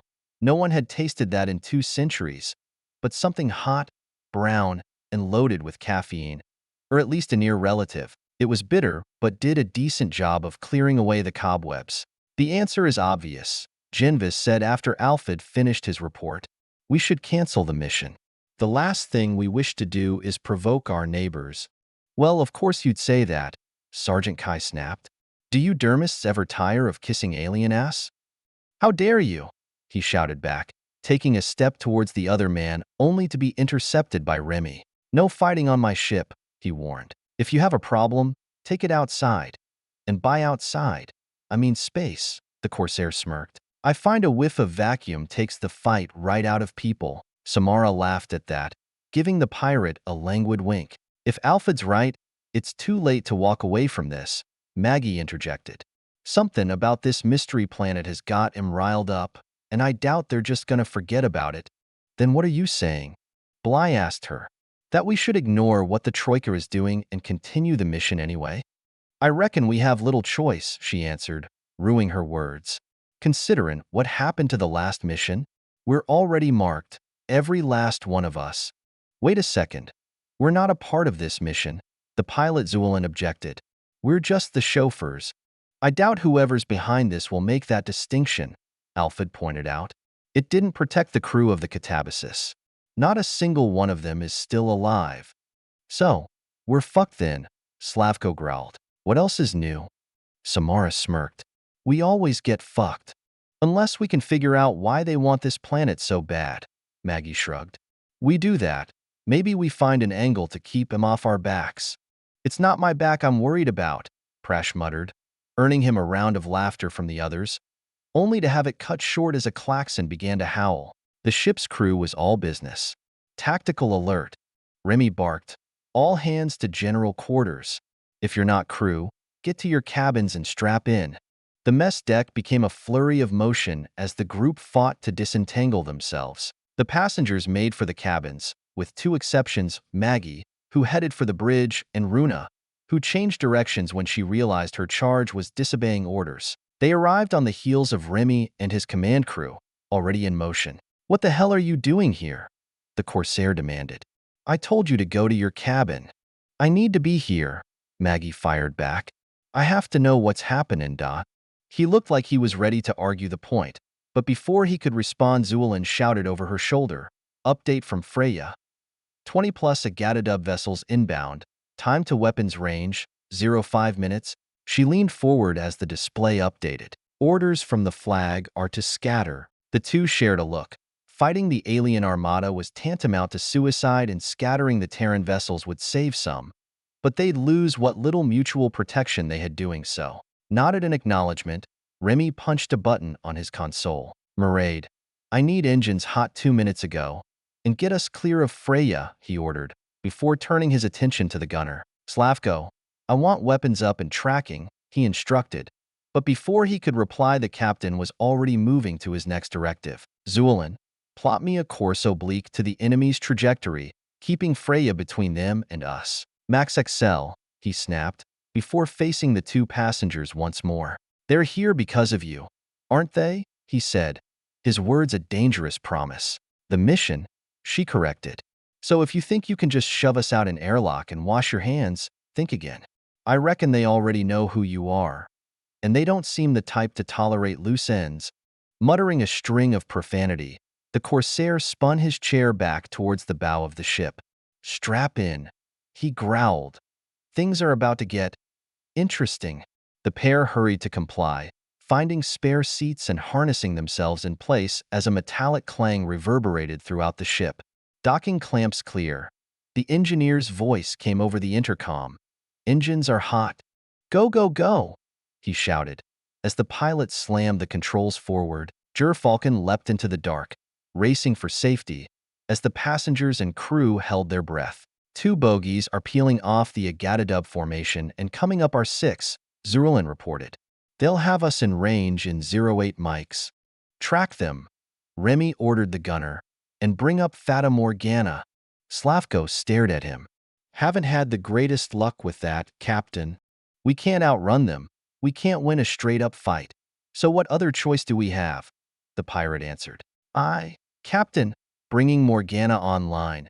He nodded, albeit reluctantly, his hands moving with singular purpose across his console. What the hell is Morgana? Maggie demanded. Something we found a while back, Remy answered. With a little luck, it'll let us escape. The tinker shot him a dubious state. All right, a lot of luck, he amended. Captain, enemy armada is engaging the fleet, Zulin informed him. Throwing it to the main viewer now. Everyone on the bridge watched the screen. as Freya and the rest of the Terran fleet fought for their lives. The ancient battleship launched wave after wave of missiles, fighting a rearguard action to cover the withdrawal of the other ships. The railgun batteries were already online, firing heavy tungsten-jacketed depleted uranium slugs at the Agatadub vessels. It was breathtaking to witness, but the battle was far from one-sided. The enemy returned fire with devastating beam weapons, tearing great rents in Freya's hull and venting air to space. The other Terran ships ran for their lives, firing their own engines and choosing trajectories away from the skirmish almost at random, with the enemy vessels in hot pursuit. Who lived and who died would be decided by chance. The toss of a coin, a throw of the dice. Maggie watched the battle rage in sick horror, knowing Diggs was still aboard Freya. Enemy ships are gaining, Zuulin reported. Time to intercept, 04 mics. Fucking lizards, Remy spat out as they watched the carnage, and no one was inclined to disagree. All right, you two. Time to earn your pay. We got one chance to pull this off. You screw it up, and we're dead? He smirked as he leaned back in his couch. No pressure. No one laughed. On the viewer, Freya was still hammering away at the Agatadub fleet, and as they watched, two of the smaller vessels were pounded into scrap, but the others redoubled their efforts. The faster Terran ships were escaping, blinking away to parts unknown, but the older and slower craft were easy prey for the hungry sharks hunting in these waters. There was no attempt to negotiate, and over the fleet frequency they could hear other captains pleading for mercy. All to no avail. They cut their offers of surrender off mid-sentence as they destroyed them, with thousands dying under the enemy assault. Time to intercept, 02 mics. Zuulin informed her captain. Understood, Remy replied, calm despite the obvious strain. At minus 30 seconds, you are to cut engines and flip the ship, then re-engage on a reciprocal course. A crazy Ivan, the Valkyrie blurted out. I know, he snapped, but it's all we've got. Slavko, the moment we're in range, fire a smoker at each ship. Target their transponders. I captain, the gunner answered, his voice skeptical as he programmed the launch and locked it in. Gonna be close, Zuulin breathed, her hands poised over the controls. Maggie and Runa could only watch with macabre fascination as the clock ticked down, even as the fight continued to rage behind them. Remy was attempting a dangerous tactic to get clear, one only a madman would even consider. They didn't call it a crazy Ivan for nothing. But given what was hunting them, the lengths they were prepared to go to, it was also the only option they had. Stand by, the pirate captain said, raising his arm and holding it aloft as he watched the timer count down. In 3, 2, 1, now, he shouted, his hands slashing down as they held on for dear life. There was a pause, a moment of silence as the engines cut off, then a painful kick to the belly as the pilot cut gravity to perform the hazardous maneuver, flipping the vessel end for end, before being slammed back in their seats as she redlined the thrusters. Glurk, Maggie sputtered, struggling to breathe, as they struggled to neutralize their Delta V. The pursuing Agatadub ships seemed to leap forward as they raced towards each other, Remy's eyes fixed on the screen with laser beam concentration as he chose his moment. They're charging weapons. Slavko howled, his knuckles showing white as waiting for the signal. Fire! Remy thundered, gripping his armrests, as a pair of missiles raced forward. Ready the Morgana. Morgana online and primed, the gunner shouted back. Turrets on the enemy vessels began firing blasts of energy, aiming for the incoming projectiles, but they'd programmed a series of random thrusts and jinxed to buy them time. They were avoiding the counter-battery fire for the moment, but their luck couldn't last forever. Thankfully, it didn't have to. A split second before the missiles detonated, Remy cried out once again, Fire Morgana! Twin explosions appeared before them while the lights and readouts on Gerfalcon's bridge dimmed, indicating a massive energy drain as they rocketed between the two Agatadub craft and into the black. Alter course to 179 by Mark 283, he snarled, and get me a rear-view display. Zuulin wrenched the ship hard over, the hull groaning in protest as she made the turn, as Slavko brought up the aft cameras and threw it onto the main viewer. Maggie and Runa stared in amazement as they watched the alien ship's founder, now adrift, receding behind them as they made their escape. Holy shit, Captain! You did it! Slavko said in hushed tones. We did it, Remy said with pride. Damn fine job, all of you. Zulin, anyone else in pursuit? She scanned her readouts. Negative. Scope is clear, she reported with a sigh of relief. Copy, he nodded. Get us out of here. Aye, aye, Captain, she agreed, adjusting their course and heading. What just happened? Runa asked, still dazed from the experience. What the hell was that? We spoofed him, Remy explained. Those missiles carried cobalt-enhanced neutron warheads, as dirty as we could make them. They scrambled the lizard's sensors long enough to hit them with Morgana. He managed a weary grin. It's an electromagnetic pulse designed to interfere with most alien transponders. It suddenly all made sense. You overrode the IFF code, Maggie said in realization. For a moment, he agreed. It doesn't last long, and the timing is tricky. But for a brief second their targeting thought the other vessel was the enemy. And I'll admit, there was a certain amount of luck involved. You got them to fire on their own ships, Runa smirked. No wonder they're not chasing us. It was a good plan, Maggie agreed. Considering that's the first time we got it to work, I'll count my blessings, Slavko grimaced. Take what we can get, the Corsair shrugged. Bring up Freya on the monitor. While we're still in range, he ordered. Moments later, the view changed again as the Terran battleship appeared on the screen. Maggie's heart leapt into her chest. Even at this range, it was obvious the old girl was in trouble. Status? Remy queried. The Tinker swept over the craft with a practiced eye and shuddered. She's leased in hard, Vinton, Atmo, and Plasma. Maggie struggled to get out. I can't say for sure, but... Her voice trailed off into silence. But what? The Corsair demanded. Spit it out. I think her back's broke, she whispered, as the Corsairs made signs to ward off the evil eye. Holy Mother Terra, Zulin murmured, bowing her head. They stared at the ragged human fleet. What was left of it? As they continued to withdraw. Finally, Remy unlatched his harness and rose to his feet, facing the two passengers.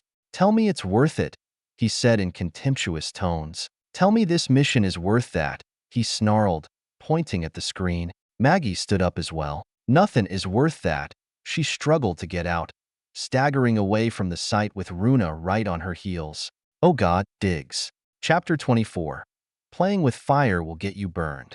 To the casual observer, it looked like Runa was just leaning against the bulkhead outside the cabin she shared with Maggie, when in fact she'd posted herself there as guard and protector. She wasn't standing at parade rest or wearing a starched uniform.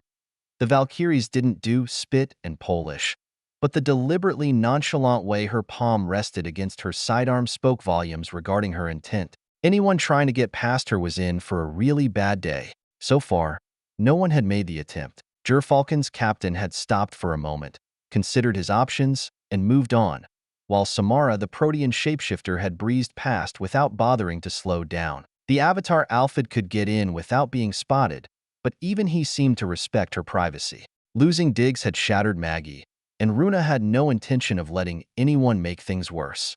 Everyone was feeling it. During times like these, the divisions between clans and factions suddenly seemed trivial. Humanity was the only tribe that mattered now, and as the ship made its way to man's ancient homeworld, those aboard her struggled to find some way to make sense of what had happened, with limited success. Which explained why the red-headed corporal raised a questioning eyebrow as Bly and the engineer Mairead approached, the latter looking smudged and disheveled. Whatever you're thinking, the answer is no, she drawled, shifting her weight to the balls of her feet, a move the knight recognized and filed away for future reference. Just hear me out, the Chevalier petitioned, her palms raised to show she wasn't a threat. Maggie being alone is a terrible idea. It's what she wants, Runa replied. Hell, after what happened, it's what she needs. I disagree, she answered, putting down her hands. Right now she's blaming herself. You do that long enough, and it becomes this dark emotional whirlpool, sucking you down. She needs to get her feet back under her, as soon as possible. The Valkyrie took a moment to consider that and shrugged. Suppose I agree with you. It won't make a difference. At the moment she's in no mood to listen. Not to you or me maybe, but I'm betting she'll listen to her, Bly explained, jerking her thumb at the engineer. Runa shifted her gaze. So what's your pitch? She asked. The thing you gotta understand about us tinkers is we only feel fulfilled when we're covered in grease, Mairead told her. Put a wrench in her hand, give her a diagnostic to run, and she'll be back on familiar ground. Scratching her chin, Runa mulled that one over. Don't think she won't see right through any busy work you come up with, she said at last. She's no fool. Busy work? Huh. The tinker barked out a caustic laugh. Do you have any idea the stress a crazy Ivan puts on ship systems? There's a damn good reason nobody does them. I've got my hands full inspecting this tub from bow to stern, and I need her. The corporal nodded. All right, give it your best shot. But if you're standing there, she continued, pointing at Bly, she's gonna smell a rat. I'm already gone, the Chevalier said over her shoulder, retreating into the corridor and out of sight. She waited a few more beats just to be safe, then asked the engineer, You ready? Let's do it, Mairead grunted, as Runa knocked on the hatch. It took 3 tries before it opened. I said leave me alone, Maggie barked, glaring at them both as she poked her head out. The Valkyrie managed to avoid shaking her head in dismay as she gazed at her cabin mate. She looked like hell, her eyes puffy and cheeks tear-stained, clothing disheveled and hair in tangles. She doubted the older woman had gotten much sleep either, and she knew for a fact she hadn't eaten in hours. Bly was right. They had to do something. Yeah, but this is important. Nudging Mairead, she jerked her head at Maggie. Tell her, I need you, the engineer said without preamble. After that fancy flying the captain put this ship through, she's in rough shape. Her shoulders drooped. She wasn't quite to the point of exhaustion, but her color wasn't great, and she seemed unsteady on her feet. You said I should ask if I needed help. Well, I'm asking. Maggie blinked, surprised by her request. How bad is it? She asked. She snorted, shaking her head. Multiple stress fractures on the hull, engines badly out of alignment, and getting worse. Plus I've got diagnostics to run on every system. It's bad. I wouldn't be here otherwise. Wincing as Mairead ran down her list, she knew by long experience those were just the highlights. Even as the captain performed his maneuver, she'd known there'd be a cost, but after Freya, her mind skittered away from that thought. She could even bring herself to say his name, let alone imagine what his last few moments must have been like. Bly was right. She should have kept him at her side. If she had, he'd still be alive. The siren's call to madness was strong, luring her to treacherous reefs. She was just so tired. Tired of struggling, tired of fighting a losing battle, tired of everything. It would be so easy to embrace oblivion's sweet song of surrender, to finally just rest. The only thing stopping her from closing her eyes and giving up was a lifetime of stubbornness, refusing to knuckle under or bow down. She'd never quit anything in her life, and the thought of starting now, no matter how tempting the circumstance, stuck in her craw. When the Grim Reaper came calling, she had no intention of going peaceably, and the thought of just giving up now pissed her off. Where do you want me to start? She said at last, bowing to the inevitable. With the engines, came her reply. I'm going EVA to deal with the fractures, so they're next in line. Yeah, sure, she mumbled. I'll get right on it, soon as the captain shuts down the drive. Afraid not, the engineer replied. He says we need at least another 2 days' travel before he'll even consider it, with the Agatadub Armada still being out there. Maggie stared at her. A hot repair, while we're underway? Does he want to die? She growled, rolling up her sleeves. I'll straighten this out. Don't bother, Mairead informed her, putting her hand out to block her passage. Once he's decided, that's it. He won't budge. He damn well better. Unless he wants to blow up his precious ship, she snapped. You don't think I made the same argument? The younger woman fired back. He knows the risk. He's just convinced it's less chancy than the alternative. Hell, there's a good chance he's right.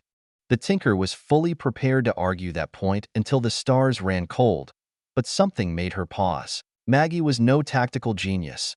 She knew machines, not strategy. Maybe she needed to trust him a little, despite her misgivings. All right, she shouted, throwing up her hands. I'll do what I can, but I ain't promising miracles. No one's asking for any, not yet. At least, Mairead replied. You need me. I'll be on the EVA channel. She turned and left, leaving Maggie to gnash her teeth in frustration. What she was asking was dangerous, and she wasn't looking forward to it. But she also had a point about putting as much distance as possible between them and the alien fleet. Muttering about it being above her pay grade, she retrieved her tools and headed for engineering. She passed by ISI, who gave her a friendly nod, and the Dermis Genvis, who ignored her completely. Any other day, she might try to patch things up between them, only she had enough on her plate already. Dragging her toolkit behind, she arrived in engineering, and even before she ran a single analysis, she knew the engines were in bad trouble. The rising and falling pitch of the drive shouted that the system was becoming unstable. Unless she could shunt off the excess energy, it would continue to feed on itself, gathering force until it could no longer be contained. When that happened, "Damn it, woman, quit stalling and fix this damn thing before it goes nova," she berated herself, breaking out her tools and getting to work. Under normal circumstances, she'd shut down the drive and bleed off the extra juice in increments. But since that option was off the table, she'd have to do it the quick, dirty, and bloody deadly way. The first step was setting up the correct pathways once she'd run a diagnostic. That was simplicity itself.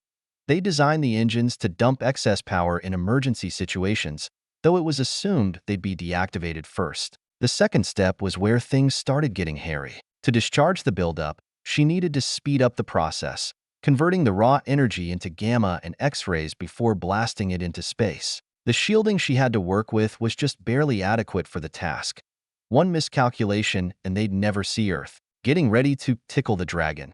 As the procedure was known by the Tinkers crazy enough to attempt it, Maggie tapped into the EVA circuit and hailed Mairead. "You got a safe place to hunker down out there?"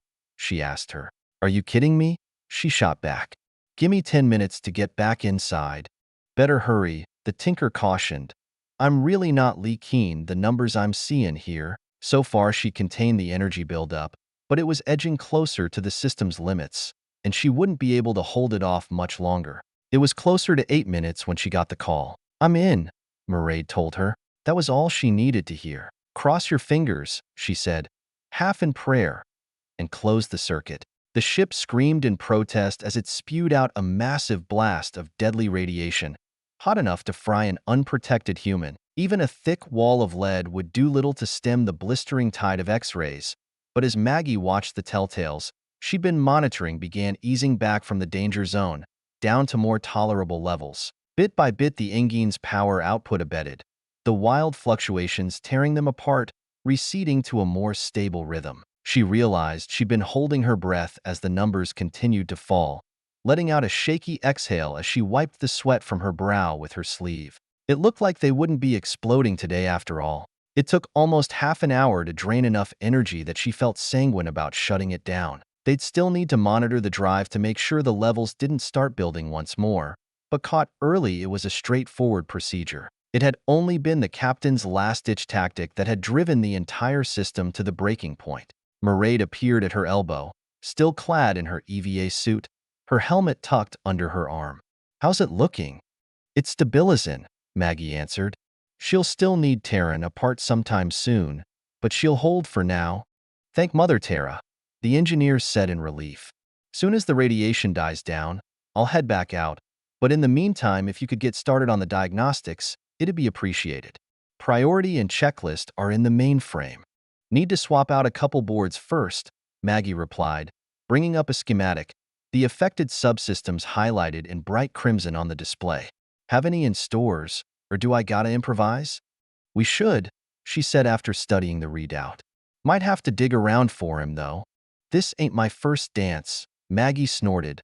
"I'll find him." With a nod, she left the engineering section and headed for the storage hold, taking a moment to study the layout on her arrival. You couldn't just throw spare parts in a crate if you ever hoped to find them again, and there were certain items that couldn't be stored in the same vicinity, so over the years a standard blueprint had evolved, designed to maximize space and accessibility. Every tinker had their own quirks and preferences for storage, but the overall model rarely varied. Within a couple of minutes, she'd narrowed down her search to one remote corner of the hold and began rooting around. She paused in front of a storage bin, grimacing as she spotted a scattering of crumbs and a gnawed food wrapper. "Rats," she thought to herself, wrinkling her nose. They'd hitched a ride on manned spacecraft, just as they had on his sailing ships back on Earth. They were all but impossible to eradicate.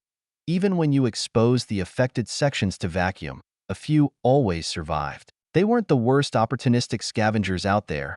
The Lamodrian bloodweevil was particularly nasty. But as someone who'd often sheltered in rough and ragged places, she had a deep-seated hatred of the pests. Maggie made a mental note to speak with Remy on the subject, when a rustling sound nearby caught her attention. Her lip curled as she lifted a pipe wrench from its place on the wall. Given her current state of mind, a little rat killing was just what the doctor ordered. Her knuckles whitened as she gripped the heavy tool's handle, waiting for the varmint to move again and give away its location. Her patience was soon rewarded with a faint scraping, allowing her to zero in on the target. A nearby chest with a hinged lid. Must have chewed its way in, she mused, setting her feet wide as she raised the wrench high. She'd have to time it just right, flinging the lid open while bringing down the heavy metal spanner. Maggie gave herself a mental count of 3, taking a deep breath before exploding into action as she heaved the lid back and swung the improvised weapon down. "Diggs!" she screeched in shock, only just averting braining him at the last second. The boy's eyes went wide as he saw the wrench, ducking out of the way in terror. The metal tool clattered to the deck as she fell to her knees and grabbed him, hugging him tight enough to make him squirm in discomfort. "Oh my God, Diggs," she blubbered. "I thought you were dead." Tears filled her eyes as she held him close until his struggles forced her to release him, drawing back to gaze at him in disbelief as she held his shoulders. A brief glance past him to his hiding spot showed a cozy nest, complete with smuggled blanket and food. "How?" Diggs slapped her across the face, hard. It was several heartbeats before the pain registered.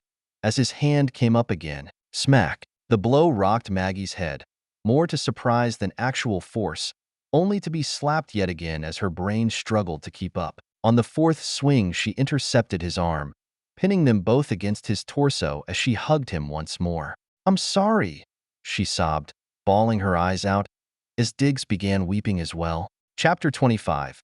Even a tinker can't fix everything. "You mind telling me how he got on board?"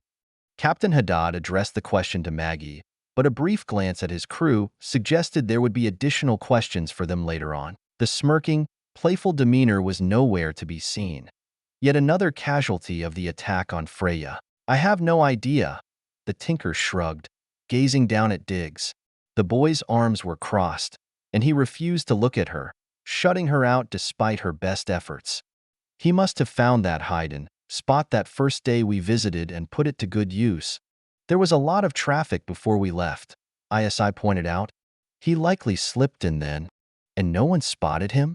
Remy pressed, gazing around the gathered passengers and crew. Once again they assembled on the mess deck, the only space large enough to accommodate everyone. Everyone shook their heads, including Alfred watching from the monitor. "I'll go over the camera footage," Slavko offered, "and see how he pulled it off. If he can get in unnoticed, so can someone else." "Someone with malicious intent," the captain growled. "I want that hole in our security found and plugged." Captain," the gunner acknowledged, the rest of the crew nodding in agreement. "All right then," the captain continued. "Next order of business. Where are we with repairs?" "We still need to shut down the drive to finish stabilizing the engines," Murray explained. "And I'm still repairing the stress fractures on the hull, but other than that we're in decent shape." "Not yet. Not until I'm sure the Agatadub fleet won't find us," Remy vowed. "Which brings us to the next item." "Why?" He turned his full attention to Maggie, his eyes boring into hers. "After all these years, what's so damn important about this mystery planet that the Troika are suddenly coming after us with everything they have?" "I don't know," she said softly, dropping her gaze. "Our mission was a failure. They must know something we don't," Alfred said from the monitor. "There's something on this planet they want, and they're willing to kill to get it. Then why not just give it to them?"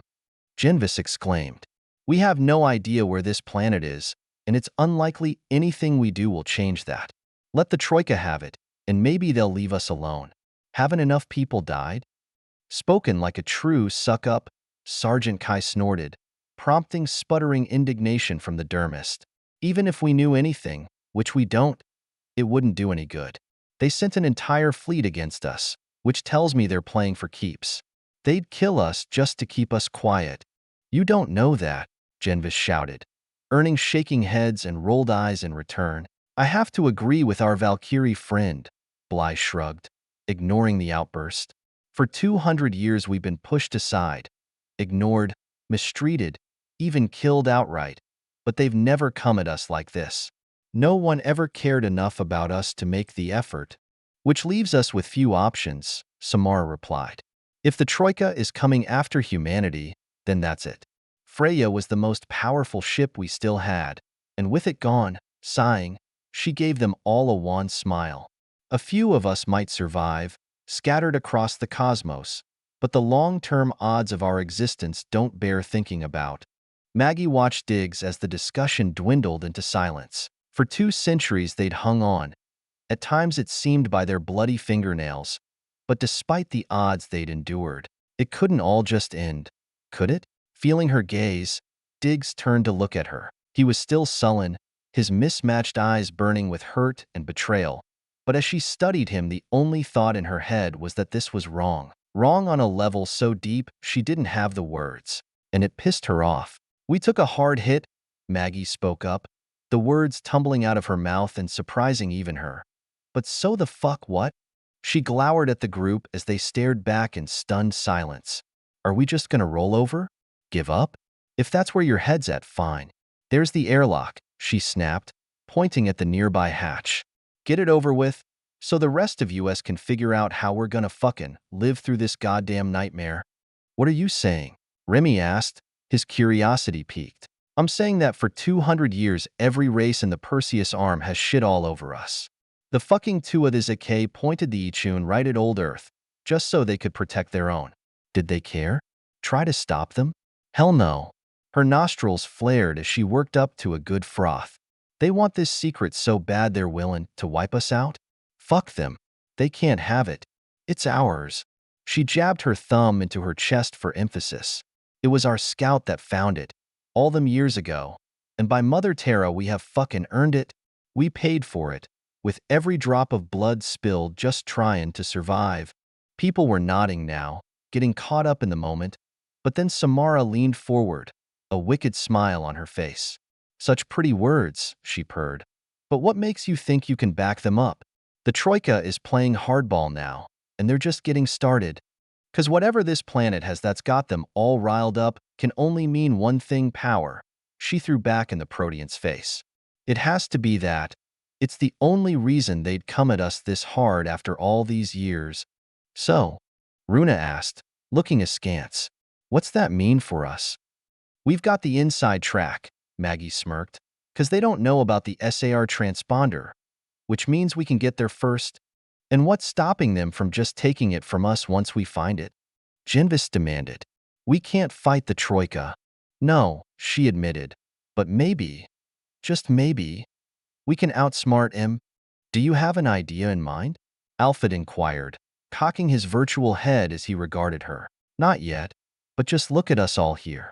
All 7 clans represented.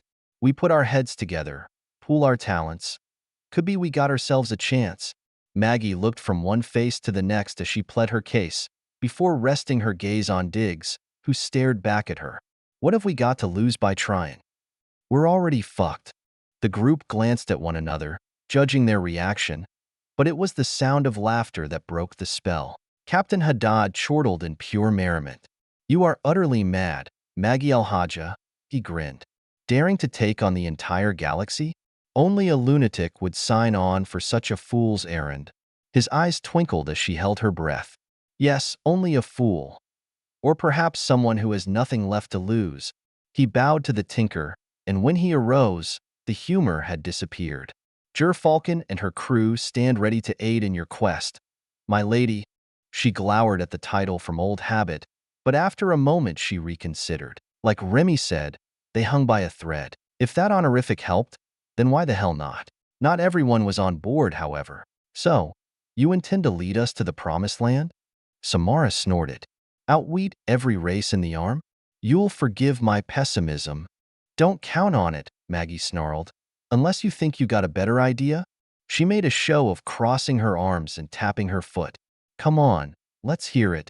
The Protean smirked once more, but said nothing. Not all races are our enemy, Genvis protested. The Bayshane have always treated us with great respect. And how many humans live on their world? She fired back. 8,000? 2? How many have any real power? The dermist had no response. Maggie pivoted to the rest. Look, I ain't got all the answers. Never claimed to. But I know this, we're fucked if we try and fucked if we don't. So we might as well try. Prash glanced at his fellow knight and then shrugged. Well, I have nothing else planned, he smiled, earning him a laugh. Let's not get ahead of ourselves, Sergeant Kai cautioned. We still have to make it to Earth and find the scout's body. Unless we can pull that off, the rest is moot. Our Valkyrie friend makes an excellent point. The Avatar agreed from his monitor. Perhaps we should all take some time to consider her suggestion. Yeah, good idea, Maggie nodded. Besides, I got some things I need to take care of, she said, as she looked back at Diggs once more. He needs time, Bly explained. As Runa kept Diggs distracted by walking around the cabin on her hands, he was still as infatuated with her as ever, watching her acrobatics with rapt attention, while Maggie and the Chevalier spoke in hushed voices. He thinks you abandoned him, and you can't say you didn't know this was a genuine possibility. We talked about this very thing back on Aacom. The knight kept her tone neutral, but the tinker could hear her disapproval. In her mind's eye, she saw him being carried away once more, his shrieks of no, no, no, echoing in her brain. I can't change what happened, she answered at last, chagrined. I just need to know how to fix this. This isn't an engine manifold we're talking about, Bly said, rolling her eyes. It will take time. Time to regain his trust, bit by bit. There are no shortcuts here. I'll do the work, Maggie promised. I just don't know how. Start by apologizing, she suggested, and accept the fact you'll have to do it more than once. You betrayed him, Maggie, at least in his eyes. And what makes it even worse? You took him out of the gutter, gave him everything he'd ever dreamed of, and then snatched it all away again. That kind of wound cuts deep. He won't forgive you overnight. In fact, he may never forgive you. You'd better prepare yourself for that possibility. I did what I thought was right, she stated yet again, still steadfast in her belief. I said from the beginning I'd try to find his people. Maybe I could have handled it better, she admitted. But what else was I supposed to do? Your intentions don't matter, Maggie, Bly replied, and it doesn't even matter if you were right or wrong. All that matters is how he sees it. She froze for a moment, her hand going to her swollen belly. Take it from someone who knows, she said quietly. Neither of you will ever get over this. Not completely, but if you both work at it, maybe you can get to a place of good enough, da. I'll try, she whispered. Bly smiled, patting her arm. That's all anyone can ask. She looked over her shoulder at Runa, still impressing Diggs with her upper body strength. Come on, Jarhead. These two need to talk. The redhead flipped herself back onto her feet before giving the boy a big hug. I'm glad you're back, she told him, giving Maggie a nod as the two women left the cabin, closing the hatch behind them. Maggie took a deep breath and faced Diggs, kneeling down in front of him. His lopsided grin disappeared as he glared at her, the anger and pain clear in his eyes. I know I hurt you, she said softly. I never meant to do that. I was trying to find your family, your real family, and she sighed as she reached out to take his hand, only to have him pull it away. I don't expect you to forgive me. I'm trying, Diggs, the best I know how. Sometimes, it ain't good enough. Reaching into her pocket, she pulled out a soya bar, just like the first one she'd offered him only a few weeks ago. You hungry? He fixed on the bar for a moment, and then turned away, refusing to even look at it or her. Bowing her head, she set the bar on the cot next to him. When you're ready, she mumbled, her eyes going misty. Remy Haddad cocked an eyebrow at his visitor as he leaned against the open hatch. To what do I owe the pleasure? He smirked. Just paying my respects, Samara purred, moving closer to him. May I come in? Inclining his head, he stepped aside, inviting her in. The Protean nodded in approval as she surveyed the cabin's interior. It suits you, she chuckled. organized enough to locate something in the dark.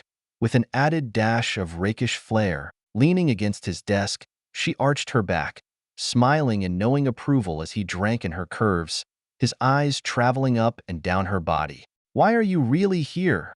the captain asked, his pulse pounding at his throat. "A woman like you. I have a feeling there's something you want." "There is," she cackled, as she pushed off from the desk. "It's a long journey to Earth, and I bore so easily." Stepping closer, she placed a finger on his chest and ran it down his breastbone, her eyes twinkling with delight as she watched him shiver. "I thought perhaps we might entertain one another." Remy took a long moment to clear his head. "And what if I said you weren't my type?" he asked, a note of caution in his voice. Samara threw back her head and laughed. "I can be anything, anyone you desire," she said with a languid wink, taking a step backwards, and in the blink of an eye her form rippled, assuming a new appearance. "Forbidden fruit is always the most succulent," she murmured, standing before him in the spitting image of Xiaolon, his pilot. "You're not the type to choose pleasure over business. I see that in you. But who says you can't have both?" With a touch at her collarbone, her clothing fell away, pooling at her feet. A heartbeat later she was in his arms, lifting her mouth to his as he kissed her hard, while pulling him down to his bunk. Chapter 26. Nowhere to run and no place to hide. Maggie was poring over her study materials when an announcement came over the loudspeaker. "This is Captain No to all hands. All crew members are to report to duty stations, while all passengers are to remain in their cabins. Troisième Nimi, please report to the mess deck." She looked up from her tablet to her mentor. "Master, what's happening?" "I don't know," he answered, "though I'm certain they will inform us as soon as they are able." "But why ask for a night?" she persisted. "Unless it's some sort of medical emergency?" "Perhaps," Master Schnobelin allowed. "But we should avoid idle speculation at all costs. That's how rumors start, and a rumor can become a poison, seeping into everything and destroying morale," he admonished, before tapping on her tablet. "Focus on your studies."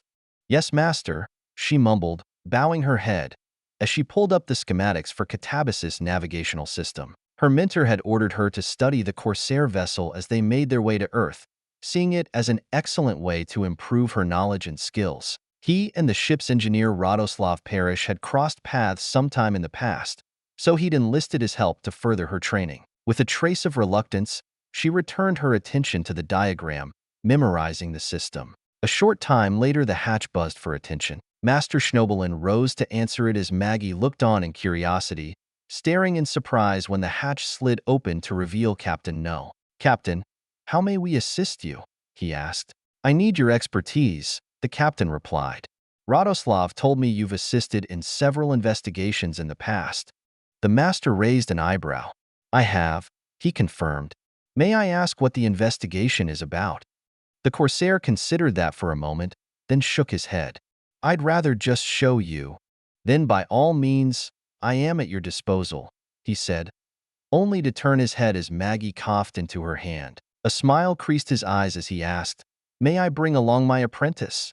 her mentor asked, sudden hope filling her. Captain No shrugged. "As long as she stays out of the way," he nodded, as she all but jumped to her feet. Master Schnobelin chuckled at her eagerness as the captain led them both through the corridors, arriving minutes later at one of the other cabins. Engineer Parrish was busy examining the hatch as one of the Valkyries looked on, his expression a stony mask. The fellow tinker stood up as they came to a halt. "Radoslav, what's going on?" Master Schnobelin inquired. "I need your help, Daniel," he explained. "Look at the hatch's locking mechanism and tell me what you see." "Certainly. If you tell me what I'm supposed to be looking for," he said. "I need to know if it was forced." Captain No answered for him. "It's important." "Very well," the tinker answered, before taking the small pin light from the engineer along with a simple probe, as he knelt down to inspect the device. Several minutes went by as he poked and prodded the latch before he stood back up and handed the tools over to Maggie. "Take a look and tell me what you find," he told her, in neutral tones. "What's she going to spot that you two didn't?" the captain demanded, as the junior apprentice squatted down to look at the latch, gnawing on her lip as she searched for whatever it was her mentor had wanted her to notice. It was almost 10 minutes later that she bowed her head in defeat. "I'm sorry, master. I didn't find anything," she mumbled, unable to meet his gaze. "Neither did I," Master Schnobelin admitted, catching her off guard. "I thought maybe you might catch something I hadn't." "So it wasn't force then?" the captain asked. "Not that I can discern," he replied. "Now will you tell me what this is about?"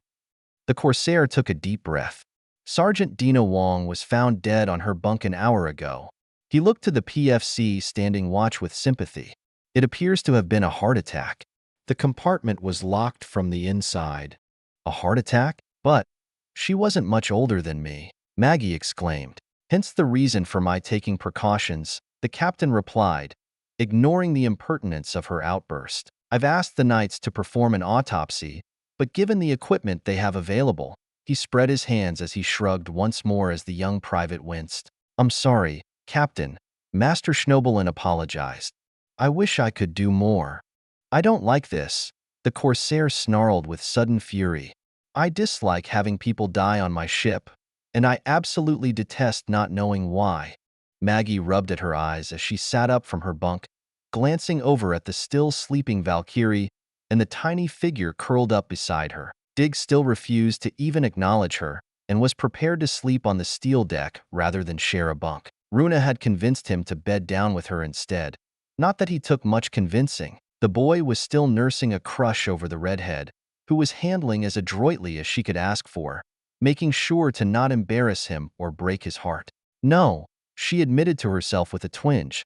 She'd already done a fine job of that on her own. It didn't matter that she'd had good intentions, that she'd done her best to do the right thing. All Diggs could see was her abandonment, how she'd handed him off to a stranger and hadn't even bothered to prepare him. She told herself again and again it had been the right decision, and it didn't matter one damn bit. Sitting up, she swung her legs over and placed them on the cool metal deck plate, beginning her morning ritual by working out the kinks. Every year it took a little longer to get going, and with a start she realized she was now the same age as Master Schnobelin had been the last time she'd seen him, the same age he'd been when he died. She winced at the memory, still as painful as ever, before giving out a sigh and pulling on her clothes. She didn't want to disturb the pair still asleep in the other bunk, so she held her boots in one hand as she tiptoed out of the compartment like a thief in the night, closing the hatch behind her. The situation with Diggs wouldn't resolve itself. She knew that, and it wasn't up to him to fix what was broken between them.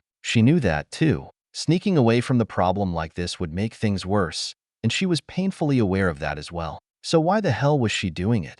The answer was simple. She was scared. Or maybe fucking terrified was more accurate. That someone like her, who'd lived the life she had, would find herself reduced to a pile of quivering jelly by a silent boy who maybe weighed 30 kilos dripping wet was downright ludicrous. But there it was. Not knowing where else to go, she found herself on mess deck. Sitting down as she started pulling on her boots, ISI was busy making something that smelled intriguing in the small galley, while on the opposite end of the table Prash and Sergeant Kai were playing a game of cards. They both looked up as she plopped herself on the bench. "Where's Runa?" the Valkyrie asked. "Still sleepin'," Maggie replied. "Didn't want to wake her." "And Diggs?" Prash inquired. "He's sleepin' too," she mumbled. The two men shared a look, saying nothing, as ISI arrived and set down a bowl in front of each of them. Maggie leaned in and took a tentative sniff. "What's this?" "Thinly disguised soya and protein," he answered, as Kai chuckled and dug in with his spoon. "I could call it something fancy, I suppose, but I never saw the point." "It smells great," the tinker nodded. "Thanks." She chewed quietly, eating in silence, until Prash cleared his throat. "Look, Maggie, it's none of my business, but," he began. "You're right, it ain't," she snapped, glaring at him from across the table. "So maybe you'd best let it drop." The young knight flinched as if she'd slapped him, before returning his attention to his meal. Kai regarded her for a moment, as if he were debating whether to add his own opinion, before focusing on his own breakfast instead. She snorted, flaring her nostrils, jabbing her spoon into the bowl as if she were stabbing it, before letting out a heavy sigh and facing the Chevalier. "Sorry, Prash," she mumbled. "Not havin' my best day." "It's all right," he answered with a gentle smile. "Want me to get Bly so you can talk?"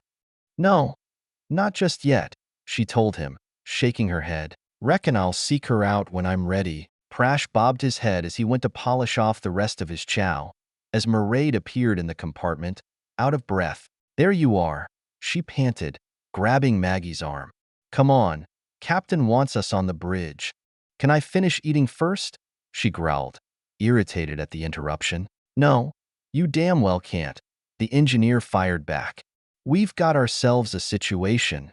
That got her attention, and as Maggie rose to her feet, she saw Prash and Kai standing up as well, all three of them following Mairead as she led them to the command deck. Remy Haddad swiveled around in his chair, raising an eyebrow at the others. I only requested her presence, he said. What can I say? They tagged along, Mairead shrugged. The Corsair captain frowned, before waving it off. It doesn't matter. It's not as if we could keep this a secret. Turning to Maggie, he asked point blank, Can you increase the range of our sensors? She just stared at him. Why? Tapping an icon on his console, he brought up an image on the main screen. Because it appears we may have picked up a shadow. He zoomed in on a faint smudge, barely visible. It's at the extreme edge of our sensor envelope, and it's intermittent, but it's there. I'd stake my life on it. Is it a Gatadub? She whispered, her hand going to her chest. I doubt it, Remy answered. After what they did to Freya, I don't think they'd bother hiding from us, which is why I need you to increase our sensor's range and sensitivity. How the hell did they find us? Kai demanded. The captain looked back at Maggie. Care to answer that? Maggie's face twisted in sudden fury. I knew it was a mistake, she shouted. We should have shut down for repairs. He gave her a withering stare in return. Too dangerous. We took a chance. Prash did his best to follow the rapid fire back and forth of the conversation, before giving up. What does that mean? It means that to bleed off enough energy to keep us from fucking exploding, I had to pump out a crapload of gamma and X-rays, Maggie cursed. A blind man could have spotted us if they was looking our way. What's done is done, the Corsair replied, though the look in his eyes was growing dangerous. Can you make the improvements or not? Maybe. I don't know, she answered, throwing up her hands. Crossing over to a console, she threw up the sensor schematics to another monitor, eyeballing the various systems. Not much I can do with your optical array, she muttered half to herself, and the mass detector is too fiddly for me to touch. Might be able to do something with the software, though. Zipping through several more screens, she paused once more. The EM band cluster I can maybe fine-tune, but the damn neutrino detectors. She shook her head, still scrolling, before looking back up at last. I can give you a little boost, say, 10% above what you got right now, she explained. But most of the improvements would be in the software. Real finicky stuff, and I ain't the girl for that. She leaned against the instrument panel and crossed her arms. We need to bring Alfred in on this. His expression flickered for a moment, long enough for her to see his obvious distaste at the suggestion. Whatever it takes, he said through gritted teeth. Maggie typed in a memorized sequence of letters, characters, and symbols, the pseudo-angel image of the avatar appearing on the display, evicting the circuit path diagrams. You rang? He smirked. Need your help? She explained, not bothering with formalities. What can you do to upgrade the sensor software? To keep better tabs on the tail we seem to have picked up, I'm guessing, chuckling as Remy bristled. My program is being stored within Gerfalcon's mainframe, he explained. So how are you planning on keeping this from me, Captain? Put that way, it was a bitter pill they forced the Corsair to swallow. I'll see what I can do, he continued, spreading his wings wide as he sat down on an old stump. I should be able to wring out more performance. Keep me posted, Maggie instructed him, as she took another look at the blueprints, before cursing under her breath. She shot a look over to her fellow tinker. You know what this means, right? I do, she nodded. I've got a spare suit that should fit, and I think the rad count has died down. Bloody fucking hell, she hissed, as they left the bridge to suit up. Chapter 27. Turnabout is always fair play. Fuck, did somebody die in this suit? Maggie questioned Mairead, wrinkling her nose at the stench emanating from the stained fabric. The engineer rolled her eyes. Just put it on, she snapped, peeling off her clothing before stepping into her own vac suit. Muttering under her breath, the older woman mimicked her efforts, getting the lower half of her protective gear in place before leaning forward and stretching out her arms, slipping them into the suit sleeves before standing back up. It was a complex series of movements, but both women had done EVAs in the past and fell into the rhythms with ease. Once the upper half was seated on their shoulders, they sealed up the torso section, double-checking each other's work. That done, they slid their feet into the heavy boots, locking them into place. Once inside the airlock, they'd activate the powerful electromagnets, designed to keep them attached to the hull as they made repairs. It made maneuvering a lumbering, clumsy affair. Deactivate the magnet in your left boot, move it forward before reactivating it, then perform the same steps on the right. Back and forth, again and again. With practice, one could move faster, but that came with its own set of risks. Losing contact with the ship and going Dutchman was a genuine possibility, sailing off into the black with no way to return. The tool harnesses came next. Worn like a vest over the suit itself, they had room for a couple dozen pieces of equipment, each with its own separate lanyard to prevent them from drifting away. Their rigs complemented each other, giving them a wide assortment to choose from depending on the task at hand. And then finally, the helmets. Set into a locking ring and then twisted into place, the design was like some of the earliest examples used in man's exploration of space. It was simple and robust, and no one had come up with a design since that provided any significant improvements. Once they were sealed, and they ran through the checklist as they inspected each other one last time. Before slamming their fists on the other's collarbone, the ancient gesture they were ready. They would also carry 2 large containers of parts for the upgrades. They'd needed help from the others prepositioning them inside the airlock, though once outside, the lack of gravity would let them pull the crates along with minimal effort. There was still the mass to contend with, but if they were careful and took it slow, it wouldn't be an issue. The pair shuffled into the airlock as Maggie activated the suit radio. "All right, we're heading out now," she informed the captain. "We'll keep the channel open, just in case." "Copy that," Remy replied. "Keep me in the loop." "Will do," she acknowledged, before switching to the private frequency. "You ready?" she asked the engineer. "Let's do this," Mairead answered as the airlock cycled. The atmosphere pumped away until they were left in near vacuum. With a tap of the controls, the boots locked into place, immobilizing them as the outer hatch slid open. With practiced ease, Maggie snapped her safety tether onto a guide outside the hatch and stepped out on the hull, keeping her focus on the ship itself. Performing an EVA while under FTL drive wasn't dangerous by itself, but the energy field surrounding the craft would disorient the unwary. The swirling patterns could hypnotize those not focused on more mundane tasks. In fact, there were many documented cases where individuals would stare at the surrounding bubble in wonder until their O2 tanks ran dry, never realizing they were suffocating until it was too late.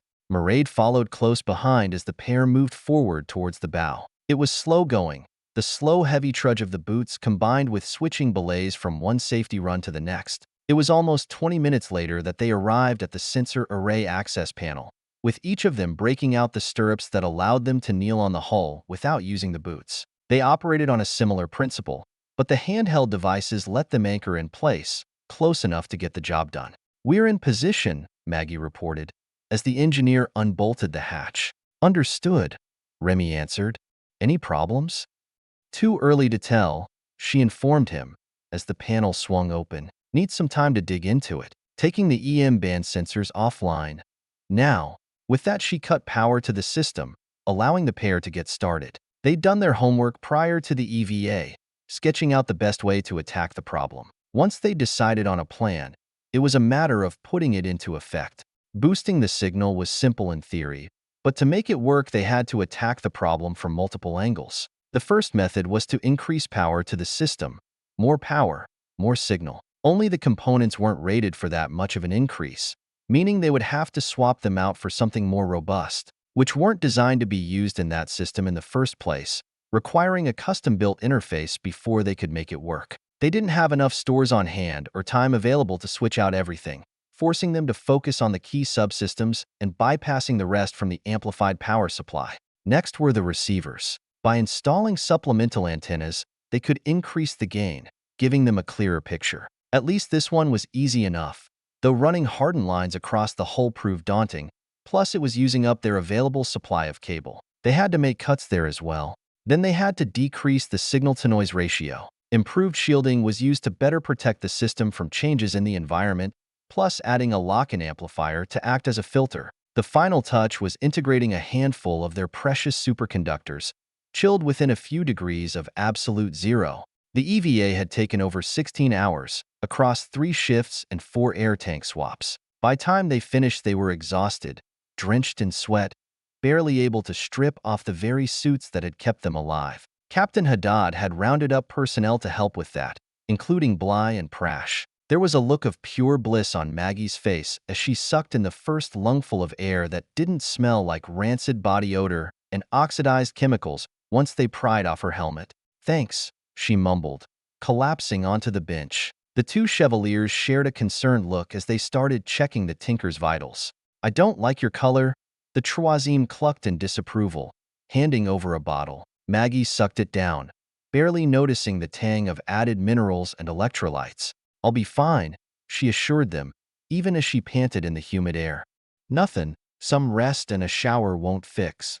"I shouldn't have to remind you you're not a kid anymore," Maggie, Bly admonished her, as she worked to free her from the suit while Prash did the same for Mairead. "You can't keep pushing yourself like this. Needed to be done, and no one else knows how," she shrugged. "What else was I supposed to do?" The young knight didn't answer, and as she finished freeing her from the suit, she looked around the compartment. "Half expected to see Runa here. Standing guard," she snorted. Bly froze for a moment, then looked elsewhere as she handed Maggie her clothes. "She's watching Diggs," she explained. The tone in her voice spoke volumes. "Guess you heard then," she said quietly. "That he slept with our red-headed Valkyrie friend instead of you," the knight said. "That you bit Prash's head off?" The 6eme looked up at the sound of his name. "Or that the boy still refuses to even look in your direction?" Maggie hung her head in shame. "Yeah, all of that," she sighed. "I told you at the very beginning what would happen if you left," Bly chided her, holding up her hand as the Tinker protested. "And yes, I'm well aware of your reasons. They're not even bad reasons, near as I can tell." She shook her head, before gazing into her eyes. "The 2 of you spent weeks together. He'd imprinted on you. Hell, he saved your life, after you'd already saved his. Ask Runa what that kind of bond means in her clan." "Don't have to," she admitted. "I've spent enough time round the Valkyries. I know what it means." She shrugged wearily, as if they made her entire body of lead. "I fucked up, okay? Even if it was the right thing, it was still wrong. Hell, all my options were wrong." She finished dressing and stood up. "You're the medic. Tell me how I fix this." Bly glanced over at the others, who were trying to not pay attention, and shook her head. "One day at a time, Maggie. One day at a time." She'd stood under the spray of scalding water longer than she should have, trying to wash away the stink and grime and pain. By time she'd toweled off, all she wanted was to collapse on her bunk for a lifetime or 2. But despite the interminable day, the job wasn't over yet. Pulling on a loose-fitting pullover and slacks she'd gotten from ship stores, Maggie made her way to the bridge, collapsing onto an available seat. Mairead was already there conferring with the captain, both of them looking up as she entered. "So what's the word?" she asked. Still waiting on the software, Remy informed her, before glancing over at Alfred's image on the monitor, who seemed to be relaxing under a tree, reading an old-fashioned bound book. "Do you think you could put that down and get to work?" he sneered. The avatar looked up at him. "You realize what you're looking at is basically a screensaver, right? It's not a real-time depiction of what I'm doing," he chuckled. "I've almost finished updating the operating system software. Until the hardware installation was complete, most of what I was doing was theoretical. I needed to see it working under real-world conditions before I could add the last touches." "And?" the Corsair prompted. "And considering just how jury-rigged the setup is, you should be grateful it's working at all," Alfred shot back. "That being said, I think Maggie's estimate may have been conservative. Based on what I'm seeing, we might get a 15 or 20% increase in range and sensitivity." "Really?" Mairead said in surprise, before turning to her fellow tinker. "Guess you know how to turn a wrench," she smiled. Exhaustion kept her response to a mere handwave of thanks. As it was, she could barely keep her eyes open, but she needed to see this through to the end. She nodded off once or twice as they waited, her body jerking itself back awake as gravity tried pulling her down, until the Avatar announced at last, "I think we're ready to give it a test run." Remy turned to his crew. "Do it," he ordered. "Aye, Captain. Running scan now," his pilot replied, her fingers tapping away at the console. It took time to do a complete sweep of the area, as Remy drummed his fingers on the armrest of his chair while he waited for the result. The devil-may-care rogue she'd been first introduced to was nowhere to be seen. In fact, that aspect of his personality had all but disappeared since the attack on Freya. It was as if the mission had sanded off the painted exterior, revealing the hardened steel alloy beneath. Perhaps that was true for all of them. "I've got a hit," Zurlin announced, the image appearing on the main viewer. It didn't look like much to Maggie, but then radar imagery wasn't her area of expertise. Bearing 174 by Mark 018. Range, 500,000 kilometers. 500,000 kilometers, the captain repeated, marveling at his increased reach, before nodding to both Tinkers. "Well done, ladies. You may have just saved our asses." Turning his attention back to the pilot, he asked, "Can you narrow down the ship's size and who it belongs to?" "Running it through the database now," she answered, as the computer compared the information against a library of collected scans. It spit back the answer almost immediately, and Maggie heard Zuelin's sharp intake as she read the results. She took a moment to brace herself before looking up at her captain. "The return matches the profile of a tuuk corvette, Captain," she said softly, before casting a glance to the Avatar for confirmation. 97.836% probability, Alpha agreed, his virtual wings folding behind him. There was a certain grim acceptance to Captain Haddad's features as he heard the news. "So, now we know," he said at last. Slavko, his gunner, just shook his head. "Wonderful," he muttered. "It would always be one of the Troika," Remy shrugged. "They've probably told the smaller fish in the Perseus arm to back off." "Sure," Maggie agreed. "They want the prize for themselves." "What are your orders, Captain?" his pilot asked. "For now, nothing," he told her. "Keep her under observation and inform me the instant anything changes." "Aye, sir," Zulin acknowledged. "That'll work short term, I reckon," Maggie shrugged. "But eventually they're gonna make a move." "What then?" He turned to face her. "We can't outrun them, and we can't fight them. That narrows our options, wouldn't you say?" He snorted, the sarcasm clear. "What would you suggest?" She considered the problem for a moment before answering. "We do something they ain't expectin'. Hail 'em and ask for a parley." "A parley," he said, deadpan. "And bargain with what?" "I dunno. Tell 'em you'll give them the info if they keep the Alex and Agatadub off our backs," she shrugged. "Might buy us some time. There's nothing preventing them from just taking it," he pointed out, "and they know that." Maggie held out her hands. "What do you want me to say?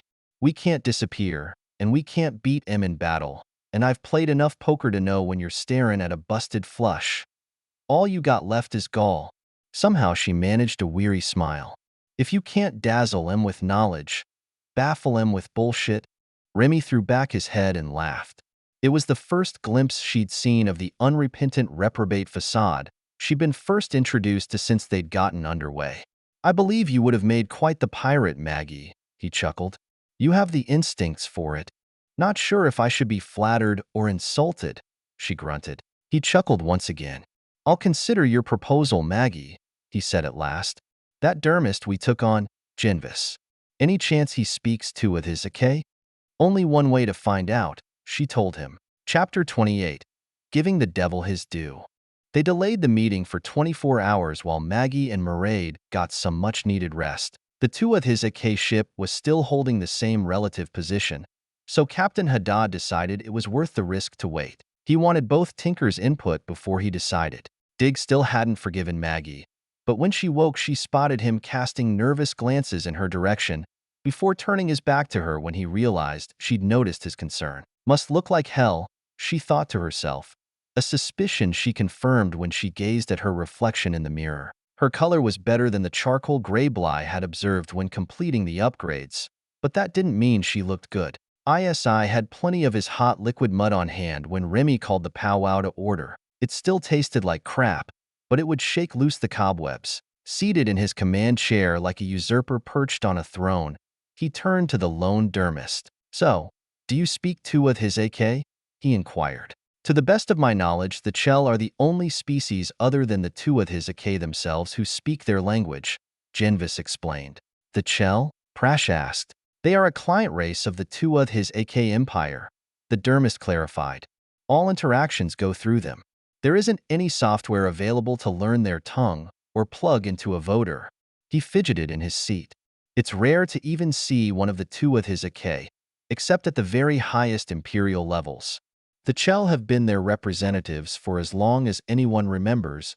So, if we hailed their ship, Remy mused, you would be speaking to a Chell, Genvis nodded. For all intents and purposes, they are the Empire's military. They are also the ones who conduct their trade and handle communications. Fine then. Do you speak Chell? Remy pressed. I do, he nodded. It's one of the easier languages for a human to speak, in fact.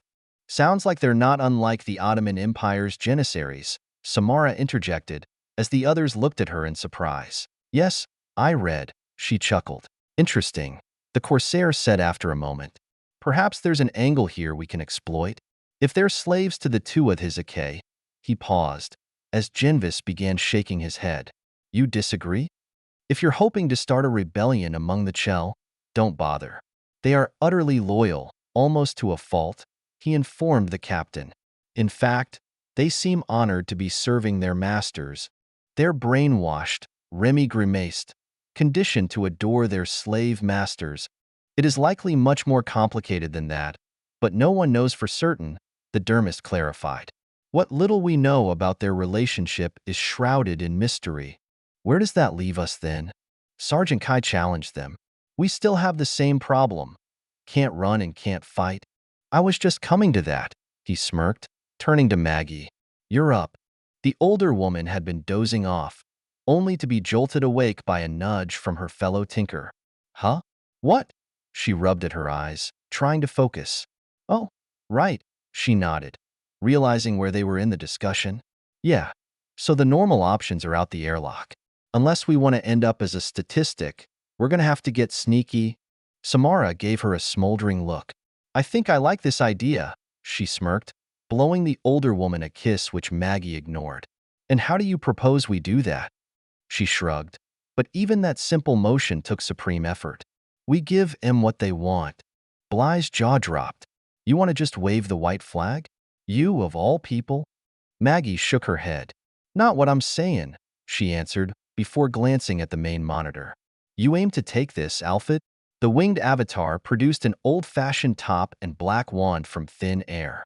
And for my next magic trick, I'll pull a rabbit out of this chapeau. The others just stared at each other as he sighed. Tough room. Anyway, watch close.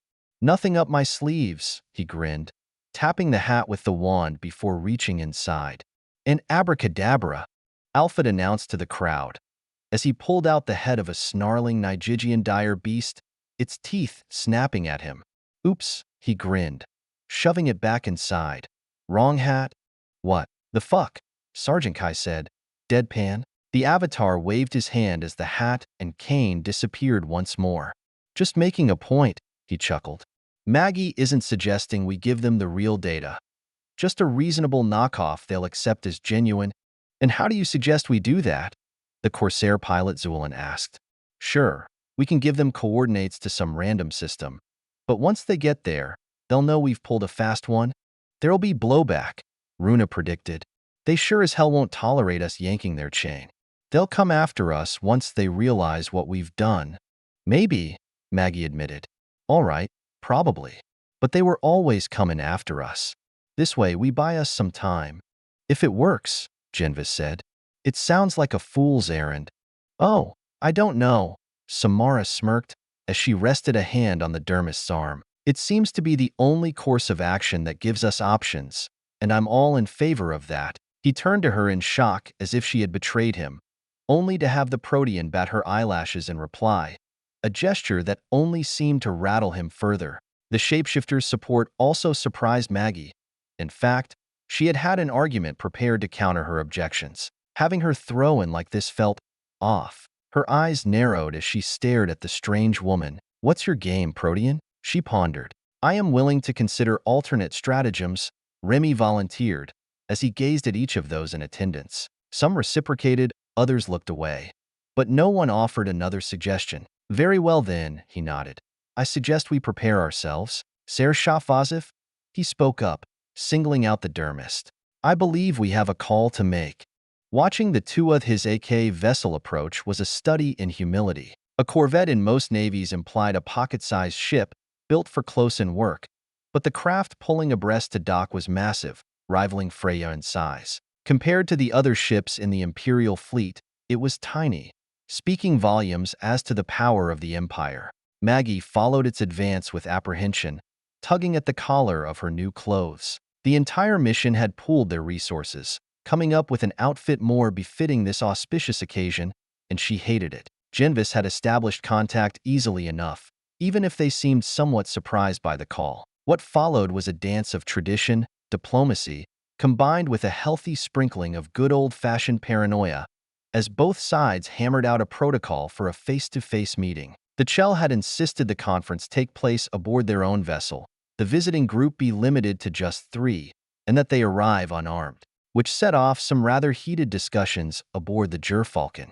They needed Jinvis as an interpreter, obviously, but that still left 2 slots open. Captain Haddad insisted he and his crew remain aboard the ship, should the worst happen, and having one of the trio be an avatar had been quickly shot down, likely fearing some attempt at espionage. Bly's pregnancy had been the deciding factor against her inclusion, while the thought of Sergeant Kai in a diplomatic role was downright laughable. When the dust finally settled, the party comprised Jinvis, Maggie, and Samara. Runa had first insisted on accompanying her to the alien ship, but when pressed on being disarmed, she suddenly grew cagey. It didn't take a genius to guess she had plans of slipping something past their security, a dangerous proposition even in the best of times. She dug in her heels, refusing to even discuss it, when Samara entered the discussion, offering her services to protect the other 2. Maggie had gotten in her face at that point, demanding to know what she planned to sneak in, only to have the Protean chortle in amusement stating she didn't need weapons.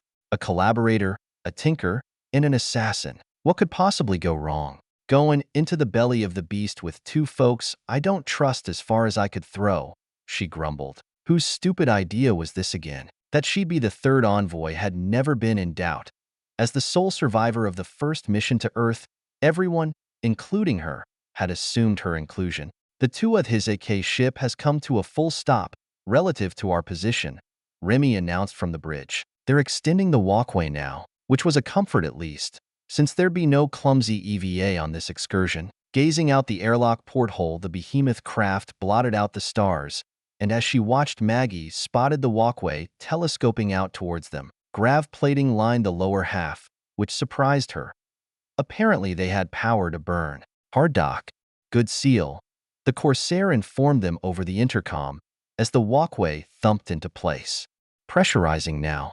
You 3 ready? Let's just get this over with, she muttered, glancing at her companions. Jinvis appeared eager. But then he would, wouldn't he? Samara.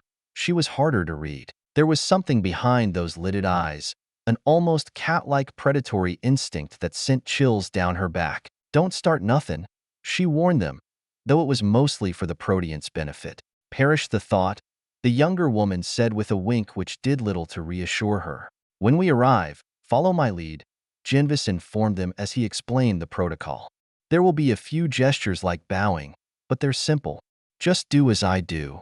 Got it, she told him. Pressurization complete, came from the squawk box. Last chance to change your minds. Don't tempt me, Maggie growled. Open the damn airlock. Cracking the seal now, Remy announced. Good luck. We're gonna need it, she answered, stepping onto the walkway. It didn't look like much, just an empty tunnel. There were no windows, though it was well lit. A minimalist look all around. Once we're in, introduce me and let me do the talking, she told the dermist.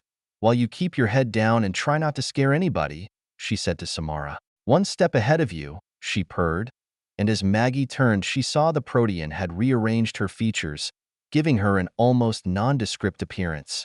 Perfect, she nodded, as they came to a halt on the far side of the walkway. Pressing the call button, Jinvis took his position in front, as the hatch cycled open a moment later. They look like hamsters, with far too many limbs. She blinked in surprise, almost missing her cue as their interpreter bowed, greeting their hosts with a string of chirrups, squeals, and growls. As they rose, she realized her first impression wasn't accurate. While they were covered with fur, that's where the resemblance ended. They stood shy of 2 meters tall on their hind legs, their thick pelts colored in shades of gray, brown, and cream, with black featureless eyes impossible to read. Also, unlike hamsters, the Chell had tails, thick and hairless, aiding their balance. If it weren't for the situation, she'd almost be tempted to say they were cute. On behalf of the Tuuk HeWhoLooksSkyward Empire, long may they reign, we welcome you to our vessel, the leading Chell said without warning using a voter. We wish to ensure all present heard and understood us. Do not take this as a criticism regarding your ability to speak our language. In fact, it is quite good. Genvis seemed surprised by this turn of events, though he recovered. You honor us, he demurred, stepping aside to let Maggie take the lead role. Please, follow us. The leader spoke once more, dropping to use 6 of his 8 extremities for locomotion, leading them down a broad hallway. The air was growing warmer and more humid. In fact, it was getting downright muggy, but that wasn't what had set the Tinker on edge. The Chell were being nice. She'd bumped into more species than you could shake a stick at over the years, but there was one thing they all had in common. None of them had any love for humans. They weren't all like the Tuuk, hostile and dangerous, or even like the Azazak, aloof and dismissive. Some, like the Baishane Genvis had pledged his allegiance to, were willing to overlook humanity's defects to put their expertise to work, or prove how open-minded they were, but none of the races she'd run across over the years had ever treated them like honored guests. Something was wrong. May I ask where you are taking us? Maggie inquired. The lead Chell bobbed his head. You are being accorded a great honor, he informed her. Our master has granted you an audience. Wait, one of the 2 of his HeWhoLooksSkyward wants to speak to us, she squeaked. She snapped her head over to the dermist. I thought you said no one saw them, except at the top? Genvis looked as if he were about to bolt. It's unheard of, he whispered. I don't think any human has seen one. Maggie was thinking about making a break for it. Not that she would have gotten far when she felt a touch on her arm. Samara's eyes bored into hers before giving her head a quick shake, a warning that they were in too deep now to back out. She didn't like this, not one bit. Only the Protean was right. They were committed, and all they could do was play the cards they'd been dealt. Turning a corner, it led them down a short corridor, coming to a halt before yet another entrance. 2 more Chell stood guard on either side, staring impassively as the hatch cycled open, only to reveal what appeared to be a small inland sea. The trio stared in wonder as they were ushered inside, marveling at the attention to detail. It was an artificial body of water, but they had gone to great lengths to make it appear to be natural. Scenes of alien wildlife, projections of some sort, obscured the bulkheads. A heavy fog hung over the water and the multitude of small islands that rose from the water. They could see many more Chell here, scurrying about on various tasks, and to their surprise they discovered the species was at the very least semi-aquatic, moving in and out of the water with practiced ease. The air was thick with water vapor and the smell of rotting vegetation. For some reason, they had recreated a swamp inside their ship. Their hosts guided them to the edge, then stepped back and dropped to their knees. That was an obvious enough cue, so Maggie followed suit, with Samara and Genvis right behind her. There was a ripple in the water, a long serpentine curve that swept back and forth. She held her breath in anticipation as a black, triangular-shaped head appeared, breaking the surface and rising before her, attached to an amphibian's long, thin torso. The 2 of HeWhoLooksSkyward gazed at them as if it were waiting for something. When Maggie felt something, heard something, though they had not spoken a single word. Why are you here? A voice whispered, drilling deep into her brain. Chapter 29. Not all nightmares end with the dawn. Maggie's skull snapped back as if they'd slapped her. What the hell? Why are you here? The voice asked again. She clamped her hands over her ears and started shaking her head. Get out, damn you, she snarled, as all thoughts of their mission disappeared. A quick glance at the others told a frightening tale. They'd also heard the voice and were just as helpless against it. Tell me, the voice insisted, hammering away at her psyche. No, Maggie shouted. A telepathic fist of raw energy smashed into her, driving her to the floor. Tell me, the voice demanded, or I will rip it from your mind and leave you a hollow shell. Fuck you, she gasped, as she struggled to push herself up, the sweat beading on her brow. So be it, the voice replied. Maggie screamed as they shredded her brain into 1,000 pieces, before blessed unconsciousness took her at last. This has been a most productive meeting, the head shell informed her. We look forward to our next encounter. Maggie blinked before nodding in return. Yes, very informative. She struggled to get out. Damn, why was she so foggy today? Get it together, girl. Their hosts rose to their feet, 4 of them, this time. We will escort you to the airlock, the leader said. Please, be certain to contact us again soon. When your mission is complete, glancing back to her companions, she gave them both a nod. We look forward to it, she smiled.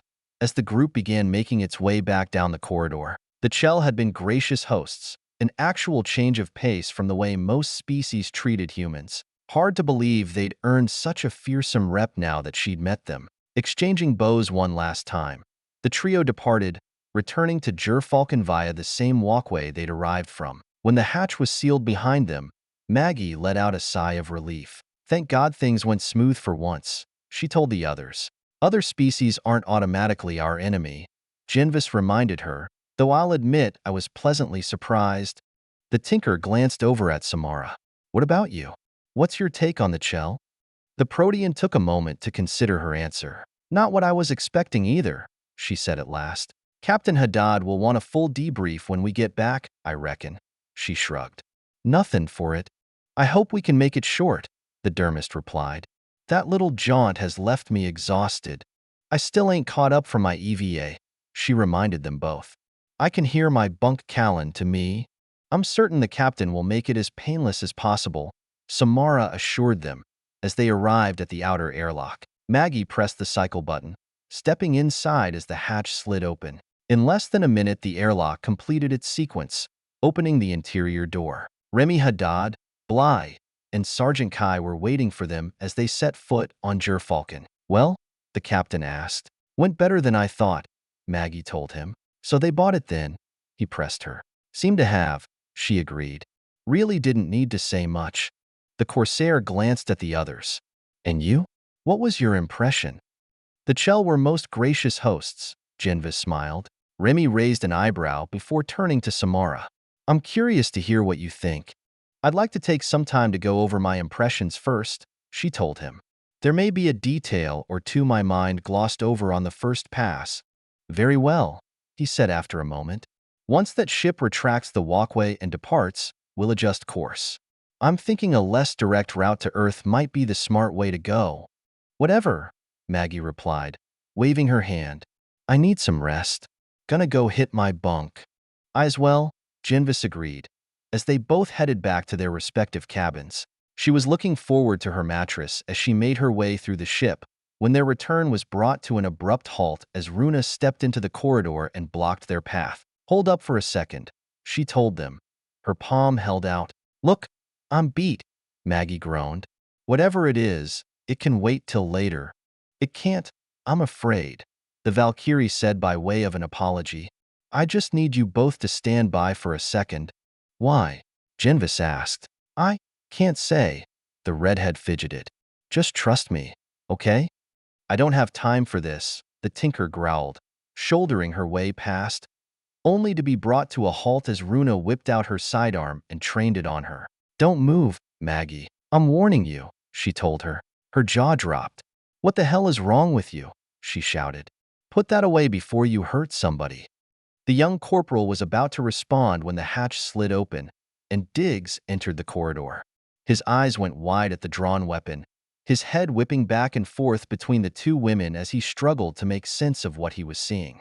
It took him several heartbeats to decide, but then he began moving towards Maggie almost by instinct, only to have Runa reach out with her free hand and pull him away, both of them taking a couple steps back. Stay clear, Diggs. She's not herself. The boy could only stare in shock as she spoke into her wrist. Calm. I've got them. Passenger corridor. We're on our way, Sergeant Kai's voice responded. Genvis looked like a fish pulled from the water, sputtering and unable to speak.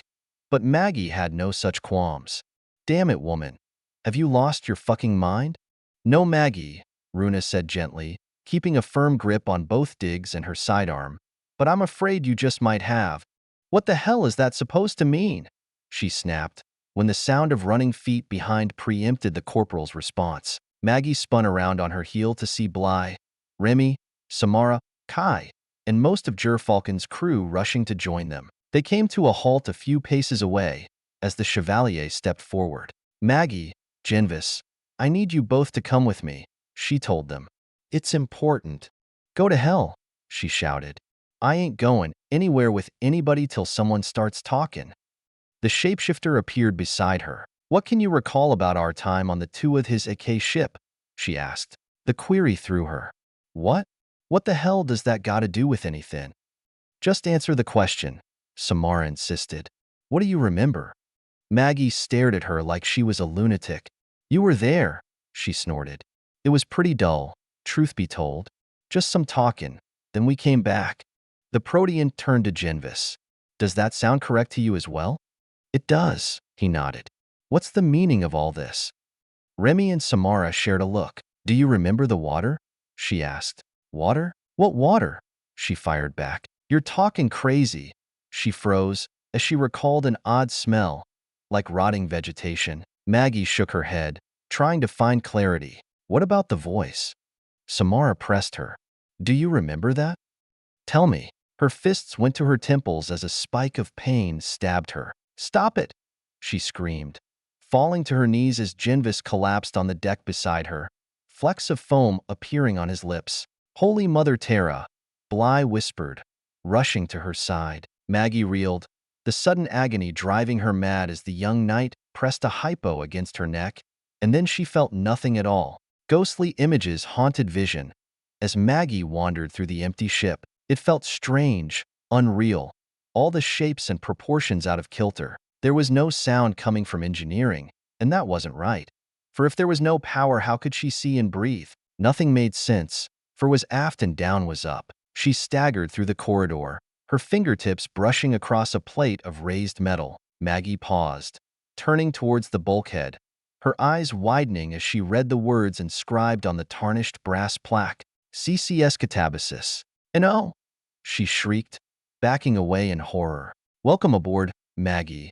Captain No chuckled as he appeared from the mist behind her. We've been expecting you. She shook her head, whipping it back and forth. You're not real, she shouted. You're dead. Yes, I am, he laughed, his skull showing through the rotting flesh as other figures emerged. He spread his arms wide, claiming them all. We all are. We've been waiting for you, Maggie. Another voice spoke. She spun around to spot Master Schnoebelen, his skeletal hand reaching out for her. We've been waiting so very, very long. And oh, she screamed again as she fell to her knees, her hands covering her ears. Leave me alone. It's all your fault, Maggie. As yet another ghost, Chakir, the Protean, took up the thread. You killed us. You murdered us. And she's about to do it again. A new spirit laughed, Sergeant Wong, her flesh discolored and bloated. The Valkyrie's shade faced the others. New crew, for the ship of the damned. New crew, new crew, new crew, they chanted, as her old master stepped forward. Only this time he wasn't alone. A small figure stood beside him, his eyes gone white in death. He'll make a fine addition, Master Schnoebelen chortled, as Diggs stared up at her. He raised a finger, pointing at her, blaming her. A low moan escaping his lips as his flesh fell away from his bones. No, Maggie shouted, thrashing about on the narrow cot, only to discover her wrists and ankles were restrained. Let me go. She's awake, Prash told the others, rising to his feet and stepping back. Moments later Bly appeared, with a hypo in her hand, as Remy and Samara stood on either side. Maggie, do you know who I am? She asked the tinker. Her eyes narrowed. Fuck you, Bly, she snarled. Untie me. The Chevalier sighed in relief. That's an excellent sign, she told the others, before turning her attention back to her patient. Maggie, I need you to listen to me. I can't release you just yet, not until we're sure it's safe. How can we be sure? The Corsair asked. See how much she remembers and gauge her reaction, the young knight explained. But if you're looking for a guarantee, I can't give you one. Hey, I'm right here, she shouted, and I want some damn answers right fucking now. Allow me, Samara told the others, stepping forward and pulling out a chair next to her cot. Maggie, I know this all seems strange to you, but we're trying to help. You have my word. Your word? Huh. The tinker scoffed at her. Your word ain't worth spit. You're a liar and a killer and God knows what else. Perhaps, but today I'm on your side. If she was offended by her outburst, she gave no sign of it. What do you remember about our mission to the tuuk his AK ship? Maggie let her head slump back onto the pillow, rolling her eyes. This again? I already told you. Tell me once more, she prompted her. She glared at the Protean. We crossed over on the walkway. The Chell met us at the airlock. We made small talk. Samara nodded. Go on. What happened next? Nothing. They took us to meet their masters and the words died in her throat. What the hell? She whispered. Bly stepped forward, kneeling beside the cot. Maggie, what can you tell us? The older woman's face went pale. There was a lake inside the ship. There were these things, black, with triangle-shaped heads, and a voice in my brain. She winced as the memory came flooding back, but the pain soon passed. Bly, what the hell is wrong with me? Why am I just remembering this now? It turns out that the two of his AK are telepaths, Remy informed her, nodding his head at the Protean. Seems they tried to make you into a sleeper agent. When the three of you got back, Samara here told us what happened. Maggie was struggling to keep up. Wait just a second. If they were messing with our heads, how come you remembered? One of my gifts, the shapeshifter chuckled. It leaves me resistant to most forms of compulsion. Though I admit even I was struggling with what they threw at us. Genvis, she said with a start. What about him? Still under sedation, Bly said. We wanted to see if the treatment worked with you first. The tinker gave her an incredulous look. How the hell do you treat someone who's been mind-scrambled? As it turns out, ketamine. A rather high dose, I'm afraid. From the way you were thrashing about, I suspect the hallucinations were intense. You could say that, Maggie whispered, repressing a shudder. How did you know it would work? We didn't, Bly admitted. There's no standard of treatment for telepathic coercion, but ketamine works by blocking certain neurotransmitters. I hope that if I hit you with enough of it, it might reverse whatever it was they did to you. Maggie went to rub her temple, only to be brought up short by the restraint. What if it hadn't? There were other options. But if the ketamine had no effect, the odds drop off sharply after that. She glanced over to the Corsair. Something tells me if it hadn't worked, we wouldn't be having this conversation. But it did work, Remy replied. Let's just leave it at that.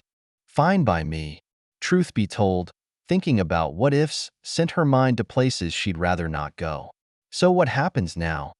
We keep you under observation, run more tests, and I'm afraid the restraints stay on for now, Bly informed her.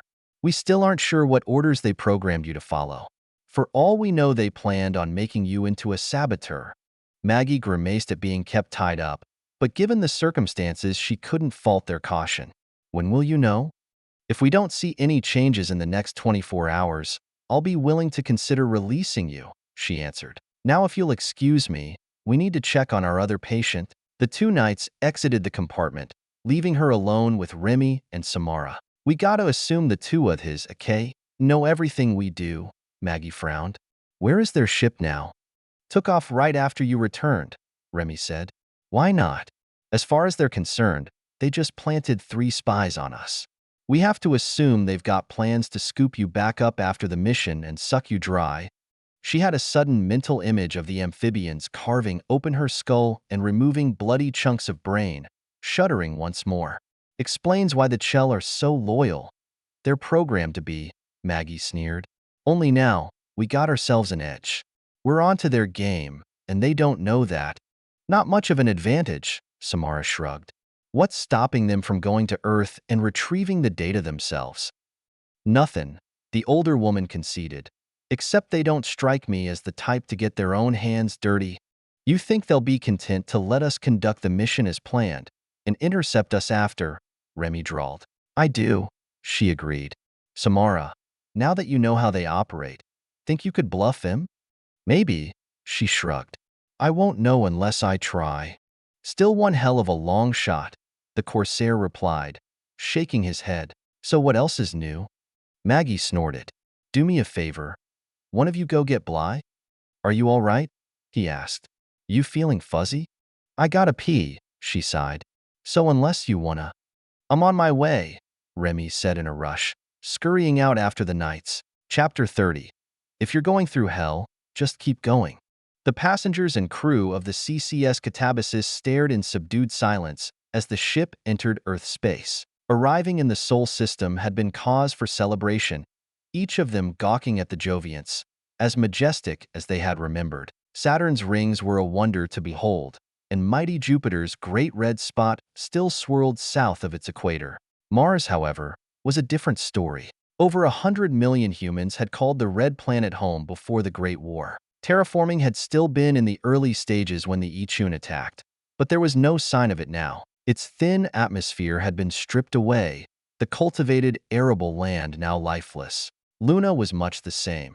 Though there had been no attempt to make the moon more habitable, its small size and low gravity making that all but impossible. The magnificent domes of Copernicus and Tycho and Clavius were shattered and wrecked, the moonscape littered with the alien remnants of that war. But Earth, Holy Mother Terra, the birthplace of man, was the worst. The ancient photos showed her to be a blue water world, with clouds of white filling her skies, the land a mosaic of greens and browns. Now, her seas were long gone, boiled off into space, the land poisoned into grotesque black and gray. Nothing lived in that hellish landscape. Oh, perhaps a few hardy strains of bacteria, the odd virus or two, some mutated forms of algae. Perhaps in a billion years life might start again. Not that it would matter to her exiled children. They would be long dead, nothing but dust circling some distant star. Maggie turned away from the sight, weeping bitter tears. She'd known what to expect. Her master had been counseling her and trying to prepare her for what was to come. But no one could understand how thorough the devastation was, not without seeing it for themselves. And the young apprentice tinker was hardly alone in hoping beyond hope the old reports might be wrong. No one on that bridge was left unmoved, but Captain No squared his shoulders and looked to his pilot. Put us in the graveyard orbit, just past the geosynchronous boundary, Mr. Medeiros, he ordered. We've got a lot of ground to cover and a great deal of debris to sift through. If we're ever going to find that scout ship, aye, sir, the pilot answered, making the necessary corrections. The Corsair looked over those still gathered on the bridge, his jaw clenched in a hard line. I know how difficult this is, so just stay focused on why we're here. If we learn the location of this mystery world, maybe we give humanity a second chance. There were a few scattered nods, the huddled groups starting to break apart as they drifted off to their individual tasks. A gentle hand on her shoulder made Maggie look up. Master Schnobelin somehow managed a melancholy smile before returning his gaze to the monitor. I'm sorry I brought you here, Maggie, he told her. Maybe you could have held on to your dreams just a little while longer. Wiping her eyes, she took a deep breath. I made my choice. I have to own that. Her master sighed. Don't we all? Maggie opened her eyes and tried to sit up, forgetting once again she was still restrained. God damn it, she snarled. Someone want to take this leash off? Morning, Runa nodded from the chair across from her. Sleep well? Get these things off me, she snapped. Ain't I proved I'm right in the head? Not my call, Maggie. The corporal shrugged. You know that? She paused for a moment, weighing her options before deciding. Diggs came by to see you while you were sleeping. The tinker froze. Did he say anything? She asked, before wincing as her brain caught up to her mouth. Stupid old woman. Of course he didn't say nothing, Maggie grimaced, while Runa grinned at her verbal faux pas. What I meant was, did he seem okay? He's still mad, but seeing you like that, all trussed up, it got to him, the redhead told her. Give him some time. I think he's starting to come around. I sure hope so, she whispered. In the meantime, I'll go find Bly and tell her you're awake. I think she's checking in on Genvis. Runa rose and exited the compartment, leaving Maggie alone with her thoughts. She closed her eyes and rested her head on the pillow, trying not to think how being kept restrained was making her feel claustrophobic as all get out. I thought she'd never leave. Her eyes snapped back open to see Alfred peering out from the monitor on the opposite wall. Any reason you couldn't chat with her in the room? Maggie demanded. The fewer people who hear what I have to tell you, the better, he said. If you decide to share the information, that's your choice. Most days, I'd need to work up to whatever gloom and doom you got in store. But now? She waved her bound wrists in the limited range they allowed her. I reckon I'm getting numb to it. The Avatar grinned. So many jokes and excruciatingly poor taste just waiting to be uttered. He smirked, but alas, business comes first. The wisecracking demeanor disappeared as he became all business. After your visit with the tuuk his Aacom and the discovery of their talents, I started searching through the limited databases we have for any mention of them. And? What did you find? Nothing. Not a single notation anywhere. His great wings folded back behind him. However, I am limited to what information is available aboard Gerfalcon. If I could link to a planetary network. Forget it.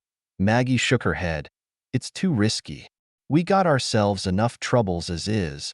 Then I'm not sure how much help I can be, Alfred told her. Without more data, my hands are tied. At least I don't have to worry about getting my brain scrambled, he grinned. I doubt their mind magic works on software. Maybe, but you're forgetting what happened to your predecessor Malus. Somebody got to him and derezed his program. That gave him pause. You think they turned someone, say, another tinker, in order to hit? He asked. Only thing I can think of that makes sense, Maggie told him, closing her eyes and trying hard not to let the sense of dread she was feeling overwhelm her. They needed an edge, some way to turn the tables. But if Alfred with all his gifts couldn't find anything, how are you at statistical analysis? She asked. Not bad, he admitted. Why? We gotta figure the tuuk his Aacom been keepin' this secret a long time, she explained. That's why they use the shell as their front. If no one ever sees em, they'll never figure it out. And those that do are probably turned, like they tried to do with you, he agreed. But what is it you're looking for? Evidence of them pulling strings from the shadows, she told him. No one's ever thought to look for it before, 'cause they didn't know what we know. But now that we do, there's gotta be something buried in the data that'll stick out. Some statistical anomaly of folks behaving different from the way they should. Alfred tapped his virtual chin as he considered the problem. It's possible in theory, but you're talking a lot of variables. Just constructing the model will stretch the ship's network to its limits. Plus, sentient beings go off script for many reasons, ones that have nothing to do with psychic manipulation. You got anything better to do during the trip? She snorted. Now that you mention it, not really, he chuckled. All right, I'll get to work on it. Though I'm not sure what good it will do even if we find something. Just how do you reckon the other races will react when they find out the tuuk his Aacom have been fucking with their heads? She smirked. Let him deal with that mess while we regroup. You have an evil mind, Maggie Al-Haja. The Avatar laughed. Very well. I'll get started on our little project. Keep me posted, she told him, as she heard footsteps approaching. Alfred's image blinked out moments before Bly and the others entered the room. Good morning, Maggie. The young knight smiled as she came to a halt beside her bed, with Runa and Samara at her back. How are you feeling today? Like somebody owes me dinner, she snapped, holding up her restrained limbs. How about you get me out of these things? Let's take a look first, the Chevalier said in soothing tones, pulling up a stool and taking a seat as she began checking her vitals. You mind telling me how my blood pressure is gonna say if I'm crazy or not? She grumped, scowling in frustration. By itself it won't, but combined with other tests it will give me a better picture of how healthy you are, Bly explained. Now hush and let me finish. Biting back a furious retort, Maggie sat in silence, glowering at both her physician and her companions, who had so far refrained from speaking. Several minutes went by before the knight hung up her stethoscope and sighed. I can't find anything wrong, she said, but I'm not convinced you aren't still under their compulsion. For fuck's sake, she shouted. Are you gonna keep me tied up the whole damn trip? I hope not, she answered, but you have to understand our concern. If I'm wrong, if the ketamine treatment didn't work, with your skills you could blow up the ship. Anybody could. Maggie snarled. It ain't that hard. Keeping it from blowing up, that's the tricky part. She stared daggers at the younger woman. Let me go. Bly glanced over her shoulder at the other women before looking back at Maggie. There's something we can try, but I'm certain you won't like it.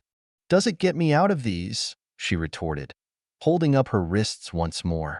Assuming you pass the test? Yes, it will, she replied. Then do it, she hissed at her. Bly nodded, rising to her feet and stepping aside, as Samara took her place at her bedside. Hello, Maggie, she smirked. What the fuck do you want?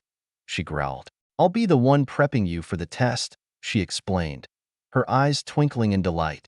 I promise it won't hurt a bit. Oh hell no, Maggie spit at her, as she looked past the protean to Bly. What the fuck is this?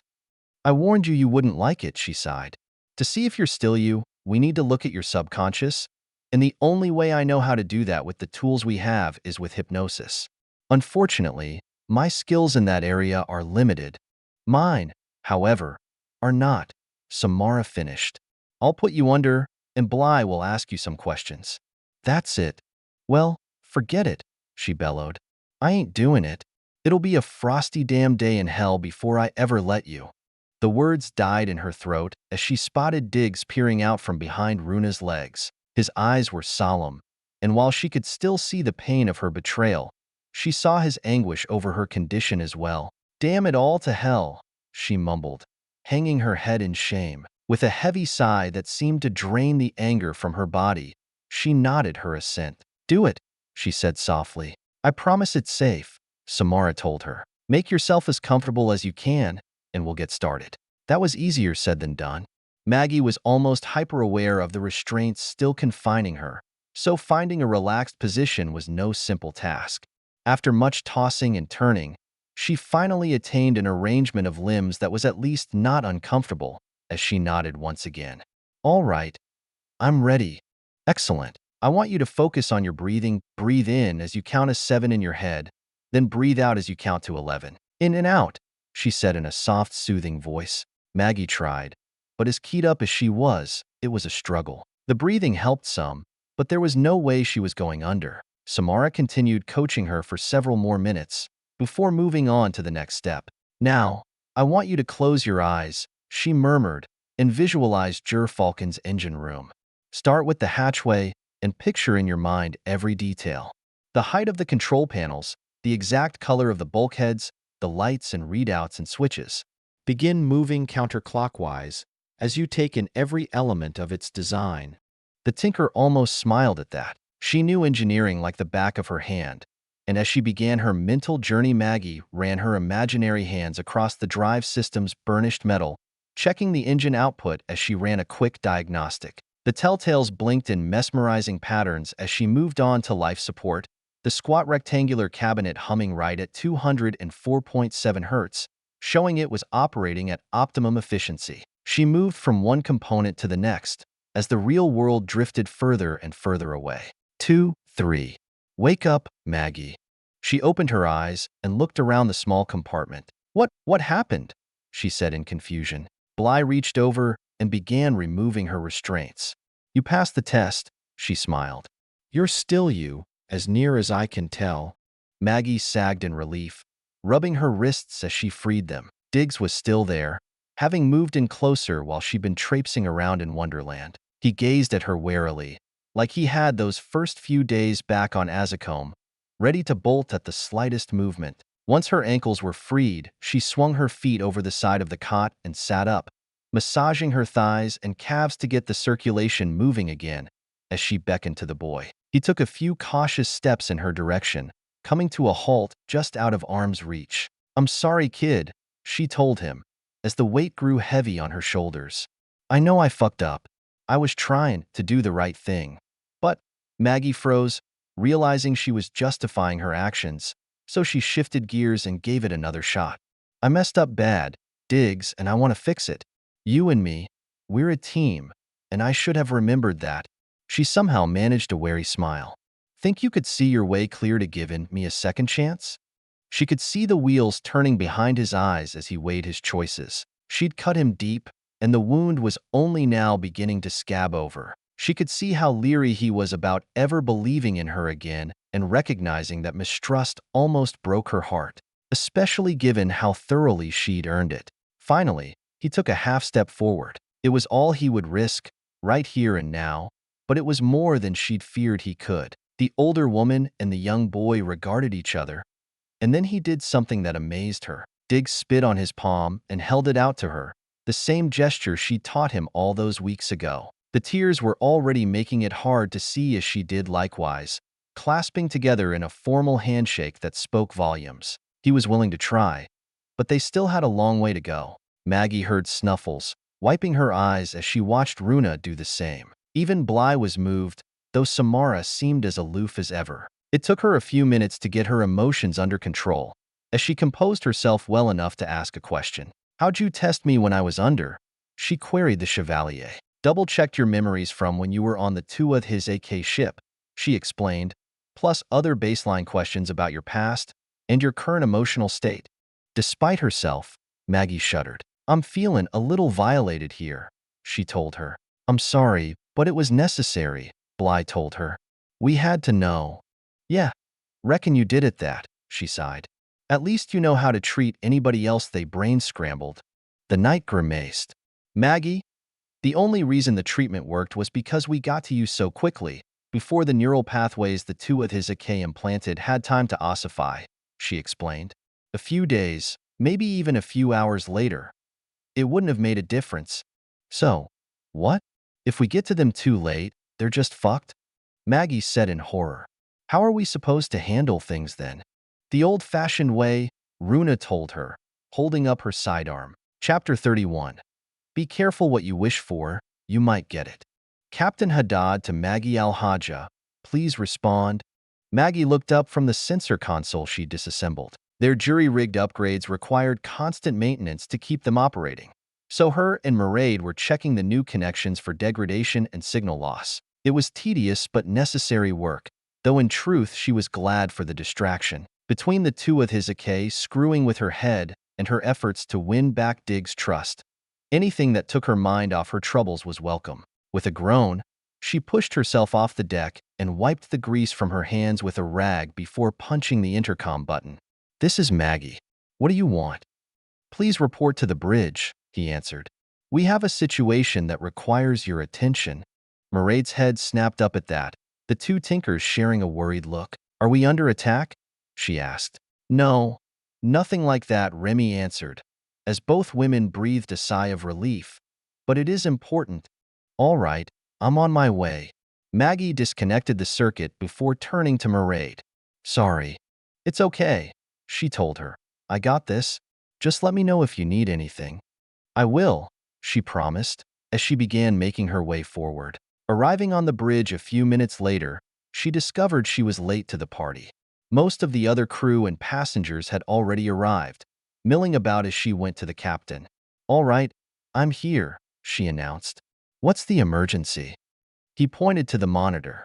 "It seems we've run into something unexpected." Maggie peered at the screen, her brow furrowing as she fought to make out the images being displayed. "Wait, are those Oiva ships?" she asked him. "They are." He nodded. "It appears to be one of their merchant caravan fleets."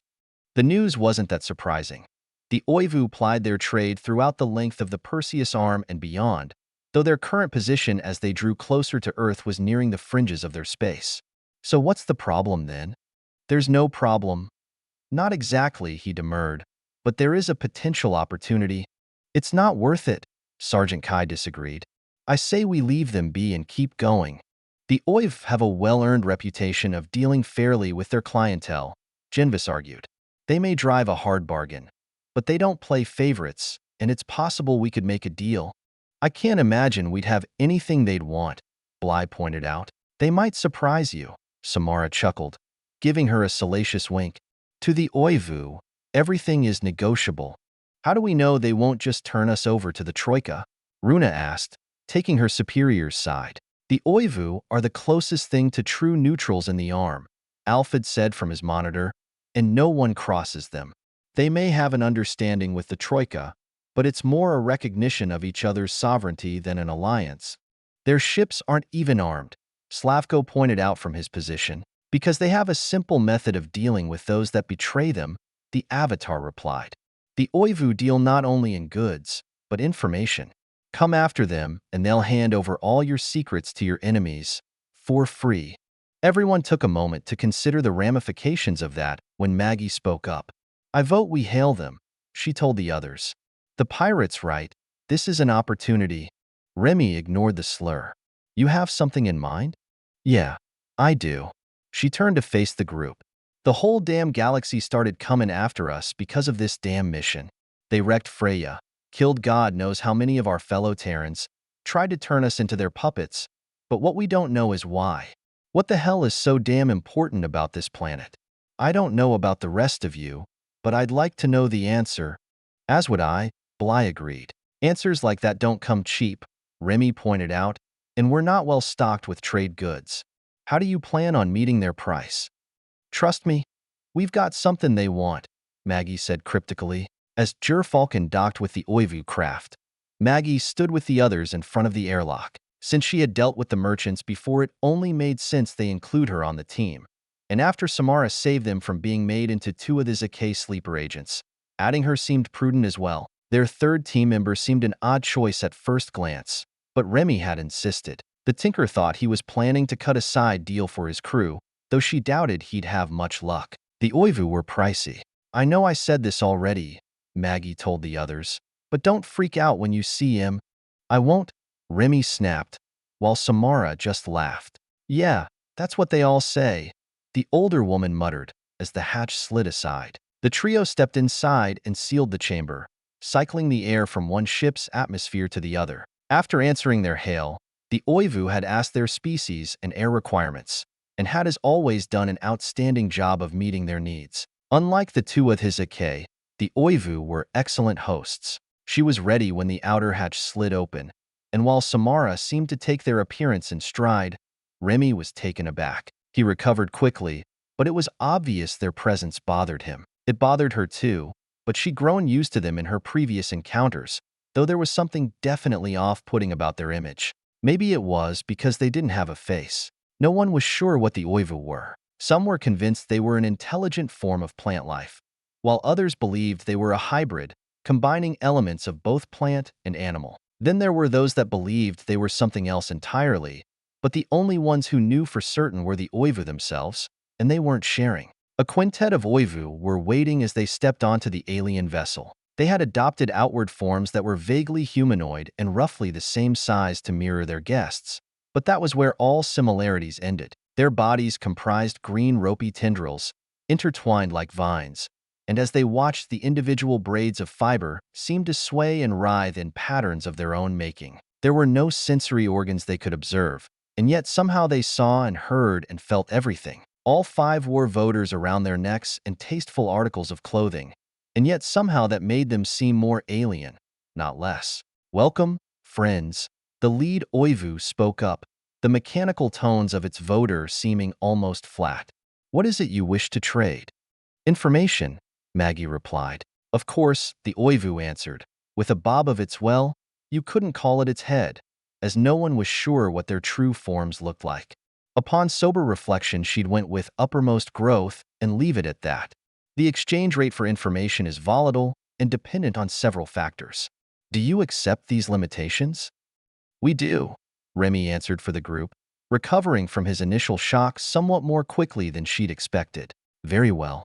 Please follow us to where we may conduct business. The Oivu turned in unison and slithered down the corridor, arriving in an unadorned compartment with basic seating arrangements. Please make yourselves comfortable and explain the nature of the information you seek. If it is data we possess, we may proceed to the next phase. If not, you may choose another commodity or depart this vessel in peace. The three humans took their seats, though the Oivu remained standing. Maggie took a moment to gather her thoughts.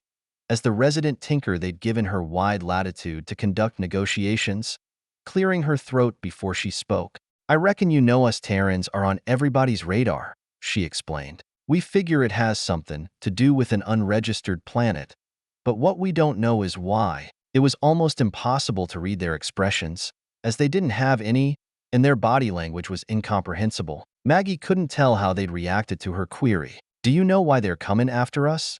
she asked them. The quintet turned to face each other, communing, though there was no sound or change in movement that she could see. This went on for several minutes, as she and the others waited until they decided. Finally, they turned and faced them once more. "We possess the information you seek," the Oivu informed them.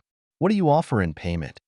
Glancing at her companions, Maggie opted for simplicity. "The two of his Aacom are telepaths," she told them. That got a reaction. In an instant, they had turned inward and begun communing once more, their limbs gesturing almost frantically. She would have loved to eavesdrop on their conversation, but any concerns they wouldn't be believed or that it wouldn't be enough vanished like ice crystals in a solar wind. It was many minutes later before they turned back to them. "How have you come to possess this information?" they asked. "We docked with a two of his Aacom ship, and they tried to turn us with their mental powers," she explained, "but we resisted." Another brief discussion amongst them before they resumed. "Will you tell us how you did this?" they asked. "Sure. For a price," Maggie answered, a smile curling at the corners of her mouth. Yet another conference. Before they resumed their talks. "We will postpone your proposal of additional information for a later time. We agree that your payment is sufficient for that which you seek. How do you wish to have the data conveyed?" Verbally, Maggie told them. The last thing she wanted was an electronic trail of breadcrumbs for someone to follow. Keeping it in their heads maybe wasn't the safest choice, but it was better than nothing. The trio leaned in as the Oivu spokesperson spoke. "The world you search for is ancient, shrouded in the mists of time. Many have sought its location over the long eons, only to meet their doom." "What?"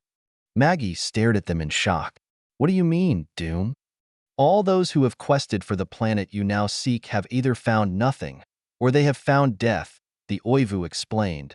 "For this world once belonged to the precursors, almost 1 billion of your years ago." "The precursors?" Remy asked, looking at the other two. "Never heard of them." "They were an old and powerful race, their technology far advanced of what even we possess," they clarified. "One day, eons ago, they disappeared. No one knows what became of them." "I believe I'm beginning to understand the interest," Samara said quietly. "Indeed, for many have long believed the precursor homeworld is a treasure trove, filled with secrets. Secrets that, if exhumed, would alter the balance of power in this galaxy forever." "Jesus," Maggie whispered. "What the hell have we stumbled into?" "It is perhaps the greatest mystery in this region of space," they told her. "Despite all the failures, many search for this world still." "Wait a minute," Remy interrupted. "If these precursors disappeared millions of years ago, why are people still dying when they find their homeworld?" "Because they left behind a powerful guardian to watch over their planet," the Oivu explained. "It protects the system with weapons of unimaginable power.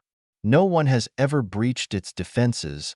"What if someone could?" Maggie asked, her expression a mask. "Then they might well reap the benefits of the precursor's knowledge," they informed them, oblivious to the looks the three humans were exchanging. "No wonder everyone's ready to kill for it," Samara remarked. "Where is this planet?" "We cannot say," the Oivu replied. "Now just hold on a second," Maggie snapped. "You said our payment was acceptable. We deserve to know." "You misunderstand. We cannot say, for we no longer possess this knowledge," the Oivu informed them. "Over the many long eons, as the numbers of those who searched and failed continued to rise, we decided the information was too dangerous for even us to keep. Whatever data we once held regarding the planet's location has been long since purged, lost, and forgotten." "Right," Maggie sighed. "Lord knows things never go the simple way." The Oivu conferred with one another, and then asked, "Do you intend to search for the precursor homeworld?"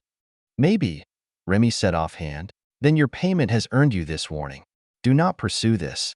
For 1 billion years, The precursor planet has never divulged its secrets, and those who made the attempt have reaped only death. It would be folly to even try.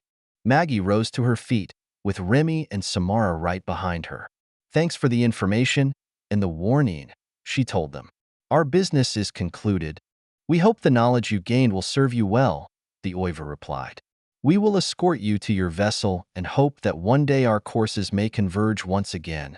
Likewise, Maggie answered for all of them, already beating feet back to the airlock. Chapter 32. Once you burn the bridge, there's no going back. Can't we just forget about all this? Genvis asked in plaintive tones. Just turn around and leave it all to the Troika? And go where, exactly? Remy demanded. You know what the Agatadub did to Freya, not to mention the rest of the fleet. We could return to Beishane, he said. I could vouch for you and the others. I'm certain they would grant you safe refuge. And when the Troika comes calling, demand in our heads? Maggie grunted. No way they can stand up to that kind of firepower, even if they wanted to. They'd hand us over without a second thought. What if we went to the Troika directly and gave them everything we had? Zulin suggested. Then they'd have no reason to come after us. We tried that, Samara reminded her. Remember how that turned out? So we don't go to the Tuuk his Ak, or the Agatadub, Slavko suggested. What about the Alieks? We've heard nothing from them. Maybe they'd be willing to listen to reason. And maybe they're just saving up for something special, the Corsair captain growled, eyeing his crew. I'm hearing a lot of dissension from the ranks, and I don't like it. Captain, you know we're loyal, Zulin said quietly. But this is the Troika we're talking about. We can't stand up to them. Swee's right, Slavko agreed. We haven't survived this long by being heroes.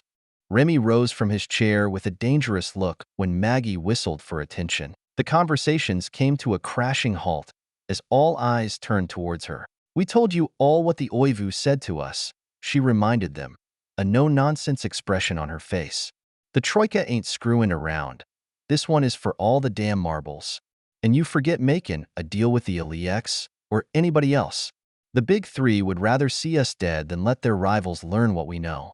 They'll kill us without batting an eye. But we don't know anything, Prash protested. They won't take the chance, Maggie countered. The stakes are too fucking high. So that's it then? We just give up? Sergeant Kai said in disgust. No way in hell, the Tinker snarled. We only got one play left. We find this mystery planet ourselves before they do. Silence greeted her pronouncement. Maggie, would you like me to give you an estimate of our odds if we make the attempt? Alfred asked gently. They're not encouraging, I'm afraid. So what else is new? The Tinker fired back, her hands defiant on her hips. They're already coming after us. You want to wait for them to blow our brains out? From the back of the throng, she spotted Diggs watching her, her heart lurching in her chest as she managed a brief smile before returning to her impromptu speech. We're screwed no matter what we do, so I ask you again. So the fuck what? Maggie glared at them, as if they were misbehaving children. We've been everyone's whippin' boy for nigh on 200 years, so how is this any different? It is different, Maggie, Bly implored her, touching her arm. Surely even you see that. Perhaps we've been mistreated by the other races since losing Earth, but you have to admit there's a colossal difference between disdain and indifference. And being hunted to extinction, an icy chill blew through the compartment, one that had nothing to do with the environmental controls. Maybe it is different, Maggie allowed. And maybe the odds of us finding that planet are slim to none. And maybe we're just fooling ourselves thinking we got any chance at all. The mood of the crowd was grim. So what are we supposed to do? Lay down and die? If that's what you think, there's the airlock, she said, pointing down the corridor. Go ahead, be my guest. I sure as hell won't stop you. But I'll tell you this. If that's all humanity was about, we wouldn't have lasted a year after the Ichun destroyed our homeworld. Maggie had never considered herself an orator, great or otherwise. But as she wound herself up, she could feel the mood starting to shift. Maybe it was because she was speaking from the gut, filled with the bile and resentment of living the life of a refugee year after year. Maybe she just finally had enough. You keep kicking a mutt, no matter how mangy it is, eventually, it'll bite back. I'm telling you all, it's come down to this, she growled, inciting them. Either we quit right now and wait for them to slaughter us, or we go for the fucking gold. And you know what? Maybe they kill us anyway. A mutinous spark twinkled in her eyes, as infectious as the plague. If they're gonna come after me no matter what I do, I'd rather go out swinging instead of just baring my throat for the butcher's blade. She jabbed her finger at the throng, deliberately provoking them. So what the hell are you gonna do? An awkward silence followed, the crew and passengers looking around as if they were seeing one another for the very first time. When the sound of a slow, deliberate clap arose from the group, Remy Haddad, Corsair captain, pirate, and smuggler, stood defiantly on the deck of his ship and applauded the middle-aged tinker turned revolutionary. Others joined in, one or two at first, but soon they were all giving her a hand, with some whistling and cheering as Maggie stood in shock. Hell, she was no politician. She was just pissed off. Her speech had been nothing more than her venting her spleen, but it seemed she touched a nerve. So as they clapped, Maggie felt her cheeks reddening in embarrassment. She'd never cared for the spotlight, and she liked it even less now. If she hadn't been surrounded with her back to the wall, she'd be looking for an escape route when she felt a familiar tug at her leg. Diggs stared up at her. His mismatched eyes filled with pride, and smiled. A sob broke through as she dropped to her knees and hugged him, afraid to let go. As the cheers roared to a crescendo, defiant speeches are one thing, but reality is something different. They still had to get to Earth, find the scout's body, and hope the SAR transponder still contained the data they were looking for. A tall order even on the best of days. Add the fate of humanity to the mix, and you had yourself one hell of an explosive situation, topped off with a short and finicky fuse. They reached the fringes of the Perseus arm without incident, making the last leg of the journey to Earth. Worlds and stars were sparse in this region, and Maggie wanted to believe they'd put the worst behind them. But the two of the Aacom knew where they were headed, which meant the rest of the Troika likely did as well. Any of the races could be laying in ambush, waiting to intercept them, perhaps hiding among the icy planetoids of Sols or Cloud. If that was the case, they'd never reach Earth alive. Let him come, Maggie thought to herself. She'd spent her entire life running and hiding. No more. This time they'd show the bastards what the children of Terra were made of. And if, in the end, it cost them their lives, well, then, they'd give those sons of bitches a last stand they'd remember for 1,000 fucking years. The EVA was almost textbook as their magnetic boots locked onto the scout ship's hull. Her fuselage was scarred and pitted, the marks of her last battle and all those before. Even though she was still just an apprentice, it amazed Maggie that given the damage she'd observed, the craft had returned to Earth at all. Not that it had done the pilot any good in the end. How's it look? Captain No asked over the comlink. Any problems? None that I can see, Master Schnobelin replied, as he surveyed the airlock, though we may have to burn our way in. It's your call, the captain informed him. Keep the link open so we can monitor your progress. Understood, the tinker answered. Maggie, plug in the AUX.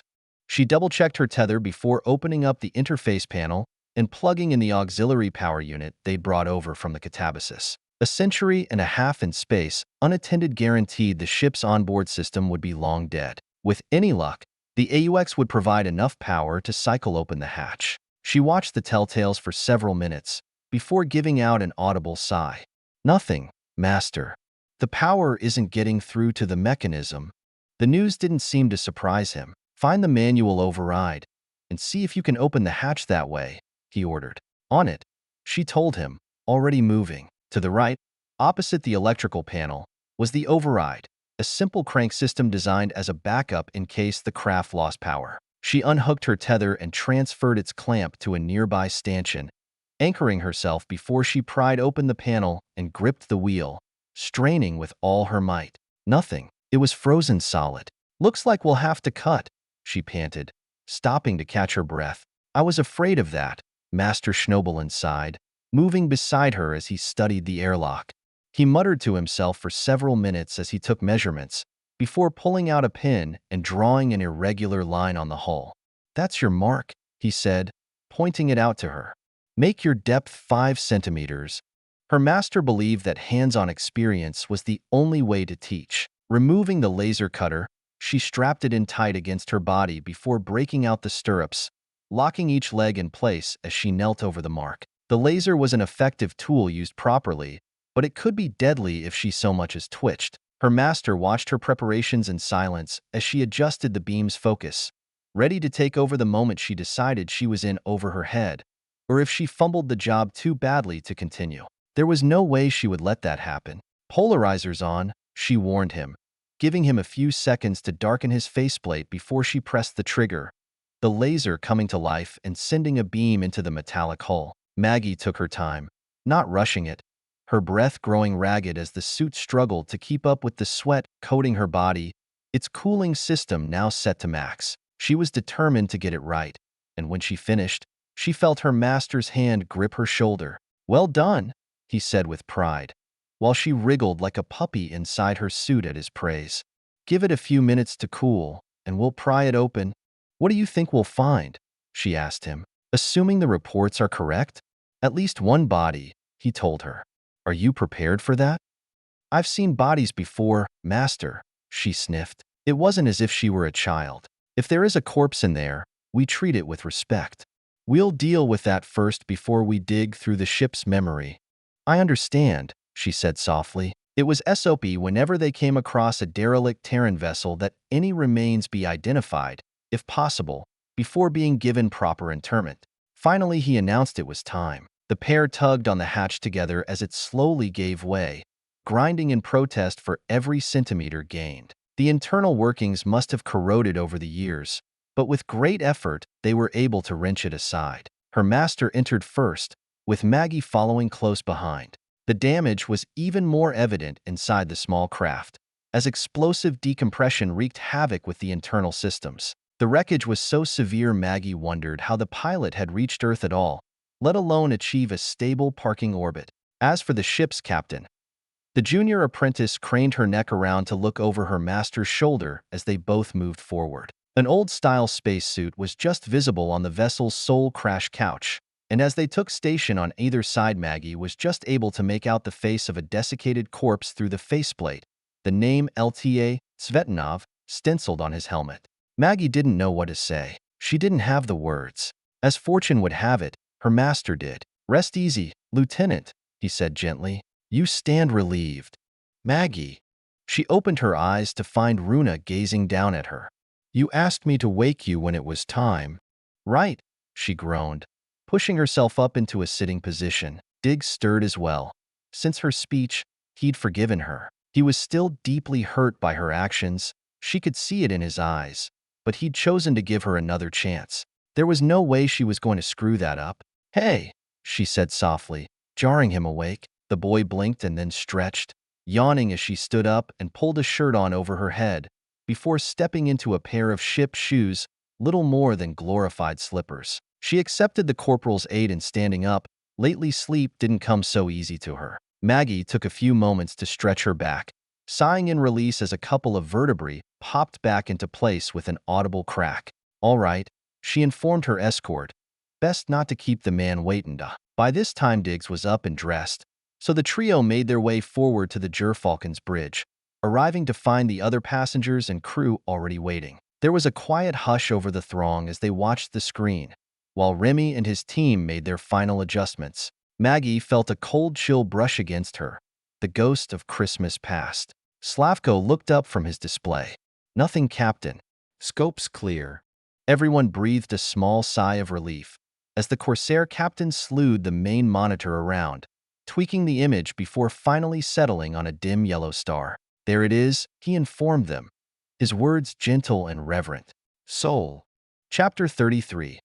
Rainbows do not lead to pots of gold.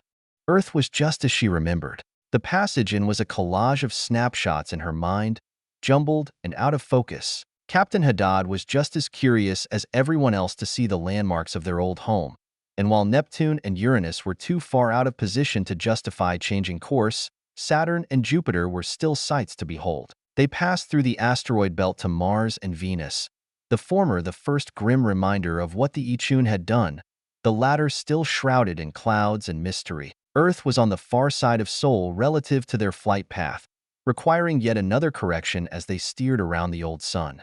And then finally Earth. If Gerfalcon had possessed actual windows and portholes instead of view screens, every one of her passengers and crew would have left nose prints on the glass, except for Alfred. And Maggie herself, of course. She'd already seen what was coming. As Earth and Luna grew larger on their screens, a hush seemed to fall over those gathered on the bridge, as if they were holding their breath in anticipation. Despite all she had told them, they still hoped that old Terra would be waiting for them as it once was, a bright blue jewel beckoning them home. Maggie wanted to scream at them, to tear them away from the screens, to spare them the horrible visions she herself had dreamt for decades, night after night. Instead, she said nothing. They would learn the reality soon enough, see the blasted landscape with their own eyes. They could no longer hide from the truth, just as she hadn't, and as they drew near, she found herself at Bly's side. The compassionate Chevalier would suffer worst of all. As they entered Earth's orbit and Captain Haddad pointed the cameras at the old homeworld, Maggie closed her eyes and steadied her friend as best she could. As she gazed at the screens, seeing for the first time the broken landscape, the contaminated remnants of the oceans, the bleeding wounds of this once great planet, Bly swooned for a moment, though it was there and gone so quickly she thought she'd imagined it. But one look into the younger woman's eyes told the tale. She was strong, the kind of strength built on faith, yet that same belief had suffered a savage blow. A part of her had just died, and it would not be coming back, not ever. It was harder reading the captain's expression. His face was a mask, his eyes hooded, observing everything while betraying nothing, yet she knew it had affected him. They all had. Even Diggs was subdued as he watched the images from the screens, though she was unsure how much he understood. He could sense the emotions in the compartment easily enough. One would have to be deaf and blind not to, and Maggie suspected that was the reason once again for his solemn expression. One by one they drifted away from the monitors, unable to watch any longer. Alfred even blanked his screen, his version of privacy mode. The evening meal would be a subdued affair tonight, the conversation all but non-existent. Many would take their meals to their cabins, to reflect and mourn in private, just as she had 40 years earlier. But they had come here for a purpose, not just to play tourist. Maggie watched in silence as the crew went to work. With the euphoria of seeing Earth now gone, the captain now asked, "Are we ready to send out the pulse?"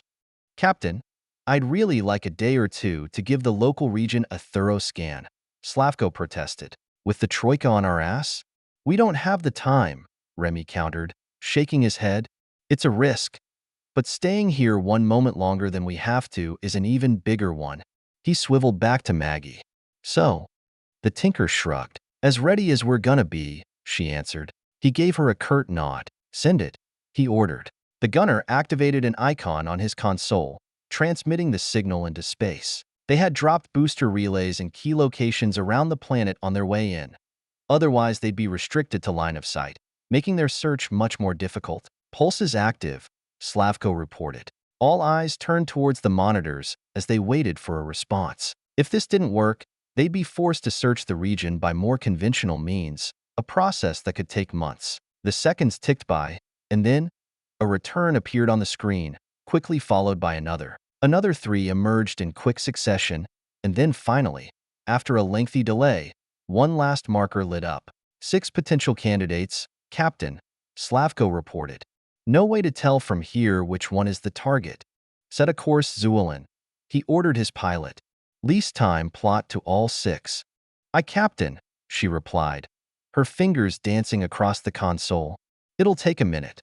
I still need to determine the orbit and velocity of all 6 returns." "As soon as you can then," he answered, before glancing over at Maggie. "Anything you'd like to add?" "Keep your weapons hot," she warned. "If we missed any Chun drones last time I was here, I guarantee that signal just woke them the hell up." "Excellent advice," he agreed. "You heard the lady, Slavko." "Aye, Captain," the gunner replied. "Any theories on why we got multiple returns on our signal?" Remy asked, turning back to Maggie. The tinker shrugged. "Could be other bodies," she suggested. "Wouldn't surprise me a bit if some ships got trapped in orbit during the invasion." "That's possible," the Corsair nodded.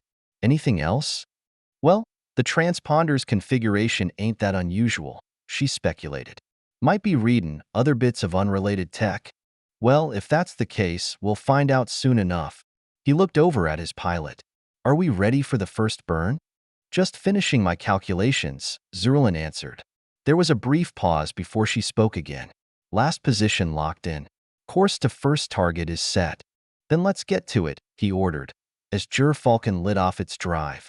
Morning would have to wait until after they'd completed their search. The first leg they managed in less than an hour.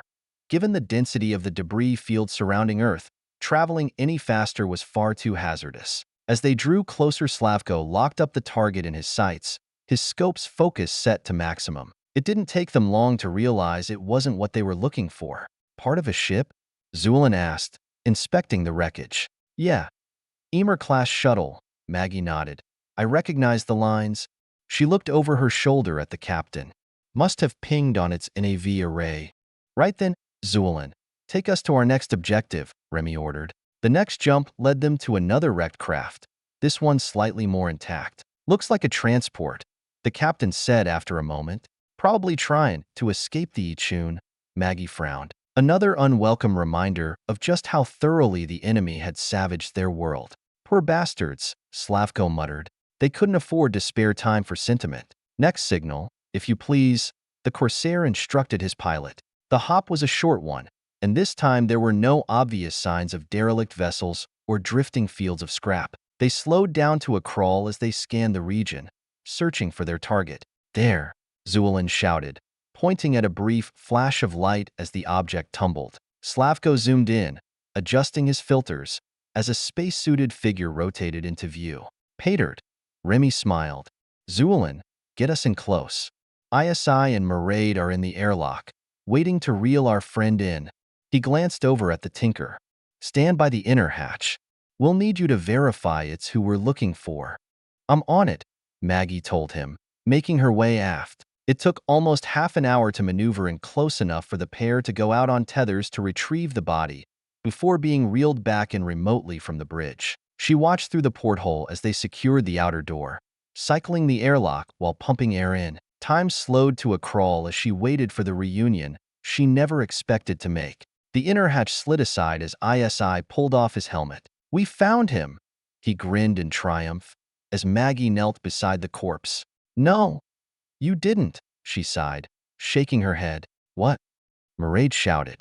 It's got to be him. It ain't him, Maggie repeated, rocking back on her haunches. For one, that's a woman. She pointed at the faceplate, smudged with dust. The mummified face of a young female was just visible. She wiped the helmet off with her sleeve, her efforts uncovering the stenciled lettering, PO3R Ahmad.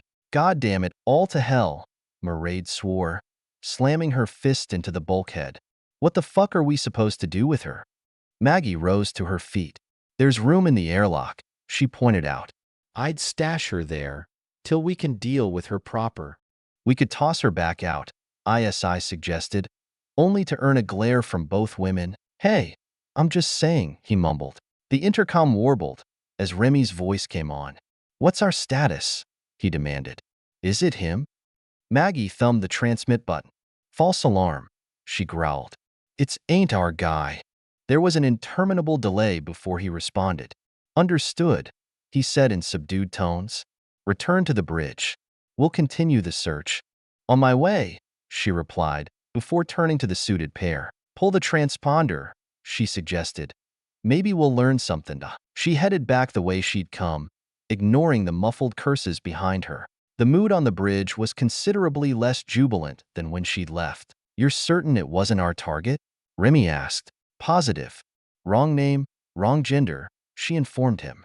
Told Maraid to yank the transponder anyway, just to be safe. It can't hurt, he shrugged. Zurlin, take us to our next destination.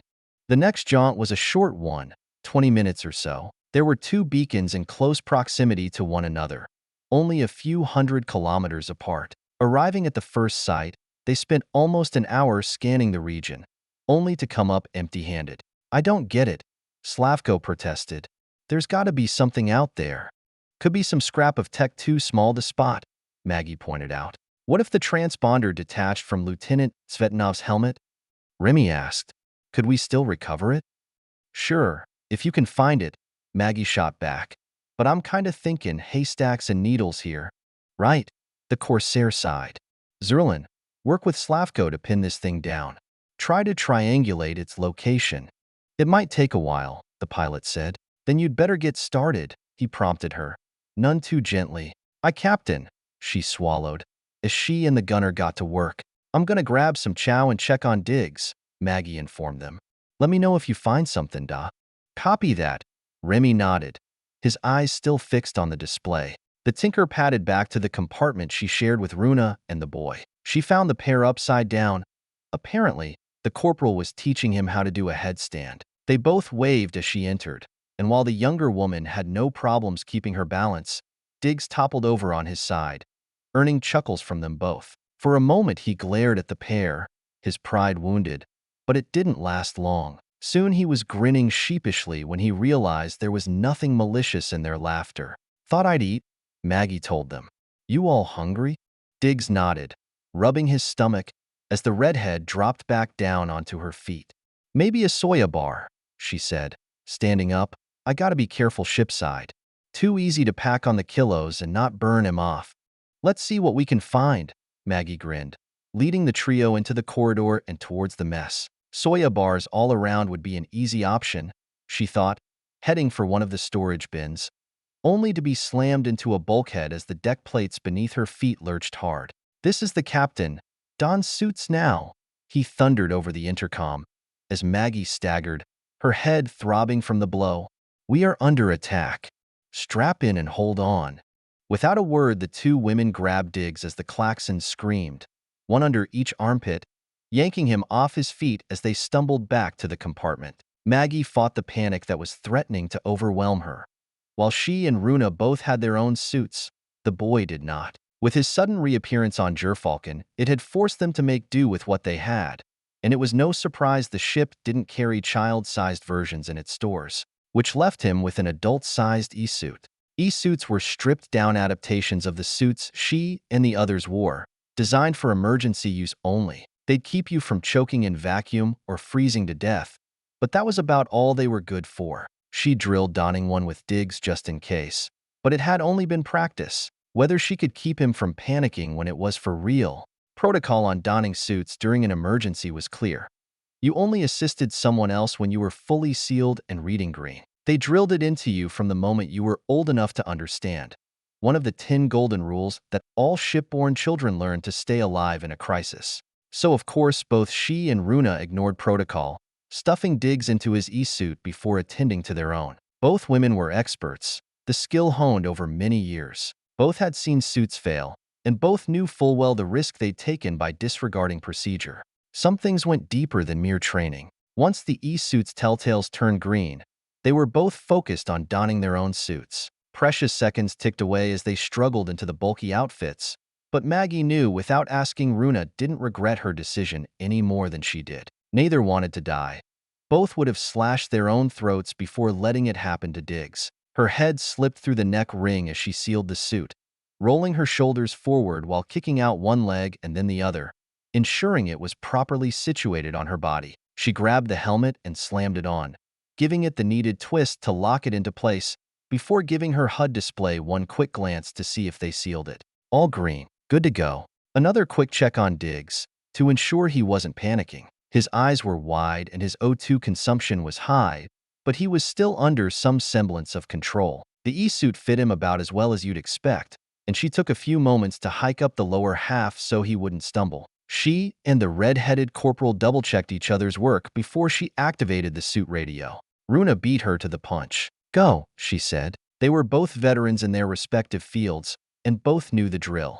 When a ship was under attack, Tinkers reverted to damage control. Maggie only managed a brief nod and thanks before dropping to look Diggs in the eye.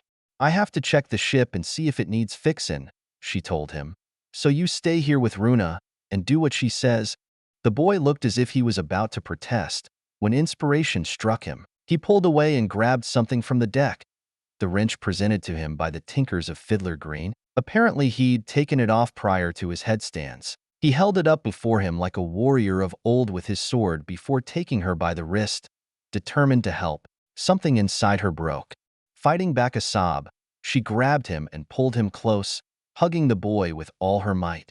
"I love you," she said, her voice cracking, "and I swear it'll be okay."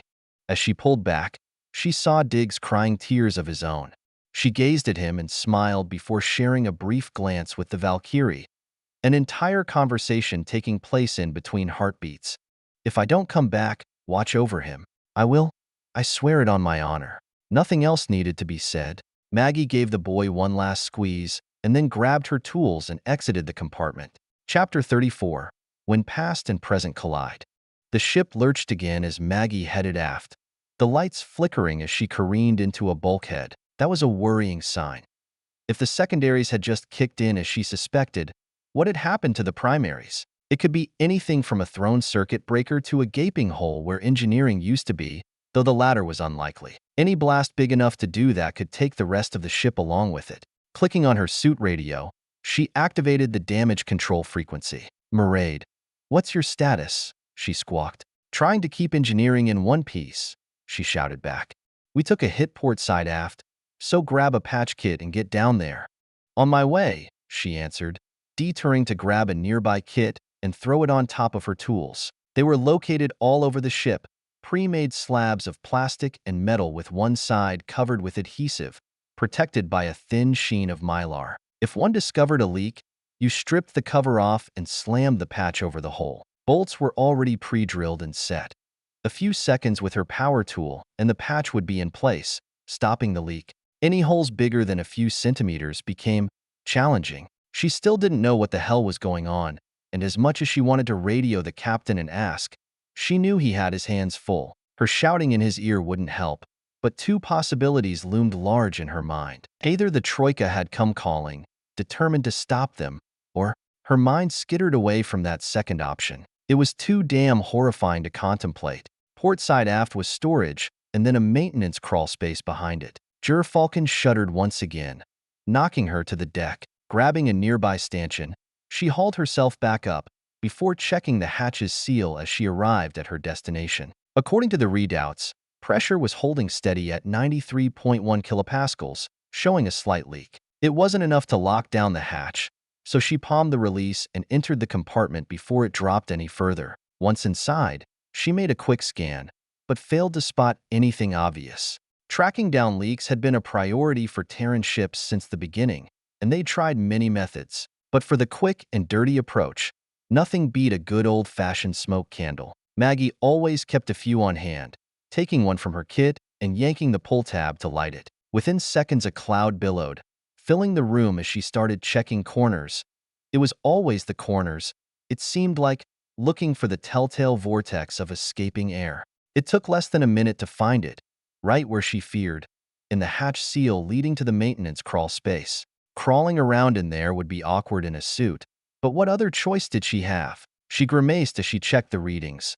54.7 kilopascals and falling. "Best get to it then," she grumbled. It only took a couple of minutes to equalize the pressure between the two compartments before she popped open the hatch, grabbing her gear and dragging it behind her as she crawled, following the trail of smoke as it raced for the breach. As she dragged herself forward, she fished around in her pack for her go-to. For welding makeshift repairs onto an uneven surface lickety-split, nothing worked better than an old-fashioned plasma torch. As she inched her way down the narrow tunnel, Maggie spotted where the smoke was being sucked out into the void. She breathed a small sigh of relief.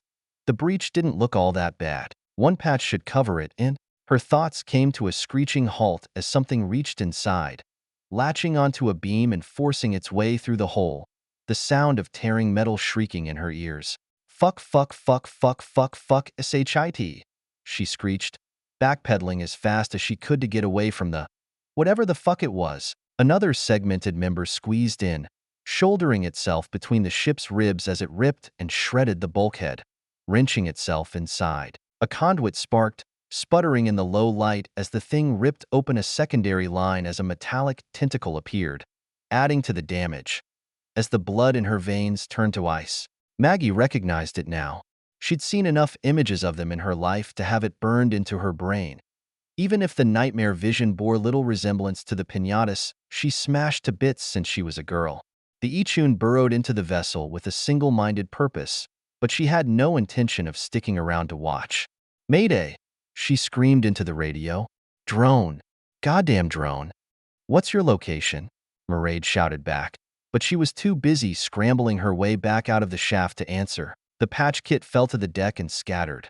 The hole was too big now anyway to bother with it, but all she could think about was getting away. Maggie still had enough presence of mind to keep her tools with her that had ingrained since her apprenticeship. You always save the tools, even if you couldn't save yourself. The tinker who came after you would need them. Reaching the maintenance hatch, Maggie slammed her fist into the control, only to have it blare at her in angry red. She punched it again and again, but it refused to show green, even as she sensed the drone behind her pulling itself inside. It was then her panicked brain realized the problem. The hole it had torn through the hull had dumped the remaining Atmo into space. As long as there was air on the other side, the safety interlocks kept it locked down tight to prevent other compartments from having their air sucked away. She could work around it, but as she risked a brief glance behind her at the Ichun, she realized she couldn't override the lockouts in time. Think, think, think. Her mind screamed at her. If she didn't come up with a plan in a goddamn hurry, she was gonna die, trapped inside the shaft while the drone tore her to pieces. She held her plasma torch out in front of her like a talisman as she faced the demon, while struggling to come up with a plan. The torch might fend it off for a few seconds, but it wouldn't kill it, not before it killed her. She needed something bigger, something that would release a massive burst of energy.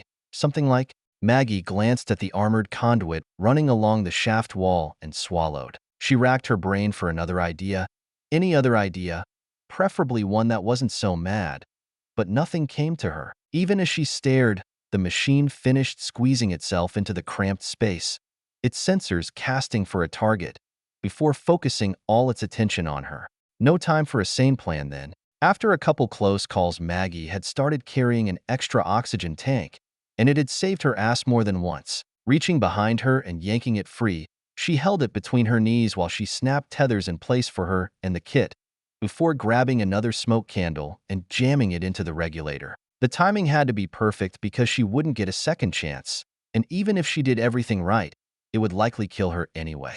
At least it'll be quick, her mind whispered without a trace of humor, as she cracked the tank's seal and lit the candle before hurling it at the drone. Grabbing her knees, Maggie pulled herself into a ball, protecting her vital organs, as the tank detonated in a ball of flame and shrapnel. Chunks of metal shredded the shaft's deck and bulkheads as one piece wanged off her helmet while another sliver embedded itself in her backside, breaching her suit. The message warning, "Suit integrity compromised," appeared on her HUD display, but she didn't dare grab a patch just yet. Her makeshift bomb had barely scratched the Ichun drone, even though it had taken the brunt of the debris. Its metallic limbs snagged nearby handholds as it closed in for the kill, while Maggie covered her faceplate and closed her eyes.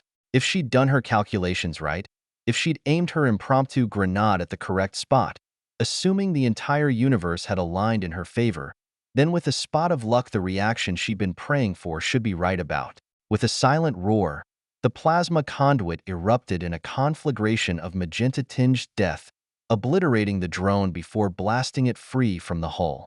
Her suit began shrieking alarms, as suit temperature critical joined the previous warning, both flashing bright red. At 8,000 K, nothing could withstand the intense heat for long, though the lack of oxygen gave her a brief reprieve before the devil would claim his due. Every warning light in her suit went off in rapid succession, leaving her gasping for air as she howled into the radio. "Shut down port side aft plasma conduit now." She repeated the message again and again. With the thundering jet of flame only a few meters away, it was likely disrupting her transmissions. If Mairead couldn't hear her, if she couldn't reroute the conduit in time, that was it. The metal splinter in her ass melted as Maggie cried out in agony, her O2 growing too hot to breathe, her suit systems failing one by one. "At least I saved the ship," her mind whispered, as the darkness took her at last. "Gently now. Holy Mother Terra. Watch your hands, gloves only." Her damn helmet's fused. "We need cutters. Jesus. Don't touch the clothing. Irrigate that." The words were jumbled and distant. None of them had anything to do with her, as she drifted off once more. "Unto Holy Mother Terra we commend the soul of our brother departed," as we commit his body to the deep black, in certain hope of eternal life, until the glorious day when the stars shall give up their dead, when those that have gone on before will be reborn. We remember Lieutenant Alexei Tsvetanov. For those that die are never gone, not so long as we hold them close in our hearts.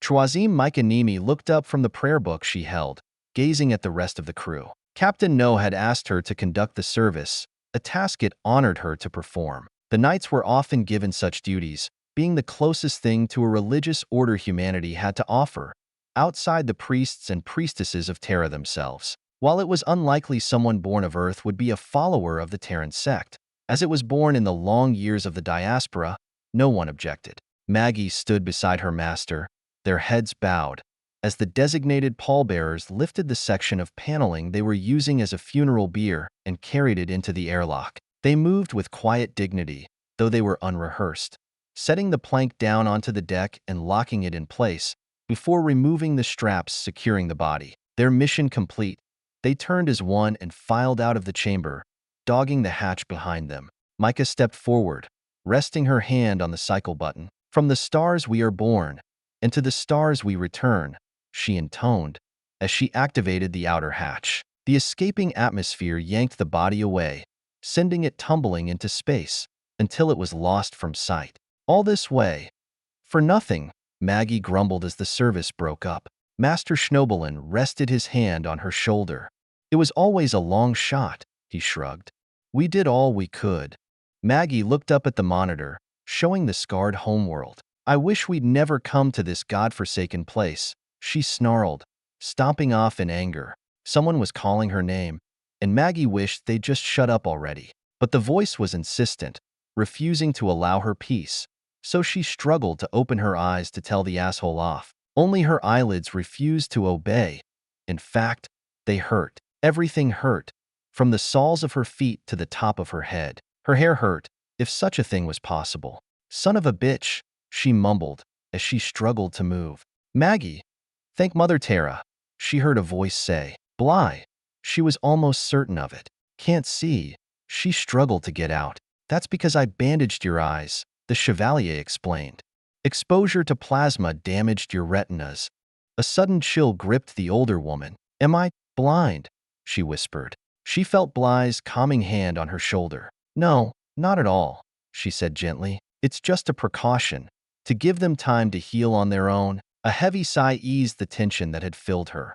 While blind tinkers weren't unknown, they were rare, relegated to the simplest of duties, no longer trusted with ship's systems or major repairs. She'd rather be dead than exiled to that fate. "I'm far more concerned about your other injuries," the knight continued. "You suffered burns over most of your body, and there's some residual lung damage from the superheated air in your suit. Frankly, you're lucky to be alive."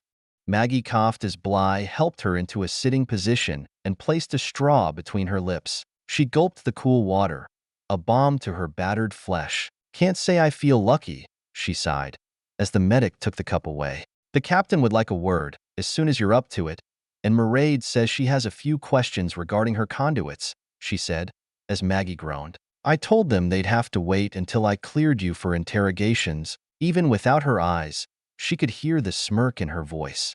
"Thanks," she told her. "Can't put it off forever, but I'll take what I can get. In the meantime, you have a visitor who is cleared," she said softly, as the tinker felt a small hand squeezing hers. "Diggs," she murmured, as she heard him snuffle. "I'm gonna be okay," she promised, as the sound of a sleeve wiping one's nose reached her ears. "He's been here all night," Bly informed her, her own voice filled with emotion. "He refused to leave your side. And I didn't have the heart to force him." There was a smile on her face, as tears filled her eyes. "Ain't we a pair?" Maggie mumbled, still holding his hand as she drifted back to sleep. Chapter 35. Dead Men Tell No Tales. Bly tried giving Maggie the time she needed to heal, but in wake of the attack, Captain Haddad's patience quickly wore thin. Despite her protests, she found herself forced to wake her patient, who, true to form, did not take the interruption well. She and Prash had propped her up to a sitting position with pillows, and even though she was wrapped like a mummy with bandages for her burns, the knights had relented and uncovered her eyes. The lights gave her a headache, but being blind just plain scared her. God damn it. How dead do I gotta be for you leave me the hell alone? She snapped after they shooed the others out of the room. She glared at the Corsair, while Mairead hovered nearby. I was right, wasn't I? That damn pulse woke up the drones. A handful, at least, he admitted, though at least the attacks weren't coordinated. It looks like the effects of the Elix weapon are permanent. Still almost got us killed, Maggie growled. I told you from the start this mission was a terrible idea. That doesn't matter anymore, he fired back. We're here now, and we're still in one piece. He paused for a moment, taking in her bandages. More or less, he amended. So, even after all this, you're still going through with it, she said, no matter how many lives you risk. Remy sighed. Maggie, everything you said about me is true. I'm a pirate, a smuggler, a forger, whatever it takes to get the job done. My hands are as dirty as they come, and I don't apologize for it. Never wasted a second's thought on the big picture, because just making it through the day is tough enough. But this, his voice trailed away for a moment as he got a distant look in his eyes. What if we could find that planet? Find it and claim it. Just think what that could mean for us. It's nothing but a damn pipe dream, she scoffed. Even if we found it, we'd never be able to hold it. The Troika or somebody else would just push aside and take it for themselves. Then why haven't they? He demanded. All these eons, no other race has even set foot on it. Why? 'Cause of that guardian the Oivu told us about, she answered. The captain snapped his fingers and pointed at her. Exactly. They can't get in. Whatever's guarding that system has kept them away for 1 billion years. Only somehow, one lone human scout ship found a way in, and I would very much like to learn how. That gave her pause. Truth be told, she'd been asking those same questions herself, but after her clash with the Ichun drone, the fight seemed to have gone right out of her. Damn it, she was tired. Couldn't they understand that? Only it seemed the pirate wasn't quite finished with her.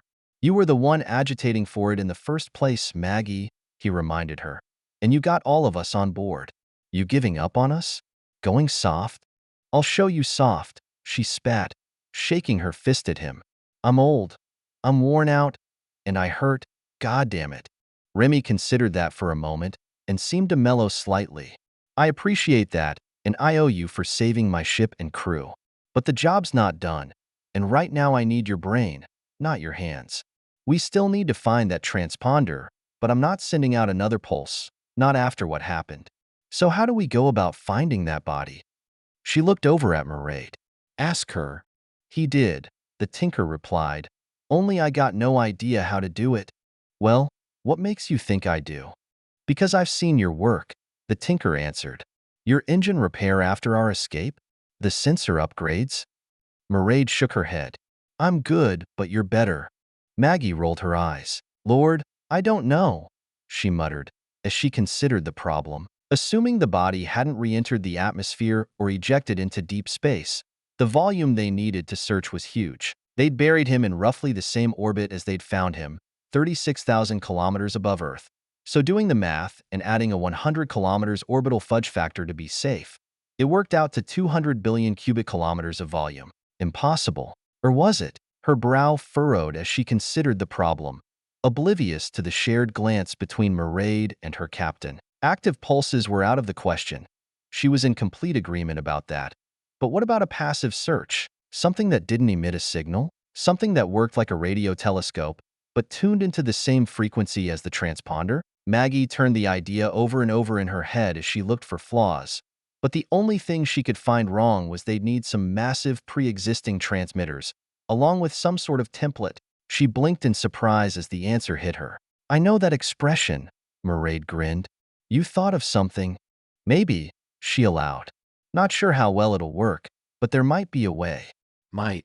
I'll take it, Remy told her. So what do we need to do? Maggie gave him an even look. You still got that body stashed in the airlock? She asked.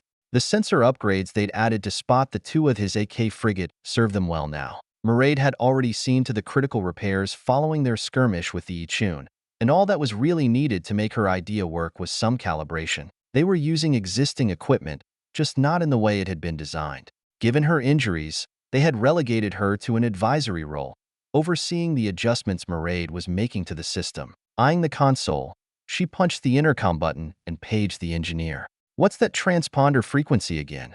she asked. 9.683 gigahertz, came the reply. "I checked it 3 times to be sure." "Got it," Maggie answered, punching it into the computer. Mairead had pulled the frequency from the body they'd retrieved prior to the attack. The transponders were identical, so it was a good bet they'd been part of the same SAR network. It just made sense to have all the transponders emitting the same signal. Otherwise, you'd have to search all over the dial. Dangerous, when lives were at stake. But that was only half the equation. For this to work, they also needed a radio transmitter, something other than Gerfalcon herself. Something that would pump out enough radio waves for the transponder to react to, however faintly. And just 150 million kilometers away was the biggest radio source in the system, Sol herself. Earth also put out radio waves, mostly from lightning.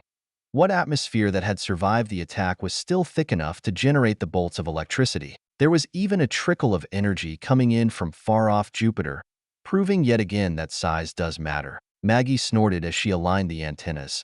Between the 3 of them, they had the search grid pretty well covered, but it was still a hell of a lot of ground to cover. Tapping the intercom again, she rang up the pilot. "Shilon, you got a search pattern laid out yet?" The answer came back immediately. "It's programmed and locked into the nav computer," she informed her. "I just hope no one is expecting miracles. It could take months to comb through that much space, and with a moving target, it could still slip right through our fingers.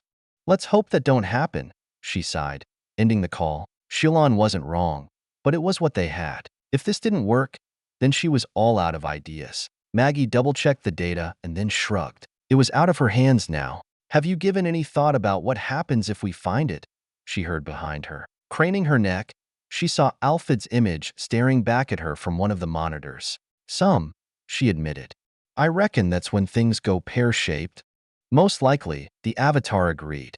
"We're coming to the endgame now, and someone, whether it's the Troika or somebody else, will make their move.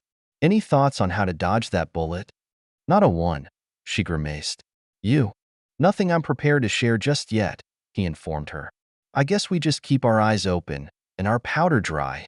"Outstanding," she said sourly. "Let me know if anyone tries killing us." "You'll be the first," he grinned at her, before signing off and blanking his screen. Leveraging herself up from the chair, she gripped the handles of the device Mairead had put together for her with her bandaged hands. A lightweight rectangular frame with 4 large wheels attached, one for each leg. She'd balked at the idea of a wheelchair while she healed, and since staying in bed when there was work to be done was unacceptable, she tolerated the contraption as a compromise. Even so, it was slow-going maneuvering herself back to her compartment before collapsing onto her cot with a weary groan. "Just how long are you planning on torturing yourself?" Runa asked her, while she struggled to find a comfortable position that wouldn't aggravate the worst of her injuries. "My idea," she grumbled, as Diggs appeared at her side to cover her with a thin blanket. She smiled at the boy, reaching out to tousle his hair as the Valkyrie just shook her head. "You're going to stubborn yourself straight into an early grave. You know that?" she cautioned her. "Up to the crew now," she mumbled, her eyelids growing heavy as she drifted off to sleep. The ship's alarm yanked Maggie awake. "All hands, security lockdown is in effect. Remain in your cabins until the all-clear is given. For your own safety, do not attempt to move about the ship." It was an automated signal on repeat, accompanied by flashing lights and klaxons, and as she clutched at her blanket in fear, Maggie's imagination began conjuring up wild scenarios to explain the alert, each more horrifying than the last. "Master, what are we supposed to?" The words died in her throat as she spotted the empty cot. As frightened as she was, the thought of Master Schnobelin wandering around the ship during a security lockdown flat-out terrified her. He was no longer a young man. What if something were to happen to him? That was one reason she'd come on this cursed mission in the first place, so she could look after him. He'd been like a father to her since she'd started her apprenticeship, and the thought of losing him scared her more than any fears she might have had for her own safety. They locked the hatch, but against even an apprentice tinker it proved to be no match. Within just a couple of minutes, she disengaged the override, the hatch sliding open as she peeked her head out into the corridor. She couldn't see anything, but she had to assume there was danger out there somewhere. Taking a moment to snag a few chosen tools and tuck them into her belt, Maggie armed herself with a crowbar and edged her way down the passage, searching for her master. Coming around the corner, she found the body. It only took a second to realize it wasn't Master Schnoebelen, even as she recoiled in fear. The garish clothing made him instantly recognizable.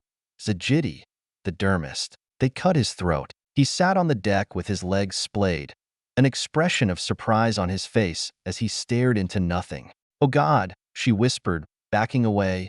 "Oh God, oh God, oh God, oh God."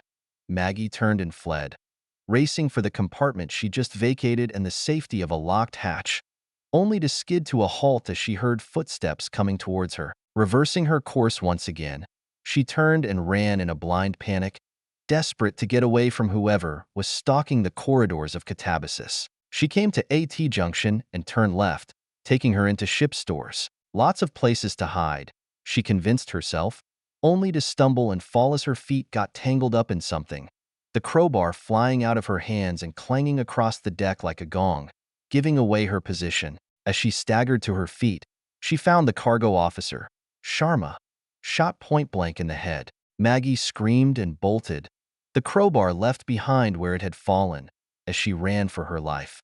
"No!"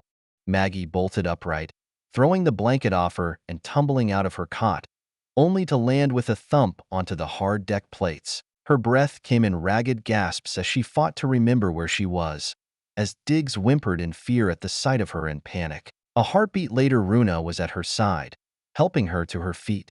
"Are you okay, Maggie?" she asked. "I'm fine," she wheezed. "Just a bad dream." The redhead nodded in understanding as she sat her back down on the cot. Dropping to her haunches, she looked her in the eye. "They're getting worse, aren't they?"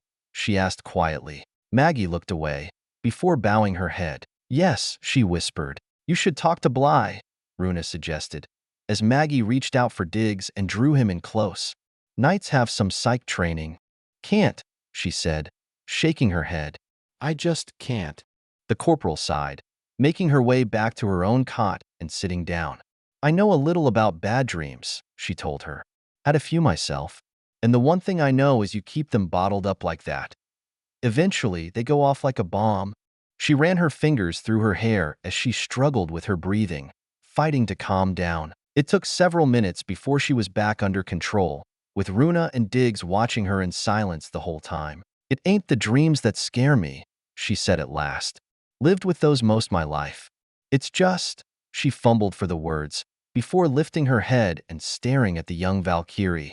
"There are things I wish I didn't know." She took that in, mulling it over. "I'm guessing you're not ready to talk about it," she said at last. "No," Maggie mumbled. "Not yet. Maybe not ever." Runa didn't seem surprised. "Must be one hell of a secret."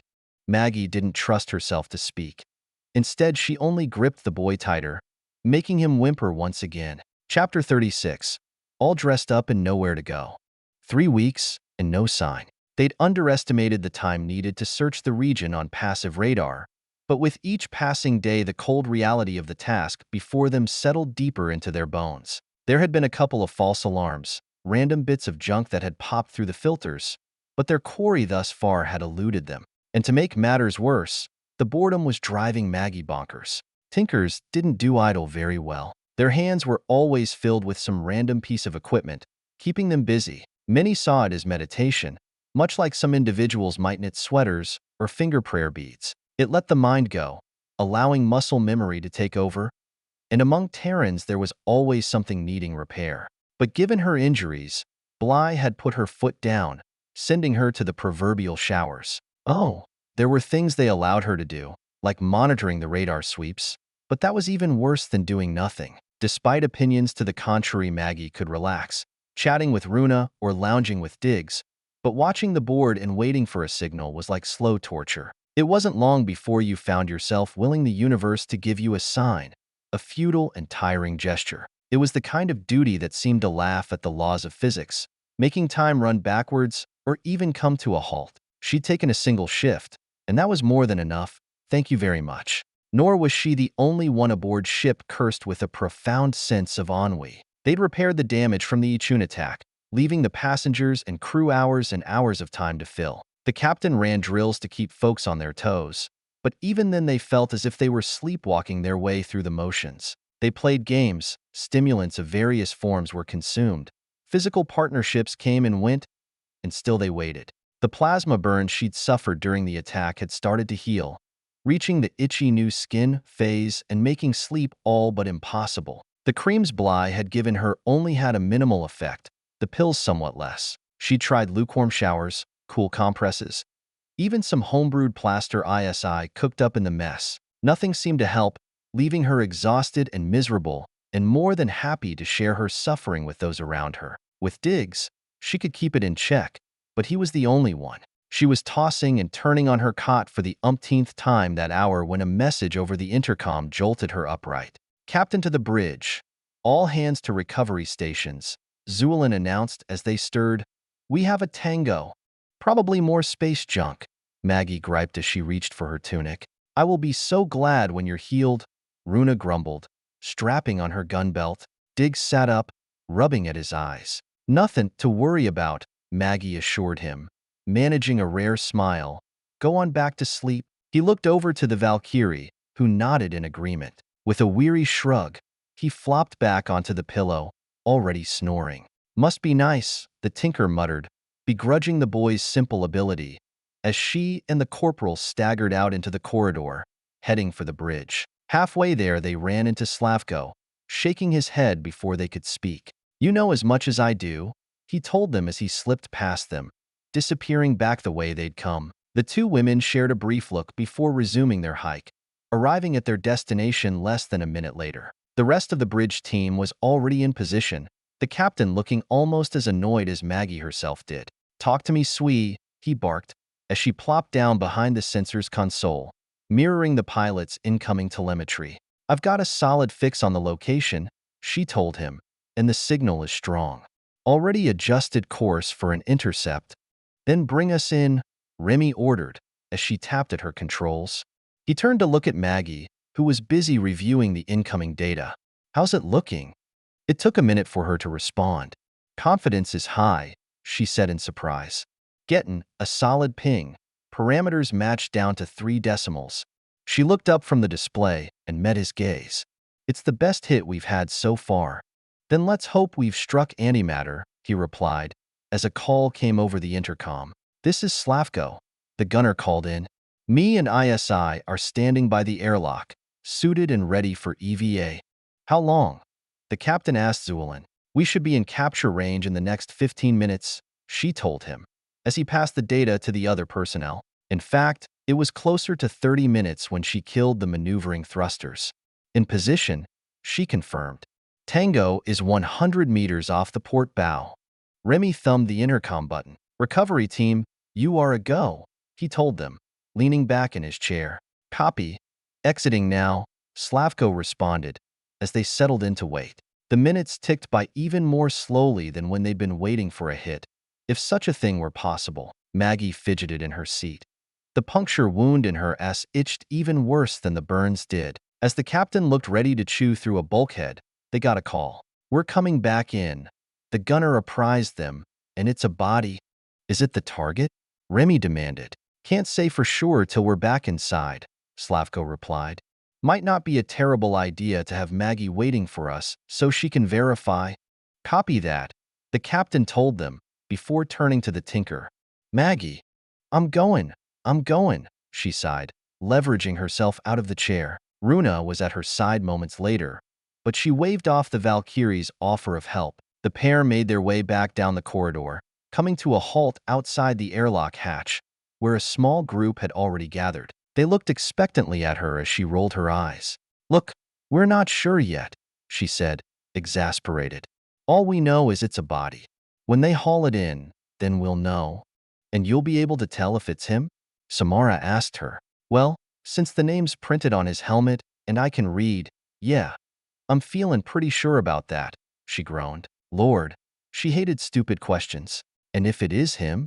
Sergeant Kai pressed. "Then me and Maraid see if we can dig anything out of that transponder," she explained. "It's still a damn long shot, people. Don't be expectin' miracles."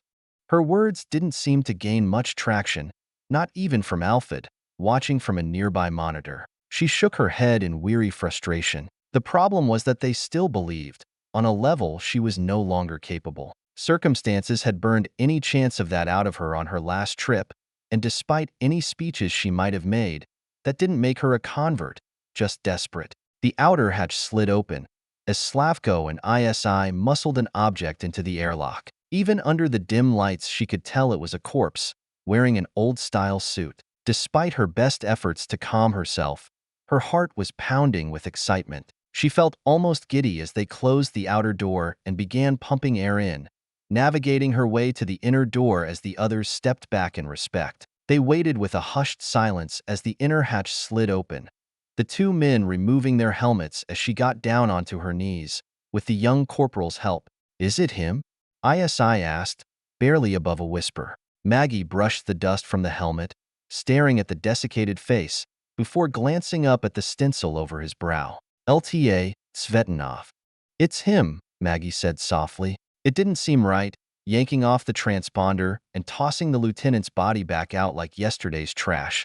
So instead they placed him on a cargo dolly and took him to engineering. Almost the entire ship's crew and complement followed, save for the pilot still on the bridge, and Diggs, who was likely asleep. The procession was as reverent as any funeral she'd attended, coupled with a singing twinge of excited hopefulness she didn't know how to speak to. As they locked down the cart and gathered their tools, Maggie turned to the crowd. "I don't know how long this is going to take, and last thing we need is you hanging over us. So scoot." Remy nodded in agreement and took it from there. "You heard her. Back to your posts or your compartments.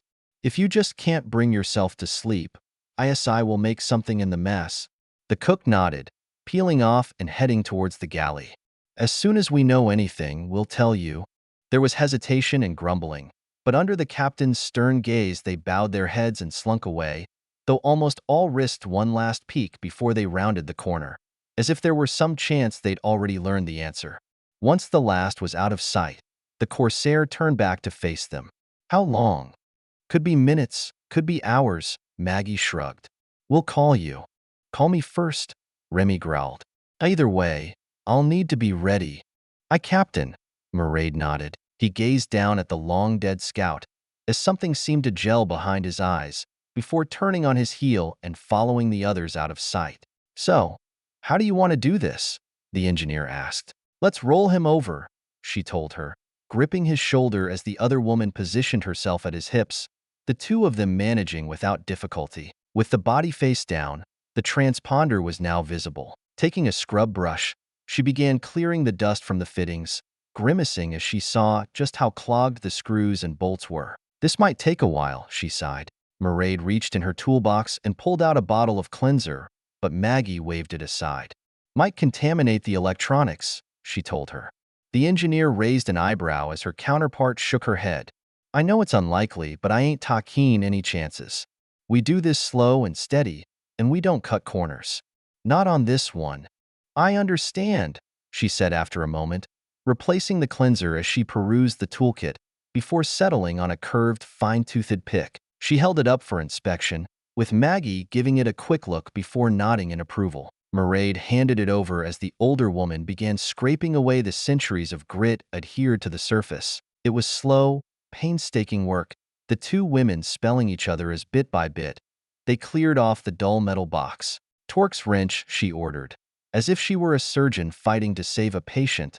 "Let's start with a T10. The engineer slapped it on her palm as she fitted it over the exposed bolt. "That's the one," she grunted, bracing herself as she put pressure on the tool. It was stubborn, but with effort it turned. "Easy now," Mairead cautioned. "We don't want to break off the head or strip the threads."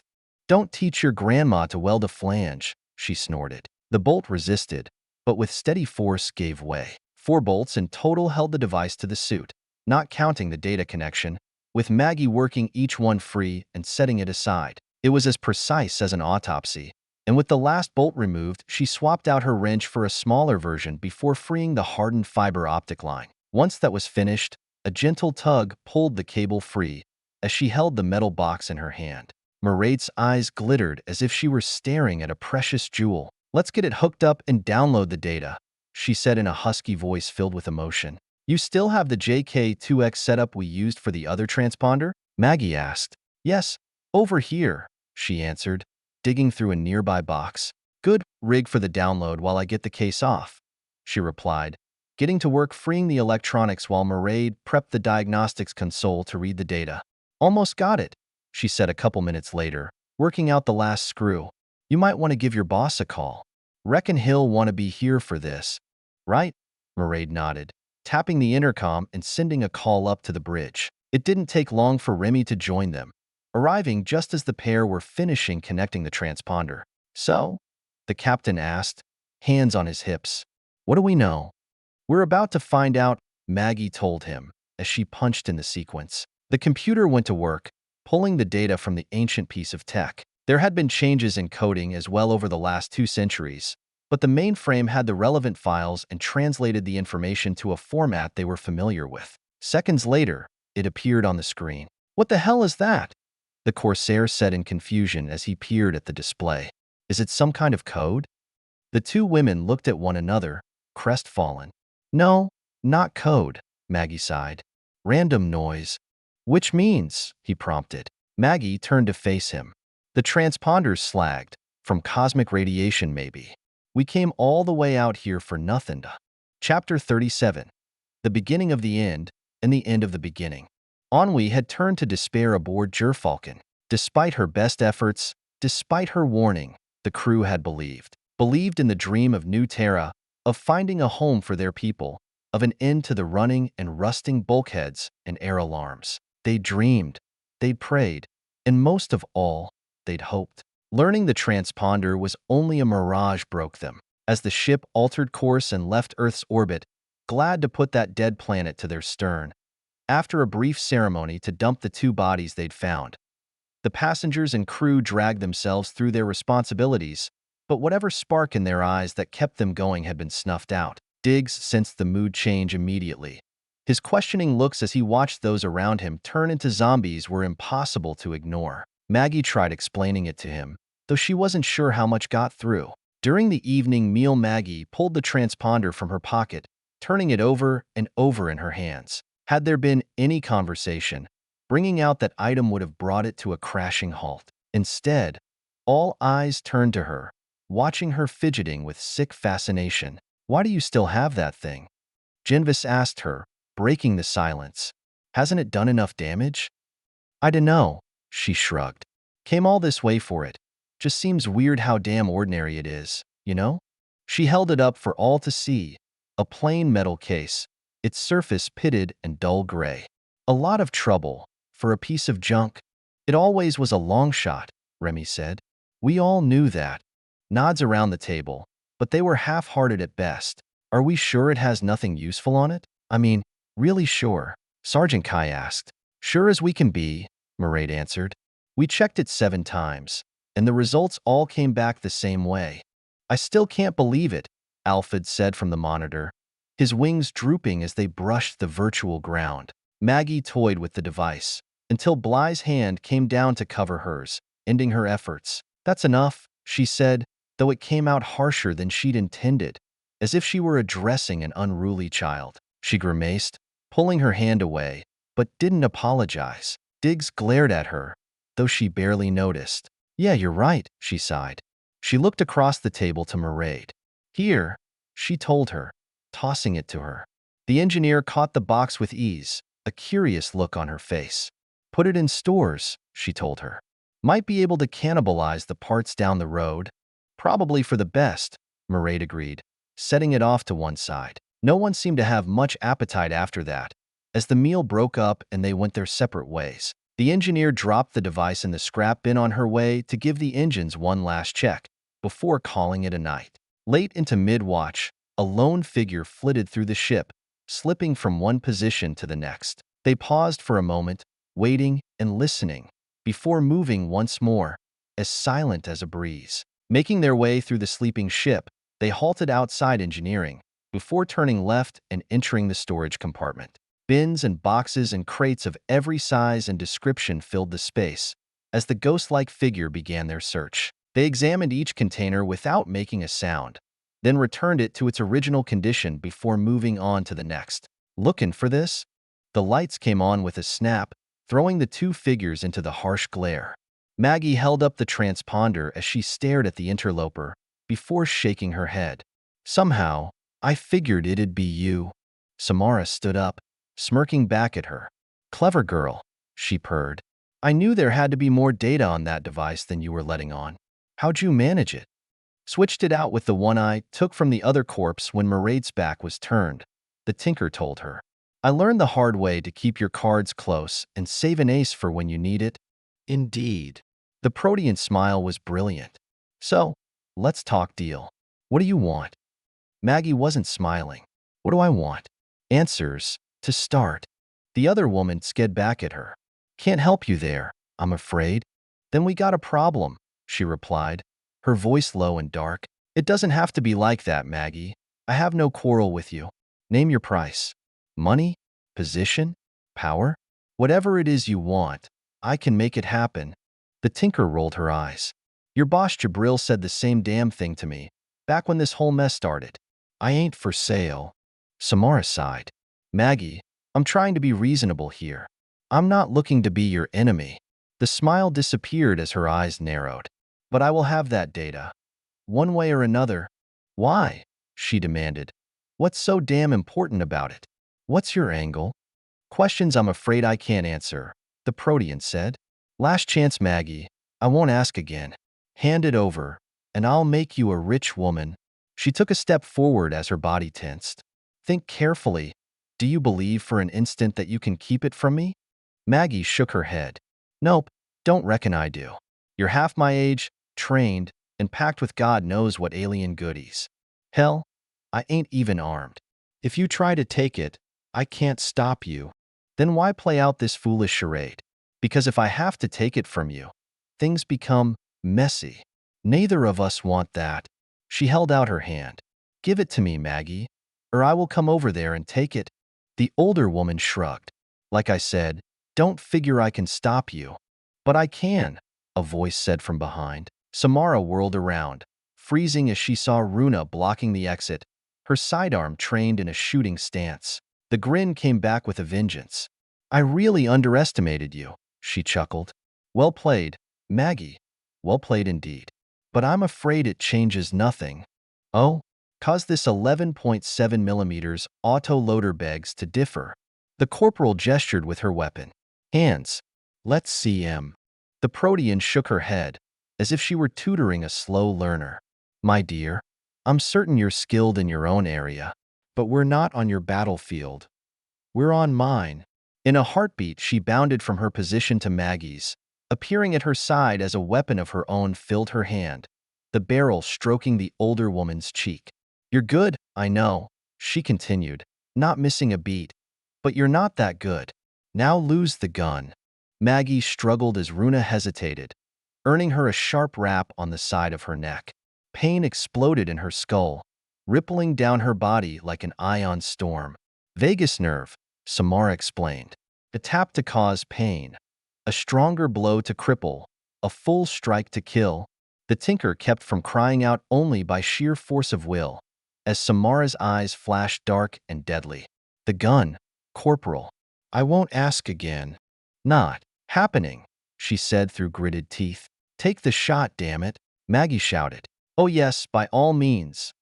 Take the shot, Corporal, Samara hissed, as she screwed her own weapon into Maggie's ear. And then I'll take mine. Maggie saw her friend waver, as she recognized the stalemate for what it was. No, I don't think so, she said, though the barrel of her weapon didn't move. But then I don't need to, do I? You're boxed in, Samara. Nowhere to run. All I have to do is make a call. If you take a step away from that hatch, I pull the trigger, she snapped.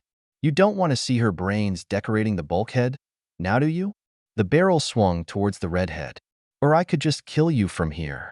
Samara, Maggie said quietly. Yes, what is it? She smirked. Begging won't change things, I'm afraid. Wasn't planning on it, she told her. Just wanted to say something, da. Go right ahead. I could use the distraction. The Protean didn't sound concerned. Maggie took a deep breath. Never screw with a tinker. She shifted her foot, closing the circuit, sending 100,000 volts into both their bodies. Maggie ran in a blind panic, desperate to find some way to escape. But where? Catabasis wasn't that big, and if someone was hunting her, they'd find her. She came to another intersection and turned right, heading down a side passage towards the bridge. Surely that had to be safe. She congratulated herself on her cleverness, only to yelp in terror as a hand clamped over her mouth and dragged her into a side compartment. "Hush, I won't hurt you," a voice whispered. As her eyes darted about in fright, someone moved out from behind her, while still keeping her mouth covered. Maggie froze as she recognized HeWhoLooksKskyward, one of the Corsairs. "Now I'll take my hand away if you promise not to scream." "Can you do that?" She nodded in a convulsive motion, and true to her word, the woman released her. "You should have stayed in your compartment," she hissed. "You'd have been safer there." "What's happening?" Maggie got out, sounding more like a squeak. "I saw Xavier and Zajidi, and they were... Her words trailed off, unable to finish horrifying thought. The older woman grimaced. "Damn it." She shook her head, warding off the news for now. "I'll tell you what's happening. Someone's killing everybody. We barely got a warning from Seed before he..." She closed her eyes, his fate all too clear. Maggie winced and looked away. She'd like the cook. He'd always make something special for her if she asked. "Who?" she whispered. "Who's doing this?" "I don't know," HeWhoLooksKskyward answered, as she held up a compact pistol. "But if they come for me, I'll be ready for them." Her eyes fixated on the weapon. The chief would keep them both safe. She let out the breath she'd been holding, only to have another thought intrude. "Master Schnobelin. Have you seen him?" "He wasn't in our compartment." "Sorry." The woman took a risk and craned her neck, peering into the corridor before darting back inside. "All right, we make for the bridge. We can ford up there and hold them off." Maggie nodded, happy to let her take charge. "You stay behind me and do what I say. Understand?" "Yes," she whispered. "Good." HeWhoLooksKskyward took another look into the passage. "Coast is clear. We move on 3. Ready?"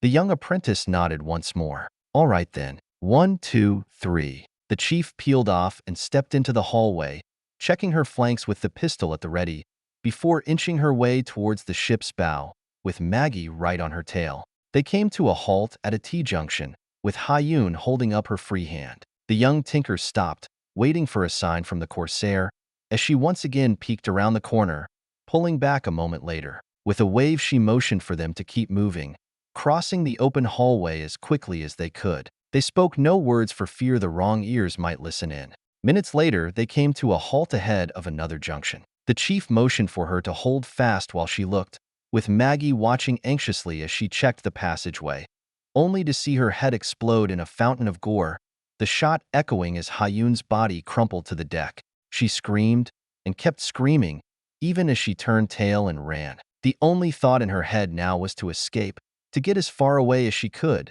to run and run and run until she was safe. Except there was only so far she could go. Maggie stumbled to a halt when the hull blocked her path, leaving her gasping for air and her limbs trembling. As she looked around and realized her subconscious must have guided her to the one place she might have a chance. Engineering. She spotted Radoslav's toolkit, the ship's engineer, yanking it open and looking for something, anything she could use to defend herself. Only every tool she grabbed seemed inadequate, paling compared to the devastation she just witnessed. She needed a gun, damn it, an enormous gun, with lots of ammo, and Maggie froze as an eerie calm came over her. A gun? She'd never even held a gun before. She was more likely to blow her own head off. "You're no Valkyrie," her brain snapped. "You're a tinker. So start thinking like one." Right. Ideas and possibilities began coalescing, only to be quickly dismissed. They'd take too much time, and that was the one thing she didn't have. She needed something she could use now. Maggie cast about for inspiration, only to have her eyes fall on the dynamo. Perfect. In a rush, she began throwing switches and closing breakers, rerouting the current, sending it in directions it wasn't meant to go. The plan she'd hatched was born of desperation. Something only a fool apprentice, one without experience or a sense of self-preservation, could conceive. Someone with just enough knowledge to be a hazard to themselves and to others. A shadow moved in the hatchway as she disabled the final safety interlock. Grabbing a wrench, she clung to it for dear life. As a figure stepped into the compartment, Master Schnoebelen? Thank God. The wrench clattered to the deck as she sagged in relief. I was so worried. Time came to a stop as he raised the weapon. No. Oh no, she whimpered. Please, it's me. It's Maggie. Her master paused, his head twitching in small jerks. Maggie, he rasped. Can't. He fired, the heavy slug wanging into a console as she dove for cover, narrowly avoiding the follow-up shot that ricocheted off the bulkhead. Can't, he kept uttering, as if he were stuck on the word like a glitched playback, before firing yet again. Sparks flew as a backup generator ground to a halt when Maggie staggered back to her feet. Their eyes met for a moment, and in that instant, she knew. Her master, her mentor, her surrogate father was gone. What was left was something that only resembled him. Maggie closed her eyes, bowing her head in defeat. I'm sorry, she whispered, before throwing the switch. The transformer exploded. All the pent-up energy she directed to it released in a flash. Master Schnoebelen disappeared, torn to shreds in the blast, as the shockwave threw her back against the hull, before sliding down to the deck. Her ears roared in muffled cotton, while novas blasted apart before her eyes. Maggie struggled to sit up, only to scream in agony as she felt something tear into her guts. A jagged piece of metal the size of a dinner plate, part of the transformer housing, protruded from her stomach. Well, fuck, she mumbled, before losing consciousness. Chapter 38. Even the devil himself was once an angel. Maggie groaned, her body aching in places she barely knew she had as she fought to open her eyes. Unsurprisingly, she saw Bly's face staring back at her. We've got to stop meeting like this, the knight chided her. Shut up, she said without rancor. I'm serious, Maggie. Do all your plans involve doing grievous bodily harm to yourself? Damn it, woman. I made sure the amperage was low enough to be safe, she fired back as she tried to sit up. It didn't go as well as she'd hoped. Bly watched in silence as she struggled, which only irritated her further. You gonna help me, or what? I'm leaning towards, or what, she replied. You're not even healed from your last little adventure. Maggie took a moment to rein herself in, instead of letting fly with a string of colorful invectives, as satisfying as that might be. She had more important things on her plate. Bly, she said, I need your help. I need to talk to Samara and figure out what the hell is going on. The Chevalier sighed, lending Maggie her arm as she helped her to her feet. I'm only doing this because Runa vouched for you, and because Samara is refusing to speak to anyone but you, she explained. Otherwise, I'd chain you to the bed to prevent you from doing another mischief. Thank you, she mumbled. Needing someone else's help didn't come easy to her, but after electrocuting herself, it didn't seem as mortifying. Looking around, she realized something was missing. Hey, where's Diggs? Bly's face went hard. He won't come. He's scared, Maggie. Scared that maybe next time, you won't come back? Shit, that blow hurt worse than the electricity. I'll make it up to him, Bly. I promise. Oh, really? And just how do you plan on doing that? Maggie winced at her tone. It was the same one she'd used to tear a strip off her hide back on Aacom. Are you going to wrap yourself up in packing foam? Promise to never ever put yourself in harm's way again? The older woman started to answer, only to be silenced as the knight cut her off at the knees. Admit it, Maggie. You are who you are. You won't change. You'll keep sticking your head in the blender until one day it'll catch up to you. And Diggs will have a ringside seat to all of it. He'll fear for you every time until he pulls away, shuts down, or suffers the consequences. The tinker felt her face flush as the shot struck home. Why don't you think about that for a while? The next time you're tempted to try one of your damn fool schemes. She felt about 1,000 years old. Bly, she began, before sighing and making another run at it. Look, you ain't wrong, she admitted, but I'm trying. I love that boy like I birthed him myself. It's just, this was important. Lots of things are important, she sniffed, and if you aren't careful, you might end up losing them forever. She refused to make any further eye contact or say another word as she led her to where they were keeping Samara. Maggie focused on keeping her temper in check. Never easy when she knew she was at fault. But damn, that woman could infuriate when she went all high and mighty. It tempted her to fire off a furious retort anyway. Not like she could piss her off any more than she already was, when her fingers brushed the jagged scar across her belly. When it rains, it pours, she sighed. As they entered Gerfalcon's makeshift brig, Runa looked up from the chair she was lounging in, rolling her eyes. If I'd known you were gonna pull a stunt like that, I'd have shot you myself. That's why I didn't tell you, Maggie admitted, before looking over at the others in the compartment. Sergeant Kai was standing guard alongside the corporal, while Prash was seated next to the cot they'd shackled Samara to, monitoring her vitals, while the Protean herself appeared to be unconscious. Remy stood at the foot of the cot, his arms crossed, scowling. You faked the data from the transponder, used it as bait, pulled Corporal Oakes into your scheme, rigged the power grid to electrocute yourself along with our guest here, and you did it all without bothering to tell me? The Corsair captain closed the distance between them until they were nose to nose. This is my ship, Tinker. You go behind my back like that again, and I'll throw you out the nearest airlock myself. You get me? I didn't know who I could trust, she sighed. Hell, I was taking a gigantic risk just bringing Runa into it. That was your one free pass, Maggie, Remy warned. You won't get a second. He glared at her for a few more seconds, before tromping back off to where he'd stood when she entered. You could have at least warned me, Kai grumbled, though he directed his comment to Runa, not Maggie. She swore me to secrecy. The redhead flushed, like she said. She wasn't sure who to rely on. She had difficulty meeting his gaze. Kai had an unreadable expression on his face. When he spoke, it was far softer than anyone might have expected. I'm not surprised she didn't trust me, but I thought you knew me better.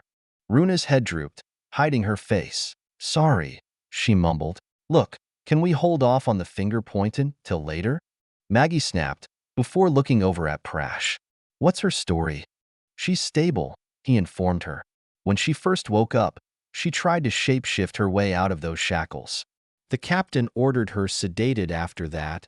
Heard she was asking to see me, Maggie said to the young knight. That's right, he nodded. That was before she tried to escape, though. Well, I need to talk to her, too. Can you wake her up? The two chevaliers glanced at one another. Yes, we can bring her out of it, Bly answered. But are you sure you want us to? No, but I got questions I'm pretty sure only she can answer, Maggie sighed. Do it. The two Valkyries moved, drawing their weapons and positioning themselves on either side of the cot, out of each other's line of fire. Remy stood between them, and Maggie was certain he was carrying a hideout piece of his own. Unless the Protean was also bulletproof, she wasn't going anywhere.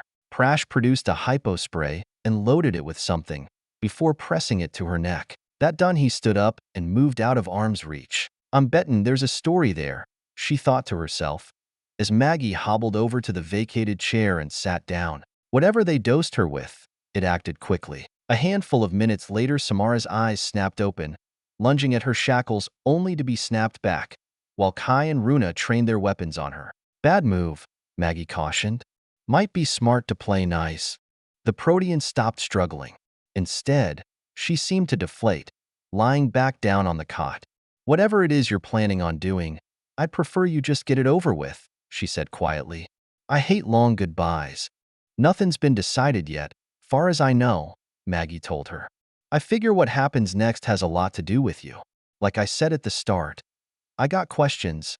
Samara sighed and gave her a resigned nod. Ask. It doesn't matter anymore. Maggie raised an eyebrow. I was expecting just a bit more resistance, she said nonplussed. The prisoner got a far-off look in her eyes. The moment I failed in my mission, my life was forfeit. They'll come for me. In a week, a month, a year. Eventually, they'll finish the job. Whether I talk or not won't change my fate. She paused for a moment and looked into Maggie's eyes. Nor yours, I suspect.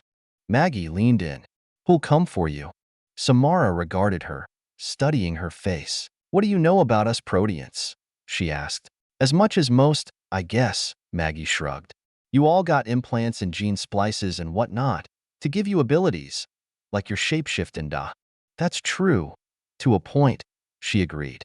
We're guinea pigs, Maggie. Lab rats. We allow the various races to experiment on us, hoping we'll draw a royal flush. There's no guarantee, and the procedures themselves can be grueling. The rehab even worse. For a second, she seemed to look at something only she could see, before shrugging once more. I was one of the lucky ones. I got everything I could have ever wanted. Considering where I started from, it was a miracle. Samara closed her eyes, seeming to age 30 years in a heartbeat. There's something most people don't realize about miracles, Maggie. Oh, what's that? That they come with a price, she whispered. Samara winced, whether in pain or memory or guilt. Maggie wasn't sure. How much? She asked. Nothing of consequence, she replied, trying to make light. Only my soul. Who? Samara, she demanded. Who's pulling your strings? She opened her eyes and looked up at her. The Iliex. Son of a... Remy snarled. No wonder they never came after us. Their mole was already here. It's how they prefer to operate covertly, she explained. They made sure they chose me for this mission. Mine aren't the only strings being pulled. She looked back at Maggie. That first time we crossed paths? That was no accident either. They meant for me to bump into you. Make an impression, size you up, all of that. She shook her head in defeat. They were already planning this. How? Maggie said in shock. How could they have known any of this would happen? They didn't. Not entirely. Not all their plans come to fruition. But this one, the last survivor of the Catabasis mission, coming out of the cold at long last? It didn't take a genius to realize that once the clans knew you were back, they'd stop at nothing to Shanghai you into a second mission. How could they have even known I was coming? She asked, still reeling. The tuuk? Samara told her, the ghost of a smile playing around her lips. The Iliex and them have an arrangement. Fucking bugs, Remy growled, as everyone in the compartment nodded in agreement. So, you were supposed to steal the data, get it to the Iliex, and what? See, the rest of us had a convenient accident? Maggie surmised. More or less, Samara agreed. It wasn't personal. Feels personal to me, she sneered. Well, you won. Congratulations. She laid her head back on the pillow. Enjoy the victory, Maggie, for all the good it will do you. Once they realize I failed, they'll clean house. Starting with me. It don't have to be like that, Maggie countered. Between all of us, we can protect you. You can help us stick it to them.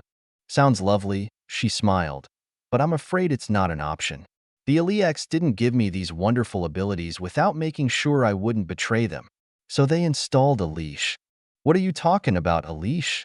She asked. Samara pointed at her own head. They modified my pineal gland. Once they decide I've outlived my usefulness, they'll pull the plug. A simple coded signal will release enough neurotoxin to kill a herd of elephants. Assuming there were any still alive for them to kill, that is, I'll be dead before I hit the deck. She gazed up at the overhead.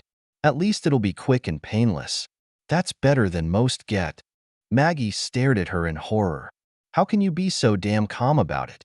I've been living with this for a long time. Besides, there's nothing I can do about it. I don't believe that, she snapped. There ain't no problem that doesn't have a solution. We just gotta find it is all. The Protean let out a peal of laughter. Maggie, you electrocuted me. And yourself? Let's not forget about that. And now you're going to save me? That started her laughing once more. If you wanted into my bed that badly, all you had to do was ask. Remy made a sound in his throat that raised a few eyebrows and earned him a smirk from Samara. Don't flatter yourself, Maggie snorted. You got knowledge and skills that are valuable if we're ever gonna find that world. Besides, ain't enough of us humans left to just let one kick off without even trying to do something. Samara smiled, perhaps the first genuine smile she'd seen on the woman. That's sweet, Maggie, really? But it's impossible. Ask yon chevalier how difficult it would be to remove a pineal gland, even one that hadn't been tampered with. Maggie turned to face Bly. Well, you're talking about brain surgery, Maggie, the knight said, her eyes wide in trepidation. Most primaires would refuse to do it. So, that's it then? We just let them kill her? Why not? Runa spoke up. She was willing to kill you. Maggie shook her head. I swear, none of you get it. We've been fighting amongst ourselves since Earth got fragged, and it's only made us weaker. They keep picking away at us, bit by bit, and eventually nothing's left. Well, I'm tired of being their chew toy. And you should be too.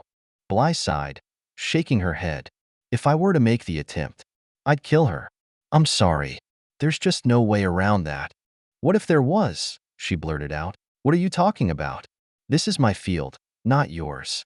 Assuming for the moment I had the proper equipment, which I don't, and the necessary training, which I also don't have, the pineal gland is located dead center in the brain. Even getting to it would likely kill her. And we have to assume the Alex have safeguards in place to prevent tampering. I cut into her. Maybe I end up killing all of us. Samara reached out and touched Maggie's arm. I appreciate the effort, but there's no use. Bly is right. Maggie jabbed her finger at the protean in return. Just answer me this. If I come up with a way to give you even the slightest chance, would you take it? Would you go under the knife? Even if the odds were 1,000 to 1? This is insane, Maggie, Bly exclaimed. Even by your standards. The Tinker's glare didn't waver. Answer the question, Samara. Yes or no? The two women stared at one another before the protean looked away. I've been their puppet most of my life, she said softly. I gave up dreaming there could be anything else, long, long ago. Sighing, she stared off into the distance. But I'd rather die free than live one more day as a slave. She turned back to face her. Yes, Maggie. Even at those odds. I'd take the chance. You heard the lady, Maggie nodded. Now, we just gotta figure out how. Chapter 39. All debts are paid with blood.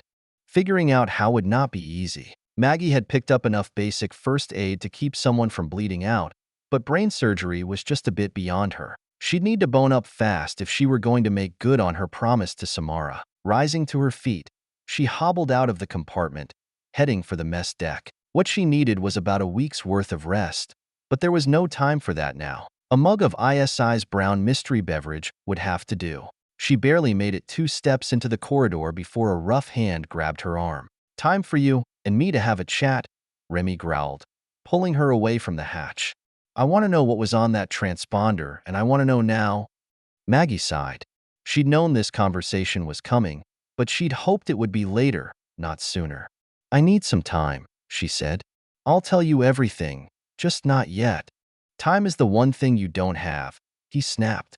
I thought I'd made myself clear. You're all out of free passes. I've put my ship and crew at risk for this mission, with the understanding that anything we learned would be shared by all. So share. Look, I'm still not sure I can trust you, she fired back, and you playing pirate with me ain't helping your case. I'll show you what I found when I'm ready, and not 1 second before. Remy cocked his head. You sure that's the way you want to play it? She swallowed. Yeah, I'm sure. Fine. His grip tightened as he dragged her down the corridor. Hey, let go of me, she shouted. What the hell do you think you're doing? Making good on my promise, he told her, as she realized in sudden horror where he was taking her. To the airlock. No, let go, she shrieked, as she fumbled with her free hand for one of her pockets. Only it was on the wrong side and she could hardly stay on her feet the way he was yanking her around. She'd fucked up bad, miscalculated how angry he'd be, and unless she did something fast, he'd do what he said he'd do. Toss her into the black and let her suck vacuum. Maggie was a heartbeat away from surrender and telling him everything, when the pirate let out a yelp and released her arm, stumbling away from her as he clutched his thigh. Diggs stood behind them, his teeth bared as he held the knife she'd given him, its blade smeared with blood. He growled in deadly fury as he placed himself between them, protecting her with his very life. You little bastard! You'll pay for that, the pirate snarled, as he came at them both with his fists raised, prepared to strike them down.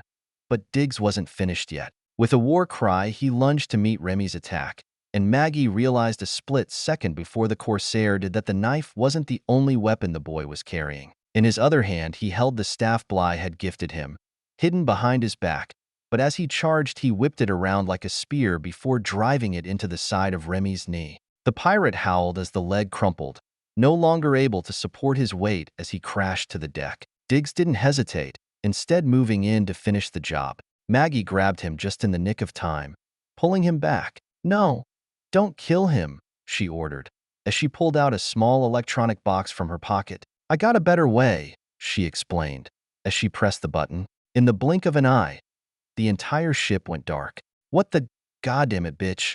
What the hell did you do?" Remy screamed at her. She couldn't see him, but she could hear him as he started crawling toward them. "When I get my hands on you, you just hold it right there," she snapped, keeping a firm grip on the boy. She had no illusions about what he'd do if she released him, and the odds were no longer in his favor. He disabled the pirate only because he'd surprised him, but now he knew he'd be coming. "I've disabled Gerfalcon," she informed him, "shut down the engines, the power plant, the computers, and the environmental controls. This ship is dead in space, till I decide otherwise. So if I was you, I'd think real careful about my next move." "You sabotaged my ship?" he hissed. "You're dead, Maggie. You just crossed the line. Considerin' I was fixin' to start breathin' vacuum. I ain't shakin' in my boots," she snorted. "I can put it all right in a couple seconds, or we can sit here till the air goes bad and we freeze to death. Your choice." "I'll call that bluff," she heard him sneer. "Mairead will figure out what you did and undo it, and then you both go out the airlock." "Maybe," she admitted, "but will she find it in time? You know her, and me been workin' together a fair amount now. She's good, sure, but I'm better. Sure as hell I'm sneakier. I figure she's got maybe a 1 in 20 chance of figuring out what I did before it's too late. But go ahead. You might get lucky." She could hear the pirate cursing under his breath. "How long have you been planning this move?"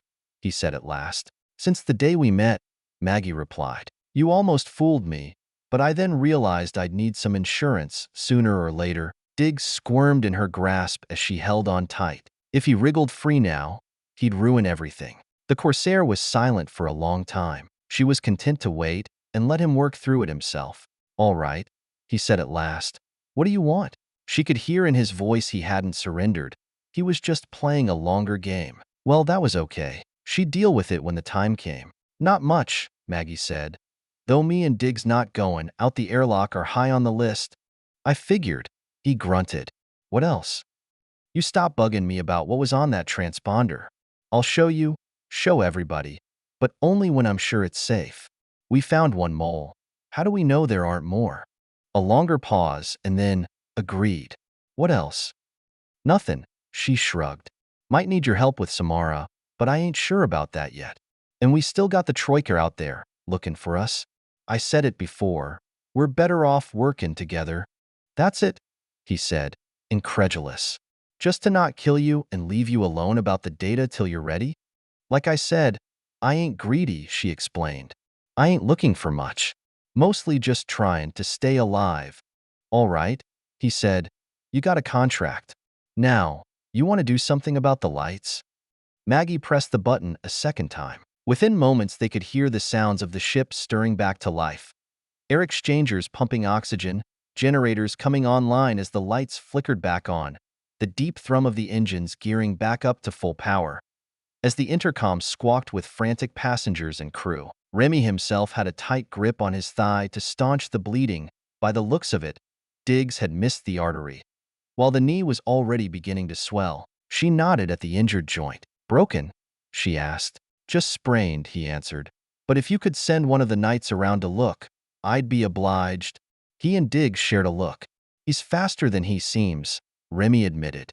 "Stronger, too." His gaze turned towards Maggie. "I won't underestimate him again."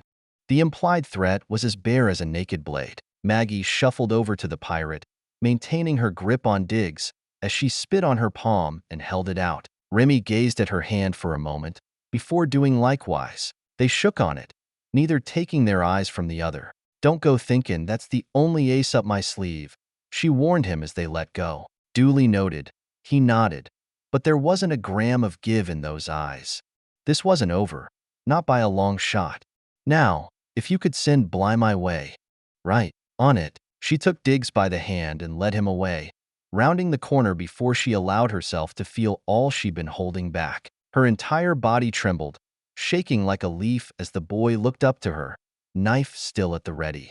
"We need to clean that off," she told him, before kneeling down so she could look him in the eye. "That's the second time you saved my life," she said, as the emotions threatened to overwhelm her. "Thank you. Welcome." Her head rocked back in amazement. "Did you just speak? Say that again." "Welcome," he repeated, softer this time, his face blushing at the sudden attention. Maggie pulled him to her, hugging him tight, as fear and joy opened the floodgates, the tears streaming down her face. "I turned my back for 2 seconds, and you damn near get the both of you killed," Bly clucked at Maggie, shaking her head. "Do you think you could make it through an entire day without attacking someone on the ship?" "Hey, I never touched him," she protested. "You and Diggs come as a set," the knight snorted. "Diggs saved my life," she growled. "So you just leave him be." She glanced over at the boy, who was following the exchange but didn't seem concerned. He liked the young chevalier. "Hell, you should be proud. He put that stick you gave him to good use." "Yes, I know. I was the one who wrapped our captain's knee, remember? Not to mention stitching up a rather nasty knife wound." She too looked at Diggs. "A few centimeters over, and he might have nicked the artery. He could have bled out in minutes. That bastard was gonna space me, so I ain't losing sleep over it," she sniffed. "He got off easy." The two women stared at each other for a moment before realizing neither would convince the other. "Besides, we got bigger things ahead. How do we fix Samara?" "We don't," Bly mumbled. "If I open her up, I'll kill her." "She's dead if you don't operate," Maggie reminded her. "You heard her. I have no control over her life, only mine." "I took an oath, Maggie. Primum non nocere, first, do no harm. I cut into her brain. That's what I'll be doing." Maggie folded her arms. "And when the Elieks punch her ticket, turn her brain into goo? Or when they come after the rest of us? What then?" The knight sighed, pinching her nose. "My life was so much simpler before I met you." "Yeah, I get that a lot," she smirked. "Look, I saw you with Diggs, remember? Your hands were steady as a girder, your moves certain. If anyone can do it, it's you. Besides, she's got nothing left to lose." "I don't have the proper equipment," she continued to protest. "The surgery you're talking about is highly specialized, requiring very specific tools, none of which I have." "Make me a list," Maggie replied, "with specifications, if possible. If you ain't got it, I'll damn well build it." The Chevalier failed to be impressed. "You'll build me a CO2 and an ultraviolet laser? A surgical halo? A positron scanner? Because that's what I'll need at a minimum to pull this off. If I have to cannibalize half the damn ship, I'll get you what you need," Maggie vowed. Bly sat down with a thump.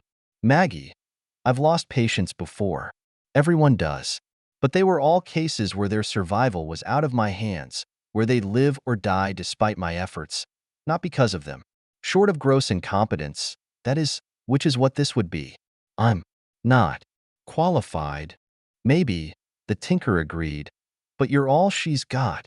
Can't we at least wait until we're back in civilized space?" she pleaded. "Someplace where we might find a premier?" "The Elieks are waiting for us out there somewhere," Maggie reminded her. "They're expecting a rendezvous with their agent, and if we show up without her, I figure they'll get to that loose-end tie-in Samara was talking about right quick." "And if she's dead?" Bly demanded. "What then?" "Something tells me they don't value our lives as much as we do," she said. "I doubt they'll kick up a fuss, long as they think their secret's safe." "I don't want to do this, Maggie," she said in a small voice. "I really, really don't want to do this. What I must put her through. It would be kinder to shoot her. And that's even if I succeed." "Like what?" the tinker asked, puzzled. "She must be conscious for the procedure," Bly explained, as Maggie blanched. "Imagine what that will be like for a moment. Having someone dig inside your brain while you're awake to experience all of it. And the reason she needs to be responsive? So that while I'm poking around in there, I can ask her, how does it feel when I do this? While I hack and slash my way through her skull." She felt a little green around the gills at that graphic description, but she stood her ground. She knows the risks, Bly, and yet she's still willin'. What's that say about her and about us? You know, it's bad enough I'll probably kill her, the knight fired back as her voice grew shrill with ire. But what's worse is if she survives. The odds of her coming out of this unscathed are too small to even contemplate. I could turn her into a drooling vegetable, Maggie, and I don't want that on my conscience. If that makes me a coward, then so be it. No one's calling you that, she said, hoping to calm her down. At least tell me why, Bly demanded. Why are you doing this?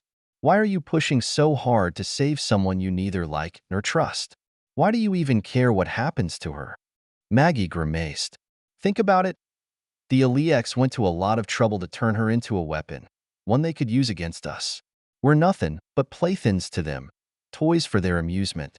And Samara, she's had to live with that for years. A hard look came across her face. If we can take that leash off her, we'll have our own weapon. A self-guided missile, pointed straight at the Troika. Just think for a moment what that might do for us. The young knight shuddered at the image, as Maggie took a moment to collect herself. Look, is there any way we can up the odds? Anything we ain't thought of yet? The Chevalier rubbed her temples as she considered the question. What I'd like is something to better monitor her brain activity, she said at last. Even a PET scanner is too crude for what we're attempting. Something that will really get in there, down to her very core. Something that could read her synapses, if possible. But then I might as well wish to have Earth back. While I'm at it, she shrugged, helpless. Something to bridge the gap? Something that has the speed and power of a machine, but can read a person? Maggie chewed on that, deep in thought. When a devilish grin played around her lips, she stood up and hobbled over to a monitor, punching in a code. Moments later, the avatar Alfred appeared. And what can I do for you? O wise and powerful Maggie Al-Haja, the angelic being chuckled. I'm so glad you asked, she smirked. Have I got a job for you? Chapter 40. Even the brave whistle past the graveyard. You've put me in one hell of a spot. You know that? Maggie sighed while Mairead glared at her. I've been the engineer on this ship for going on 8 years now, and I've earned my place. They trust me, and they respect me. And then you came along. The younger woman shook her head. After your little scuffle with Captain Haddad, now I have to choose. Either I side with you and betray my captain, or I side with him and betray my clan. The glare was back with a vengeance. Thank you so very much for dumping this in my lap. He didn't give me much choice, Maggie shrugged. Sure as hell wasn't gonna let him space me. Now it was her turn to glare. How can you serve under someone like him? Maybe you enjoy sleeping in alleys and digging through trash, Mairead snorted. But some of us have higher standards. So he's a pirate. That's what corsairs do. They're pirates. The Valkyries kill for money, and us tinkers whore ourselves out to all of them. It's a hard old universe, Maggie Al-Haja, and you do what you gotta do to get by. She snorted in disgust. I shouldn't have to tell you that. Amazing how they can make that damn moniker sound like a prayer or a curse, she grimaced. She didn't blame Mairead. If their roles were reversed, she'd be pissed too, though not for the reason she claimed. You got every right to be angry, Maggie allowed. I know how I'd feel if somebody sabotaged my ship, but I still ain't telling you where or how I did it. Sorry. Mairead's nostrils flared as she spun away, stomping back to the workbench where she was putting the finishing touches on the laser Bly needed for Samara's surgery. If she kept looking, she'd find where Maggie had installed her kill switch, by which time she'd have added a second one somewhere else. As long as Remy Haddad was captain and she was a passenger, she'd damn well have a trump card she could hold over him if things went south again. She turned her attention back to her own workbench, where she was running a diagnostic on the scanner the Chevalier had insisted on before she'd even consider surgery. Scavenging the parts hadn't been easy. She'd had to dismantle some of the sensor upgrades to make it work. It was a bulky, clunky-looking device, but if she was reading the numbers right, it should do the job. They still had to make the oxygen 15 water Bly would need to trace the blood vessels in Samara's brain, but with a half-life of only 2 minutes she'd do that right before the scan. Luckily, the engines would serve in a pinch to generate the needed radioisotopes. The monitor above her flickered to life as Alfred appeared on the display. Just checking in to see where we stand, he informed her. Are the connectors ready? Got 'em right over there, she told him, pointing to a plastic container. Should work just fine. You realize I've only done something like this once before, the avatar said. And I had help then. Ain't a skin you to move into her skull. Only monitor it, she explained. Just tell us if things go wonky. I'll try, he said. We're all flying by the seat of our pants here. Alfred, Maggie shrugged. Do the best you can. Can't ask more than that. Now, about that other matter. It's about what you figured. The knights and valkyries are in your camp, along with Samara. Genvis is on the fence, while the crew are standing with the captain. What? Mairead exclaimed, rushing over to where Maggie was standing. What are you talking about?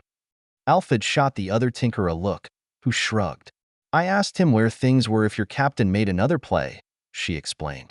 We got an understanding, him and me, but sometimes folks get frisky. If you're planning a mutiny, count me out, Mairead shouted at her.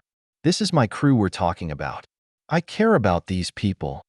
Maggie held up her hands. I ain't planning nothing, I swear. Just wanted to know who I could trust if shit got real. She glanced back at the screen. Didn't hear you say where you stood, she pointed out. The avatar grinned. Oh, I'm with Team Maggie. If only out of morbid curiosity. I'll take it, she replied, while Mairead stormed off muttering under her breath. Also, Bly wants to know when the equipment will be ready, Alfred added. Tell her. Maggie paused, looking around as she ran a quick inventory of the project. We should be done this time tomorrow, she finished. I'll let her know, he nodded. As his image disappeared, she could feel Mairead's icy glare behind her as she got back to the diagnostic. Last thing in the galaxy she wanted was another showdown with Remy Haddad. But if he pushed it, it was good to know she had backup. Bly and Prash went over the gear with a jaundiced eye, searching for any signs of defect. It wasn't because they didn't trust the Tinker's work. Quite the contrary.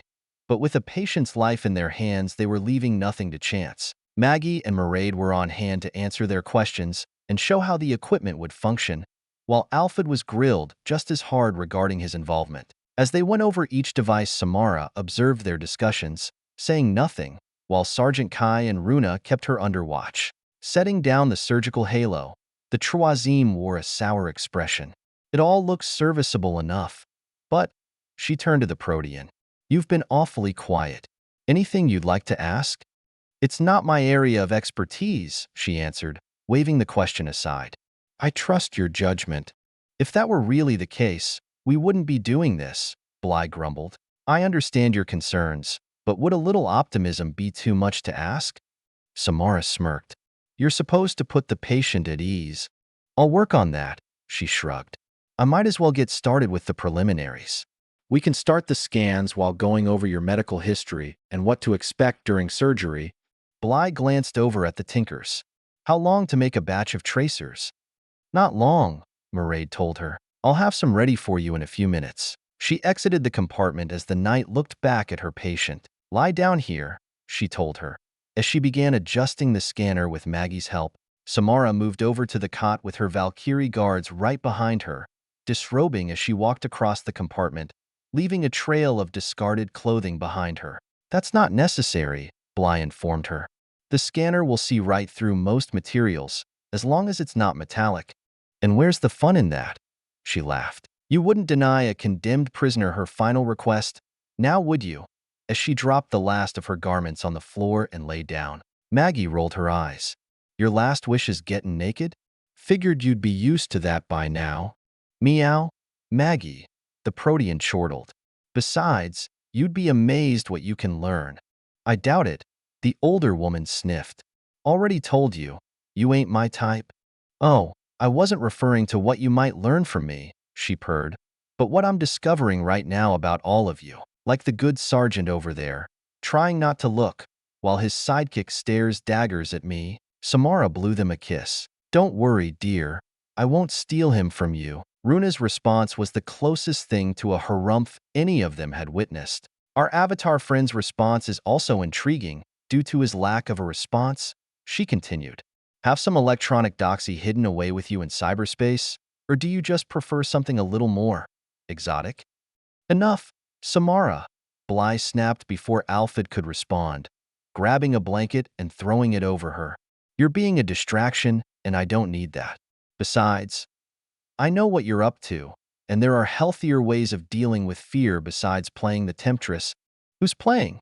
she asked, though she refrained from any further antics. Mairead arrived a few minutes later with the radioisotope as the Chevaliers got to work. Prash injected the tracer into her bloodstream as Bly operated the scanner, running multiple passes over her head and torso while they fed the results into the computer. After 10 minutes of scans, she shut off the machine. "You can get dressed now, Samara," Bly told her, sitting down so the two knights could review the results. The Protean followed the trail of clothing back to her original seat, redonning her garments as she went before sitting back down under the watchful gaze of her jailers.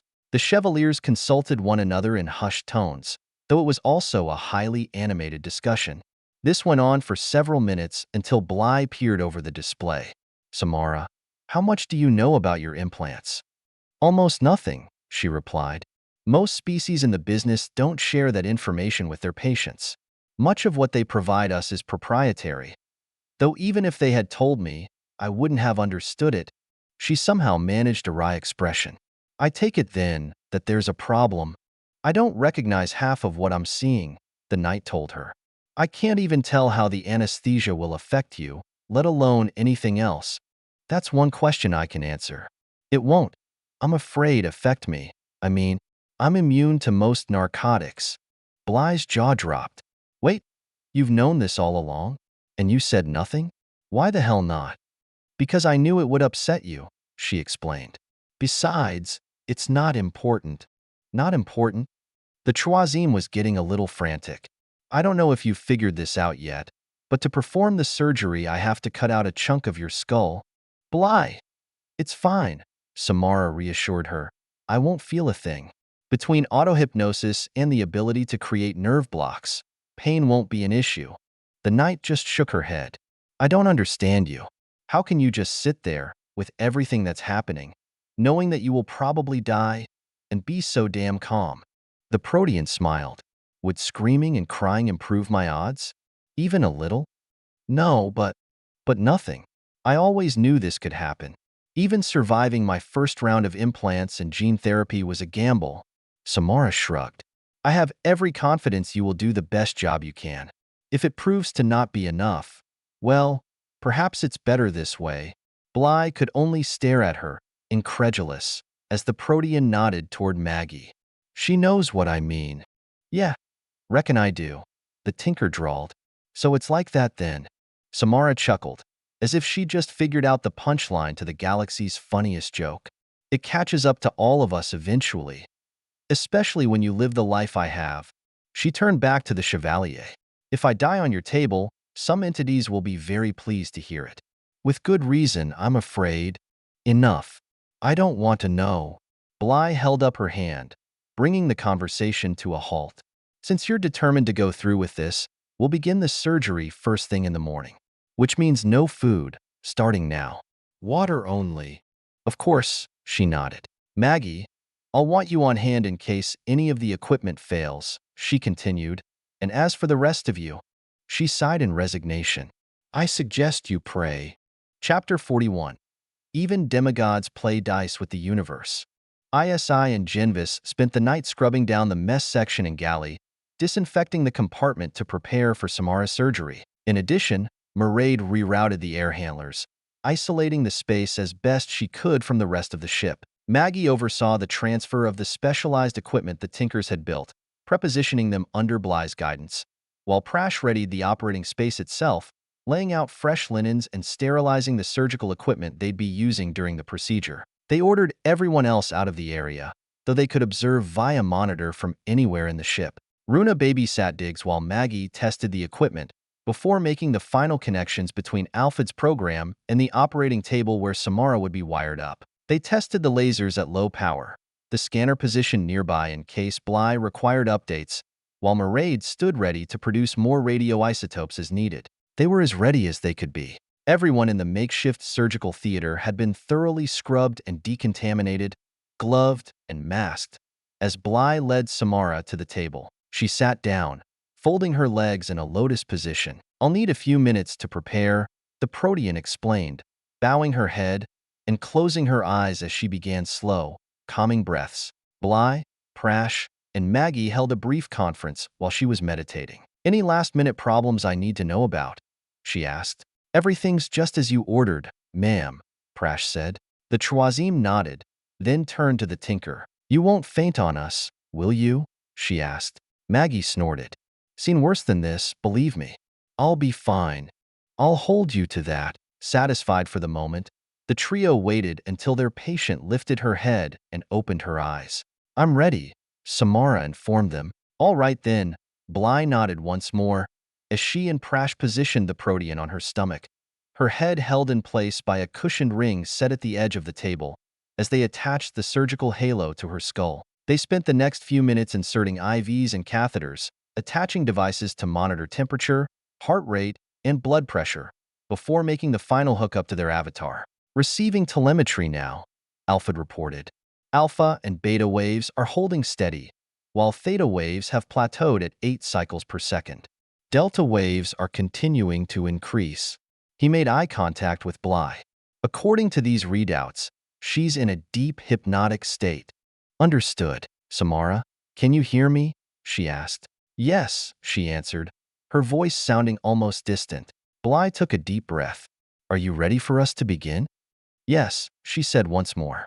"Very well then. Alfred, please start the music." The sounds of Tchaikovsky's Pathetic filled their ears as Bly closed her eyes. "Mother Terra, guide my hand," she whispered, steeling herself as she focused on the task ahead. "Scalpel," she ordered. Prash slapped the instrument in her palm. The back of Samara's head was already shaven, leaving her skin clear as the blade came down. With a single smooth slice, she created a flap, exposing the skull. "Retractors," she said, holding out her hand. Taking the scalpel and replacing it with a hook-shaped device, Prash placed the used lancet in a tray of sterilizing solution, while Bly pulled back the freed flesh, giving herself space to operate. "Sponges," she said, as bits of gauze were handed over to sop up the thin trickle of blood. "What are her vitals?" she asked, as her assistant checked the readings.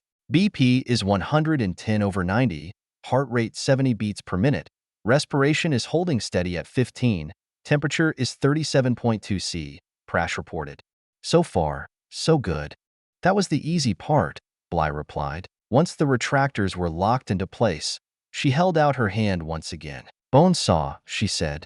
In fact, it was a metal saw liberated from engineering, but with a gear ratio change and a new blade it fit the bill. Prash passed over the device as Bly took a moment to decide where to make her first cut. "Still with us, Samara?" she asked. "Yes," she said. "Okay then," she said, more to herself than anyone else, as she powered up the saw. It whirred as she lowered it to her skull and began chewing away at the dense bone. Maggie wrinkled her nose as the smell of burning hair and fingernails filled her nostrils, while the saw's pitch increased to a sharp whine. Bit by bit, she chopped away until she powered off the device and handed it back. "Forceps," she ordered. Prash slapped them into her palm, as she grasped one corner of the plug she'd created in Samara's cranium, lifting it free. Maggie held her breath as she placed it into the waiting bowl, filled with a solution to protect the bit of bone and prevent infection when it was replaced. "Suction," she said, as he passed a narrow hose over. Bly cleaned away the bits of bone dust and leaking fluids before handing it back. "Samara, if you can hear me, count backwards from 10, she ordered. 10, 9, 8, 7, 6, 5, 4, 3, 2, 1, the Protean answered. "Okay," she nodded, tilting her head over so Prash could wipe the sweat from her brow. "Maggie, help me set up the scope." The endoscope was another item taken from Mairead's tool supply, sterilized for the operating room. They'd clamped it to the edge of the table, and the pair spent the next few minutes getting it positioned so that Bly could insert it into Samara's brain. Maggie had constructed a simple frame to hold it in place, with the images thrown up to a nearby monitor. Once it was set, the tinker moved back out of the way. "To do this, I have to thread the needle perfectly," Bly explained, "right through the transverse fissure separating the cerebellum from the cerebrum. That should get me close to the pineal gland." "Should," Maggie said, raising an eyebrow. "Which is why I said I did not want to do this," she snapped. Prash sponged off her forehead once again while Bly eyed the monitor, inching the endoscope forward a millimeter at a time. It slid between the folds of the exposed brain tissue, probing deeper as the tip of the probe disappeared from sight. "Stop," Prash blurted out as Bly released the scope and stepped back. "Why?" she began, only to gasp as she spotted what had spooked the Six-Eam. Samara's skin was rippling, color and texture changing like a chameleon gone mad. "Holy Terra," she whispered, transfixed by the sight, before backing away even further and shaking her head. "That's it. We have to abort," she told her assistant. "Get ready to retract the probe and close her up." "No," Samara said suddenly. "Finish it, but your skin." "Ignore it," the Protean insisted, her voice sounding less and less dreamlike, struggling to keep control. "But please, don't make me beg." The ripples coalesced into a single wave, washing down her body as flesh turned to scales and then back again, while Samara winced in pain, showing only the barest hint of the agony she must have been experiencing. "Her delta and theta waves are falling off," Alfred announced. "She's starting to come out of it. Whatever it is you're going to do, you better do it fast." Maggie watched her vacillate, maybe for the first time in her life, torn between what her training insisted was the proper course and the wishes of her patient. Bly froze with indecision. For 3 whole seconds, even as she stared, waiting for her to choose, the Troisime's eyes came back into focus. She stepped back to the table as her brow furrowed with determination. "Vitals," she snapped. BP is now 135/100, heart rate 93, respiration is 29, temperature 37.8 C, he answered. "Elevated across the board. 5 milligrams candesartan push," she ordered, as Prash filled a syringe and injected the medication into Samara's foreline. Monitoring the display, he nodded almost a minute later. "They're starting to come back down," he informed her, the relief clear in his voice. "It's not over yet," she growled. "From this point forward, we don't stop unless her life is in imminent danger. Do you understand?" "Yes, ma'am," he answered. "Good. Alfred, watch her rhythms. Tell me when it's safe to proceed." "She's regaining control," the avatar informed her. "It's taking a little longer this time, but her waveforms are rising. 2-3 more minutes and it should be safe." "Understood," she nodded. "Maggie, get the lasers prepped and ready. I'll be needing those next. The CO2 first." On it, the lasers were as trimmed down as they could make them, but maneuvering them into position was still something of a ballet. They were both designed to work alongside the endoscope, allowing, hopefully, pinpoint precision. They'd worked well when tested, but this would be their first trial under real-world conditions. She'd just finished locking the device into position when Alfred spoke up. "All right, she's back under. I'd go easy, though. I don't think her grip is as tight this time."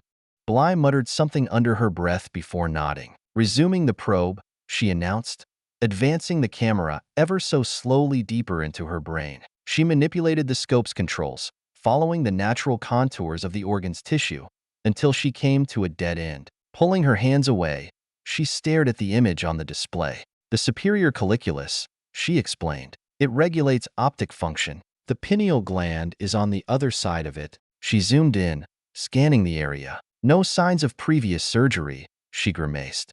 "Then how did they get in?" Maggie asked. "I have no idea," Bly admitted. "Maybe they did it a different way, like gene therapy.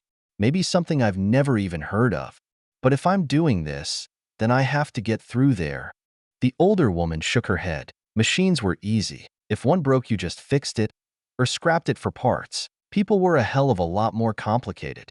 Bly was looking for something in that lump of gray tissue, scrutinizing it from every angle, until she decided. Adjusting the controls once more, she marked a target in the scope's memory. "There," she told Prash.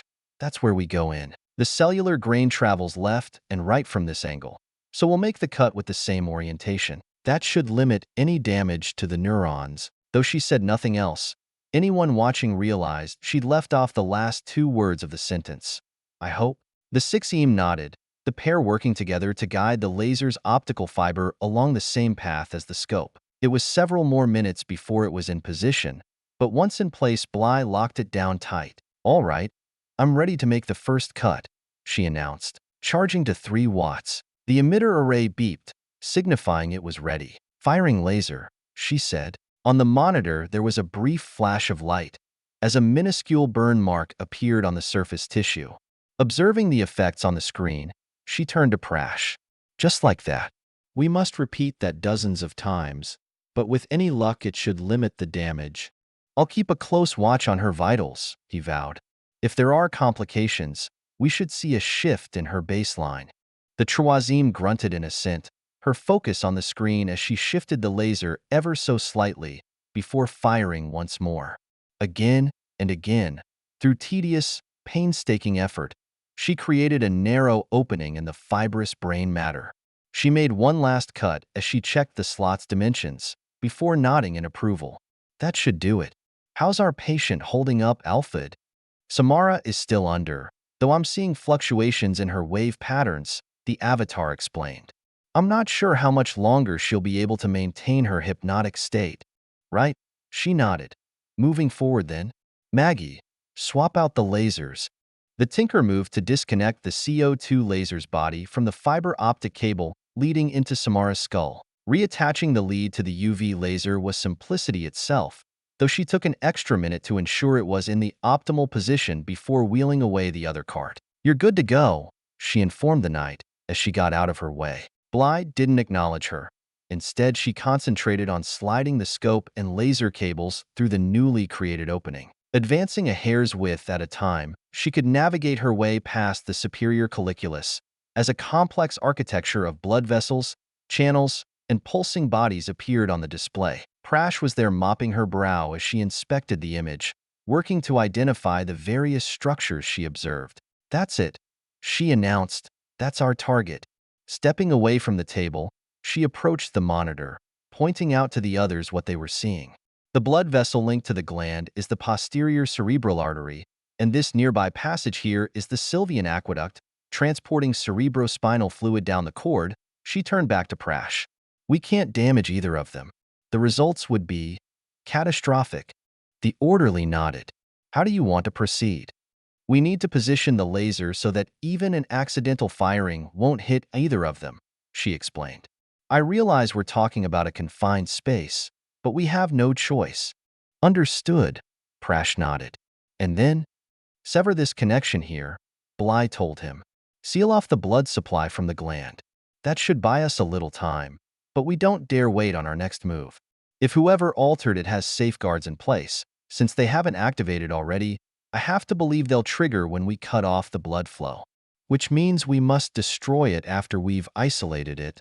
She looked over the image once more, firming it up in her own mind, before speaking to her patient. "Samara? Can you hear me? It's time." "I hear you," the Protean responded, her voice less distant than before. Bly nodded in confirmation.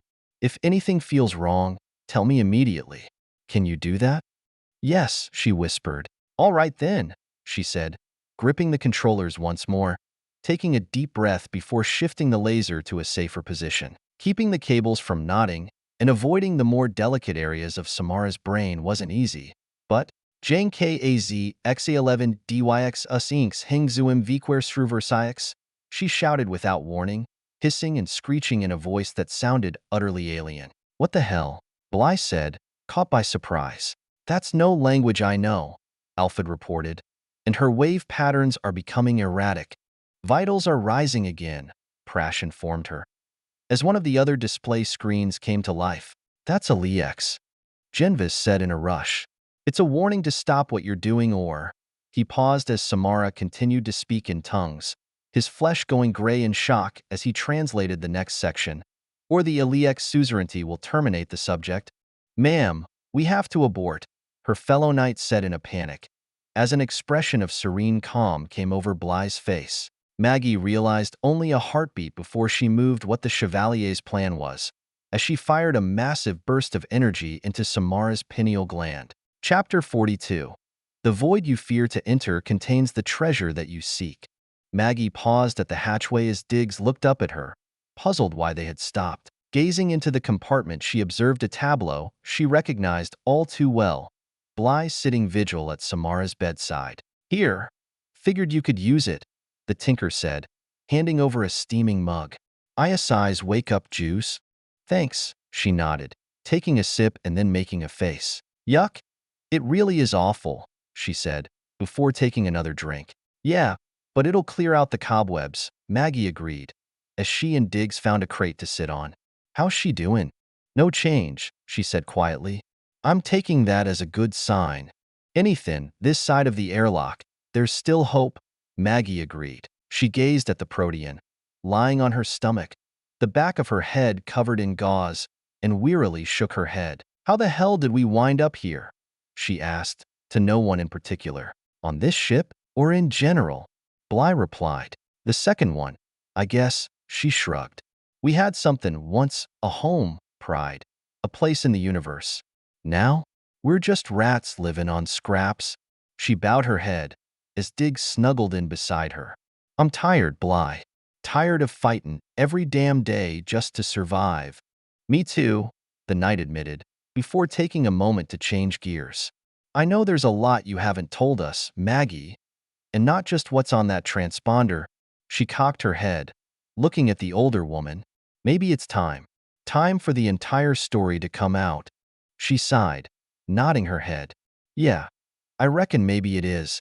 They'd assembled on the bridge, the only place with enough room for everyone other than the mess deck, since the surgery most avoided that space. Bly and Samara were absent, though they were linked in via monitor like Alfred. They all waited, as Maggie spoke. There's things I've been holding back, she told them, but you all knew that. Last time I was out here. Her voice trailed off for a moment, as she got a distant look in her eye, before shrugging it off. Some ghosts just won't stay buried. She looked around the compartment, at their faces streaked with equal parts hope and despair. Taking a deep breath, she plunged right in. I suppose I should start with that report I made you all read. The one from the first mission? What about it? Runa asked. It's a lie, she confessed. All of it. Well, except about finding the scout. That part's accurate enough. Wait, what do you mean, a lie? Remy snapped. It wasn't an explosion that killed them, Maggie flushed, struggling to tell the story after all this time. It was my master. He'd been turned somehow. Turned? You mean, like what the two of his Aacom tried to do to you? Prash asked her. Maybe, she shrugged. Or maybe it was the Eliex, like what they did to Samara. Or maybe somebody else altogether. I dunno. She shook her head in regret. All I can tell you is he wasn't the same man I knew. Wait a minute. I saw the images of catabasis. There was an explosion, Mairead insisted. No way you faked those. Yeah, there was, she nodded, before lifting her arm and pointing at her own chest. You. Genvis stared at her. Why would you blow up your own ship? 'Cause Master Schnobelin came after me, she said, barely above a whisper. He cornered me in engineering, started shooting. So she froze, struggling to get it out. You overloaded the transformer, didn't you? Mairead finished for her. I thought that was what happened, based on the damage. The older woman could only nod. It was all I could think of. And it worked. She winced, seeing the explosion in her mind's eye yet again. Maggie bowed her head, lifting the loose-fitting blouse she wore to expose her midriff and the jagged scar that ran across her belly. I was caught in the blast. Got a load of shrapnel in my guts. On the monitor, Bly stood up and looked closer at her wound. So that's why. Her voice trailed off. None of my business, she mumbled. It's okay, she said, suddenly bone-weary. The knights did all they could, but when it was over, they told me I couldn't ever have kids. Maggie looked down at Diggs and found him staring back at her, his eyes wide in awe. His small hand snaked up to hers and squeezed it tight, smiling as he gazed up at her. I'm sorry, Maggie, Alfred said gently. Yeah, me too. She closed her eyes and took a moment, before trying to get through the rest. Once I was conscious, they asked me what happened. Didn't want to tell them at first, 'cause of my master, but they figured it out. It spooked them like it had me, 'cause if someone like him could be turned, anyone could. So we came up with a cover story, blamed the deaths on the explosion, and dumped the bodies in deep space. Maggie took a deep breath, before looking at the others.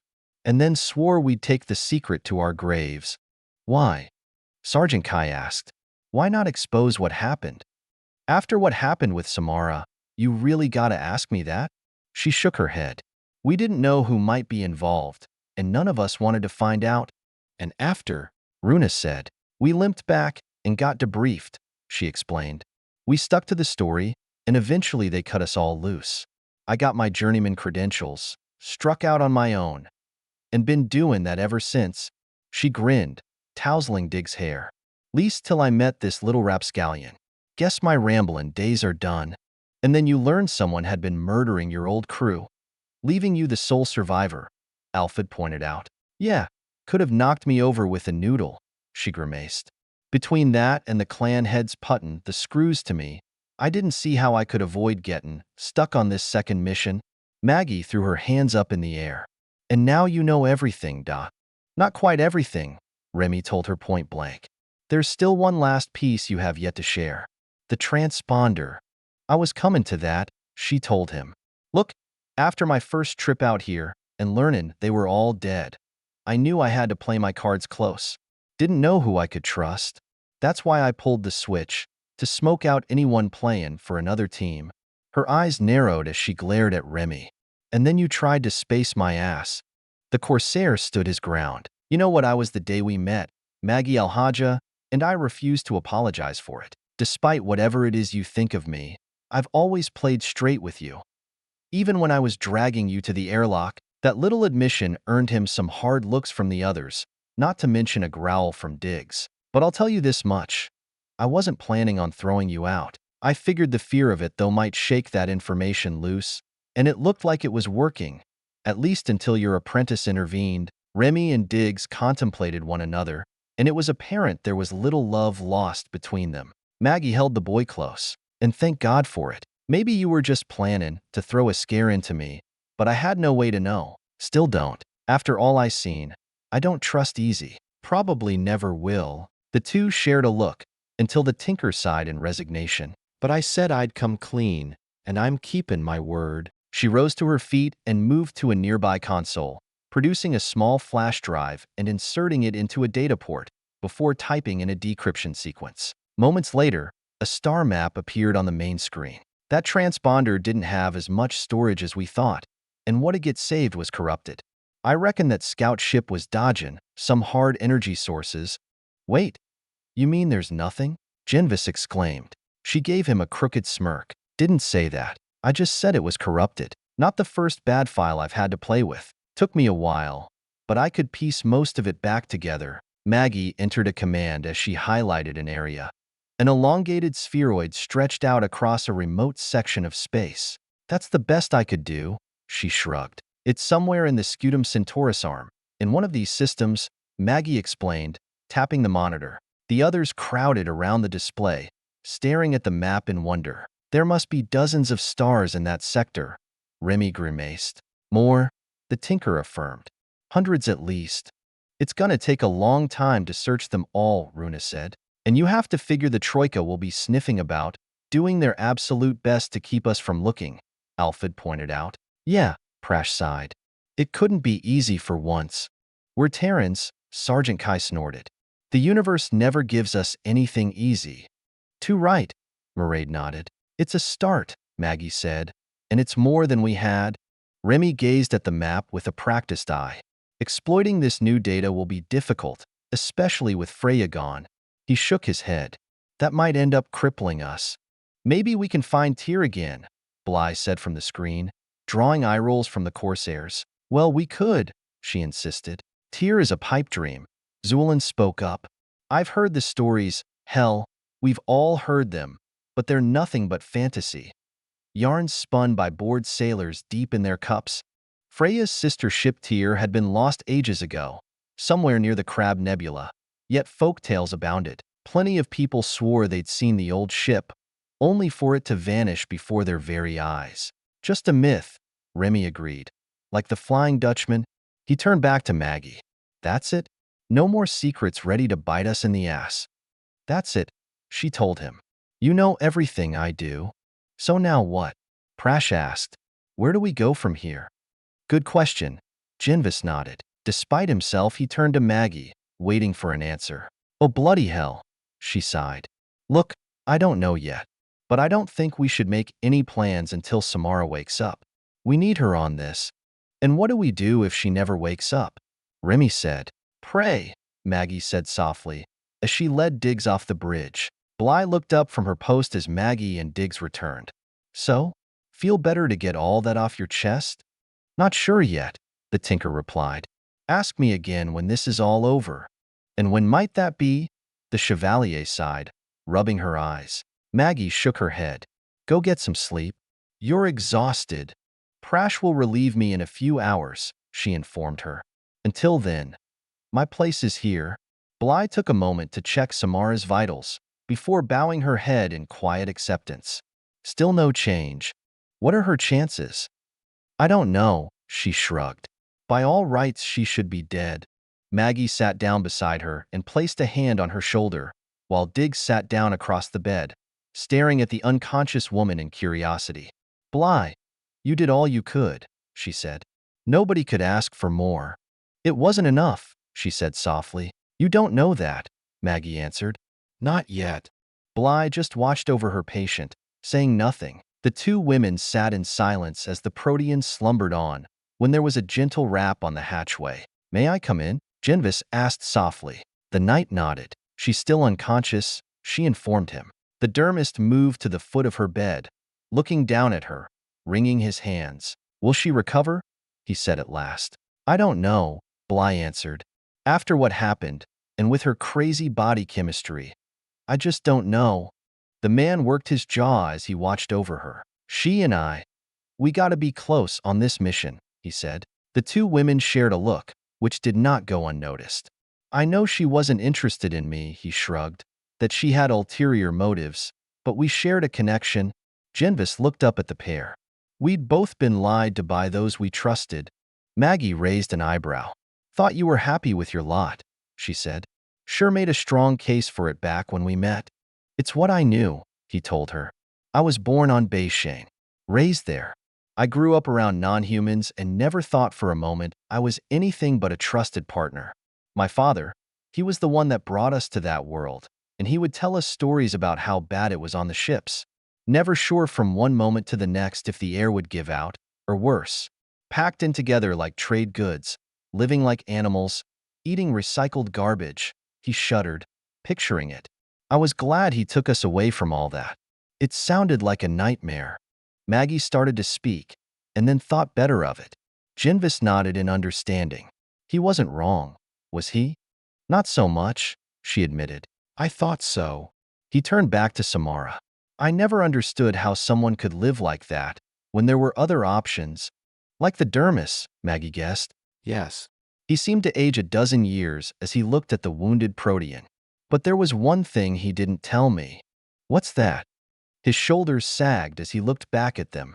That it is better to reign in hell than serve in heaven. Milton, Bly spoke up as Maggie looked to her in confusion. An ancient tale about a war in heaven and the fall of man. Paradise Lost, she explained. Maggie snorted. Sounds about right. Bly inclined her head, conceding the point, before returning her attention to Genvis. You realize you're quoting Satan, don't you? I know, he shrugged. And yes, Satan was arrogant, bringing about his own downfall. But that doesn't mean he was wrong. There was something broken in his eyes as he gazed down at Samara. Do you still believe, Bly? He asked. In your mission, your charter? To aid all who ask and defend them with your very life? The young knight shook her head. Ask me some other time, she said quietly. Today isn't a good day for questions like that. I know, he whispered. The Beishane never mistreated me, he told them. Never abused me, or those I cared about. They took care of us. He winced and looked away. Like a pet. Maggie slowly nodded. I grew up on one of them ships, she told him, and your pa wasn't wrong. We slept 20 to a compartment and were glad for it. Ate crap that would make a cockroach puke, and had more close calls than I can remember when something important broke. She felt every one of her years as she looked at him. But we were free, Genvis. Free to starve maybe, not gonna lie about that. But free despite all that. Rise or fall, Live or die. It was all on us. No one else. She's right. They all turned in shock as Samara spoke from her sickbed. Bly appeared at her side a moment later. How do you feel? She asked as she began examining her. Like there's a war going on inside my skull, she mumbled. I'm sorry. The Chevalier apologized. I'd give you something for the pain, but you said narcotics were ineffective on you. They are, she agreed. Give me a few minutes, and I'll try autohypnosis again. She turned her head slightly, wincing at the pain, so she could see her doctor. Did it work? You tell me, Bly said. The Protean considered that. Must have, she said at last. I'm still here. The others sighed in relief. When you're ready, we need to talk, Maggie told her. Got a ton of planning to do. More than you know, she said cryptically. Chapter 43. Roll the bones and show your cards. Despite Samara and Maggie's insistence they needed to deal with the Troika, Bly stepped in and put her foot down. Though her patient was now conscious and on the mend, she was nowhere near recovered, the young knight refusing to allow her participation in a planning session. There was still swelling in the Protean's brain, and coupled with the fear of a dangerous anaerobic infection, she'd not yet replaced the bone chunk she removed from her skull. The wound site was protected to the best of her ability, but that still left the woman vulnerable. Samara was not to be overtaxed while she healed. Period. End of statement. But she also could not ignore the facts of their situation, and after some rather frank discussions with Remy and the others, she'd relented slightly. Samara could take part, but only via monitor, and only 2 hours at a time. Given the surgery she'd just been through, no one objected to the restrictions. They're gonna come after us, Sergeant Kai said. No two ways about it. They want what we know and us out of the picture. Is there some way we could avoid them? Genvis asked. Doubtful, Remy replied. With their resources, they could blanket the entire sector with ships. They'll find us, and after that, he shrugged in frustration. What if we transmitted the data to every system and ship within range? Prash suggested. Once the secret's out, we won't be a threat to them anymore. The damage will already have been done.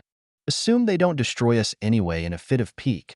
I guarantee you they'll block the signal, Alfred scowled. Which means they'll have both the information and our location. I'm telling you, there's only one option that gives us a chance, Maggie declared. Same trick I've been using all these years. Go off the grid? Disappear? Remy shook his head. It won't work. They'll keep searching until they find us, no matter how long it takes. Unless we give them something else to worry about, Samara said from the monitor, as the others all turned to her. Like what? Genvis asked. Samara winced as her skin rippled, displaying various patterns.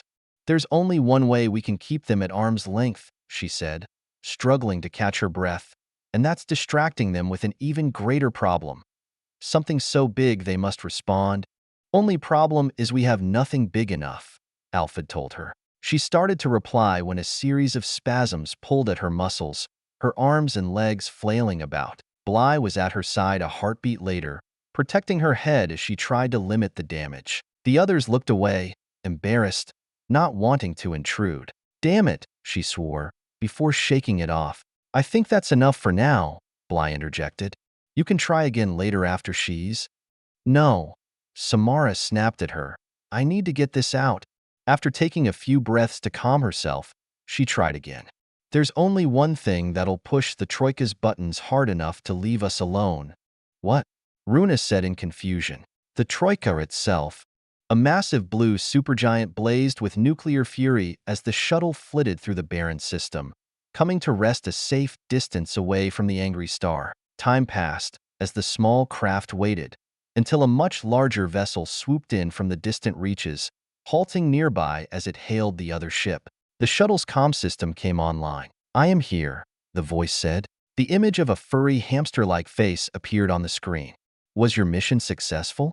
The shuttle's monitor displayed the face of a young human female. It was, she answered. And the others? It pressed. Eliminated, she informed him. Excellent. The alien preened itself in contentment. Prepare for your craft to be taken on board, the Chell informed her. So you may inform the masters what you have learned. I am standing by, she nodded, as a second ship entered the system. Two of his Aacom battlecruiser, By order of the Alex suzerainty, you are hereby ordered to disengage from the shuttle and leave this system immediately, the interloper demanded as it closed in for a rendezvous. Alex vessel, you are interfering in the affairs of the tuuk his Aacom empire, the Chell officer retorted. I order you to vacate this system at once. A creature with a chitinous exoskeleton appeared on the display, its black mandibles gnashing in anger. It is you who are interfering, minion of the Empire, it said with contempt. That creature is our agent, and none of your concern. Leave now, for you have no business here. This human belongs to the master, the Chell commander growled. To claim otherwise is heresy. Both ships powered up weapons as they faced one another, when a third craft appeared on their screens. So, our suspicions were correct, the Agatadub captain hissed on the comm channel, joining the conversation. The Empire and the suzerainty, working in concert against us. The reptilian's eyes narrowed to thin slits. If you think the hegemony will allow this threat to go unanswered, then you are fools. The Chell and Alex froze, both incredulous at the announcement. That is absurd, the rodent sputtered. We have no such arrangement with them, and yet here you both are, far from your sectors, conspiring to claim that shuttle for your own. The Agatadub fired back. Turn over possession to us, and we will forget this insult. Fail to do so, and you will suffer accordingly. Ignorant lizard, the human is ours. The Alex howled. If you believe for one instant we fear your empty threats, then it is you who are foolish. It belongs to the master. The Chell screamed with rage. No one may interfere. In the heat of their argument, the shuttle itself had been all but forgotten. The image of the young woman remained in place, awaiting orders. When the tiny craft exploded without warning, the blast sending debris in all directions.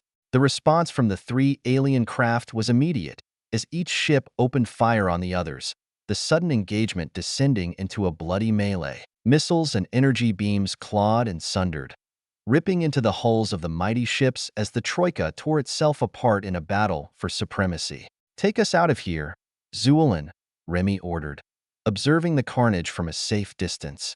Falcon lay hidden behind a gas giant's rocky moon, powered down and cold. Aye aye, Captain, she nodded, powering up the ship so as not to appear on the alien's radar, before slipping away into the dark, using the massive planet for cover as they escaped like a thief in the night, while all those aboard held their breath as they waited to see if their withdrawal had been spotted by the alien craft. The minutes ticked by as they fled until the gunner sighed in relief. We're out, Captain, he informed him. No sign they spotted us. Thank Terra, Remy answered, in a rare moment of spiritual fealty. Even though it cost us the shuttle, it was worth it and then some. He looked up at the monitor. Well done, Samara. I can't take all the credit. The Protean smiled from her sickbed. Without Maggie's help in setting up the communications link and the remote controls, I would have had to do it myself. Not my first choice. From her place on the bridge, the Tinker shrugged. Team effort, she said offhand. I'm just glad it worked. How did you know it would work, Samara? Prash asked. We had a couple of things in our favor, she replied. This was the system the two of his Aacom master ordered us to meet up with them, and even though Maggie and Genvis don't remember that after their ketamine treatment, I still do. As for the Alex, I was their asset. All I had to do was signal them for a pickup. And the Agatadub? That was a guess, she admitted. But after the attack on Freya and our escape, I knew they'd be patrolling this region hard, looking for us. Plus, I was certain they'd be keeping a close eye on the other two, just in case. I bet all three watch each other's moves constantly. Well, it's not over yet, Sergeant Kai warned. We've bought ourselves some time, that's all. Sooner or later they'll realize we conned them. I'm hoping for later, Alfred smirked. I can't imagine there will be much left of them after this little battle royale of theirs, especially if they holler for reinforcements. Hope all you want, but don't count on it, Bly warned from the monitor. We're already over our limit this trip for miracles. She's right, Maggie agreed. You get optimistic, you start taking stupid risks. Better to assume the worst.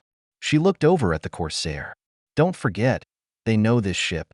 Right now they think Samara sabotaged it, but if they find out different, I know, Remy nodded. There's a few out-of-the-way places where we can alter her profile and signature. Won't be the first time, he grinned.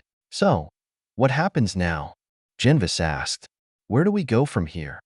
Up to you, the captain replied. We're heading back to Beta Canis Majoris to see if there's any sign of Freya. I suspect there'll be some, at least, and it's the last place in the galaxy the Troika will come looking for us. You should be able to make passage there, or you can stick with us till we get to one of the hidden space docks I have in mind. The dermist nodded his thanks, mulling over his options.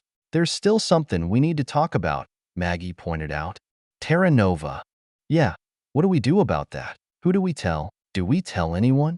Runa asked. We gotta be careful, Maggie warned. You heard what me and Samara said. There are humans out there working for the aliens. Maybe not by choice, she said in deference to the Protean. But that don't change anything. Word gets out to them. We got major problems. They'll find out eventually, no matter what we do, Alfred cautioned her. It's too big and important a secret to keep for long. We need some breathing space, the Tinker explained. As much time as we can to get our clans on board and to find that planet. So be damn careful who you tell. Make sure you can trust M, or else everything we've gone through will be for nothing. So we scatter then, Alfred said. Each goes our own way. Better odds if we do, Remy agreed. I guess so, Bly shrugged. But, it's strange. I didn't want to come on this mission. Wouldn't have, if Maggie hadn't twisted my arm and pulled a few strings. She and the Tinker shared a wry smile as she continued. But now that it's over, I wouldn't have missed it for anything. One for the record books, that's for sure, Kai agreed. I just realized something, Runa chimed in, turning to Maggie. Does this mean I'm Runa Al-Hajjad now? She grinned. If you want it, the Tinker nodded. Felt like an anchor around my neck, though. Maybe it'll be different for you. Huh. Maybe I'll table that for a while then. All right, Remy interrupted. First things first. I suggest you all think about your travel arrangements, because our next stop is Beta Canis Majoris and hopefully Freya. Zuelin? Plot a course and get us out of here. Aye aye, Captain. The pilot acknowledged, as the frigate disappeared into the black. Chapter 44. All journeys must come to an end. Getting back wasn't easy. Remy and his pilot Zuelin worked out a course that avoided the most heavily traveled lanes, adding to their itinerary. There were some benefits to the circumspect route.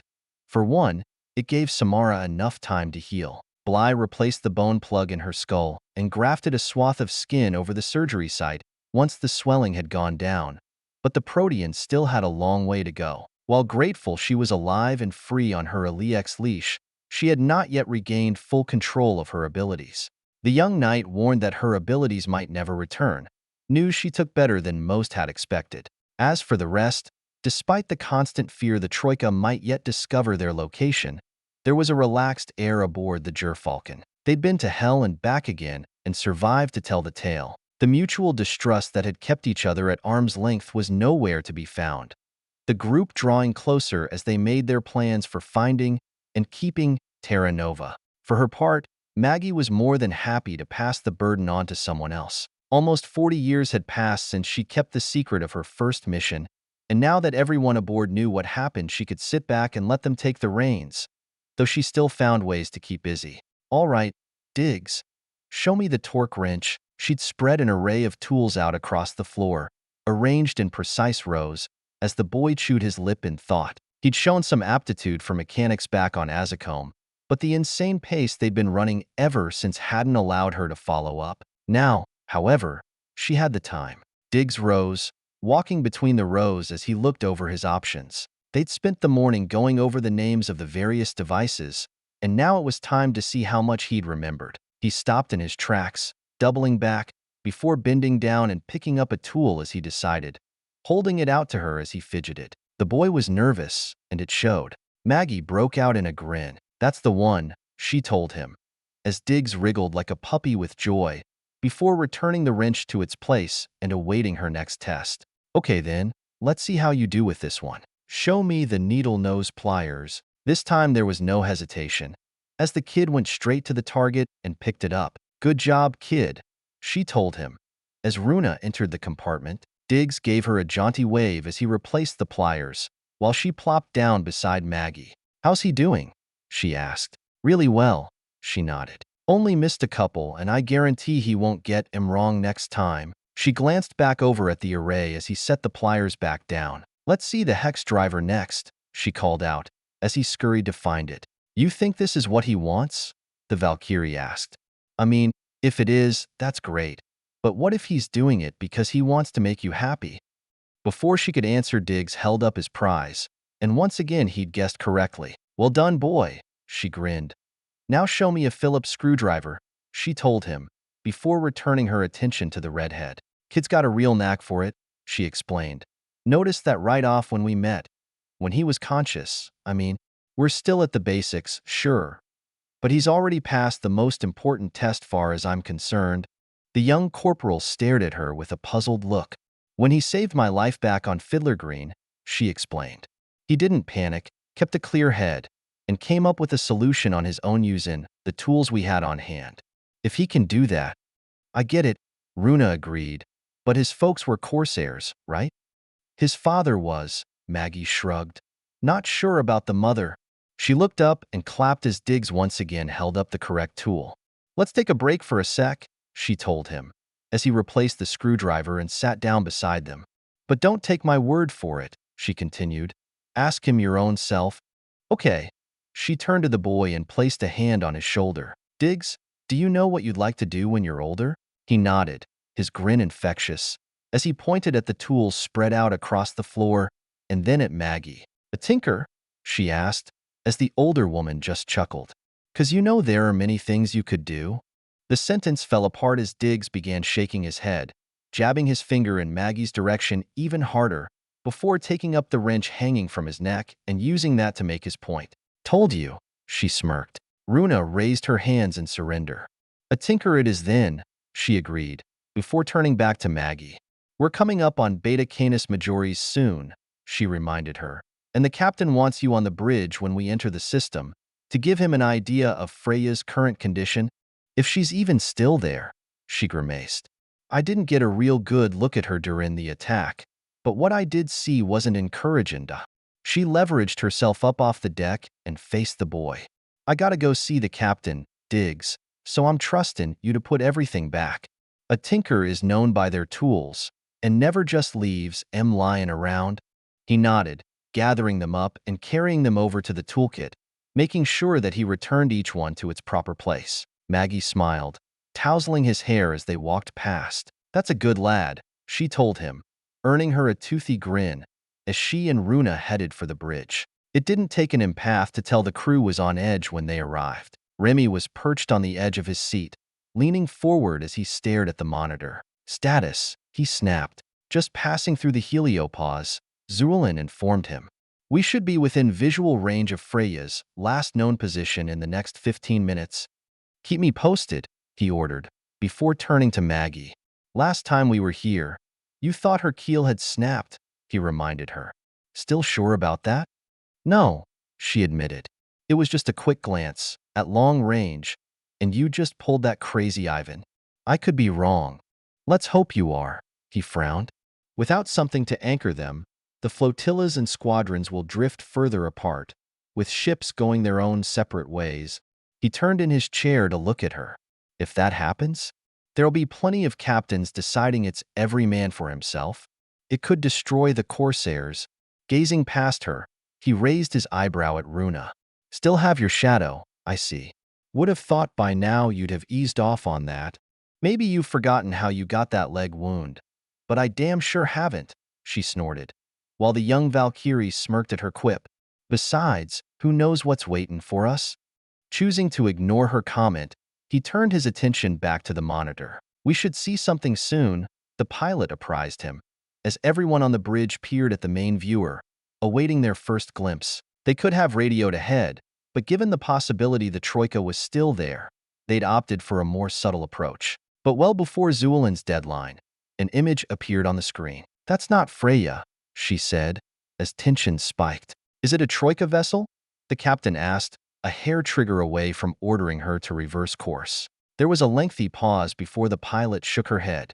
"No, It's one of ours, she said, sighing in relief as she queried its transponder.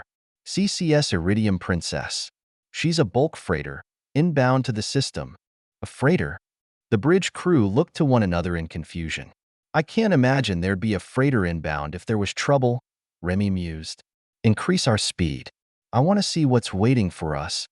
Captain, Zuelin nodded, as they closed in on Beta Canis Majoris itself.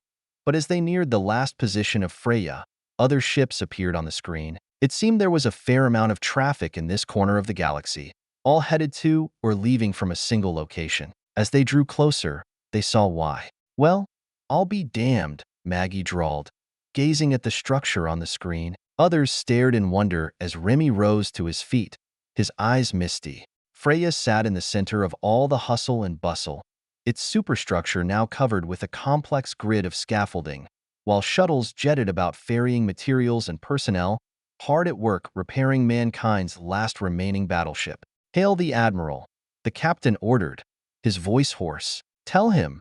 His voice trailed off as he searched for the right words. Tell him. We're home. The group found themselves in the same compartment the clan leaders had held their meeting, though only two were still in residence. The Corsair Admiral Van Alst and the Tinker Diplom Engineer Kalina saved.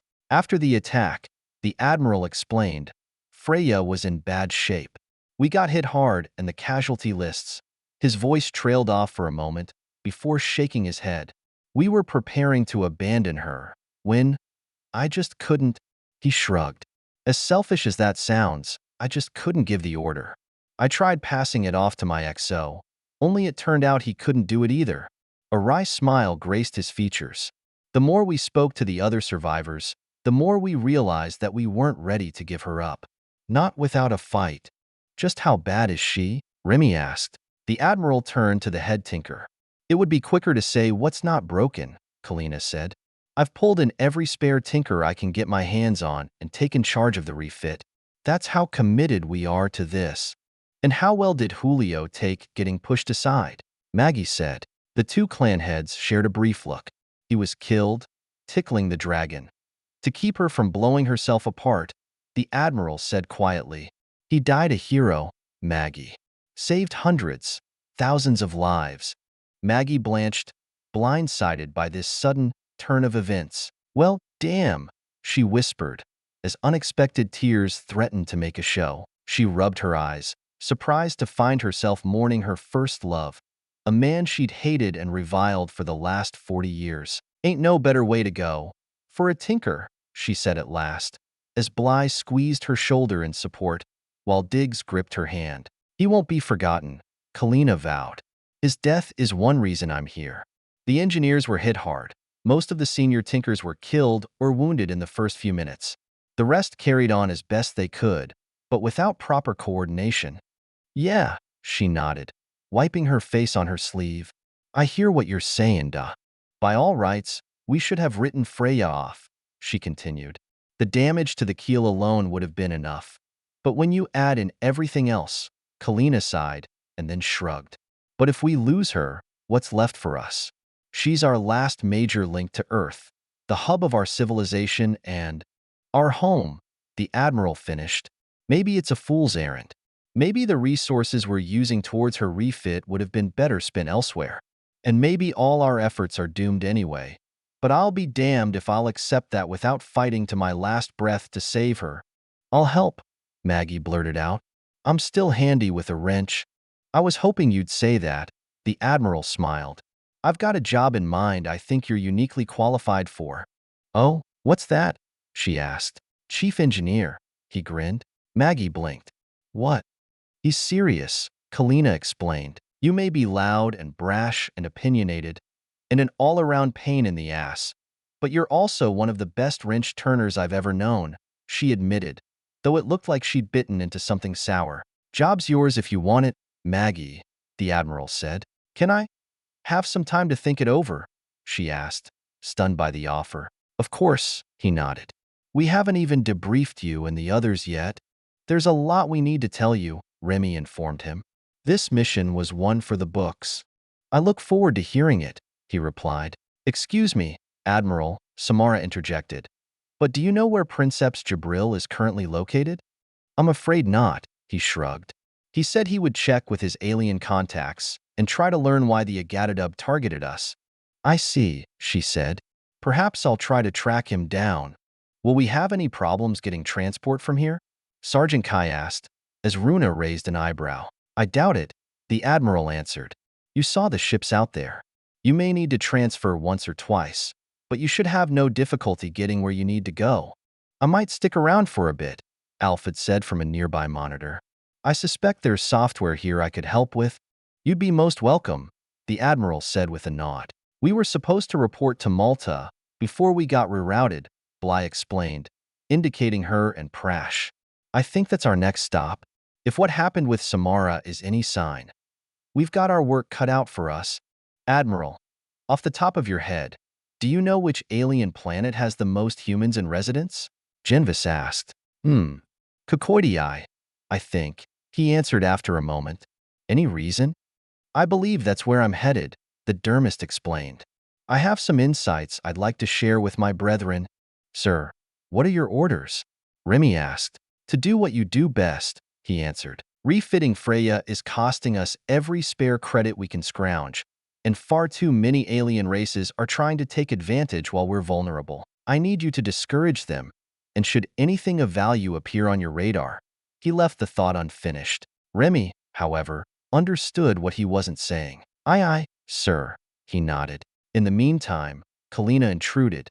You all have a story to tell, and I'd love to hear it. She sat down, making herself comfortable as the Admiral joined her.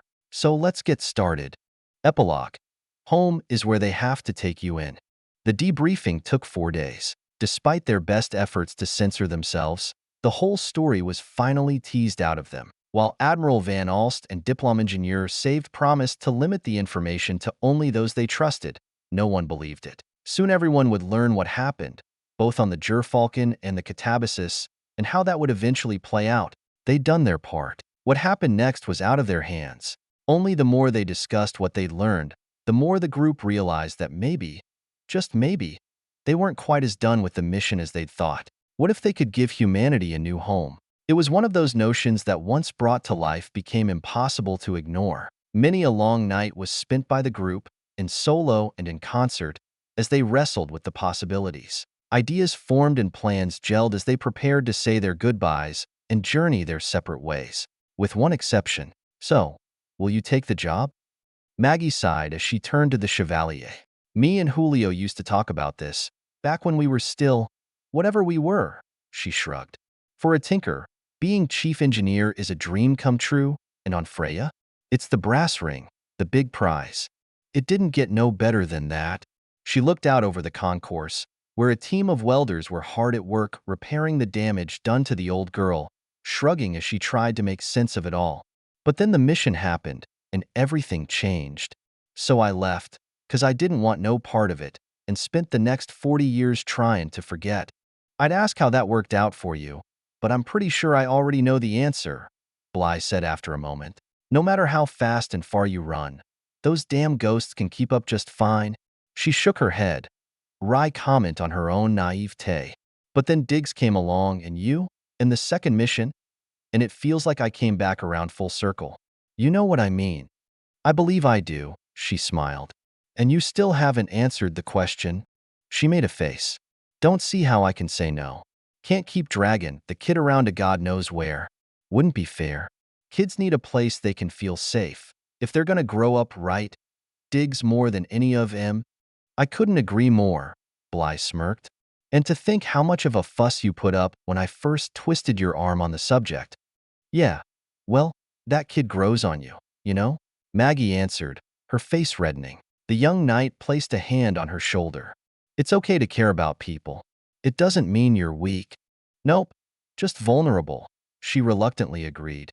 Before anything happened, it was just me. I could take the hit, prove that more than once. But now I gotta think about him. And that scares me, you know? It's supposed to, Bly agreed. You want to know what I think? Sure, Maggie nodded. The young woman smiled.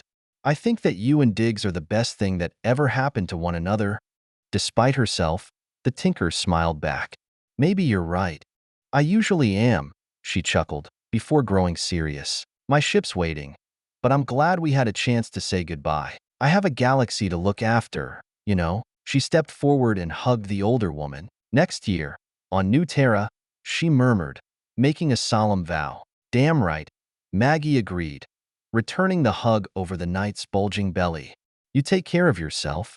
I won't be around to keep Shulin you how to stay safe. I'll do my best, Bly laughed, slinging her bag over her shoulder as she waved goodbye, heading for the docking ring. The older woman watched her go, wishing her friend well, when a cough behind her made her turn. I didn't want to intrude, Samara said, stepping out of the shadows. I thought you both deserved to say your farewells. Appreciate it, Maggie nodded. What brings you by? I'm leaving as well, the Protean informed her. I have unfinished business. Yeah, reckon that's so, she drawled. What are you gonna do? Whatever it takes, she answered, a faraway look in her eyes. You helped give me a second chance, Maggie. It would be a shame to let that go to waste. Sounds like you're planning to start a war, the tinker said carefully. Perhaps I am, Samara replied. What you saw was only the tail of the comet. The true story goes much, much deeper. Jabril, Maggie grimaced. For starters, she concurred, but even he is little more than a symptom. To find the root cause, I'm afraid one is forced to look elsewhere. The Eliaks, you mean? Among others, the Protean nodded. They are far from the only guilty parties. Samara, Maggie started, only to shake her head in resignation. You're just one person. You take them all on? That's a one-way trip to an unmarked grave. It's possible, she shrugged, but I'm afraid my mind is quite made up. She managed a brief smile. Like your friend Bly, I too am fighting for a new home. Maggie considered that. Then I guess I wish you luck, Samara, she said at last, though I reckon we won't be seeing each other again. Don't count me out just yet, she laughed. I still have a card or three up my sleeve, and I know where the skeletons are hidden. Her eyes twinkled with delight. I thank you for the benediction, but I've always made my own luck. She was about to say something else when her whole body seemed to shudder, a riot of ripples and patterns cascading across her skin as she staggered, slumping into Maggie's arms. The tinker caught her awkwardly, struggling to keep her upright, while her hands seemed to disappear into her very flesh. And then a moment later she was whole once more, shrugging off the episode as she stepped back. Maggie's jaw dropped. You ain't well, Samara, she told her. How you gonna fight a war like that?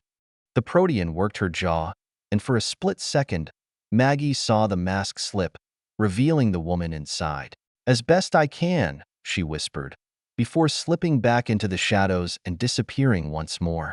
There were other farewells, though she let Gerfalcon's departure go unmarked. The more distance between her and that pirate, the better.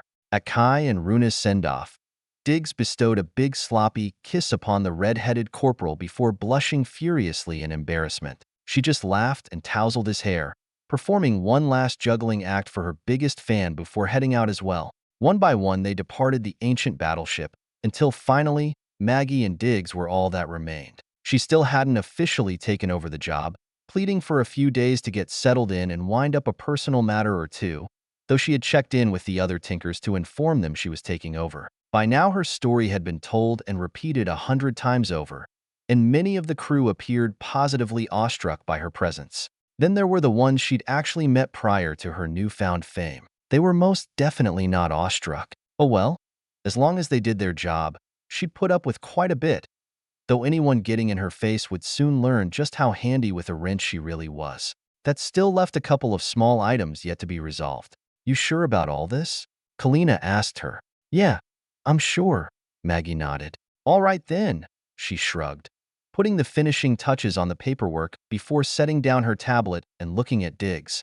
And this is what you want as well, young man? Diggs looked up at Maggie and nodded, a toothy grin splitting his face. The clan head shrugged, making a notation. Then in accordance with our traditions, I can find no cause which prevents you, Maggie Rademacher, from taking on Diggs you as your duly sworn apprentice. This notice also serves as his official investiture into the Tinker clan, there being no objections from any known members of his family. Sadly, His grandfather had also perished in the attack. That unfortunate fact cleared the final hurdle in her mind to take this step. You are also hereby charged with the training and testing of said apprentice, she continued, as well as his general well-being and safety. Kalina looked up from the tablet. Any questions? Nope. Sounds clear enough to me, Maggie nodded, before looking back down at Diggs. You got any questions? She asked him. The boy just shook his head. Guess we're both good, she finished. Very well. Thumbprints here then. They both stepped forward, placing their thumbs where indicated to officially endorse the document. Kalina gave it a thorough looking over, before grunting in satisfaction and setting it aside. Congratulations, Diggs. You're now officially a tinker. Diggs grinned, spitting onto his palm and holding it out to her. The clan leader was forced to hide a smile of her own as she did likewise, solemnly shaking hands with the young man before moving on to the second document. Now, as to the rest of the proceedings, Diggs, has Maggie explained to you what this means? Kalina asked him. Once again the grin came out, as he nodded excitedly. I'll take that as a yes, she chuckled, making another note. Maggie looked on with no small degree of trepidation while she double-checked the proclamation for errors before clearing her throat. The pair squeezed hands tightly as she read aloud her final decree. Then it is the judgment of this body that on this day, Maggie Rademacher, newly sworn chief engineer of the CCFS Freya, is now and forever the adoptive parent of Diggsu, a minor child without. Her words ground to a halt as Diggs suddenly broke free of Maggie's grasp, shaking his head violently as he stabbed his finger at the tablet. The tinker's hand went to her chest as she stared in agony and confusion by the boy's sudden refusal. Are you saying you don't wish to be adopted by Maggie? Kalina asked him carefully. Maggie could only watch in horror as Diggs stabbed at the document yet again. Diggs Rademacher, he insisted, struggling to get the words out as the tears began to flow. Maggie snuffled, wiping her face on her sleeve, as she felt his small hand take hers once more. Mom, he said fiercely, his own eyes now misty as she dropped to her knees and hugged him tight, while Kalina smiled behind them, recording the document and silently affixing her official seal. The end.